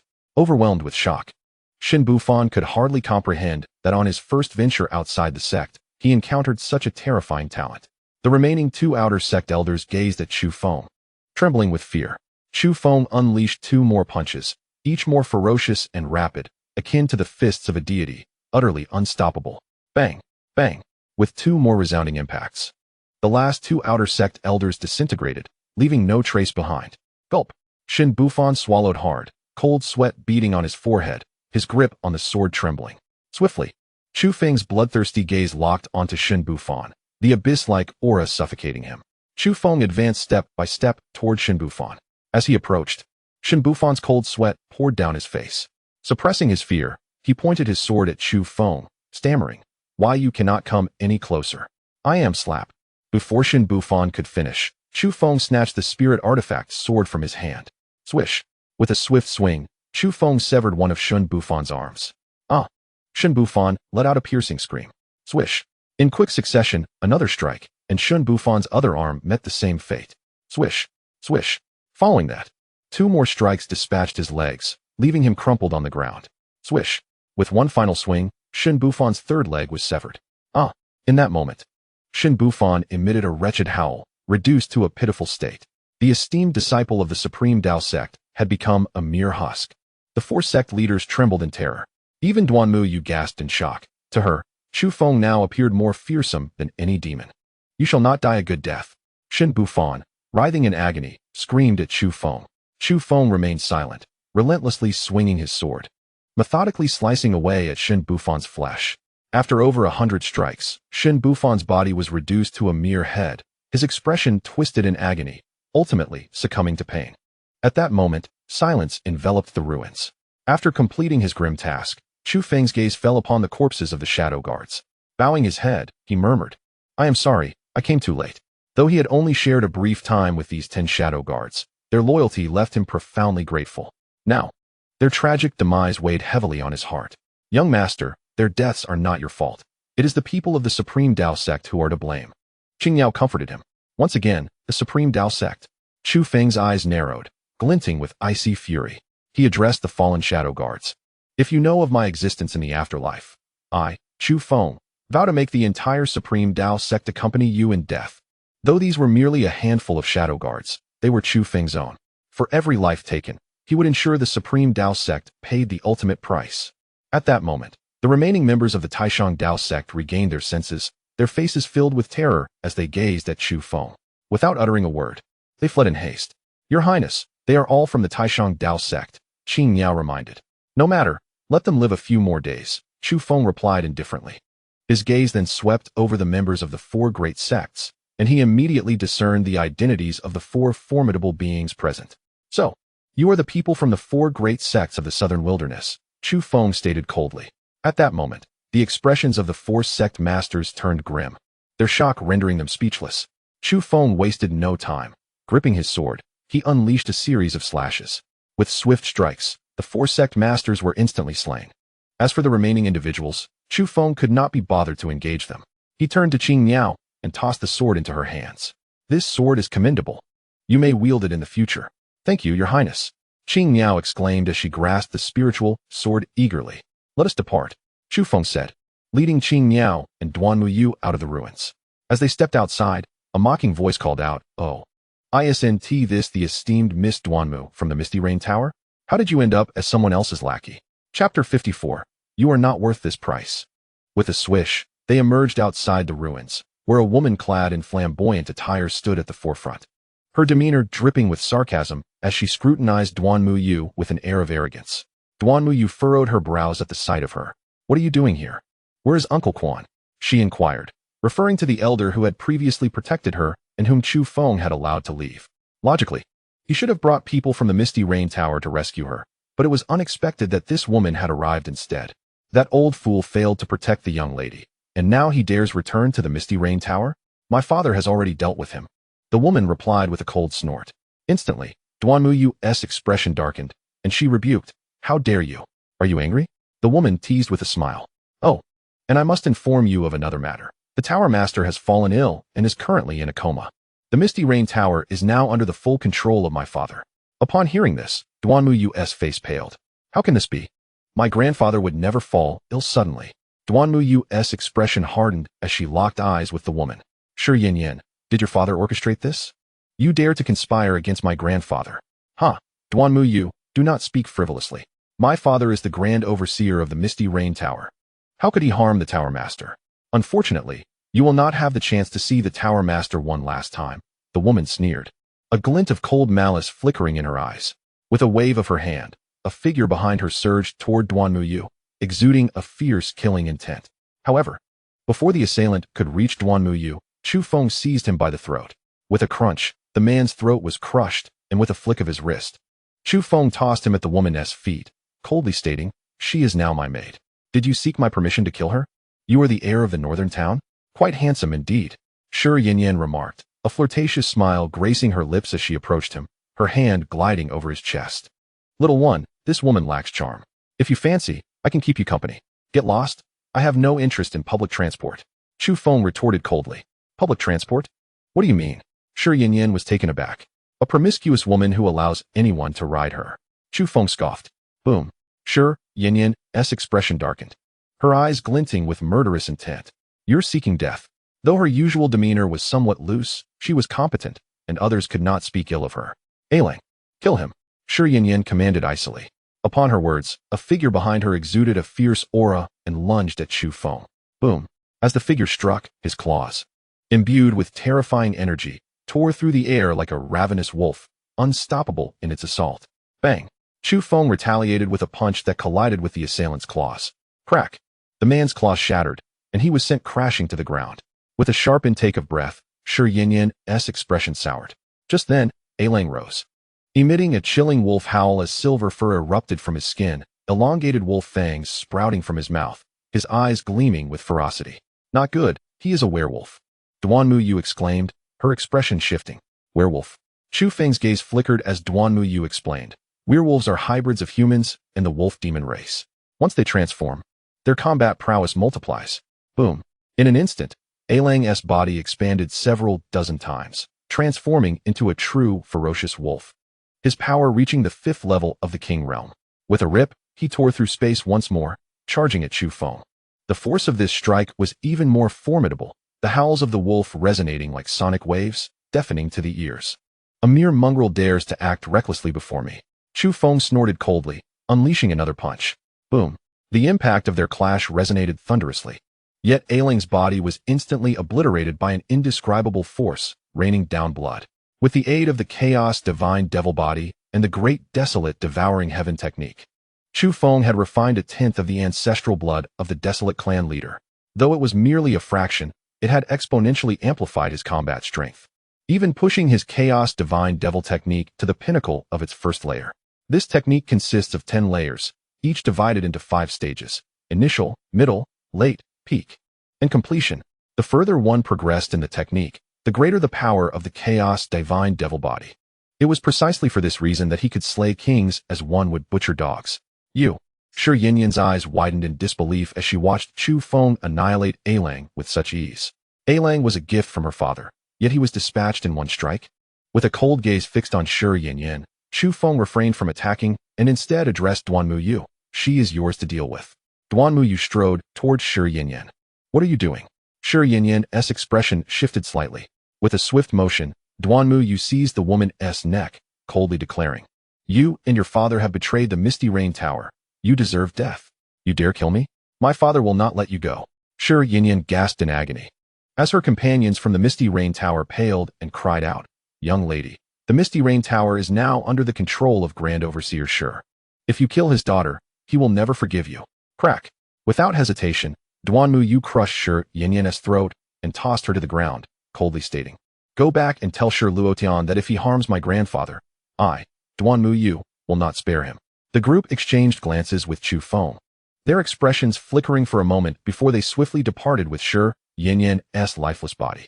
With a swish, Duanmuyu knelt before Chu Feng, pleading, "I implore you, Your Highness, to assist me in reclaiming the Misty Rain Tower." Chu Feng regarded her. "What benefit do I gain from helping you?" Duanmuyu's gaze flickered for a moment before she replied, "The Misty Rain Tower possesses numerous cultivation resources. If you aid me in reclaiming it, I can provide you with a substantial array of cultivation resources. At that moment, Chu Feng stepped forward, grasping Duanmu Yu's chin, coldly stating, Woman, do you take me for a fool? You think a mere handful of cultivation resources will suffice to sway me? What does the esteemed heir desire? Chu Feng gazed down at Duanmu Yu, a playful smile gracing his lips. What do you think? In an instant, Duanmu Yu's expression shifted, her eyes flickering for a few seconds before she gritted her teeth and replied, If the heir helps me reclaim the Misty Rain Tower, I can become your woman. Humph. Chu Feng scoffed, You're not worth that much. I want the Misty Rain Tower. Upon hearing this, Duanmu Yu's face fell, her expression darkening significantly. What? Are you unwilling? Chu Feng cast a glance at her, prompting Duanmu Yu to lower her head and explain, My lord, the Misty Rain Tower does not belong to me. It is my grandfather's, and I have no authority over it. Can't make a decision? What nonsense. Chu Feng coldly huffed, turning to leave with Qing Miao at his side. Instantly, Duanmu Yu's expression fluctuated. On the other side, Qing Miao looked at Chu Feng and asked, My lord, are we just leaving like this? This woman has a deep mind. Let her stew for a while. Before long, she will have to come back and plead with you. Chu Feng merely curled his lips in response. The two then returned to the Great Xia. As night fell, Chu Feng made his way back to the Northtown King's residence. Little Feng is back. Let me see you. Are you unscathed? Chu Tianquang immediately pulled Chu Feng close, his face filled with affection. Grandfather, I'm fine, but all 10 of the shadow guards perished, Chu Feng replied, shaking his head. Such is the fate of shadow guards. Chu Tianquang dismissed. He then produced a black token, handing it to Chu Feng, which bore the character for Chu. Grandfather, what is this? Chu Feng accepted the token, astonished. This is the family head's command token. With this, you can summon the various levels of shadow guards from the Chu family. I have already dispatched a new badge for you to command. Chu Tianquang explained straightforwardly. The family head's command? Shouldn't only the family head possess such a thing? Chu Feng exclaimed in surprise. Foolish child, you are the future head of the Chu family. Chu Tianquang smiled, patting Chu Feng's shoulder. After a moment of contemplation, Chu Feng chose not to say anything further and departed. Father, is it too soon to bestow the command token upon this boy? At that moment, Chu Longxiang approached. His brow furrowed. What? Are you afraid that group will pose a threat to little Feng? Chu Tianquang retorted.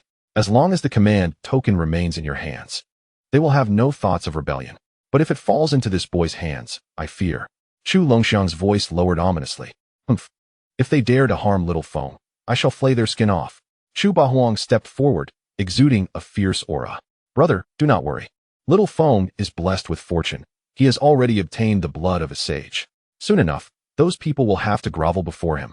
According to my calculations, there should be a powerful figure assisting him, though I cannot discern who it is. Chu Chongqing's eyes glimmered with profound insight. Even you cannot figure it out? Could it be someone from the divine realm? Chu Longxiang's brow furrowed further, but Chu Chongqing shook his head. Unlikely.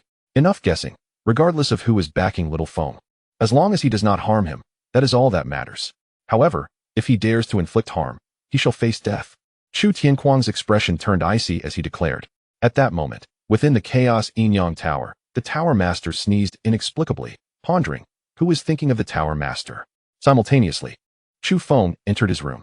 However, as he pushed the door open, he was taken aback to find a wooden tub filled with misty vapor, where Ji Rushua lay naked, bathing inside. As Chu Feng entered, Ji Rushua's expression shifted, and she exclaimed, You, my lady, bathing?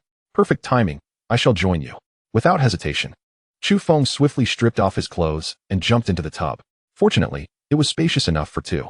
Ji Rushua's face flushed crimson, and she scolded him. What are you doing? Get out. Despite their previous intimate encounters, she still felt overwhelming shyness. We're an old married couple now, why be shy? Come, let me help you wash. Chu Feng grinned mischievously and began to assist her. You, Ji Rushua started to protest, but Chu Feng silenced her with a kiss. What followed was a delightful play of lovers in the water.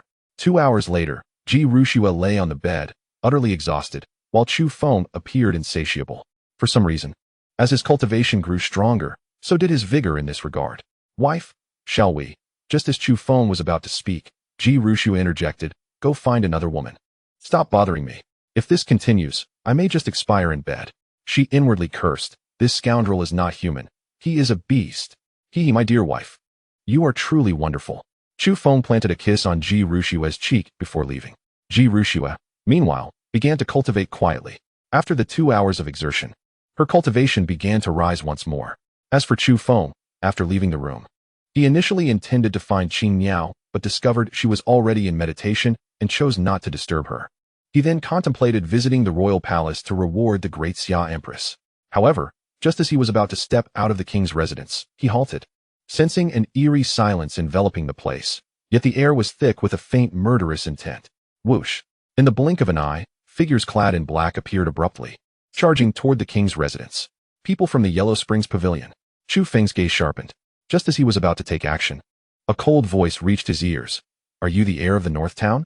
His eyes scanned the scene, landing on a silver-haired man clad in black robes and wearing a mask, standing above the entrance of the king's residence. This man was the leader of the Yellow Springs Pavilion. "Who are you?" Chu Feng asked coldly. "I am the leader of the Yellow Springs Pavilion," the man replied indifferently.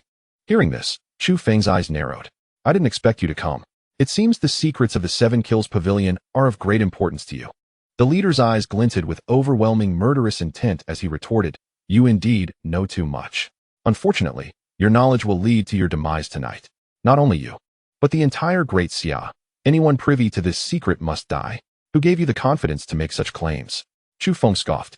Suddenly, within the North Town King's residence, figures clad in blood-red garments emerged. Their hollow eyes radiated a chilling bloodlust, resembling a cadre of executioners emerging from a sea of corpses. "What is this?" Chu Feng frowned at the sight. The leader of the Yellow Springs Pavilion coldly declared, "Tonight, let you experience the might of my blood puppets." "What nonsense! These mere puppets are nothing but inferior creations." A voice filled with disdain echoed from outside the North Town King's residence. "Such inferior puppets, and you dare to flaunt them?" A figure stepped into the king's residence, his expression one of utter contempt as he surveyed the blood puppets. Upon hearing someone belittle the blood puppets he had painstakingly crafted from his own blood, the leader's expression turned icy as he fixed his gaze on the newcomer. "Kill!" At his command, the blood puppets surged toward the intruder, their murderous intent palpable. "Stop!" The intruder's lips parted, uttering a single word, and the blood puppets froze in place. "How is this possible?" The leader's face paled in disbelief. No matter how he commanded the blood puppets, they remained unresponsive. "Kill him!" Suddenly, the individual pointed at the master of the Yellow Spring Pavilion and uttered a command. Consequently, the group of blood puppets immediately redirected their assault toward the pavilion master. In an instant, the expression on the pavilion master's face changed dramatically. Before he could react, the blood puppets were upon him. Bang, bang, bang. Ultimately, he had no choice but to retaliate, slaying each of the blood puppets he had painstakingly crafted from his own lifeblood. As these blood puppets met their grim demise, the pavilion master fixed a chilling gaze upon the individual, roaring, "Who on earth are you?" "Yes," the individual replied with a cold smirk. Boom. The pavilion master charged at this person, a terrifying aura of slaughter enveloping him. His cultivation had reached the 9th level of the king's realm. "Kneel." At that moment, the individual uttered these two words, causing the pavilion master to uncontrollably drop to his knees. "You." He stared wide-eyed at the individual, disbelief etched across his face. "You possess a fondness for crafting puppets, do you? Allow me to give you a taste of what it feels like to be one," the individual remarked coolly, his eyes shimmering with profound brilliance, as if an invisible force enveloped the pavilion master. "Ah, ah, ah." The pavilion master let out a series of agonizing screams. His mask shattered to reveal a face twisted in anguish, inscribed with the words 7 Kills, indicating his affiliation with the 7 Kills Pavilion. Pavilion Master. The other members of the Yellow Spring Pavilion, witnessing this, changed their expressions drastically and rushed toward the individual. However, he merely cast a casual glance at them. And one by one, the assassins of the Yellow Spring collapsed, blood streaming from their orifices, lifeless on the ground. In the blink of an eye, the last of the Yellow Spring's elite met a tragic end, while the Pavilion Master, after several more screams, had his pupils become hollow, his expression vacant and dazed. "From this day forth, you shall be a puppet, understood?" The individual addressed the Pavilion Master. "Yes," the Pavilion Master replied mechanically. "Uncle Six, that was absolutely incredible." At this moment, Chu Feng clapped enthusiastically, expressing his admiration. The person before him was none other than his uncle Chu Xingha. "Little Feng, it's been so many years. And you've grown so much," Chu Xingha said with a gentle smile, embracing him warmly. "Uncle Six, what kind of technique did you just employ? It was astounding. And how did that fellow become a puppet?" Chu Feng asked, curiosity brimming in his gaze. "Haha, do you wish to learn?" Chu Xingha inquired with a smile. "Absolutely," Chu Feng replied without hesitation. Within this, there exists a cultivation technique. Practice diligently, and in due time, you can reach such heights, Chu Feng has said, tossing a jade slip to Chu Feng. He then pointed at the pavilion master. Do you want to keep this fellow, or shall I eliminate him? Uncle 6. If you don't want him, then I shall take him, Chu Feng declared. After all, he was a master at the 9th level of the King's realm. Such talent should not go to waste. Chu Feng addressed the pavilion master. From now on, he is your master. Yes, master. The pavilion master immediately knelt before Chu Feng. At that moment, Chu Feng glanced at the ring on Chu Feng's hand, and the figure of Yun Qingzi within felt an overwhelming sensation of being scrutinized. Such terrifying mental prowess. Could he be the fabled mentalist? Yun Qingzi exclaimed in shock. Just then, a figure abruptly appeared at the North Town King's manor. Chu Feng coldly regarded the newcomer. Who are you? I am Xuechun of the Loose Cultivators Alliance, the individual replied coolly. Loose Cultivators Alliance? Chu Feng furrowed his brow, pondering, what kind of force is this? How could someone from the Loose Cultivators Alliance be here? Yun Qingzi suddenly exclaimed. Chu Feng then asked, do you know about this Loose Cultivators Alliance? The Loose Cultivators Alliance is an organization formed by 5 powerful rogue cultivators, dedicated to recruiting martial artists without any background. To this day, it has become the largest force of rogue cultivators in the Zhangxian domain, Yun Qingzi explained. Chu Feng then looked at the individual. What brings you here? By the order of Elder 7, I have come to annihilate the North Town King's manor, the man stated coldly. When did the North Town King's manor have enmity with your Loose Cultivators Alliance? Chu Feng asked in astonishment. The 3rd prince of the Great Xia you killed was a disciple of Elder 7. The man retorted icily. Realization dawned on Chu Feng.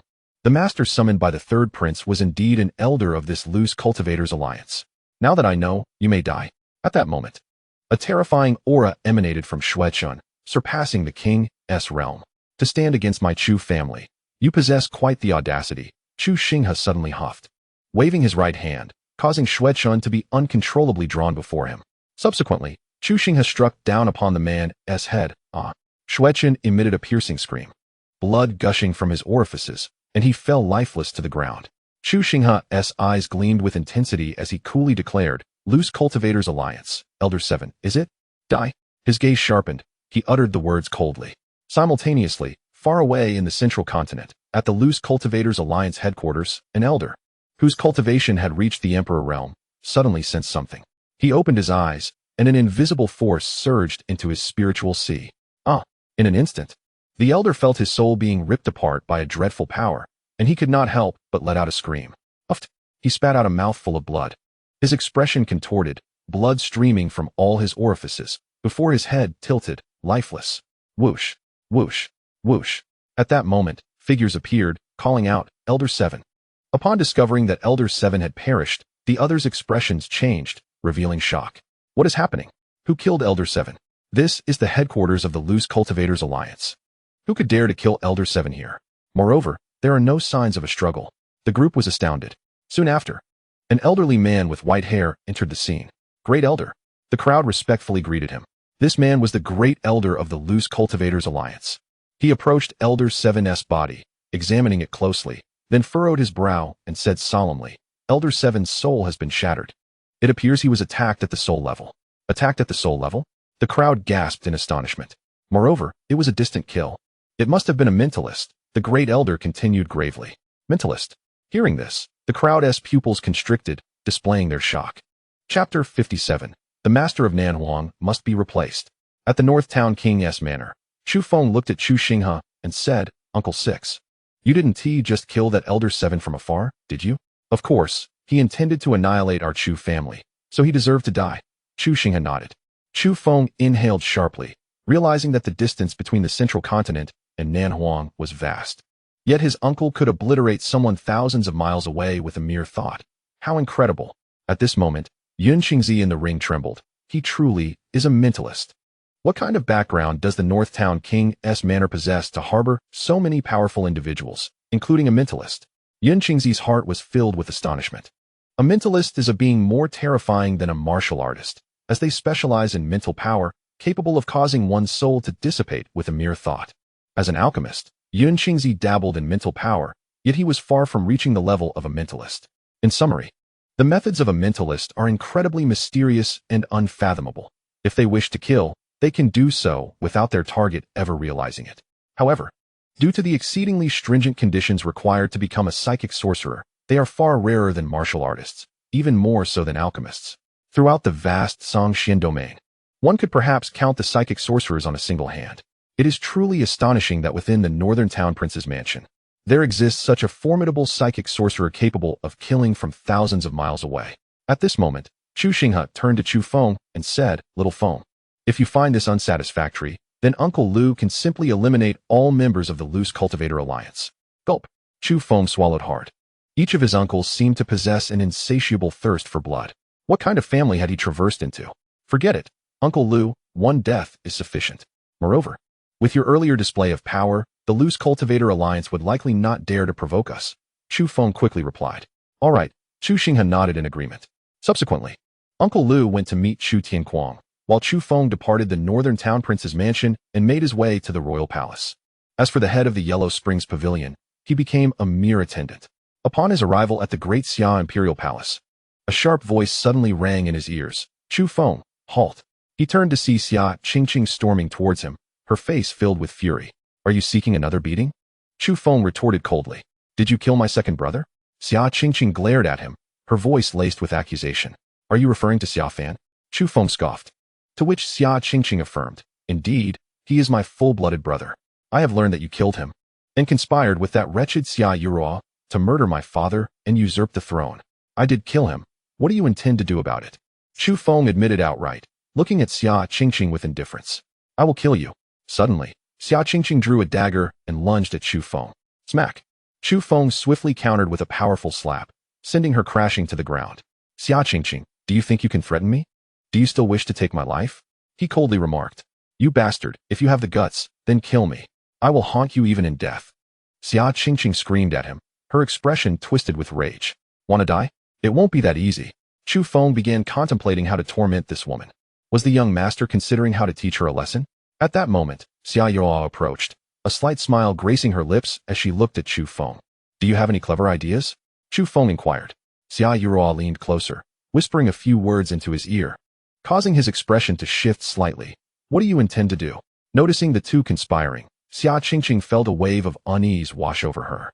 Xia Yuruo then waved her hand, leading Xia Qingqing to follow Chu Feng to the sleeping quarters. It was only when Xia Qingqing lay upon the bed that she finally grasped the gravity of the situation. Her countenance shifted dramatically as she screamed at Xia Yuruo. Xia Yuruo, you dare! Qingqing, this is for your own good. With the young master's current status, not everyone is worthy of his favor, Xia Yuruo replied calmly. Chu Feng, do you dare? Xia Qingqing shouted at him in anger. Chu Feng remained silent, choosing instead to demonstrate his courage through action. In the depths of a shadowy abyss within the Songxian domain, a furious voice echoed.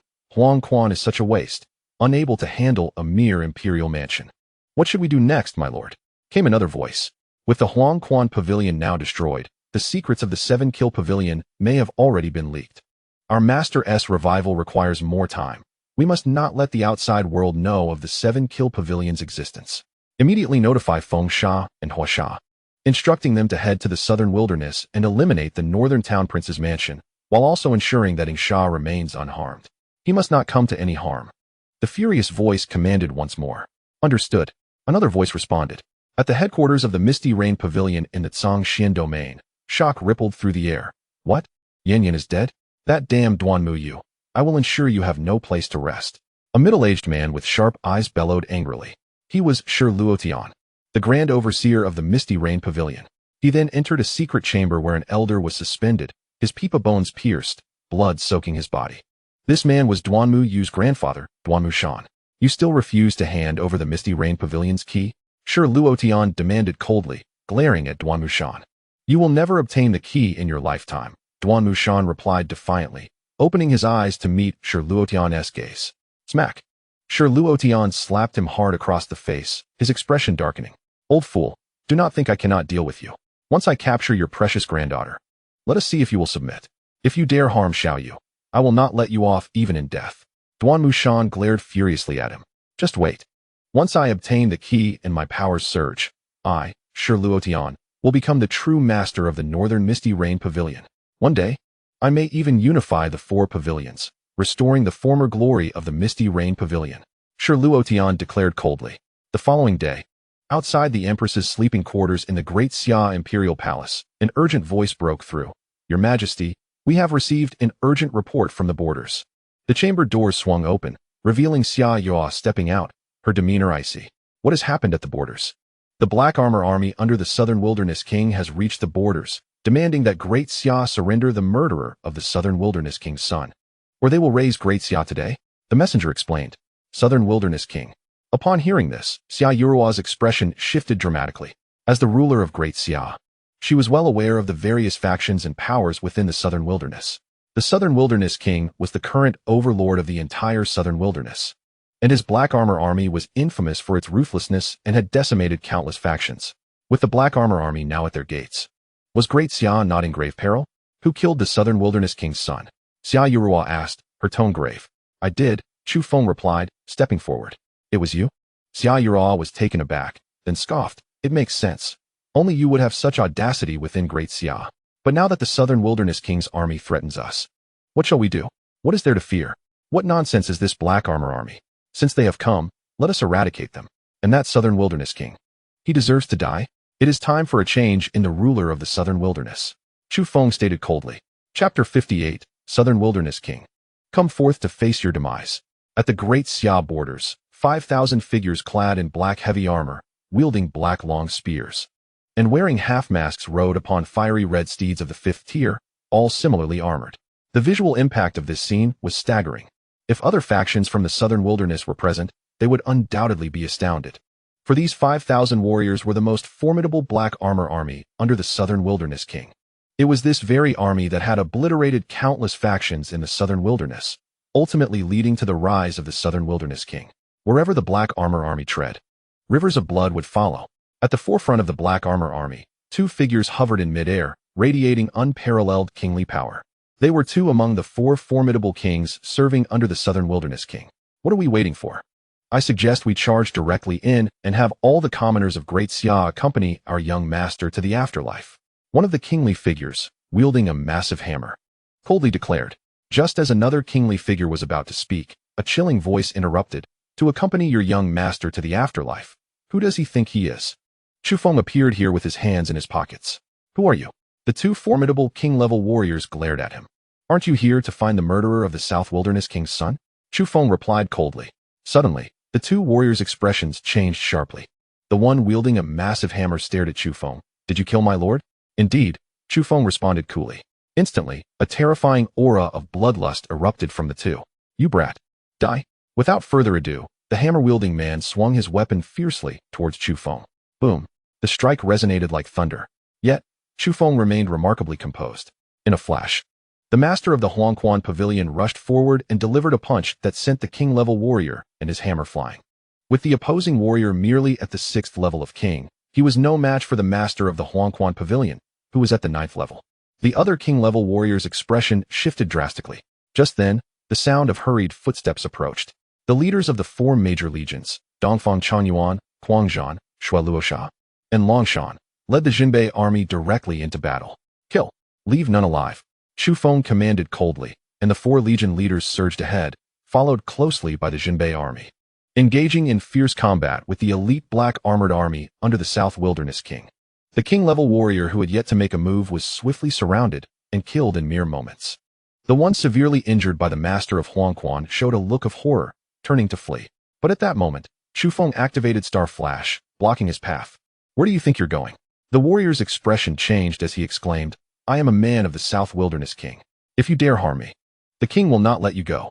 As soon as he finished speaking, Chu Feng appeared before him, gripping his throat and coldly stating, Rest assured, your master will soon join you. Crack. The king-level warrior's neck was snapped, and Chu Feng casually tossed him aside. After a fierce battle lasting several minutes, the entire 5,000-strong Black Armored Army was annihilated without a single survivor. Although their average strength surpassed that of the Jinbei army, their numbers were overwhelming, especially with the assistance of the 4 legion leaders. The armor and weapons of the Black Armored Army were indeed formidable. Chu Feng observed the heavy armor and long spears, his eyes glimmering. It was evident that these were crafted from special materials, offering superior defense and offensive capabilities compared to the Jinbei army's gear. It seemed necessary to upgrade the Jinbei army's equipment. Chu Feng resolved inwardly. With the Jinbei army's overall combat quality and strength, acquiring a powerful set of weaponry would enhance their fighting prowess exponentially. Clearly, Chu Feng aimed to forge the Jinbei army into an invincible force. Naturally, this would take time. Young master, should we directly eliminate the South Wilderness King? Huangzhan asked eagerly. I will personally deal with the South Wilderness King. Your task is to eradicate the 6 major dynasties.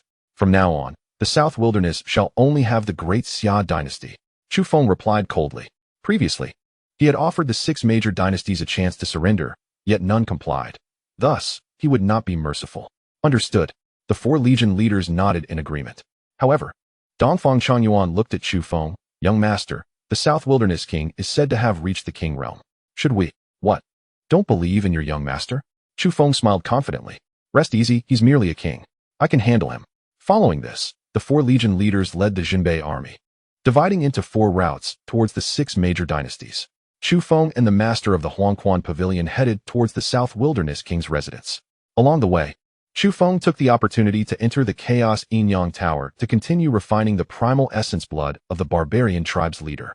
Meanwhile, in the Great Xia Palace, Xia Yuruo learned of the Black Armored Army's annihilation at the first opportunity. I truly did not choose wrong. A smile graced her lips. Suddenly, her expression shifted, hands clutching her head, revealing a look of agony. In another sealed chamber, Xia Qingqing sat cross-legged with disheveled hair, her blood boiling as a terrifying bloodline power awakened within her. Boom. In the next moment, a tremendous force erupted from Xia Qingqing, propelling her cultivation from the innate realm directly into the golden core realm, breaking through 3 major levels in succession. With a flicker of her eyes, Xia Qingqing murmured, I never expected to awaken such a strong bloodline. After being thoroughly ravaged by Chu Feng the previous night, she had intended to conclude matters but found herself unexpectedly awakening a powerful bloodline force. This newfound strength brought a glimmer of hope to her previously despondent heart. Chu Feng, once I surpass you with this bloodline power, I will ensure you suffer a fate worse than death. And you, Xia Yuruo, both of you shall die. Xia Qingqing growled with a fierce expression. She then embarked on a frenzied path of cultivation, unaware that her single encounter with Chu Feng had inadvertently catalyzed her rise. At the South Wilderness King's residence, the king sat in a dark expression wearing a python robe. Before him sat a middle-aged man sipping tea. You wish for me to submit to you? The South Wilderness King coldly spat at the man. Indeed, our emperor has achieved great power and is no longer satisfied with the eastern territories, thus deciding to expand our borders. The first target of the Tianlong dynasty is the South Wilderness.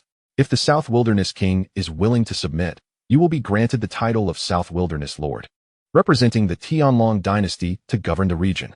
However, if you refuse, we will have no choice but to seize the South Wilderness by force. The middle-aged man placed his teacup down, speaking with indifference. As he spoke, an invisible pressure enveloped the room, causing the South Wilderness King to change his expression. This man's cultivation was on par with his own, perhaps even stronger. Truly, the first great dynasty of the East. The South Wilderness King felt a jolt of alarm, his gaze flickering. Just as he pondered whether to submit to the Tianlong dynasty, a thunderous voice erupted from outside. South Wilderness King, come out and die. Chapter 59, Tianlong Dynasty.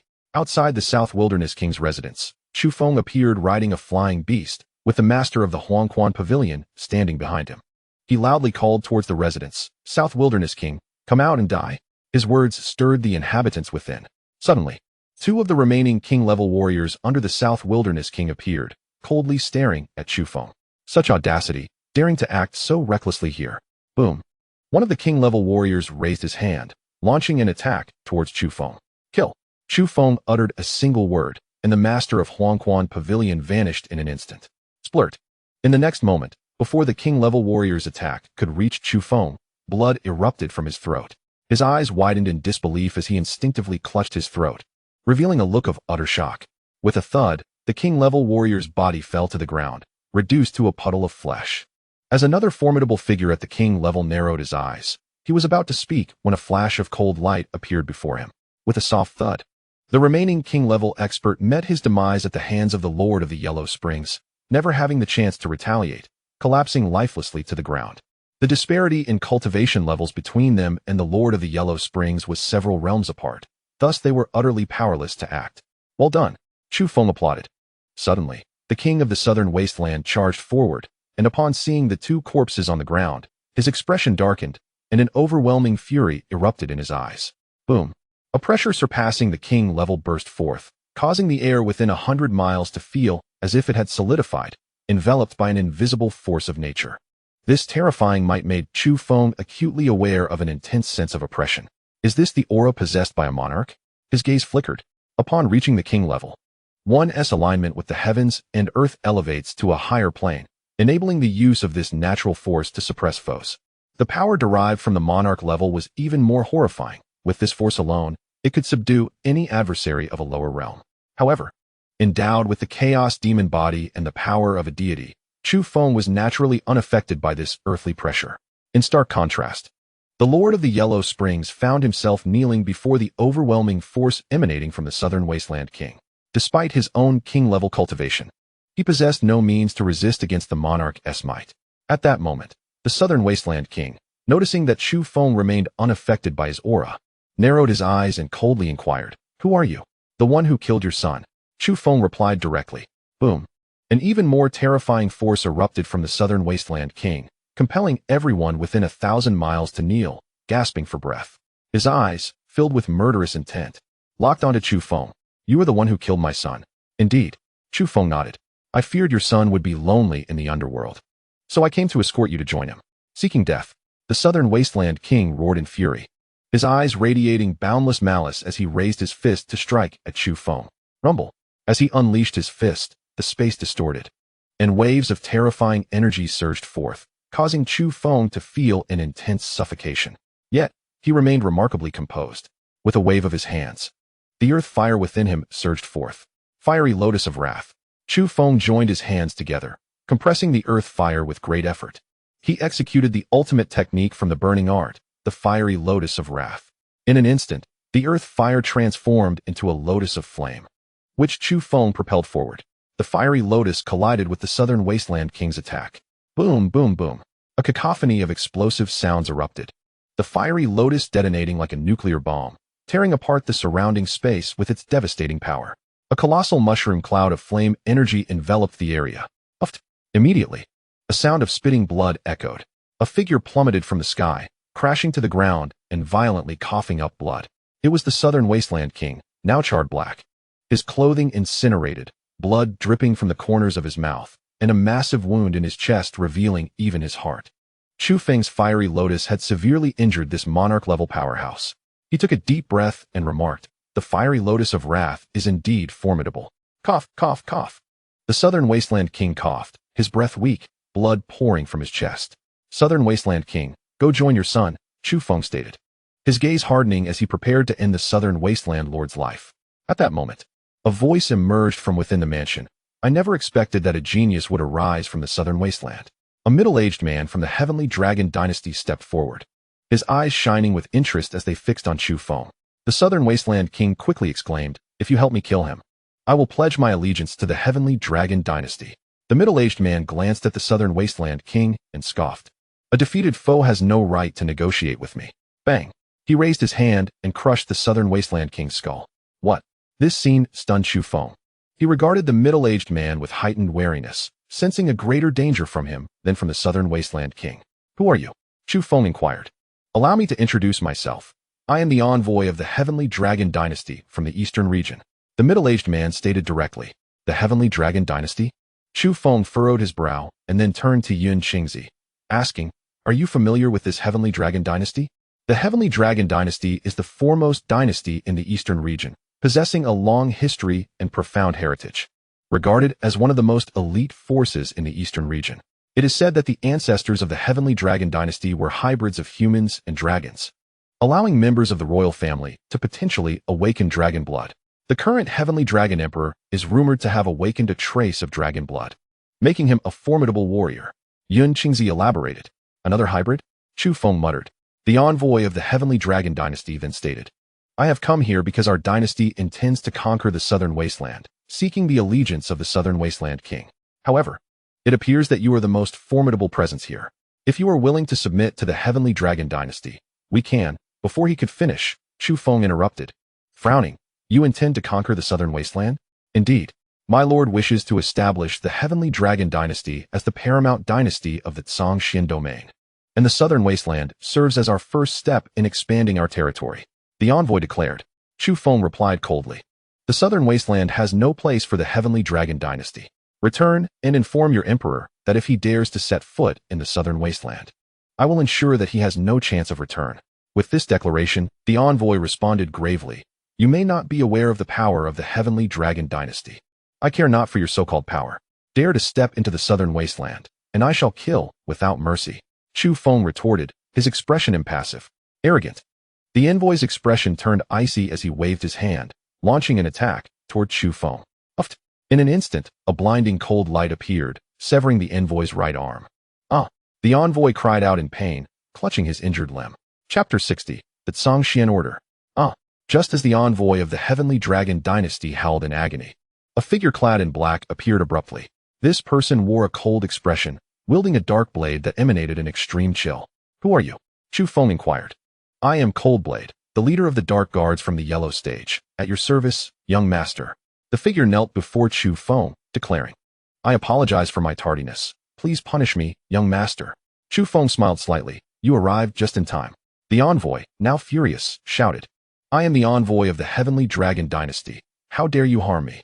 Chu Feng cast a disdainful glance at the envoy, while Coldblade's gaze hardened, ready to strike down the envoy. But Chu Feng interjected, spare him. He then looked at the envoy coldly. Return and tell your emperor that in the southern wasteland, there will only be one dynasty, and that is the Great Xia Dynasty. Should the heavenly dragon dynasty dare to tread into the southern wasteland, I will slay them all. Hearing Chu Feng's bloodthirsty words, the envoy was startled, gazing at him. You are from the Great Xia Dynasty? Remember, I am Chu Feng, the heir of the Great Xia's Northern Defense Prince's estate. Begone. The envoy, clutching his severed arm, fled in a disheveled state. Subsequently, Chu Feng cast his gaze towards the residence of the Southern Wilderness King, coldly instructing his subordinates, kill them all, leave not a single one alive. Yes. Coldblade nodded in acknowledgement. Instantly, 20 more yellow-clad shadow guards appeared, transforming into streaks of light as they surged towards the Southern Wilderness King's mansion, unleashing a brutal massacre. Young master, please spare my life. Suddenly, a figure dashed out from the mansion, shouting desperately at Chu Feng. Chu Feng glanced at the individual with icy detachment and replied, give me a reason to spare you. Young master, I am a weaponsmith. I can forge weapons for you. The man quickly asserted. You are a weaponsmith? Chu Feng said in surprise. In this world, weaponsmiths were the artisans dedicated to crafting weapons, whether they be mundane, spiritual, or treasures. However, much like alchemists, weaponsmiths were exceedingly rare, especially those capable of creating high-grade weapons, making them coveted by various factions. Indeed, the weapons and armor of the Black Armored Army were all forged by me, the man continued earnestly. What is your name? Chu Feng inquired. My name is Yan Shiqi. He replied promptly. Chu Feng then asked, what grade of weapons can you forge? I can forge third-grade spiritual weapons, and I have a 50% success rate for fourth-grade weapons. Yan Shiqi declared. To think you can forge third-grade spiritual weapons. You possess some skill. Chu Feng exclaimed in astonishment. Spiritual weapons were graded from 1 to 9, with higher grades signifying greater power. In the southern wilderness, third-grade spiritual weapons were quite rare. Suddenly, Chu Feng had a thought. If the Northern Defense Army were equipped with third-grade spiritual weapons and armor, it would be nothing short of extraordinary. He shared this idea with Yan Shiqi, asking, can you achieve this? Young master, if the materials are sufficient, I can forge third-grade defensive spiritual armor and third-grade spiritual weapons. But to equip an entire army requires an immense quantity of materials, Yan Shiqi explained. Upon hearing this, Chu Feng inquired, where do the materials for the Black Armored Army's armor come from? In the southwestern region of the Southern Wilderness, there lies a mine abundant in black iron ore. The armor of the Black Armored Army is made from this black iron, but relying solely on black iron can only yield first-grade defensive spiritual armor and first-grade spiritual weapons. Additional materials are required, Yan Shiqi elaborated. List all the materials you need, and I will have someone procure them, Chu Feng stated decisively. Yes. Yan Shiqi nodded, then added, by the way, young master, the Southern Wilderness King has a treasure vault that houses many of his prized possessions. Oh, Chu Feng's eyes lit up at this revelation, and he followed Yan Shiqi to the Southern Wilderness King's treasure vault. Inside, indeed, lay a plethora of medicinal herbs, pills, weapons, and techniques. That is Xianling grass. Suddenly, Yun Qingzi exclaimed excitedly. Xianling grass? Chu Feng's gaze shifted to a herb radiating spiritual resonance. Yun Qingzi explained. Xianling grass is one of the materials required to concoct the soul fusion pill. Is that so? Chu Feng's focus sharpened. Now that he possessed the corpse of the clan leader of the desolate tribe, if he could gather the materials for the soul fusion pill, Yun Qingzi could be reborn. With Yun Qingzi's emperor-level alchemy skills, his rebirth would greatly benefit Chu Feng. Next, Chu Feng collected all the items within the vault into the Chaos Yin-Yang Tower. Then, he discovered a black token inscribed with the character Tsang. What is this?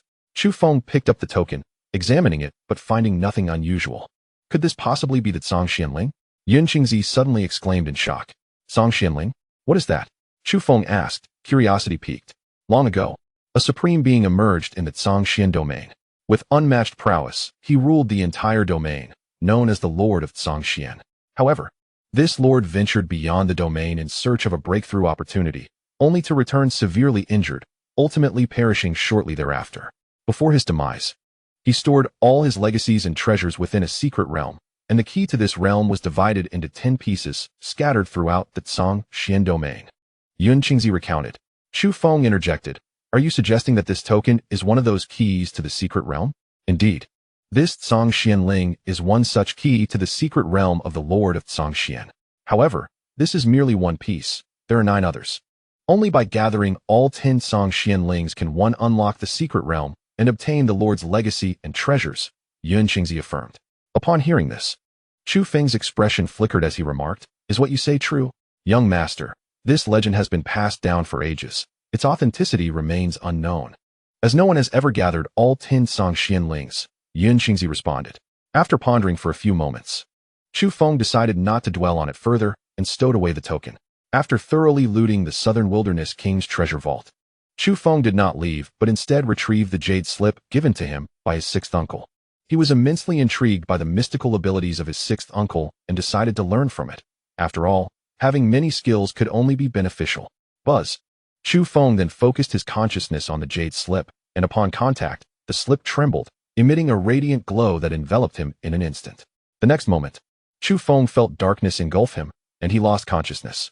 Chapter 61. The Starry Sky Refining Technique. Where's this? When Chu Feng opened his eyes again, he found himself in an endless expanse of starry sky. Master, he called out urgently, but there was no response, not even from Yun Qingzi. Damn it. Where's this place? Chu Feng's brow furrowed in concern as his expression darkened. Buzz, buzz, buzz. Suddenly, streaks of starlight appeared in the starry sky, rushing towards Chu Feng and flooding into his mind. In an instant, he felt a surge of immense information coursing through his brain. He shut his eyes tightly, quietly digesting the influx of knowledge. After a long time, Chu Feng opened his eyes and muttered, the starry sky refining technique. This vast information detailed a method for cultivating spiritual power, named the starry sky refining technique. Upon reviewing the technique's description, Chu Feng was astounded. This method allowed one to communicate with the myriad stars in the starry sky using their spiritual power, ultimately mastering each star. At that moment, with a mere thought, one could command countless stars. This starry sky refining technique is absolutely phenomenal. Chu Feng marveled. The ability to control countless stars with one's spiritual power was nothing short of extraordinary. At that moment, he also understood that the techniques mastered by his 6th uncle were indeed spiritual arts, marking him as a spiritual sorcerer. A spiritual sorcerer cultivates spiritual power and employs spiritual arts, enabling them to kill from a distance or directly control the consciousness of others, reducing them to puppets. However, in comparison to the starry sky refining technique, these so-called spiritual arts seemed feeble. Imagine, during a battle, with a mere thought, one could summon countless stars to attack. Such a scene would be astonishing. Immediately, Chu Feng began to enthusiastically practice the starry sky refining technique. Meanwhile, in the southern wilderness, fierce battles erupted between the Northern Defense Army and the 6 great royal dynasties. Under the assault of the Northern Defense Army, led by the 4 legion commanders, the 6 royal dynasties fell one after another. In the Eastern Territory, within the Heavenly Dragon Dynasty, the return of an envoy with a severed arm incited the wrath of the dynasty's ruler. He could not believe that a mere small dynasty in the southern wilderness dared to act so brazenly, even attacking his envoy, a blatant slap in the face to the Heavenly Dragon Dynasty. Issue a command to General Yuan, instructing him to immediately lead 500,000 elite Tianlong troops to the southern wilderness and eradicate the Great Xia Empire, capturing its emperor and the so-called Prince of the North. I want everyone to witness the dire consequences of opposing the Tianlong dynasty. At once, the Tianlong emperor issued the order, and soon, 500,000 of the finest Tianlong troops were mobilized, personally led by General Yuan Tuo on their expedition to the southern wilderness. 3 days later, outside the capital of the Eastern Yamato dynasty, the commanders of the 4 legions led the northward army to the city gates. After 3 days of relentless conquest, only the Eastern Yamato remained among the 6 great dynasties, while the other 5 had been utterly vanquished by the northward army. The rulers of those 5 empires hung lifeless outside their capitals, with no royal family or officials left unscathed. As the northward army approached the city, chaos reigned within the capital of the Eastern Yamato. The officials trembled in fear, devoid of any will to resist.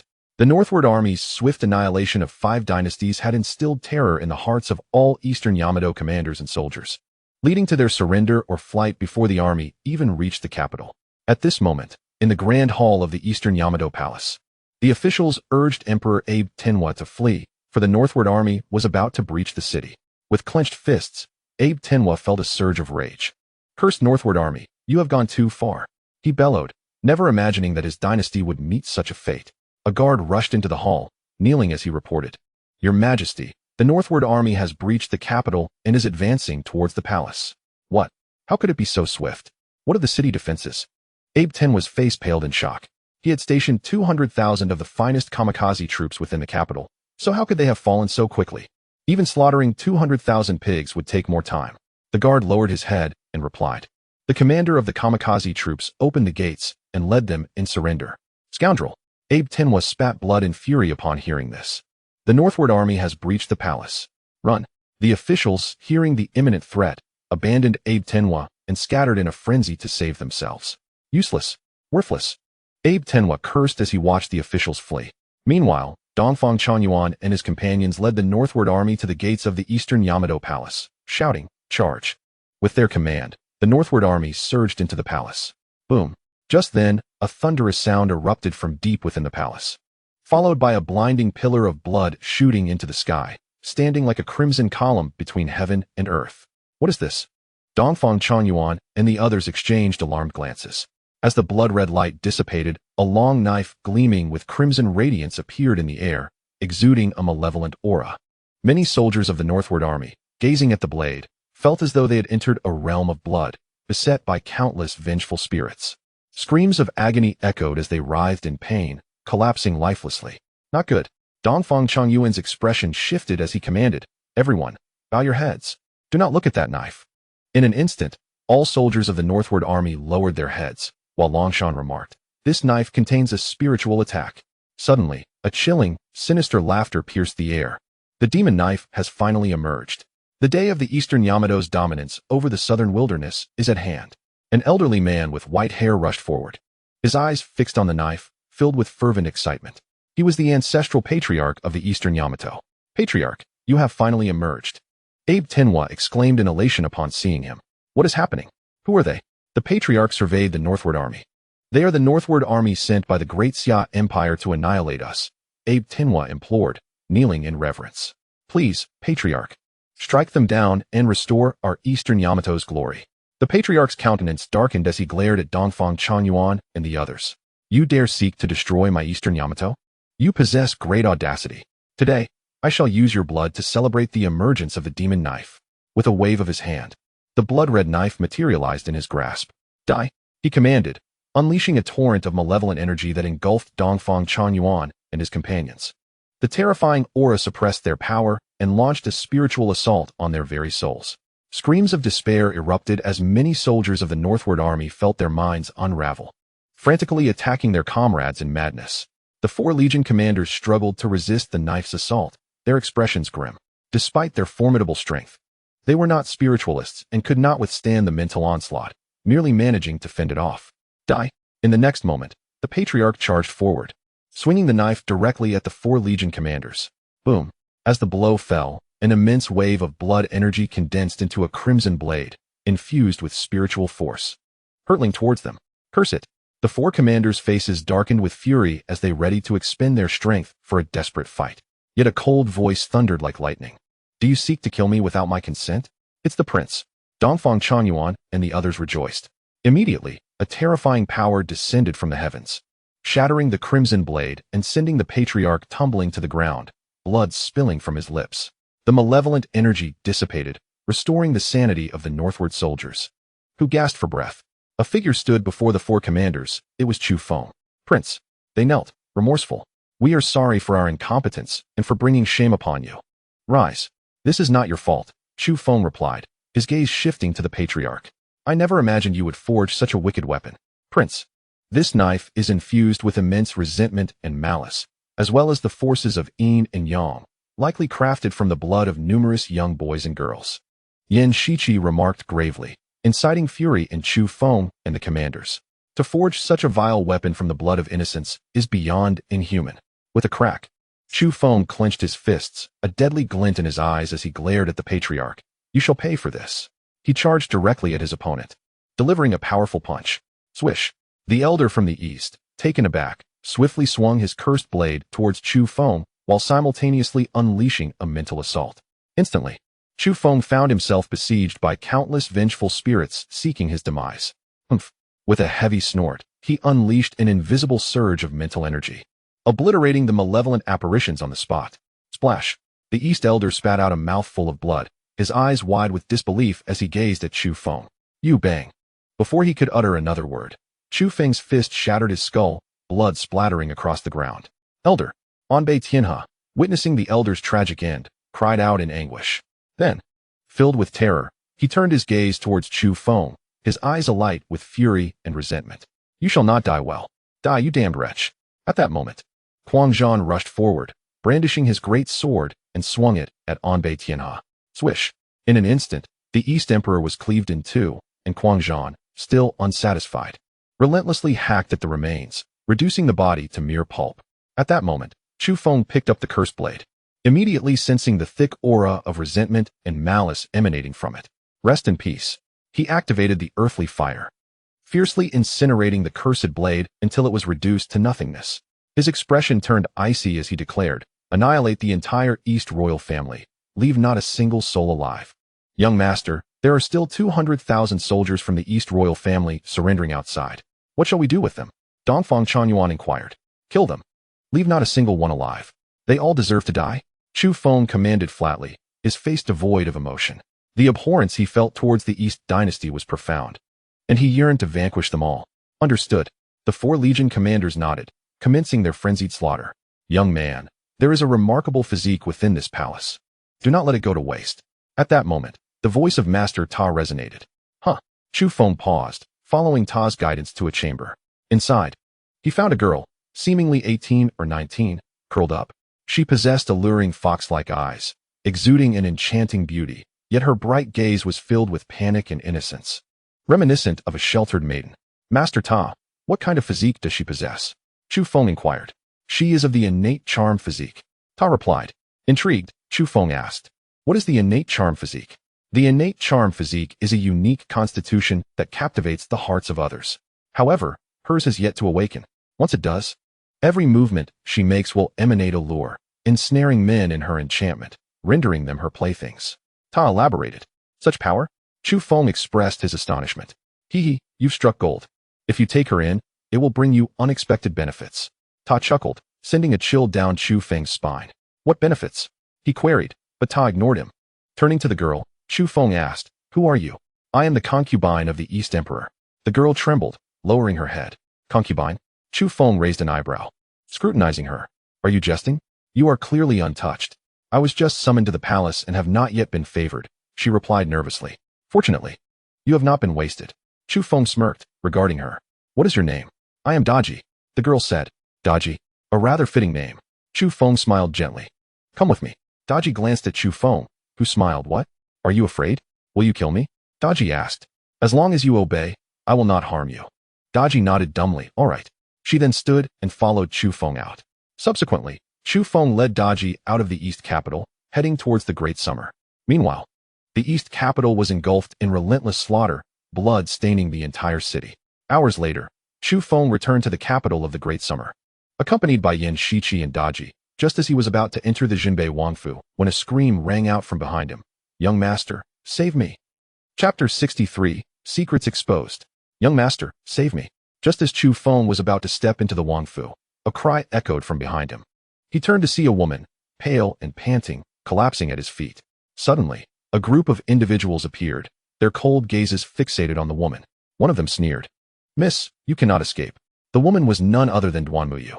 They approached Duan Muyu, who turned to Chu Feng, her eyes filled with desperation. Young master, I am willing to agree to your terms. Please assist me. Young master? The leader of the group, hearing Duan Muyu's words, turned his gaze sharply towards Chu Feng. Chu Feng ignored him, focusing instead on Duan Muyu. Are you certain? Yes, I am willing to agree to your terms. If you help me reclaim the Misty Rain Tower, it shall be at your command henceforth. Duan Muyu stated earnestly. The leader scoffed. Miss, you truly are desperate. Hoping for such a greenhorn to help you reclaim the Misty Rain Tower. How laughable. Enough. Chu Feng's expression hardened. Lung Feng, eliminate them all. Whoosh. At his command. Lung Feng, who had been lurking in the shadows, instantly emerged like a fleeting shadow. Thud. Before the group could react, blood sprayed from their throats. Their eyes wide open as they collapsed lifelessly. Duan Muyu, witnessing Lung Feng's prowess, was taken aback, pondering just how many experts were concealed within the Jinbei Wangfu. Rising, she respectfully addressed Chu Feng. Duan Muyu pays her respects to the young master. From now on, you shall be my master. Empty words won't suffice. I need to imprint a mental brand on you. Chu Feng stated directly. Mental brand? Duan Muyu gasped, looking at him in disbelief. You're a mentalist? A mental brand is a technique that embeds a mark within another's soul using mental energy to exert control over them, a skill attributed solely to legendary mentalists. Indeed, Chu Feng affirmed. Instantly, Duan Muyu's pupils constricted, deeply shaken. She had never anticipated that Chu Feng was a mentalist, hiding his talents so well. After cultivating the Starry Sky refinement technique, Chu Feng had officially entered the ranks of mentalists. It was unclear whether it was due to the might of the technique or his status as a transmigrator, but in just 3 days, he had not only become a mentalist, but had ascended to the heavenly tier. Mentalists are categorized into 4 levels: Earth, Heaven, Mystic, and Illusory, with the next tier being Royal Mentalists. The speed of his advancement would surely provoke envy among other mentalists. This person is infuriatingly exceptional. Next, Chu Feng imprinted the mental brand on Duan Muyu. Although she was reluctant, knowing that her life and death would now be entirely in his hands, she had no choice but to depend on him. Young master, when will you accompany me to the Misty Rain Tower? Duan Muyu inquired. What is the rush? I am still unaware of the current situation at the Misty Rain Tower. To go now would be courting death, Chu Feng replied, rolling his eyes. Suddenly, a chilling wind swept through, causing an inexplicable shiver. Young master, be careful, Lung Feng suddenly warned. Clang. Suddenly, a sound reminiscent of a clash of metal echoed through the air. A figure clad in azure appeared abruptly beside Chu Feng, wielding a sharp blade aimed at him, only to be thwarted by the weapon in Lung Feng's hand. Boom. At that moment, a fireball descended from the heavens, hurtling towards Chu Feng. He retaliated with a punch that shattered the fireball upon impact, though the force sent him staggering backwards. Just as the fireball burst, a blazing blade shot forth from its remnants, targeting Chu Feng's vital points.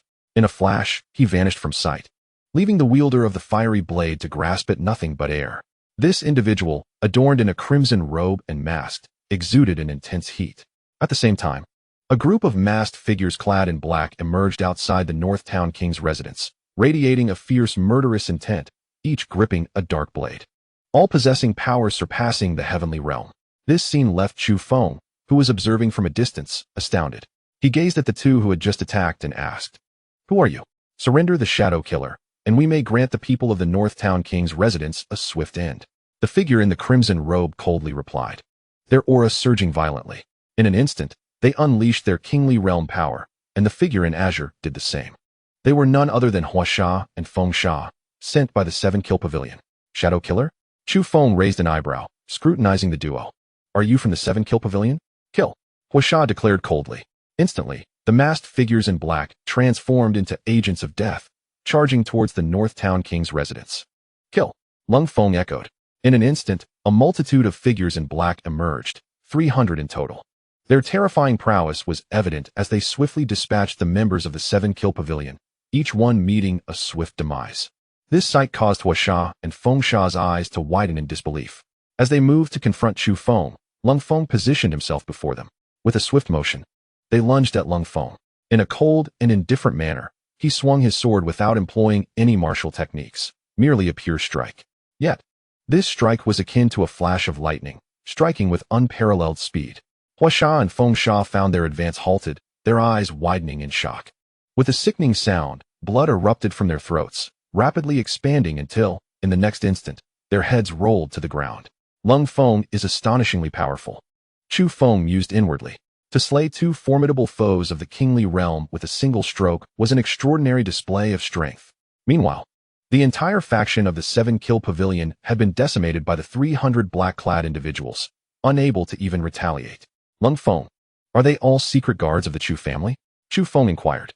Indeed, young master, Lung Feng affirmed with a nod.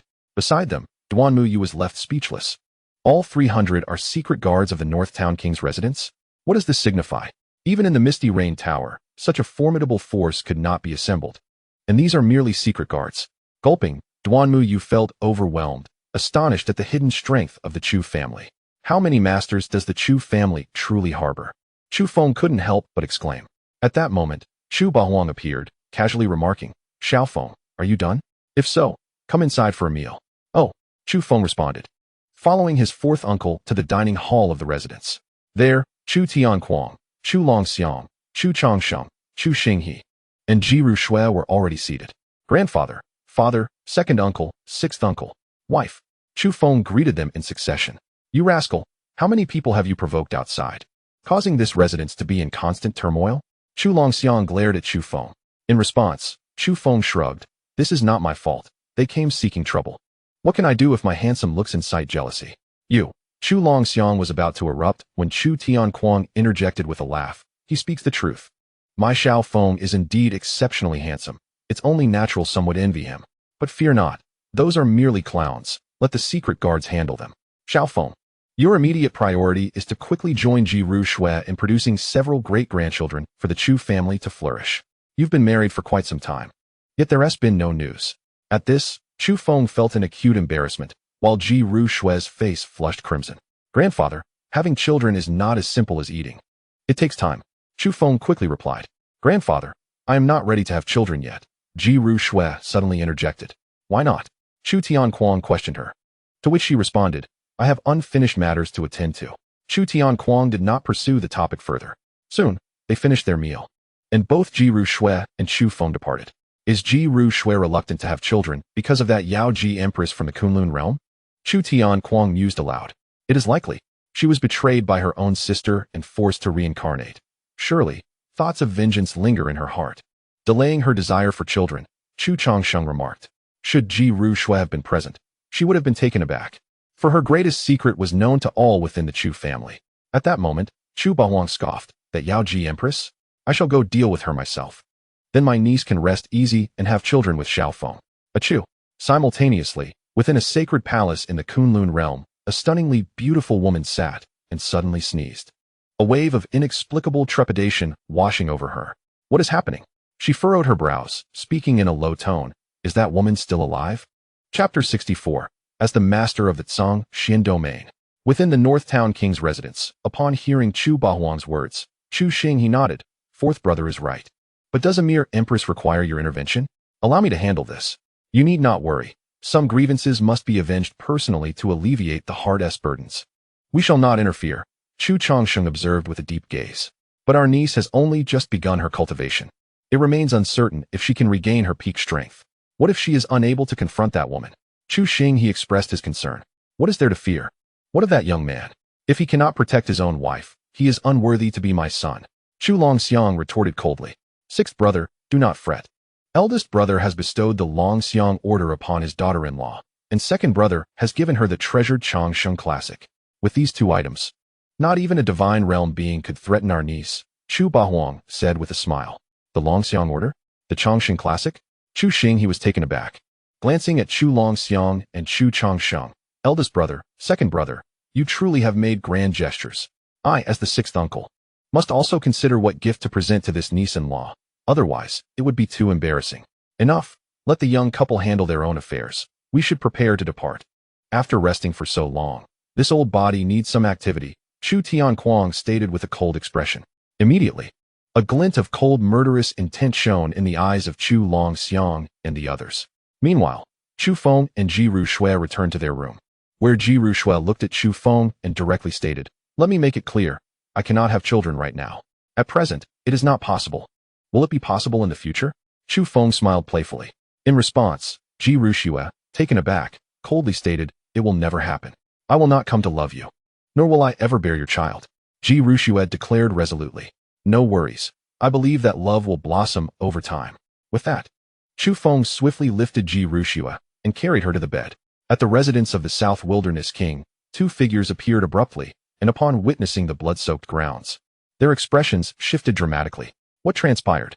Who has slain the South Wilderness King? One of them furrowed his brow. The other, after a brief search within the residence, spoke in a hushed tone, "That Songshuan order has not been found. It seems someone has taken it. We must ascertain the truth promptly. It took considerable effort to discover its whereabouts, and we cannot allow it to be snatched away." With that, the duo vanished from the scene. The following day, a voice resembling that of a bluebird echoed outside Chu Feng's chamber. "Young master, the commander of the Eastern Army has arrived." Chu Feng promptly rose, donned his attire, and stepped outside. At that moment, Ji Rushui abruptly sat up, murmuring to herself, "This cannot continue. I must hasten my recovery and return to the Kunlun realm." With a swift motion, she retrieved the longevity scripture given to her by Chu Chongqing, her eyes gleaming with determination. Meanwhile, upon exiting his room, Chu Feng encountered Dongfang Chanyuan, who remarked, "Young master, all 6 major dynasties have been eradicated. What is our next course of action?" Chu Feng replied, "Your task is to assist Yin Shiqi in gathering the materials for weapon forging. I intend to equip the Northern Army with a new set of armor and weapons to enhance their combat prowess. By the way, what of Xia? He remains confined within the Northern Army's camp. Bring him here." Subsequently, Chu Feng made his way to the palace. "What brings you here?" Xia Yuruo, engaged in state affairs, questioned as she noticed Chu Feng's arrival. "What? Am I unwelcome?" Chu Feng swiftly embraced Xia Yuruo, who playfully draped her arms around his neck, saying, "Not at all. I owe you my gratitude. Now, among the 7 dynasties of the South Wilderness, only our Great Xia remains, and this is all thanks to you. You shall issue a decree summoning all factions in the South Wilderness to pay tribute to the Great Xia tomorrow. Any who fail to comply shall face death. I desire the Great Xia to be the sole sovereign of the South Wilderness henceforth." Chu Feng gently caressed Xia Yuruo's hair, speaking calmly. "You intend to elevate me to the position of sovereign of the South Wilderness?" Xia Yuruo expressed her astonishment. "Merely the sovereign of the South Wilderness? Would that suffice? What if I were to make you the ruler of the Tsongshuan domain?" Chu Feng replied with a soft smile. Xia Yuruo giggled. "Aren't you afraid I might kick you out then?" "You may certainly try," Chu Feng answered confidently. After sharing a tender moment, he departed. At that moment, a glimmer of ambition sparkled in Xia Yuruo's eyes as she murmured, "Ruler of the Tsongshuan domain? Humph, can such a mere title ensnare you?" Suddenly, a cold, disdainful voice echoed in her mind. "Who are you?" Xia Yuruo exclaimed, her expression shifting dramatically. After leaving the palace, Chu Feng strolled alone through the bustling streets of the capital, intending to visit Wang Pengzi, one of the few friends he had made since traversing into this world. Just then, a sharp voice rang out behind him. "Get out of the way, all of you." He turned to see a young man galloping on a fiery steed, causing chaos as citizens screamed and some were trampled, blood spilling from their mouths. The young man showed no signs of slowing down, instead urging his steed to hasten, exuding an air of arrogance. In an instant, the fiery steed approached Chu Feng, and the young man, seeing him standing still, scoffed, seeking death. He charged directly at Chu Feng. With a resounding thud, Chu Feng retaliated with a punch, obliterating the horse and sending the young man crashing to the ground. Wailing in pain, "You bastard! How dare you kill my mount? Who gave you the audacity?" The young man yelled in anger. "Young master?" Chu Feng raised an eyebrow, questioning, "Which family do you belong to?" "I am the grandson of the Mountain Protector King, the heir of the Mountain Protector Manor," the young man boasted haughtily. "The Mountain Protector King? What nonsense is that?" Chu Feng scoffed. Many citizens present gasped at the mention of the Mountain Protector King, who was the brother of the late emperor and had contributed significantly to the Great Xia. Though he had retired from public affairs years ago, his legacy remained formidable. To insult a prince is to invite death. Suddenly, a chilling voice erupted, and a figure appeared, striking toward Chu Feng with a palm. With a swift motion, Chu Feng countered, sending the assailant crashing to the ground. The Mountain Protector heir stood frozen in disbelief. Chu Feng approached him coldly, stating, "What nonsense about the Mountain Protector King? In the Great Xia, There is but one king, and that is the Northern King. As his words fell, he seized the young man's throat and with a decisive squeeze, ended his life. Hear! A thunderous voice filled with sorrow and rage erupted. At that moment, a burly, silver-haired elder rushed forth, tightly clutching the lifeless body of the mountain protector heir. Soon after, a troop of armored soldiers surrounded the scene. The elder glared at Chu Feng with crimson eyes, exclaiming, "You dare to slay my grandson? Who do you think you are?" Chu Feng cast a dismissive glance at him. "How dare you show such disrespect to a lord? Seize him." The soldiers prepared to apprehend Chu Feng, but at that instant, Lung Feng and his shadow guards appeared, swiftly dispatching the soldiers. The elder's expression turned icy as he stared at Chu Feng. "Who are you to act so brazenly in the capital?" I am Chu Feng, heir of the Northern King Manor." Chu Feng replied nonchalantly. "You are the heir of the Northern King?" The elder sneered. "A mere wastrel dares to act with such arrogance. Even your grandfather, the Northern King, would not dare to be so insolent before me." With that, Chu Feng stepped forward and delivered a resounding slap, knocking the elder to the ground. "By your measure, you are unworthy to even mention my grandfather." "Scoundrel!" the elder bellowed, unleashing his formidable power as he brandished a long knife toward Chu Feng. With a resounding crash, the blade surged with overwhelming force, aiming to cleave through Chu Feng. However, with a swift motion, Chu Feng countered with a punch, shattering the blade and sending the elder crashing several meters away, blood spewing from his mouth. Chu Feng approached him, placing his foot on the elder's chest, coldly stating, "With such meager strength, you dare to act against me? How can you be so powerful?" The elder gazed at Chu Feng in disbelief, for he knew that at his level, even the ancestors of the royal family were no match for him. How could a mere wastrel outclass him? Unbeknownst to him, the ancestor had long since perished. "Go join your grandson," Chu Feng scoffed, as the elder cried out. "You cannot kill me. I am the uncle of the current Empress, the mountain protector king, bestowed by the late emperor." "Haha." With a cold laugh, Chu Feng remarked, "It seems you are still unaware of who truly holds power in the Great Xia Dynasty." As soon as these words were uttered, the face of the mountain king darkened, and he coldly retorted, "I am currently a member of the Blade clan. I come here on command. Should you kill me, it would jeopardize significant matters for the Blade clan, and they would not spare you. No clan can save you." Chu Feng was about to crush the man underfoot when suddenly, the figure of Xia Qinshan appeared, pleading with Chu Feng, "I implore you, young master, spare my brother's life. He has just returned to the capital and knows nothing. He has offended you. I, an old man, apologize on his behalf." A murmur went through the crowd as some citizens recognized Xia Qinshan, astonished to see him bowing to Chu Feng. The common folk of Great Xia were unaware of the events that transpired at the Imperial Ancestor Mountain and did not know that Chu Feng was the actual authority in the current Great Xia. "Elder brother," the Mountain King called out to Xia Qinshan, but before he could finish, Chu Feng crushed his head with a single stomp. As Xia Qinshan witnessed his only brother's tragic demise, his expression darkened, and a fleeting glimmer of murderous intent flashed in his eyes. "Anyone who seeks to kill me must perish," Chu Feng declared coldly.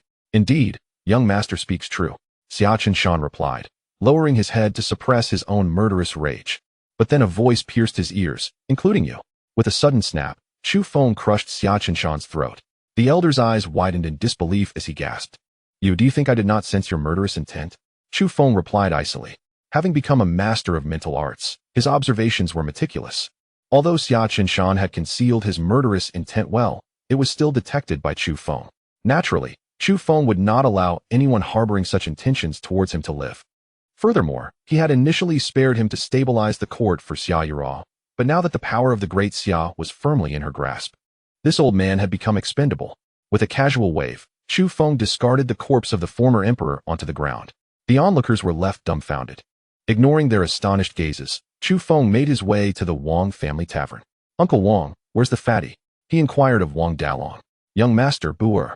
Wang Dalong hesitated, knowing the fatty's real name was Wang Buer. "What has happened to him?" Chu Feng pressed, noticing the unease on Wang Dalong's face.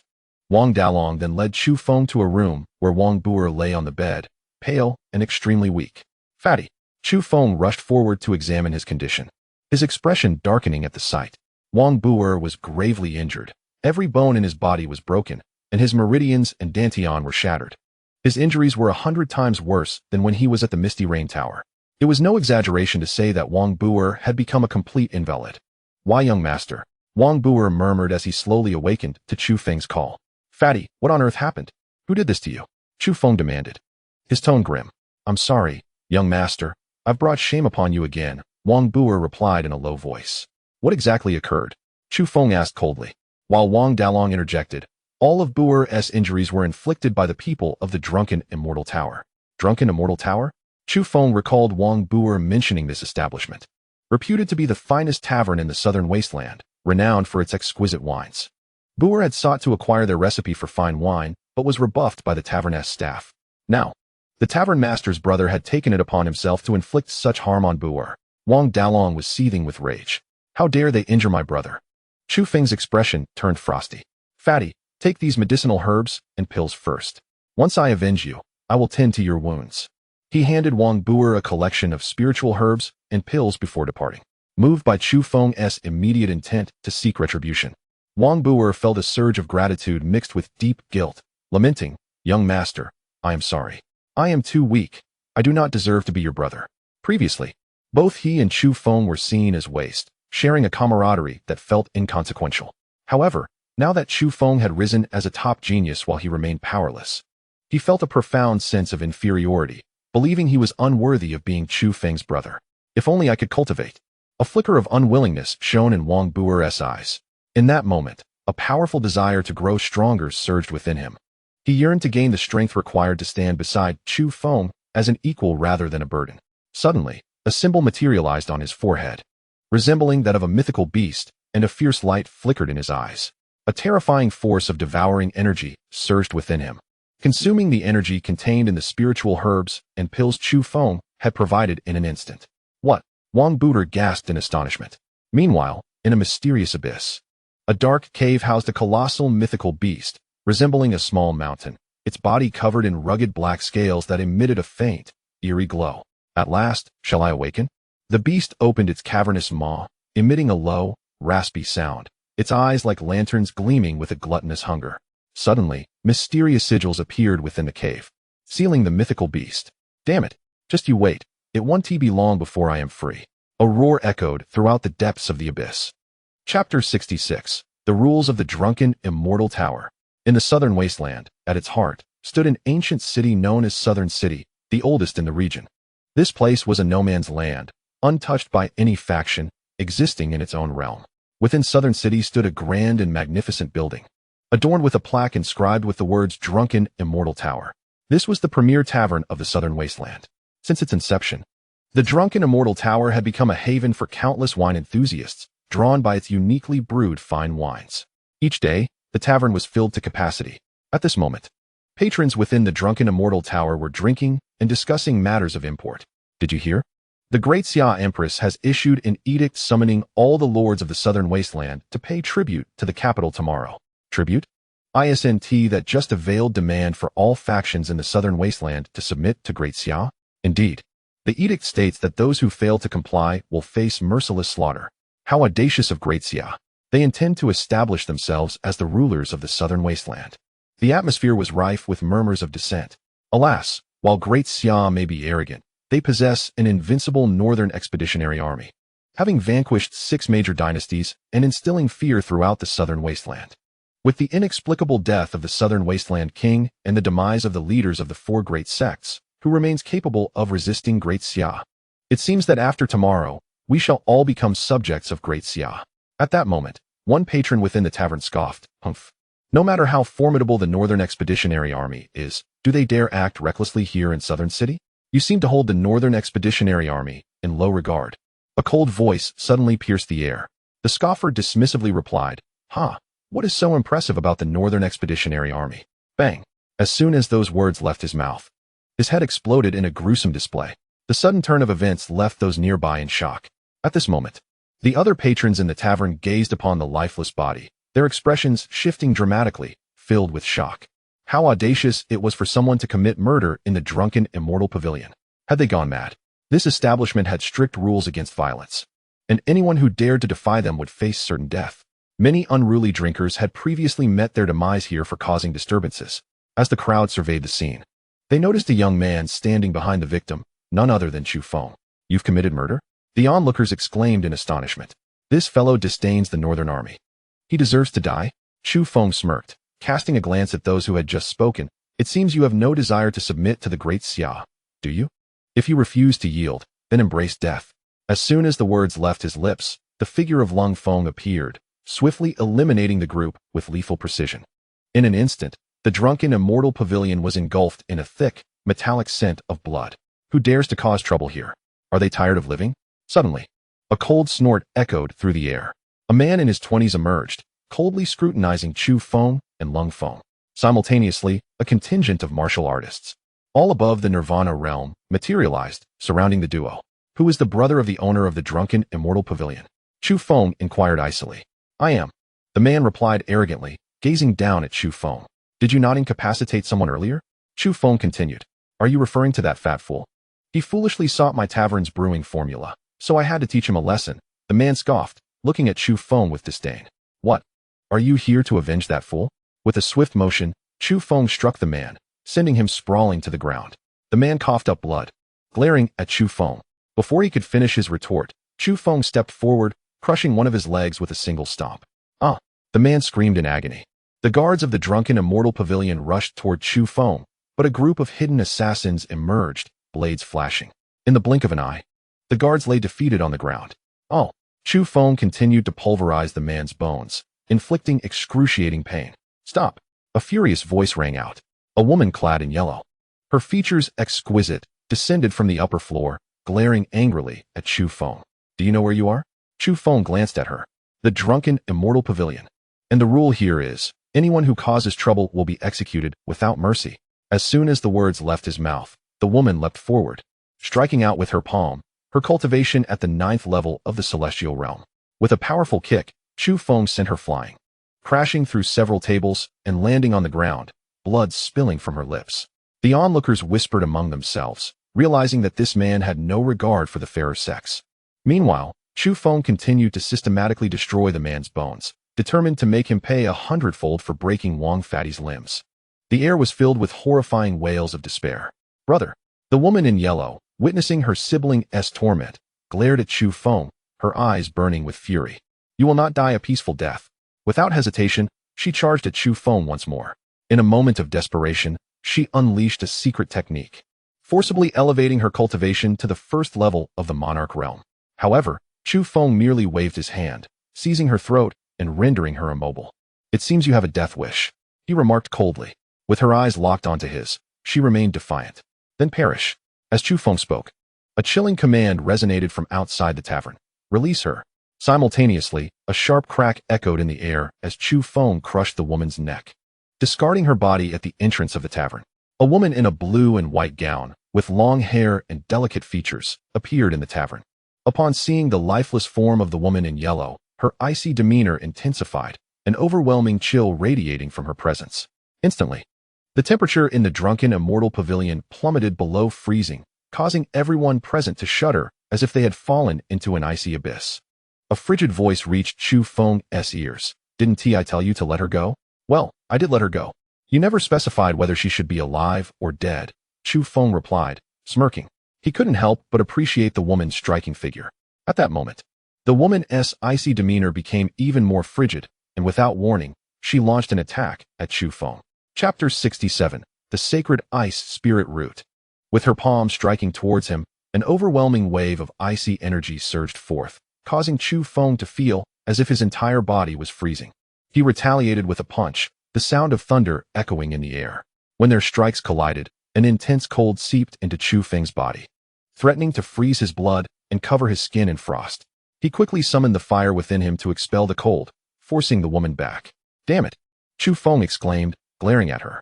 "You truly are an ice block. You nearly froze me to death." The woman remained unfazed, unleashing an even more terrifying wave of icy energy, striking again with her ice soul palm. This technique, a celestial-level martial skill, catapulted her power to a terrifying level, enveloping the entire tavern in a thick layer of frost. Chu Feng shivered as he felt the profound cold. "Let us see today whether your ice is stronger or my fire," he declared, igniting his fury. With that, Chu Feng unleashed a fiery lotus, which collided with her palm in a thunderous explosion. The energy erupted, devastating the entire drunken immortal pavilion, sending patrons flying and leaving many gravely injured, some even dead. This sudden upheaval stunned everyone in South City, their eyes wide with disbelief as they beheld the ruins of the tavern. emerging from the wreckage. Chu Feng was quickly joined by Lung Feng. "Young master, are you unharmed?" "I'm fine," Chu Feng replied, taking a deep breath and focusing on the ruins ahead. From the debris, the woman crawled out, pale, blood dripping from her lips, her clothes tattered. This woman, Bei Ming Shuang, glared at Chu Feng with her cold, unyielding eyes, filled with rage. "What's wrong?" "Not satisfied?" Chu Feng sneered. Bei Ming Shuang, without uttering a word, immediately consumed several elixirs, causing her internal injuries to mend rapidly. In her hand, a long sword glimmered with a chilling light. Instantly, an intense cold aura enveloped her once more. Frustrated, Chu Feng's expression turned icy as he prepared to eliminate this woman. At that moment, the voice of Master Ta echoed, "Young man. This woman possesses a sacred ice spirit root and harbors a profound ice sword physique. Such an exceptional constitution should not be squandered." Sacred ice spirit root? Profound ice sword physique? Chu Feng was taken aback, gazing at the woman before him. He anticipated her formidable prowess. The mere presence of a sacred ice spirit root was astonishing. After all, sacred spirit roots are indicative of a potential destined for sanctity. As for the profound ice sword physique, although he was less familiar with it, he sensed it was no trivial matter. Swish! At that moment, Bei Ming Shuang swung her sword towards Chu Feng, the blade coated in frost, rendering the space it traversed seemingly frozen. Humph! Witnessing this, Chu Feng swiftly grasped her sword with his right hand. However, Bei Ming Shuang, astonished that he dared to catch her blade barehanded, glinted with cold fury in her eyes and aimed to sever his hand. Yet, the next moment, she froze in shock. Chu Feng's hand was as unyielding as steel. Her sharp sword could not even pierce the skin of his palm. Unbeknownst to Bei Ming Shuang, Chu Feng possessed the chaos divine demon body with his current physical strength. That sword could not inflict even the slightest harm upon him. As he seized the long sword, he yanked sharply, sending Bei Ming Shuang hurtling towards him uncontrollably. Before she could react, he grasped her throat, lifting her effortlessly, and coldly stated, "Woman, my patience has limits. Do not compel me to strike you." Had it not been for Master Ta's intervention, he would have already eliminated her. Yet, Bei Ming Shuang's eyes remained fiercely fixated on Chu Feng, radiating a desire to flay him alive. In response, Chu Feng ceased his words, raising his other hand to deliver a slap, not to her face, but to another part of her anatomy. Bei Ming Shuang's expression shifted, incredulity flooding her features as she gasped, "You." She gritted her teeth, summoning all her strength to scream. Being struck there by a man, especially in public, was an immense humiliation for a woman of her pride, who harbored disdain for men. Her eyes blazed with fury, as if she would burn Chu Feng alive. She immediately prepared to unleash her secret techniques, intending to forcefully burn her strength and engage him fiercely. However, at that moment, Chu Feng struck again, a jolt of electricity coursing through her body, causing her to tremble involuntarily. Chu Feng was taken aback by her expression when suddenly, a sigh echoed, "Alas, a fine tavern reduced to ruins. Where shall I drink now?" Swish! Abruptly, Chu Feng's gaze swept over to see a disheveled man, unkempt and casually dressed, strolling over with a jug of wine, reeking of alcohol. "Greetings, City Lord." Upon his appearance, the citizens of South City bowed respectfully. The man approached, surveying the ravaged, drunken Immortal pavilion, lamenting, "Now there's no fine wine left to savor." His gaze then turned to Chu Feng. "Young man, might you grant me a favor and release this lady?" "Who are you? Why should I grant you a favor?" Chu Feng replied coldly. The citizens of South City gasped, taken aback by his audacity. They exchanged glances, silently acknowledging his recklessness in speaking to the city lord in such a manner. This city lord was no ordinary figure. Since his arrival, no faction dared to invade South City. Even a past dynasty's attempt to seize control had resulted in the annihilation of 100,000 troops at his command. Since then, South City had maintained its autonomy, with no one daring to stir trouble within its walls. Chu Feng's boldness was tantamount to courting death. Yet, the city lord did not exhibit anger at Chu Feng's words. Instead, he smiled slightly. "Young man, you are formidable." With a wave of his hand, an invisible force surged towards Chu Feng. Boom! The moment this invisible force erupted, Chu Feng felt an overwhelming pressure. This man was indeed powerful. His pupils constricted as he scrutinized the figure before him. Although he could not discern the man's realm, he recognized that this individual was the strongest he had encountered since his arrival, aside from those from the Chu family. Bang! At a critical moment, a flash of cold light appeared, shattering the force. The one who intervened was Lung Feng, brandishing his sword protectively before Chu Feng, declaring coldly, "Those who threaten the young master shall perish." Swish. Instantly, over 100 shadowy guards materialized out of thin air, surrounding the city lord of South City, each emanating a terrifying aura. The city lord cast a glance at them, a flicker of surprise crossing his otherwise dull eyes as he murmured, "Interesting." Just as Lung Feng and the shadowy guards prepared to strike, the city lord abruptly waved his hand, saying, "No need to fight, no need to fight. You all carry on." With that, he turned and vanished from sight. This left Chu Feng astounded once more. This man was indeed unfathomable. Such a formidable presence lurked within the southern wilderness. Chu Feng mused silently, then turned his gaze to Baiming Shuang, tossing her to the ground. "Woman, I, the young master, am compassionate and shall not hold this against you." Swish. Baiming Shuang regained her composure, her face flushed with anger as she glared at Chu Feng, gritting her teeth. "I shall kill you." She attempted to lash out, but Lung Feng's sword was swiftly at her throat, with other guards advancing to restrain her. What a fiery temper. Chu Feng smirked, glancing at Lung Feng. Is there a way to seal her cultivation? Indeed. Lung Feng nodded and promptly executed a technique that sealed Baiming Shuang's powers. She glared icily at Chu Feng. "If you wish to kill, then do so. I shall await you in the underworld. My life is long." Chu Feng chuckled lightly. "You have destroyed the drunken immortal pavilion and killed its people. Your master will not let you off lightly." Baiming Shuang's expression turned frosty as she replied, "Oh, you have a master behind you?" Chu Feng smiled softly, gently gliding his hand across her smooth face, stating, "Such beauty should not be extinguished so easily. Take her back to the manor. I shall educate her properly." Swish. At this, Baiming Shuang's complexion shifted, glaring at Chu Feng. "You dare?" There is nothing the young master of Jinbei would not dare. Subsequently, Chu Feng and his entourage departed South City, returning to the Great Xia. Meanwhile, in a secluded corner of South City, the city lord sat, his gaze flickering. Young master of Jinbei, intriguing. Suddenly, he clutched his chest, a pained expression crossing his face.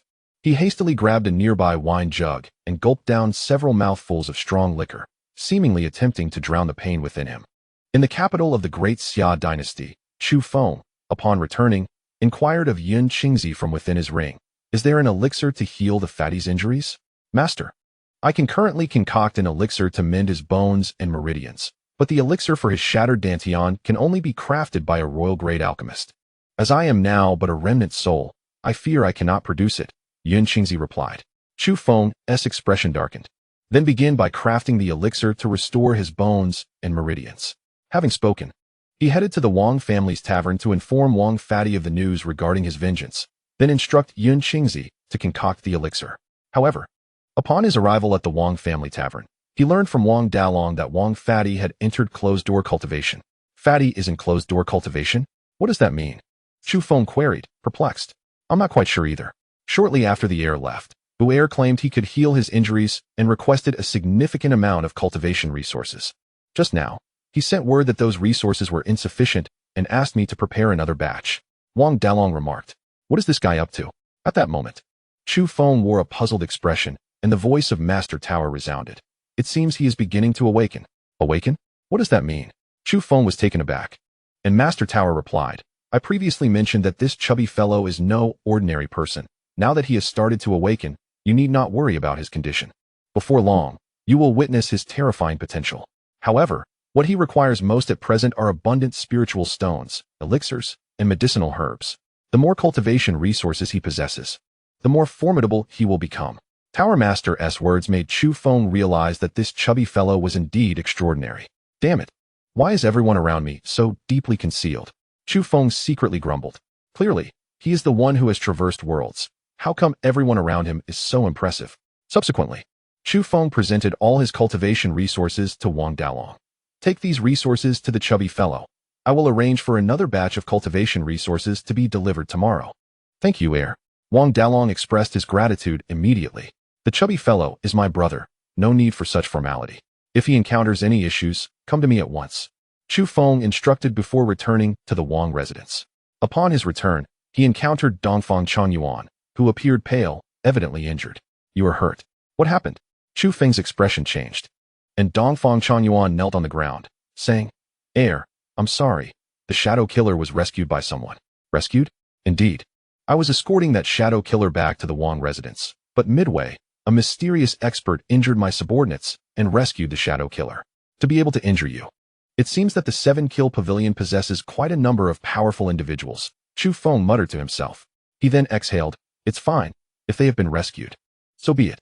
He originally intended to use his spiritual power to probe the Shadow Killer's mind to understand the situation of the 7-kill pavilion. But now that the individual has been rescued, there is nothing to be concerned about.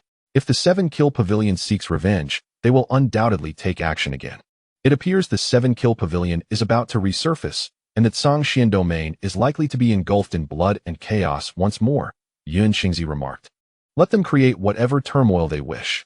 As long as it doesn't affect me, it matters not. Otherwise, whether it is the 7-kill, or even the 8-kill or 9-kill, I shall eradicate them all. Chu Feng coldly snorted. He intended to seek out Rushua, only to learn that she was in seclusion for cultivation. In seclusion? Is this woman trying to surpass me and break free from my influence? Chu Feng murmured. However, he dismissed the thought. Although she was the reincarnation of an empress, he was a transmigrator, possessing the formidable master tower by his side. No matter how hard Rushua worked, she could never surpass him. He then arrived at the room of Qing Niao, and they engaged in a passionate encounter. Yet soon, Qing Niao was utterly exhausted, looking at Chu Feng with pleading eyes. I truly cannot go on. Please spare me. Very well, then rest well. Chu Feng stepped outside. But at that moment, he still hadn't fully released his pent-up energy. Alas, having such a robust physique is not always a blessing. At this moment, a delicate voice reached Chu Feng's ears. He turned to see Daji before him. How could I have forgotten you? Chu Feng smiled playfully at Daji. He swiftly embraced her and entered her room, and thus a new battle commenced. In a certain ancient and elegant pavilion in the central continent, a breathtakingly beautiful woman dressed in a purple gown sat gracefully, delicately savoring a cup of fine wine with her slender fingers. Every gesture exuded an alluring charm coupled with unmatched nobility. Suddenly, there was a knock at the door. Come in. The purple-clad woman spoke softly. The door opened, and a woman in red hurriedly entered, bowing her head to the purple-clad woman. Mistress, something has happened to Shuang'er. The red-clad woman then recounted in detail the events that transpired at the South Wilderness drunken immortal pavilion. The heir of the northern town? The purple-clad woman set down her wine cup, her phoenix eyes gleaming with intrigue, and softly remarked, it seems this renowned debaucherous heir is more profound than he appears. Even Shuang'er has fallen to him. Mistress, now that Shuang'er is in his hands, should I lead a group to rescue her? The red-clad woman inquired. But before she could finish, the purple-clad woman smiled slightly. I shall go personally. I am curious to meet this heir of the northern town. The next day, at the northern town Wang residence, Chu Feng emerged from Daji's room, where Daji lay in deep slumber after a night of exertion. Whether it was due to her constitution or some other reason, Daji proved to have a greater endurance than both Qing Niao and Rushua, having withstand Chu Feng's passionate advances throughout the night. Just then, Duan Muyu appeared, respectfully addressing Chu Feng, though she bore dark circles under her eyes. Looking exhausted and sleep-deprived. What's wrong? Did you not sleep well? Chu Feng asked in surprise. Duan Muyu's lips twitched, inwardly lamenting. How could I sleep well when you were at it all night? It turned out that Duan Muyu's room was adjacent to Daji's, and the sounds of Chu Feng's exploits had kept her awake and agitated throughout the night. Naturally, she did not dare to voice this and awkwardly replied, It's nothing. Perhaps I just had a bit of insomnia last night.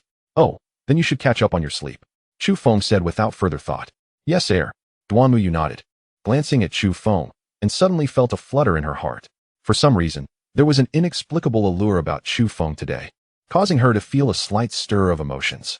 This sensation was peculiar, leaving Duan Muyu bewildered. Have I fallen for him? Impossible. How could that be? I merely wish to leverage his strength to reclaim my Yinyu Tower. She promptly dismissed the notion. Meanwhile, Chu Feng had already made his way to the Imperial Palace. For today marked the day when the various forces of the South Wilderness would come to pay tribute to the Great Xia Dynasty. He was eager to see how many factions had arrived and how many had not. Those who had not come would undoubtedly need to be dealt with. Chapter 69, Tribute from All Sides, the Celestial Dragon Approaches. At this moment, outside the Golden Luan Hall of the Great Xia Imperial Palace, the atmosphere was festively grand, rivaling a previous coronation ceremony. This was, of course, to welcome the various forces coming to pay tribute. Today's tribute would firmly establish the Great Xia Dynasty's position in the South Wilderness, thus it was of utmost importance to the dynasty. A large number of figures had already gathered outside the Golden Luan Hall, all of whom were the leaders of the various factions in the South Wilderness, including sect masters, family heads, and even some merchants. The Empress has arrived. A commanding voice rang out. Under the gaze of all present, Xia Yurua appeared in a phoenix robe, adorned with a crown of 9 phoenixes. The civil and military officials present bowed in reverence, while the leaders of the various factions from the South Wilderness also bowed in salute. Long live the Empress. Everyone rise. Xia Yurua approached the crowd, her demeanor exuding authority. I, the master of the Qingyun sect, present a yellow tear technique as a tribute to the Great Xia Dynasty. An elder in a blue robe spoke up. Following this, the leaders of the various factions successively offered treasures as tributes to the Great Xia Dynasty. This also signified their willingness to submit to the Great Xia Dynasty. In an instant, the civil and military officials were filled with excitement. They had never anticipated that the Great Xia Dynasty would one day reach such heights, compelling the entire South Wilderness to come and pay tribute. Xia Yurua remained remarkably calm, exuding the sovereign grace of an empress. The grandeur of the Great Xia Empress was indeed imposing. Suddenly, a deep and resonant voice thundered through the Great Xia Palace like a clap of thunder. 4 venerable elders appeared in the void, emanating an aura of terror. Each of these forebore the oppressive presence of the kingly realm, causing the onlookers to change their expressions dramatically.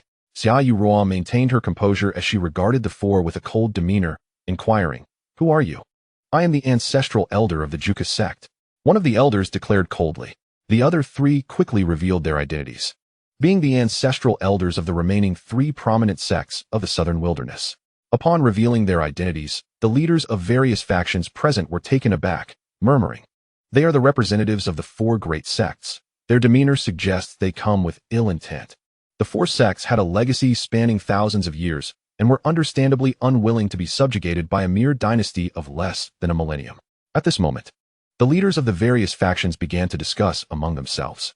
It appears that the 4 great sects have no intention of coming to pay tribute today. Xia Yurua remarked, "Tribute? A mere 1,000-year-old dynasty like yours dares to demand tribute from us, the 4 great sects? It's utterly laughable.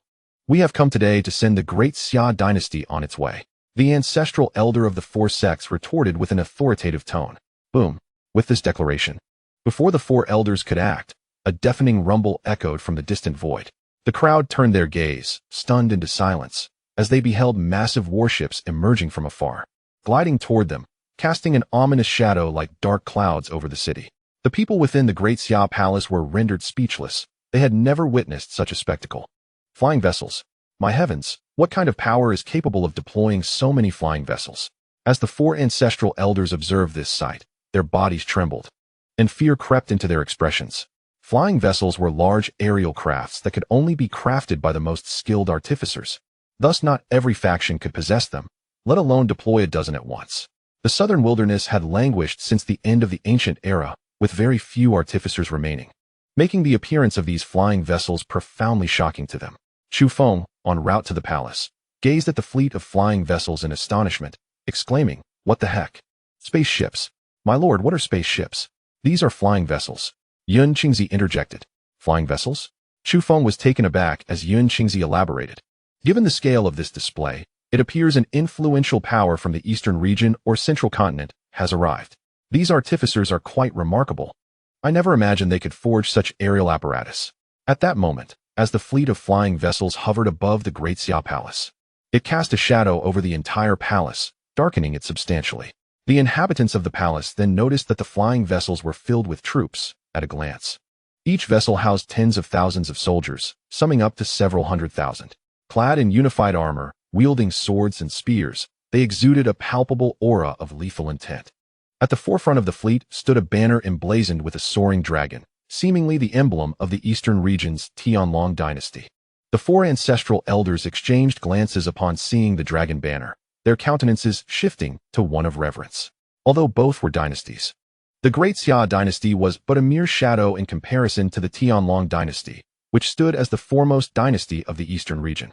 In fact, the entire southern wilderness was akin to ants before the might of the Tianlong dynasty, the greatest dynasty in that realm. At the bow of the leading flying vessel stood a man clad in golden armor, wielding a long halberd, surveying the multitude below with a disdainful gaze. "Who are you?" he demanded. Xia Yurua, her brow furrowed, lifted her gaze towards the formidable army in the sky. In an instant, the man in golden armor turned his attention to Xia Yurua, a glimmer of intrigue in his eyes as he asked, Are you the Emperor of the Great Xia Dynasty? Indeed, Xia Ruo replied. I never expected the Emperor of the Great Xia Dynasty to be such a stunning Empress. It seems my visit here has not been in vain. The golden-armored man smirked. He was none other than the great general of the Tianlong Dynasty, Yuan Tuo. General, this Empress is quite attractive. Once we eliminate the Great Xia Dynasty, you can enjoy her company, one of Yuan Tuo's subordinates remarked with a grin. Haha, indeed. This Empress is truly captivating. If we could indulge ourselves, we would have no regrets even in death. Another subordinate chimed in. You are all my brothers who have fought alongside me. How could such a delightful opportunity be denied? Line up, one by one. Yuan Tuo sneered. Thank you, General. The subordinates exclaimed, brimming with excitement. At that moment, upon hearing their vile words, Xia Ruo's expression darkened, a flicker of fury igniting in her eyes. The people of the Great Xia Dynasty seethed with indignation, yet none dared to utter a word. Just then, a thunderous voice erupted like a clap of thunder. Queue up? How dare you? Boom. In an instant, a fiery lotus appeared out of thin air, hurtling towards the flying vessel occupied by Yuan Tuo and his men. Chapter 70. The Diamond Breakthrough, the Giant Emerges. Boom. The fiery lotus struck the flying vessel, resulting in a deafening explosion. In an instant, flames erupted, and fearsome energies surged forth, sending the other flying vessels hurtling away.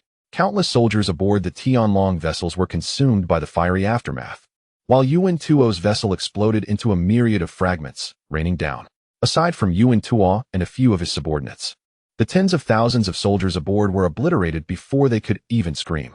This unforeseen spectacle left everyone present momentarily stunned. Soon, Chu Feng staggered forward, his right hand sweeping as the fire lotus transformed back into ground fire, which he gripped tightly, his expression turning icy as he commanded, "What nonsense is this Tianlong dynasty?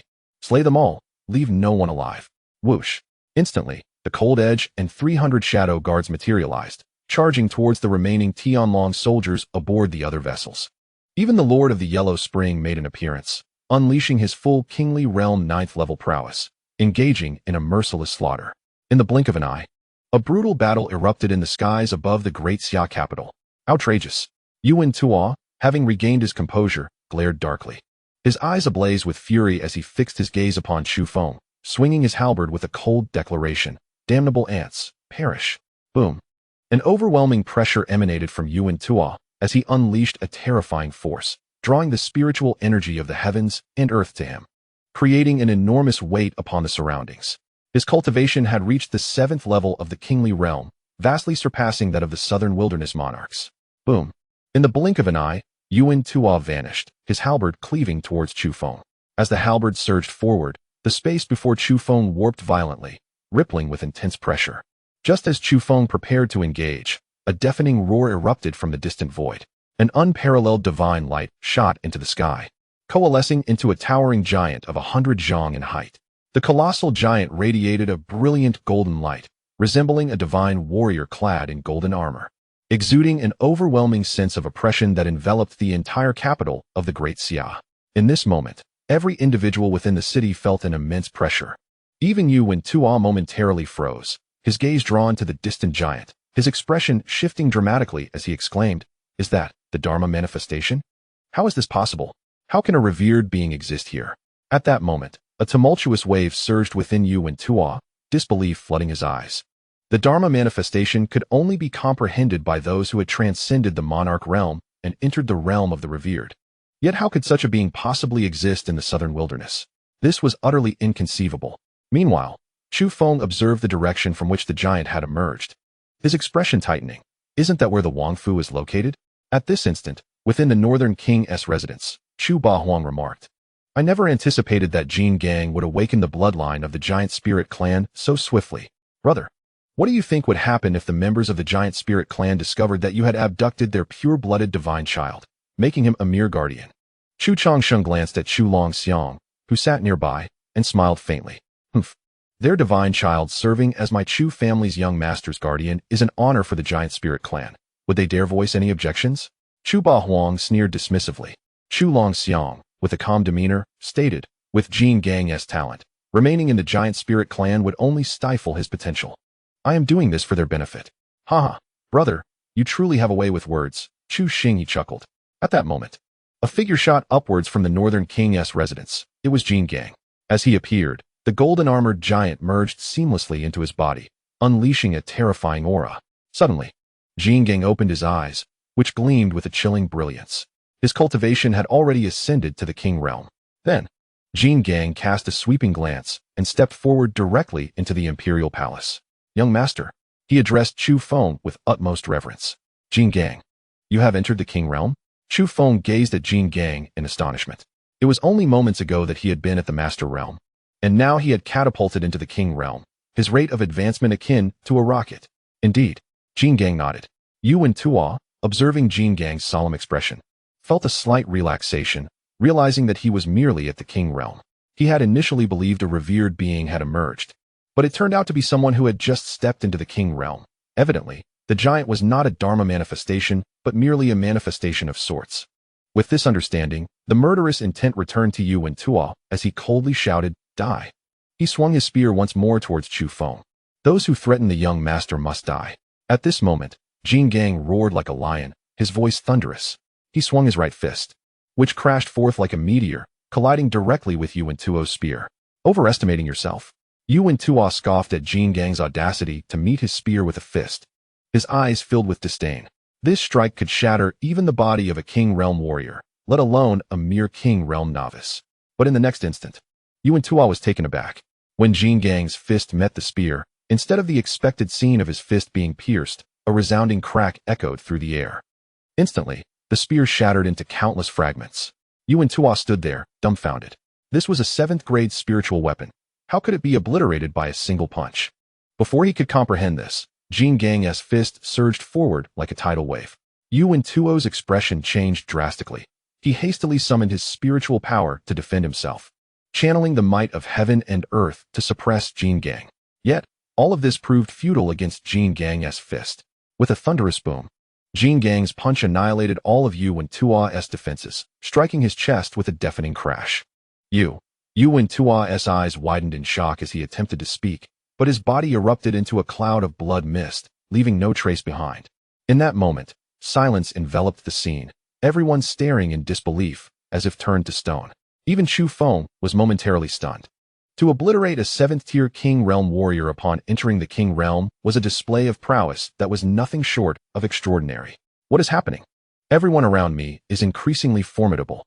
Am I still the protagonist here? Chu Feng muttered inwardly. "General." At that moment, Yu and Tuo's subordinates cried out in anguish. Then they roared, "Kill them! Avenge the general!" Boom. With these words, Jin Gang shot forth like a cannonball, delivering a punch that radiated golden light, akin to a colossal meteor descending, obliterating the group of king realm subordinates into nothingness. Gulp, gulp, gulp. This spectacle left the leaders of the various southern wilderness factions present swallowing nervously, their foreheads drenched in cold sweat. The once arrogant elders of the 4 major sects now trembled in fear, their backs soaked. They had never anticipated that such terrifying power lurked within the Great Xia. It far exceeded their expectations. Where had these beings emerged from? Simultaneously, the hundreds of thousands of heavenly dragon troops were decimated by Lung Feng, 300 shadow guards, and the master of the Yellow Spring Pavilion, leaving the remnants in disarray, fleeing in panic. However, Lung Feng and his companions had no intention of letting them escape, pursuing relentlessly and slaughtering them. "These flying boats are quite impressive," Chu Feng remarked, collecting the remaining vessels into the Chaos Yin-Yang Tower. Then, a chilling voice resonated throughout the Great Xia capital. "Who is the heir of the northern town?" Chapter 71. If you wish to see me, come down yourself. Who is the heir of the northern town? At this moment, 2 figures hovered above the Great Xia capital, surveying the city below, their voices echoing like a solemn bell. The sound reverberated in the ears of every person within the city, sending ripples through their souls. Suddenly, Jin Gang directed his gaze at the 2 figures, coldly inquiring, "Who are you? What business do you have with the heir? Are you a subordinate of the heir of the northern town?" The 2 scrutinized Jin Gang, their voices icy. "Speak. Where is the heir of the northern town? What do you want with my grandfather?" Chu Feng, standing with arms crossed, snorted disdainfully. In an instant, the 2 turned their cold gazes towards Chu Feng in the palace, their bodies moving in unison as they appeared before him, their expressions frigid as they demanded, "Is the death of the southern wilderness king related to you?" Upon hearing this, Chu Feng furrowed his brows, looking at the 2. "Are you here to avenge the southern wilderness king?" Upon hearing his words, the 2 exchanged glances, locking their gaze on him. The death of the Southern Wilderness King is indeed connected to you. Is that Scion order in your possession? So, they came for the Scion order. Chu Feng smirked, directly admitting that Scion order is in my hands. Do you wish to have it? Hand it over. The two urged, their faces filled with urgency. Do you think I would just give it to you? Who do you think you are? Chu Feng scoffed. Seeking death. One of them glared coldly, a bloodthirsty aura enveloping him as he lunged towards Chu Feng with a claw. Boom. At that moment, Jin Gang appeared in front of Chu Feng, delivering a punch that collided with the assailant's claw. Uffed. The man's claw shattered under Jin Gang's punch, causing him to stagger back, pain etched across his face. The other individual's expression shifted as he glared at Chu Feng. Who are you to dare oppose my Blood God sect? Blood God sect? What is that? Chu Feng scoffed, while within his ring, Yun Qingzi's pupils constricted. They are from the Blood God sect? Do you know of the Blood God sect? Chu Feng inquired. The Blood God sect is a prominent sect in the Zhangxian domain. Yet it is often referred to as an evil sect due to its practice of sinister cultivation methods. The disciples of the Blood God sect are notoriously brutal and merciless.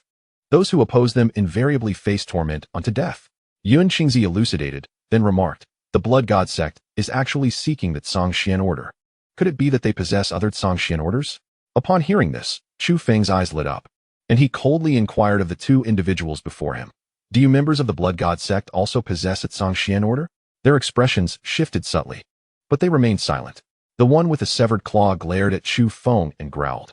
If you wish to avoid becoming an enemy of the Blood God sect, it would be prudent to surrender the Zhangxian order immediately, otherwise swish. Chu Feng executed the star flash technique, abruptly appearing before him, and firmly grasped his throat. Or else what? At that moment, the other individual's expression hardened, and a terrifying aura of blood surged forth from his body as he struck at Chu Feng with a palm. Boom! As he attacked, Jin Gang retaliated fiercely.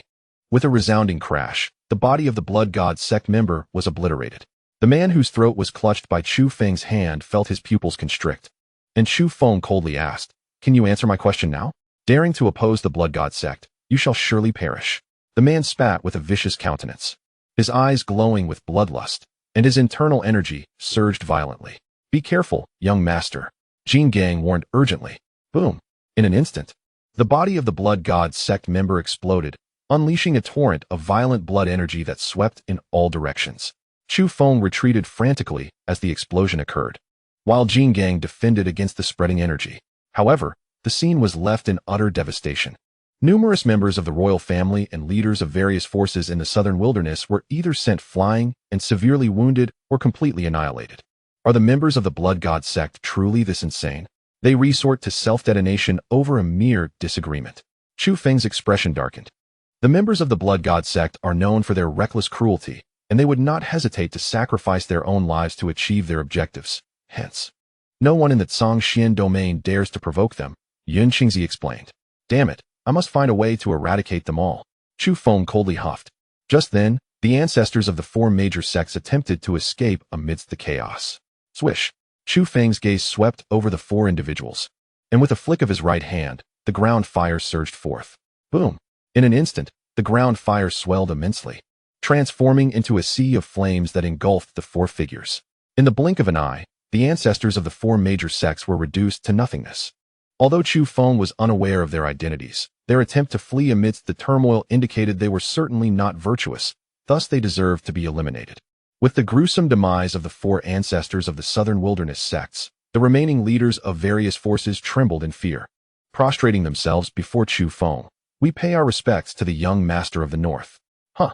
Chu Feng remarked upon witnessing this display. Why are you all bowing to me? I am no emperor of the Great Xia. Soon after, Lung Feng and the others returned. Young master, we have slain them all. Not a single one remains. Well done. Chu Feng smiled slightly, then approached Xia Yao. Your Majesty, I have resolved a significant trouble for you today. How will you show your gratitude? You may take your pick. Xia Yao replied with a charming smile. Instantly, the fervor that had just been quelled within Chu Feng reignited. He reached to embrace her, preparing for an intimate encounter when suddenly, a cacophony of beastly roars erupted from above. Chu Feng glanced upwards, only to see 8 colossal beasts pulling a grand palanquin. Is this not over yet? Chu Feng muttered in disbelief. The presence of 8 king-tier beasts indicated that the occupant of the palanquin was no ordinary individual. King-tier beasts? Chu Feng's expression shifted in shock as he scrutinized the 8 creatures, indeed confirming their formidable prowess. Who possesses such an impressive entourage? He mumbled. At that moment, a woman in red accompanying the palanquin addressed Chu Feng. Young master of the north, my master requests your presence. Looking for me? Chu Feng raised an eyebrow, attempting to use his spiritual sense to discern the identity of the occupant, only to find an invisible force surrounding the palanquin that obstructed his probing.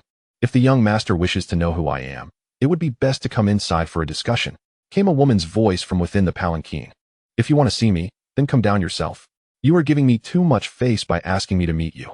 Chu Feng retorted without hesitation. Chapter 72, Master of the Drunken Immortal Pavilion. Entrapped in an illusion. If you want to see me, then come down yourself. Chu Feng's words echoed, plunging the scene into an eerie silence. Swish. The expression of the woman in red turned icy, her eyes glinting with cold light, exuding a scorching aura as if to incinerate the very void. You. Just as she prepared to strike at Chu Feng, a woman in purple emerged from the palanquin. This woman wore a veil, her captivating eyes mesmerizing those who gazed upon her. Master. The woman in red immediately addressed the one in purple with utmost respect. Chu Feng, intent on unveiling her true visage, discovered that the veil was shrouded in a restriction that even his spiritual energy could not penetrate. This woman is intriguing. Suddenly, the voice of the Tower Master echoed in his mind. Tower Master, does she possess a special constitution? Chu Feng inquired. You will find out soon enough. The Tower Master replied cryptically, leaving Chu Feng somewhat exasperated. The woman in purple gracefully floated before Chu Feng, her enchanting figure swaying in the air. So, you are the one who sought to meet me? Chu Feng assessed her from head to toe, inwardly noting, her figure is quite remarkable. She must be a beauty. I am Zixuan, the owner of the Drunken Immortal Pavilion. Today, I have the honor of meeting the legendary young master of the north. The woman in purple spoke softly, her violet-hued pupils emanating an entrancing glow that drew one into a trance. Gradually, Chu Feng felt his consciousness begin to wane, and as she approached him, her delicate hand caressed him, producing a spine-tingling sensation. Young master, allow me to serve you well. In that moment, Chu Feng was surrounded by numerous beautiful women, some massaging him, others offering him drinks, while others danced gracefully, creating a vibrant and enchanting scene. Immersed in this spectacle, Chu Feng reveled in the experience. A look of enjoyment plastered across his face. Young master, do you like this? The purple-clad woman whispered in his ear, to which he nodded eagerly. I like it. I like it. Wake up, you fool. Suddenly, the Tower Master's icy voice resonated deep within Chu Feng's soul, booming with authority. Boom. Chu Feng's mind erupted with clarity, and the dazed look in his eyes transformed into sharp focus. The beautiful figures surrounding him vanished in an instant. Swish. The woman in purple stood before him once more, but her expression was now one of shock, her spirit shaken. Illusion. Chu Feng's gaze turned icy as he scrutinized her. As a practitioner of spiritual arts, he was well aware that some individuals wielded the power of illusions, ensnaring others within deceptive realms, ultimately reducing them to mere puppets. He had nearly succumbed to her sophisticated illusion, which was remarkable given his current spiritual strength. Ordinary illusions could not affect him. Had it not been for the Tower Master's timely awakening, he would have undoubtedly fallen victim to her machinations. Contemplating this, a glint of murderous intent flickered in Chu Feng's eyes. Swish. He activated the star flash technique, propelling himself towards her with fierce speed, his right fist poised to strike. In response, the woman in purple merely waved her hand lightly, and Chu Feng found himself unable to resist the force that propelled him backward. Young master. At this moment, both King Kong and Cold Blade's expressions darkened as they directed their attacks towards the woman. Unexpectedly, an invisible aura emanated from the lady in purple, suppressing both Cold Blade and King Kong. This scene caused a change in Chu Feng's expression. He had not anticipated such formidable strength from her. Young man, this woman is beyond your current capabilities to handle unless you summon those individuals from your family, came the voice of Tower Master. Chu Feng's face shifted. He was taken aback by the woman's power. The woman then spoke. Jinbei's heir, I mean no hostility towards you. I have come today to reclaim my person. You refer to that cold woman? Chu Feng replied coldly. Indeed, her name is Baiming Shuang. She is mine, and I have come to take her back. As for the destruction of the South Wilderness Drunken Immortal Pavilion, I shall overlook it, the woman in purple stated directly. Overlook it? Your Drunken Immortal Pavilion harmed my brother. What is the destruction of one of your establishments in comparison? Chu Feng retorted icily. As for that icy woman, she is at the Jinbei Wangfu. Feel free to retrieve her at any time. Master, I shall go fetch Shuang. The red-clad woman exclaimed, charging towards the Junbei Wangfu. But the next moment, a cold voice echoed from within. Get lost. With a puff, the red-clad woman was sent flying by an invisible force, blood spurting from her mouth. Swiftly, the woman in purple appeared before her and caught her, yet the impact forced her to stagger back. Cough, cough, cough. The red-clad woman turned pale, coughing violently. Liuli. The woman in purple hastily retrieved several pills for her to consume. In that moment, the woman in purple's gaze sharpened as she fixed her attention on the Junbei Wangfu. Her eyes flickering with intensity. Still wish to claim her? Chu Feng sneered. The woman in purple glanced at him. I did not expect such a powerful ally hidden behind you. No wonder you act so recklessly. What? You look down on this heir? Believe it or not, I could pin you down and make you call me father. Chu Feng shot back without hesitation. The woman in purple's face flushed slightly beneath her veil, her eyes sparkling. Yet she did not show anger. Instead, she smiled gently at Chu Feng. Is that so? I shall await that day. Subsequently, the woman in purple took the red-clad woman back to her carriage, and the 8 majestic beasts pulling it emitted a fierce cry as they departed. You know, that woman looks down on you. Aren't you going to call upon your uncles to subdue and teach her a lesson? Tower Master's voice rang out. Chu Feng coldly snorted. This haughty woman, I shall conquer with my own abilities. That would be far more interesting. Wait and see. It won't be long before she obediently sings my praises. Such ambition. You truly are my master's disciple. Tower Master chuckled heartily. Meanwhile, within the carriage, the red-clad woman's injuries gradually healed. She looked at the woman in purple. I apologize, Master. It is of no consequence. This matter does not concern you. I did not expect such a powerful being to be concealed within the Junbei Wangfu. The woman in purple replied, her eyes shimmering. The red-clad woman then asked, Master, are you not a match for her either? At that moment, the woman in purple's expression turned solemn as she stated, I have no confidence. I do not even know what the opponent looks like. The Wangfu is shrouded in an invisible barrier that isolates all power. Upon hearing this, the red-clad woman was greatly astonished, not believing that within this small south wilderness, there existed individuals even her master could not confront. No wonder this Junbei heir is so arrogant. How dare he speak ill of my master? If given the chance, I shall teach him a lesson. However, Shuang will be fine for now. After all, she belongs to that family. Let us return. Once I find that item, I shall go rescue Shuang. The woman in purple's mind conjured the image of Chu Feng, her beautiful eyes glimmering with unusual brilliance. Chapter 73. The first of the Hidden Dragon List, Chu Feng of the South Wilderness. In the Great Xia Imperial Palace, within the Empress's chamber, after several hours of tumult, Chu Feng kissed Xia Yurua's face before departing. Xia Yurua felt utterly drained and gradually began to recover. At that moment, an icy and furious voice echoed in her mind. Did I not make myself clear? Why do you continue to surrender to this man? He is my man. Why should I not surrender to him? Xia Yurua replied with indifference. You. The voice in her mind became incensed, coldly declaring, he is unworthy of you. Whether he is worthy or not is not for you to decide. I am the master of this body now. Xia Yurua retorted without hesitation. You dare defy me. Suddenly, a look of anguish crossed Xia Yurua's face as she pressed her hands tightly against her head, appearing to be in immense pain. Meanwhile, Chu Feng returned to the Junbei Wangfu, where Chu Bahuang approached him. Little Feng, who is that woman? Should I have fourth uncle capture her for you? No need. Fourth uncle, I will deal with her personally when the time comes. Chu Feng replied with a slight smile. Here, take this. If you encounter anyone you cannot handle in the future, simply channel a bit of power into it, and no matter who they are, they will kneel and beg for mercy. Chu Bahuang presented a jade pendant to Chu Feng. Thank you, fourth uncle. Chu Feng accepted the jade pendant, knowing it to be a life-saving trump card. He then proceeded to the room where Baiming Shuang was held. So, how do you find the Junbei Wangfu, little ice block? Hearing his words, Baiming Shuang's icy gaze remained fixed on him, exuding extreme pride. Oh, still so frigid? Do you think your master will come to rescue you? Let me tell you, she has come but has since left. Upon hearing this, Baiming Shuang's expression tightened as she stared at Chu Feng. Impossible. If my master had come, you would not be alive. Believe it or not, but it is impossible to rely on your master to save you now. You have two choices. Either submit to me as my maid or face death. Chu Feng declared coldly. Submit to you? Dream on. Only my master is worthy of being my master. You are unworthy. Baiming Shuang retorted icily. So proud.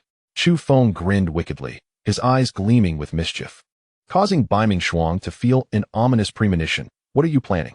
Next, Chu Feng unleashed a barrage of strikes. After a series of fierce blows, the formerly proud Bai Ming Xuan ultimately succumbed, fearing the unknown consequences of further punishment. Will you acknowledge me as your master now? Chu Feng smirked. Bai Ming Xuan gritted her teeth, struggling internally. It seems you haven't had enough punishment yet? Without hesitation, Chu Feng raised his hand again, prompting Bai Ming Xuan to hastily declare, I am willing. Then release your soul. I shall imprint my spirit upon you. Chu Feng commanded directly. Ultimately, Bai Ming Xuan relinquished her soul, allowing Chu Feng to inscribe his spiritual mark upon her. Now, that is more like it. Chu Feng smiled gently, subsequently instructing Cold Blade to unseal her cultivation before departing. Watching Chu Feng's retreating figure, Bai Ming Xuan clenched her teeth, her eyes shimmering with cold light, emanating an intense chill as she coldly declared, I will surely kill you. Meanwhile, Chu Feng returned to his room and entered the first layer of the Chaos Yin-Yang Tower to continue refining the Xuanwu blood essence and that of the saint. At this moment, within the first layer of space, torrents of elemental power surged forth, flooding into Chu Feng's body. In the eastern region, the Tianlong dynasty. What? All dead? Upon learning that Yuan Tuo and the 50,000 Tianlong troops had all perished, the emperor of Tianlong was left utterly dumbfounded. The civil and military officials present were equally astonished. This is the first time since the establishment of the Heavenly Dragon Dynasty that they have suffered such a significant blow, especially from an opponent they deemed utterly insignificant. How could a barbaric realm's dynasty possibly annihilate my Heavenly Dragon Dynasty's army of 500,000? The Heavenly Dragon Emperor exclaimed incredulously. In his eyes, the southern wilderness was merely a desolate land of savages, hardly worthy of his attention. Thus, he could not fathom how the Great Xia Dynasty could defeat his 500,000 troops. If this were true, what would remain of the Heavenly Dragon Dynasty's dignity? Your Majesty, should we acquire intelligence regarding the Great Xia Dynasty from the Star-Picking Tower? After all, General Yuan and the army were sent to confront the Great Xia Dynasty. Others have no reason to act against them, so this matter must be related to the Great Xia Dynasty. At this moment, the Chancellor of the Heavenly Dragon Dynasty spoke up. The Heavenly Dragon Emperor pondered for a few seconds and replied, Very well. Let us first obtain intelligence regarding the Great Xia Dynasty from the Star-Picking Tower. I wish to uncover the true mastermind behind this incident. 1 week later, in the central region of the Middle State, there stood an imposing city, and at its heart rose an octagonal pavilion towering 100 meters high, with the words Star-Picking Tower inscribed upon it, emanating an air of mystery. At this moment, a list was unveiled atop the pavilion. Look, the Star-Picking Tower has released the new rankings for the Hidden Dragon list. Who will take the top spot this time? Historically, those who have reached the pinnacle of the Hidden Dragon list have often secured a place within the top 10 of the Xian Talents list. Countless people gathered outside the Star-Picking Tower, their faces alight with excitement as they gazed at the list. Upon scanning the names from top to bottom, they were all momentarily stunned. The name at the top read, Southern Wilderness Chu Feng. Chapter 74. The name of Chu Feng resounds throughout the Xian domain.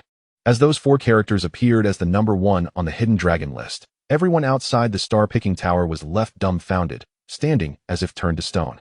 Who is this Chu Feng? From the Southern Wilderness? How could someone from the Southern Wilderness possibly claim the top spot on the Hidden Dragon list? Could there be a mistake? At this moment, countless individuals gathered outside the Star-Picking Tower, gazing at the top 4 characters of the list with expressions of disbelief. Their doubts stemmed from the fact that the Hidden Dragon list was a highly prestigious ranking created by the Star-Picking Tower. Unlike the Xian Talents list, which selects the top 100 talents through competitions, the Hidden Dragon list ranks individuals based on their latent potential, comprising only 10 slots. It is curated by the Star-Picking Tower, recognizing individuals whose talent may not be the strongest in terms of cultivation, but is unparalleled in potential. Historically, the first place on the Hidden Dragon list has often ranked within the top 10, or even first on the subsequent Xian Talents list. Consequently, the champions of the Hidden Dragon list typically hailed from the elite powers of the Eastern region or the Middle State, with no talents from the Northern Frontier or the Western Desert ever having claimed the top spot. How could a prodigy emerge from the long-neglected Southern Wilderness, a place that has failed to produce anyone even among the top 100 of the Xian list? It is worth noting that the other 9 individuals on the Hidden Dragon list, overshadowed by Chu Feng, were renowned talents from the Middle State and Eastern region, with 2 prodigies from the Western Desert and Northern Frontier already having established formidable reputations. Yet, this Chu Feng from the Southern Wilderness had never been heard of before. Thus, many began to question whether the Star-Picking Tower had made an error. At this moment, A figure emerged from within the star-picking tower and addressed the crowd. The hidden dragon list is compiled by us at the star-picking tower. Based on a multitude of gathered intelligence, there can be no mistake. Upon hearing this, the crowd erupted in commotion. If the star-picking tower asserted such, it implied that this Chu Feng from the southern wilderness truly possessed talent that surpassed all other prodigies. I wish to purchase information regarding Chu Feng. So do I. Immediately, a throng of individuals rushed into the star-picking tower, eager to acquire intelligence about Chu Feng.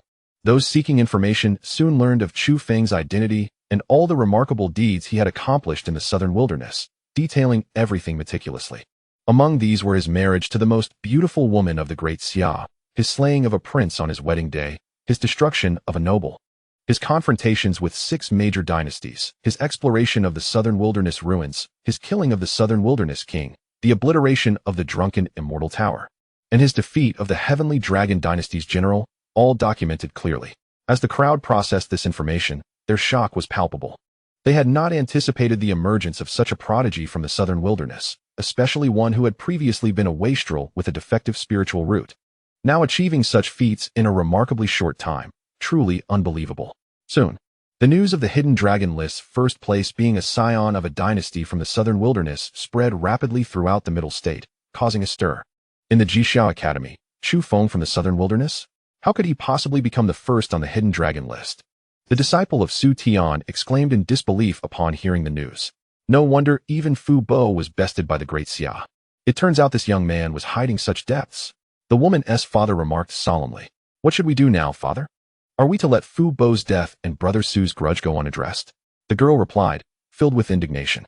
Rest assured, with the release of this hidden dragon list, he has undoubtedly become the target of many. Those who desire his life will likely number in the hundreds, the man coldly stated. Suddenly, a resounding boom echoed from within a certain area of the Jixia Academy, followed by a terrifying surge of bloodline aura. His bloodline has awakened. The man's gaze sharpened, revealing a glimmer of excitement. Simultaneously, within the Supreme Dao sect, the 4th elder coldly uttered the name Chu Feng, his eyes glinting with intense malice. Clearly, he was aware that the one responsible for the death of his disciple and 4 outer sect elders had claimed the top position on the hidden dragon list. This child must not be allowed to live. The 4th elder's eyes narrowed as he issued a kill order. In the Blood God sect, one of the top 10 sects of the Zhangxian domain, a voice filled with fury and coldness resounded.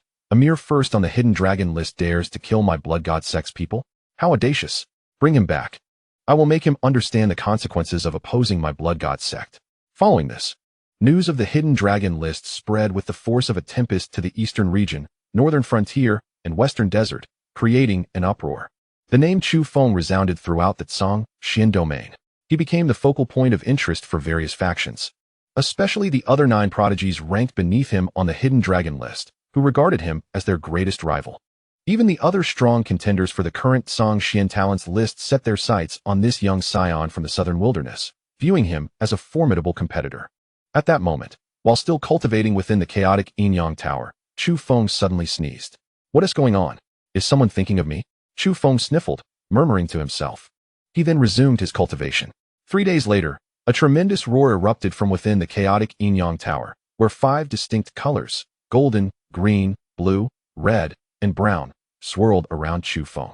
These colors then converged, ultimately forming 5 luminous orbs within his dantian.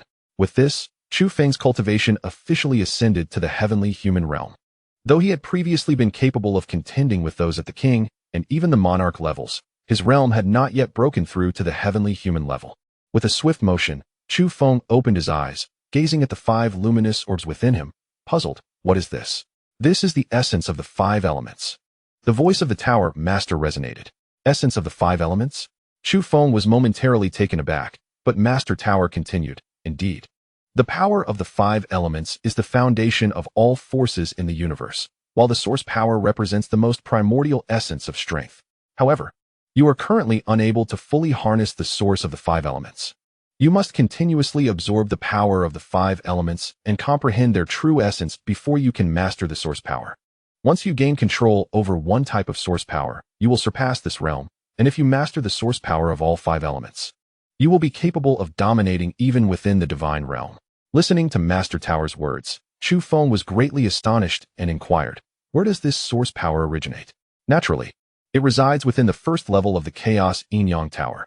The other 8 levels contain various types of source power, and as long as you possess sufficient strength, you can command them all.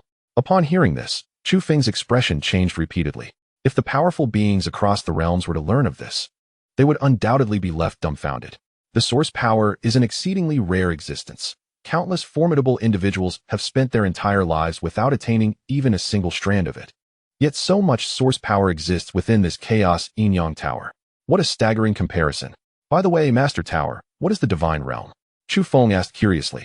That is a place you cannot yet aspire to reach. In due time, when your strength has grown, you will come to understand, Master Tower replied. With this, Chu Feng ceased his inquiries and departed from the Chaos Yin-Yang Tower. Boom, boom, boom. Upon emerging, he discovered terrifying auras erupting from the outside world. In the capital of the Great Xia, a dozen powerful figures above the King Realm hovered in midair, exuding dreadful pressure. The leader, clad in a magnificent python robe, emanated an air of unparalleled nobility and was at the 9th level of the King Realm. Beside him, a servant coldly inquired, "Where is the North Town young master?" Chu Feng. This question reverberated throughout the entire Great Xia capital like a morning bell. In an instant, everyone in the city looked up at the void, their hearts trembling with trepidation. Whoosh! Chu Feng's figure flickered and appeared before the group, coldly stating, "Who are you? Are you the one who killed our great general of the Heavenly Dragon Dynasty, the top of the hidden dragon ranking?" The man in the python robe scrutinized Chu Feng, his gaze appraising. The top of the hidden dragon ranking? What is that? Chu Feng muttered to himself. He then looked at the man and coldly said, "So, you are from the Heavenly Dragon Dynasty, come to seek revenge? I am the Prince of the Heavenly Dragon Dynasty, here by the decree of our Emperor to recruit you." The man stated directly, "Recruit me?" Chu Feng was taken aback, and the man continued, "Indeed, our Emperor is magnanimous. He has stated that as long as you are willing to pledge your loyalty to the Heavenly Dragon Dynasty, he will overlook your actions of killing our great general and slaughtering our army." Humph. At this, Chu Feng let out a cold laugh and said, "Does he think he can just overlook it without my consent?" Huh. The prince was perplexed and asked, "What do you mean by that?"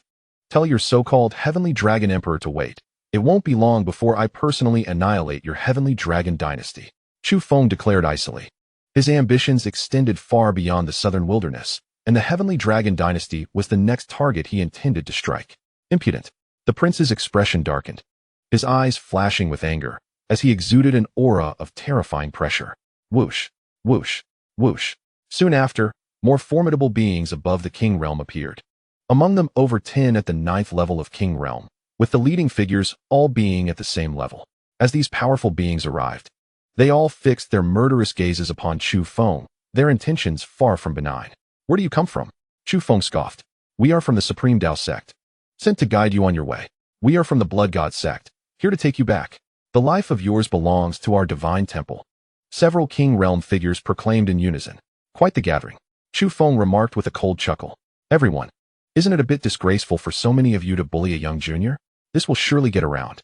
At that moment, a drunken voice rang out unexpectedly. The crowd turned to see a disheveled man, with hair unkempt and beard untrimmed, holding a wine gourd, appearing before them. "Is that him?" Chu Feng gazed at the man in disbelief. It was indeed the Lord of South City. "Who is this drunkard? Get lost." One of the King Realm figures from the Blood God sect sneered. "Ah, your temper is quite fiery. Here, let me help you cool down."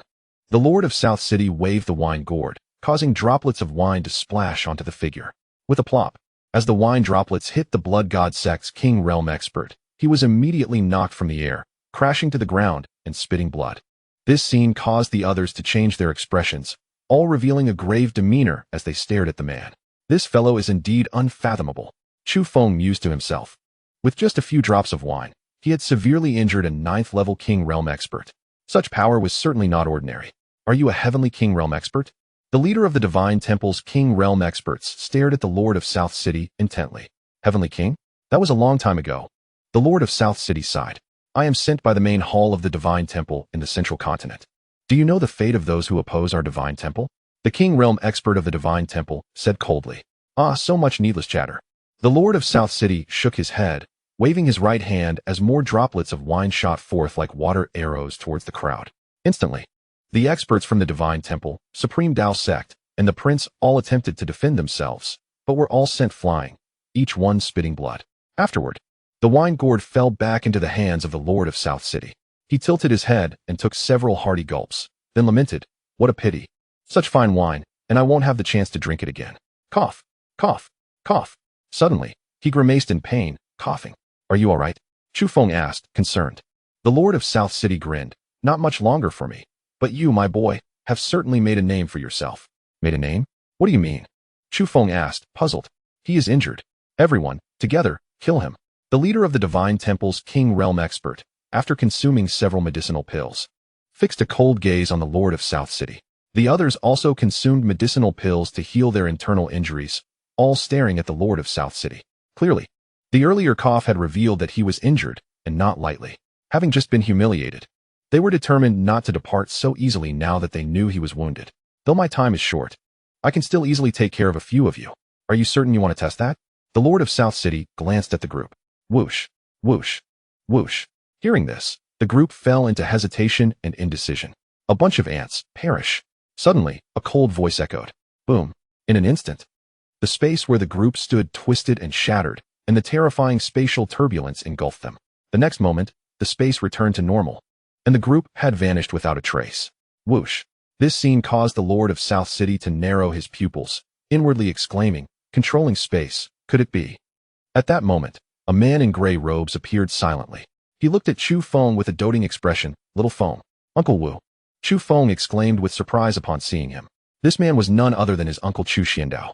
Chu Xiandao smiled gently at Chu Feng. "It has been a long time. The little rascal has grown into a fine young man and even gotten married. Congratulations. However, my dear uncle was previously occupied and could not attend your wedding. I apologize for that." "It's quite all right, uncle. If need be, I shall simply marry again in the future, and you can attend then." Chu Feng smiled gently.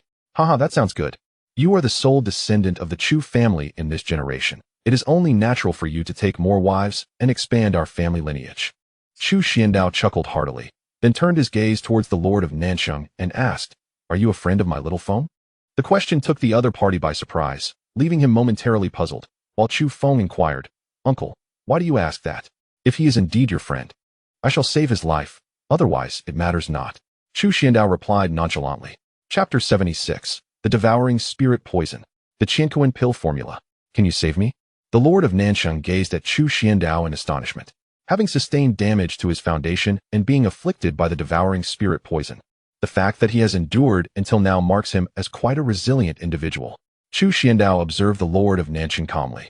Upon hearing Chu Xuandao's words, the Lord of Nansheng's expression changed, shock evident in his eyes. He had not anticipated that the other party could discern his physical condition at a glance, even recognizing the devouring spirit poison. "I have been poisoned by the devouring spirit?"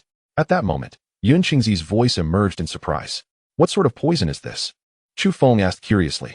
Yun Qingzi explained, "The devouring spirit poison is something I have only encountered in an ancient text. It is said that this poison was concocted by a poison king from ancient times. Once it enters the body, it incessantly devours the victim's spiritual energy and the essence of their flesh, ultimately reducing them to mere bones. Though it does not cause immediate death, it inflicts ongoing torment, leading to a painful demise, and there is essentially no cure. It's merely the devouring spirit poison." Chu Xiandao scoffed, as if this ancient poison held no interest for him. At this point, Chu Feng shifted his gaze and said, "Uncle, if you can resolve this poison, why not save him? Although he is not exactly my friend, he did assist me just now." "Very well." Upon hearing Chu Feng's request, Chu Xiandao nodded. He flipped his right hand, and a sphere of light surged forth, which he directly infused into the Lord of Nansheng's body. Boom! The Lord of Nansheng's expression shifted. His eyes tightly shut as the sphere transformed into a mysterious force that coursed through his body's meridians, seemingly purifying his physique. After some time, the enigmatic energy dissipated, and the Lord of Nansheng's eyes suddenly opened, sparkling with brilliance. He began to examine his body, astonished. The devouring spirit poison has truly been eliminated? This trivial poison. Dispelling it is hardly a challenge, Chu Xiandao remarked dismissively, then tossed a pill to the Lord of Nansheng. "Take this pill. It will help restore your damaged martial foundation." "Thank you, my lord." The Lord of Nansheng's expression turned solemn as he respectfully expressed his gratitude to Chu Xiandao. "Do not thank me. Express your gratitude to little Feng. Were it not for his words, you would not have been worthy of my assistance." Chu Xiandao replied coldly. Immediately, the Lord of Nansheng shifted his gaze to Chu Feng and knelt before him. Shen Tianjun expresses his gratitude to the young master. Today's kindness will be forever remembered.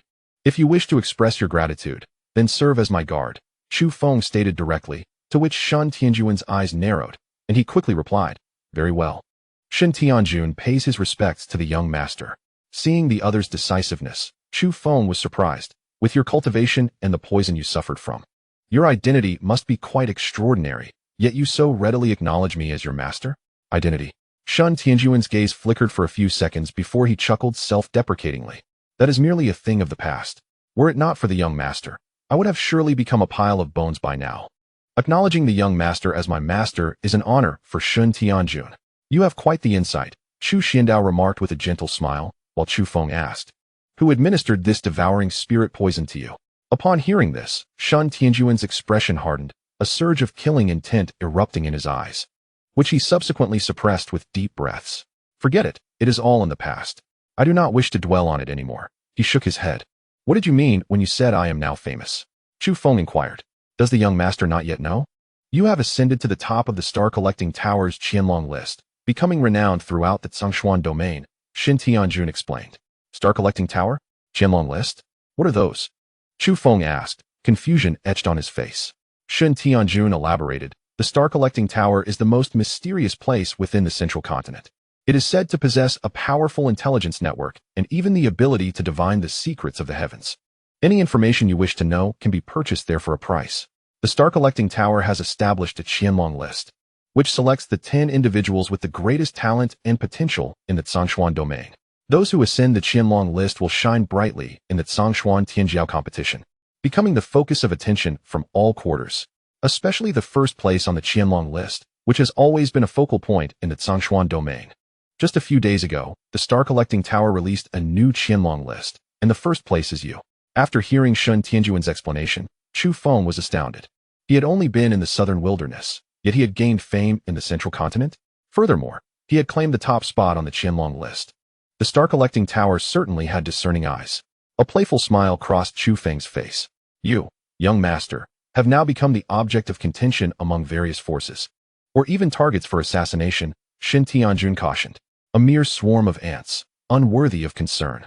Chu Xiandao replied dismissively, then turned his gaze to the ring on Chu Feng's hand and said, Little Feng, the soul within the ring should belong to an alchemist, correct? Startled, Chu Feng realized that his uncle had detected Yun Qingzi's presence at a glance. The latter was equally surprised, feeling as though he had been utterly seen through despite being within the ring. At that moment, Yun Qingzi chose to reveal himself. Bowing respectfully to Chu Xiandao, I am Yun Qingzi. Honored to meet you, senior. What was your previous alchemy level? Chu Xiandao inquired. Yun Qingzi hurriedly responded. I was previously an imperial level alchemist. Upon hearing this, Chu Xiandao frowned. Just an imperial level alchemist? With such a meager level of alchemy, you dare to follow my little Feng? Hearing these words, Yun Qingzi felt quite embarrassed. He had not expected that he, a once great alchemist king, would be looked down upon and mocked. It is worth noting that even in the central continent, where powerful figures abound, imperial-level alchemists are exceedingly rare. Moreover, he was among the most elite of imperial-level alchemists. Had it not been for prior events, he would likely have already advanced to the level of a revered alchemist, becoming a legendary alchemist sovereign. Not even reaching the level of an imperial alchemist. How utterly pathetic. Chu Xiandao shook his head, then pointed at Yun Qingzi's soul. Boom. Instantly, a vast amount of information surged forth within Yun Qingzi's soul. Once he processed this information, his expression turned exceedingly excited. This is the Qiankuan pill formula. It is a method of alchemy offered to me by a presumptuous alchemist who challenged me and failed. Though it is ordinary, it should be sufficient for you to break through to the level of an imperial alchemist. As for whether you can reach even greater heights, that will depend on your own comprehension, Chu Xiandao remarked with a slight curl of his lips. Gulp. Yun Qingzi couldn't help but swallow hard at these words. A method of alchemy capable of elevating an alchemist to the imperial level was considered ordinary in the eyes of the other, and it would be hard for anyone to believe. After all, since ancient times, the Zhongshuan domain has seen nary a single imperial-level alchemist, let alone a sacred level one. Furthermore, based on Yun Qingzi's understanding, this method of alchemy was not merely about breaking through to the imperial level. The profound alchemy techniques and formulas it contained opened an entirely new realm for him. At this moment, Chu Feng looked at his uncle with curiosity. Uncle, are you an alchemist? I have acquired a considerable amount of knowledge, including a rudimentary understanding of alchemy, which allows me to claim the title of an alchemist, albeit modestly. Spoke Chu Xiandao with a casual air. If the alchemists who previously challenged him were to hear this, they would likely be driven to the brink of fury. He then turned to Chu Feng and said, "By the way, little Feng, this is a wedding gift for me." With a flourish of his hand, a vibrant green light surged into Chu Feng's body. Boom. As the emerald light entered, it transformed within his dantian into a small sapling. What on earth is this? Chu Feng inquired with curiosity. Chapter 77. The Tree of Life. This is the seed of the Tree of Life. The voice of Master Tower resonated in Chu Feng's ears. The seed of the Tree of Life?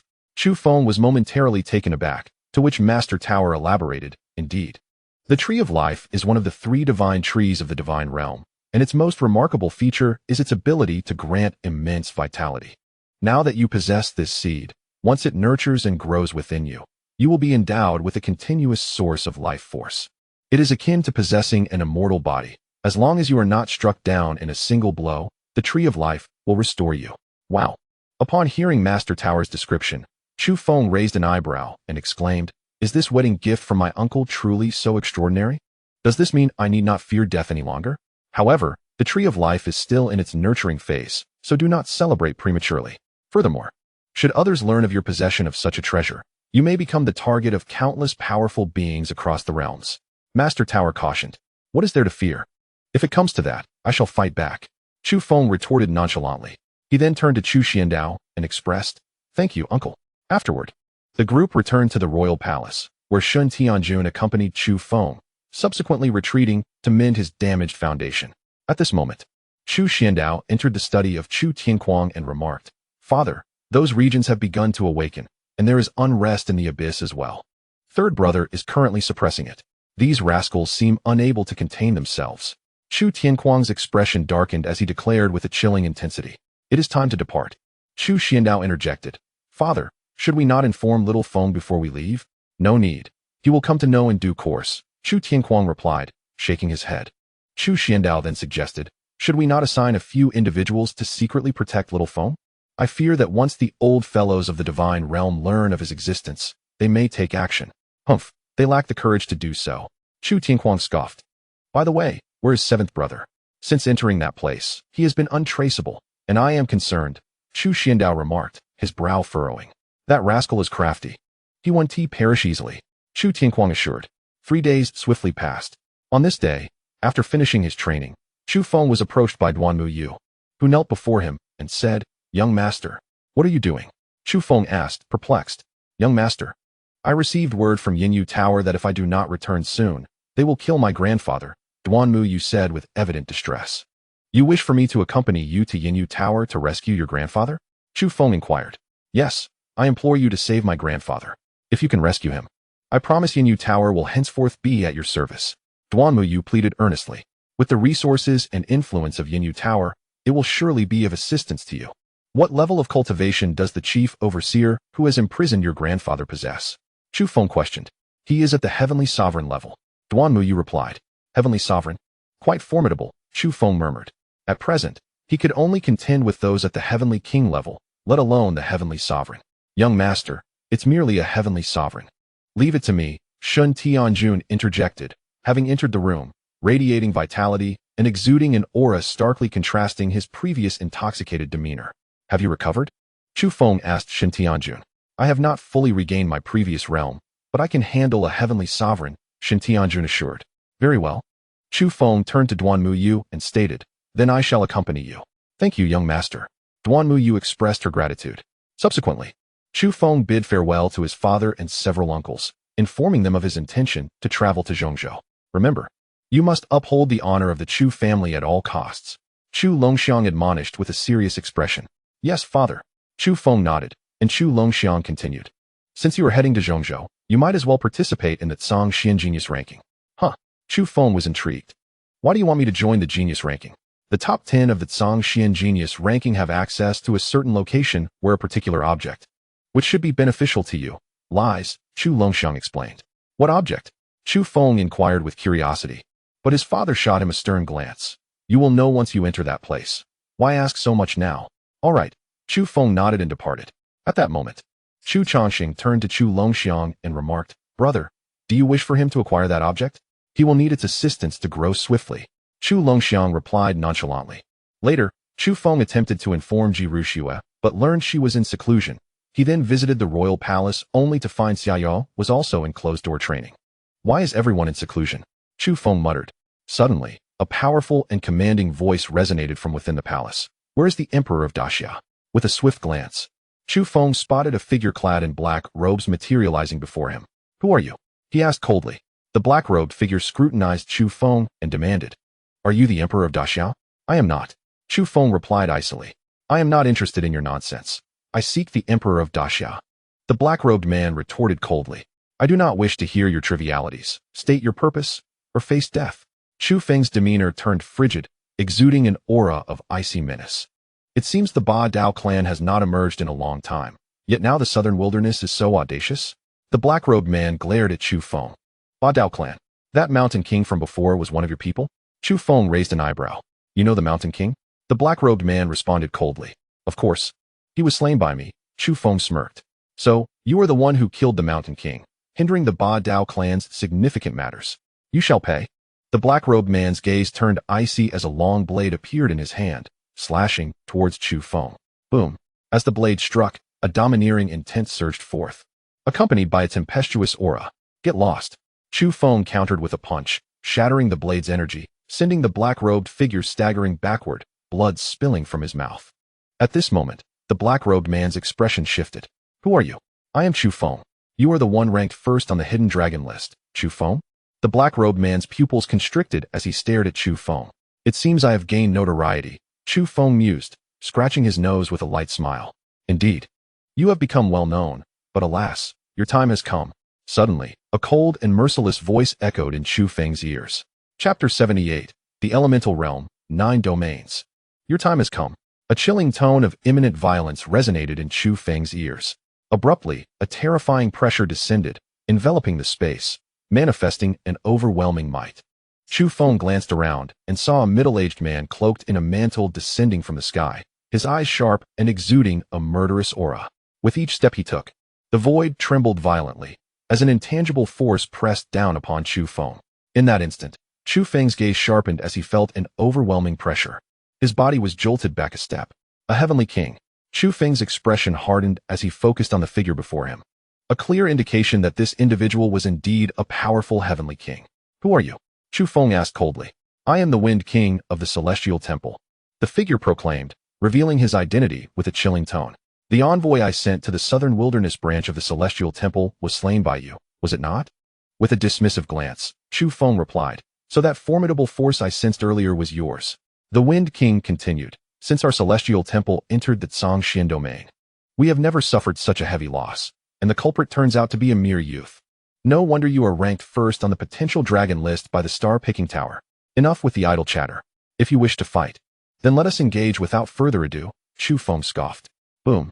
The heavenly king waved his hands, conjuring a terrifying storm that surged toward Chu Feng, obliterating the very air in its path. However, before the storm could reach him, it was annihilated by a single punch from Jingang.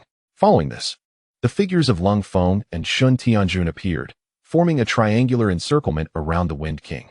The Wind King's expression shifted as he regarded the trio. "Who are you?" "Leave one alive," he commanded coldly. Chu Feng merely smirked. Bang! In an instant, Jingang hurled a punch at the Wind King. The Wind King's pupils constricted as he unleashed a barrage of wind blades, tearing through space. Yet, under the force of Jingang's punch, those wind blades were reduced to nothingness. Uft! Jingang's strike sent the Wind King reeling, blood spewing from his mouth. Just then, Lung Feng darted forward, wielding his sword to carve a massive gash into the Wind King's back, blood gushing forth. Damn it! The Wind King's face contorted with fury. He had not anticipated the presence of such formidable experts surrounding the young master of the northern town. Swish! Without a moment's hesitation, he turned to flee. Boom! However, Shun Tianjun hurled his wine gourd, smashing it down upon the Wind King, sending him crashing to the ground. Uft! The Wind King hit the ground hard, coughing up blood. At that moment, Chu Feng approached, placing a foot upon his abdomen and shattering his dantian. Uft! The Wind King spat out another mouthful of blood, his cultivation rapidly retreating, rendering him a mere husk. "You The Heavenly King's eyes blazed with rage as he glared at Chu Feng, filled with unrestrained fury. Without further words, Chu Feng initiated a soul search. The Wind King emitted a shrill scream, his body convulsing violently. Soon, the soul search concluded, leaving Chu Feng pale and visibly drained. "Young master," Jingang expressed concern. "It's nothing." Chu Feng inhaled deeply, shaking his head. This was his first experience with soul searching, and he had not anticipated such a toll on his mental energy. Were it not for his formidable spirit, he might have been unable to complete the task. As the soul search ended, the Wind King's eyes became vacant, his expression blank. Those subjected to a soul search suffer extensive damage. The mildest fate reduces them to imbeciles, while the severest results in their souls scattering. This particular Heavenly King had become an imbecile. Who would have thought the Celestial Temple was so powerful? Chu Feng murmured to himself. Through the soul search, he learned that the Celestial Temple was indeed teeming with formidable figures. There were at least dozens of Heavenly Kings like this one, and the Wind King was the weakest among them. Furthermore, there were many beyond the sovereign level, with the leader of the Celestial Temple rumored to have reached the realm of the Venerable in the Xian domain. The Celestial Temple could only be regarded as a branch. The true Celestial Temple was an enormous entity within the Yuan realm. The Yuan realm was the name of their world, divided into 9 domains, with the Xian domain being merely one of them. At that moment, Chu Feng truly comprehended the terrifying nature of this world, realizing that even the formidable Xian domain was merely 1/9 of it. The reason the Celestial Temple had ventured into the Xian domain was in pursuit of a treasure, one that the Lord of Xian had brought back years ago. After his demise, it was hidden within his secret realm, and for years, the Celestial Temple had been searching for 9 pieces of Xian tokens, intending to gather them to enter the Lord's secret realm. What treasure could possibly be worth the attention of such a colossal force? At this moment, Chu Feng was filled with curiosity regarding the item the Lord of Xian had brought back. According to the insights gained from the Wind King, the Lord had returned severely injured because of this very treasure. With a wave of his right hand, Chu Feng summoned flames from the earth, incinerating the Wind King into nothingness. However, he seized the Wind King's storage ring, thoroughly pillaging its resources. In that very moment of the Wind King's demise, news reached the Celestial Temple without delay. The Wind King has perished? Within one of the palaces of the Celestial Temple, several figures were seated. Forget about him for now. We just received news of another Xian token. One individual spoke coldly. Where? The others' expressions shifted as they inquired eagerly. The news comes from the Su family in Zhongzhou. He replied directly. In the Great Xia Imperial Palace, after eliminating the Wind King, Chu Feng's gaze turned toward the figure clad in black from the Ba Dao clan. The man's face was pallid and trembling, having witnessed the brutal demise of a Heavenly King firsthand, leaving him utterly shaken. Tell me, what is the Ba Dao clan's background? What is your purpose here? Chu Feng demanded, his voice icy.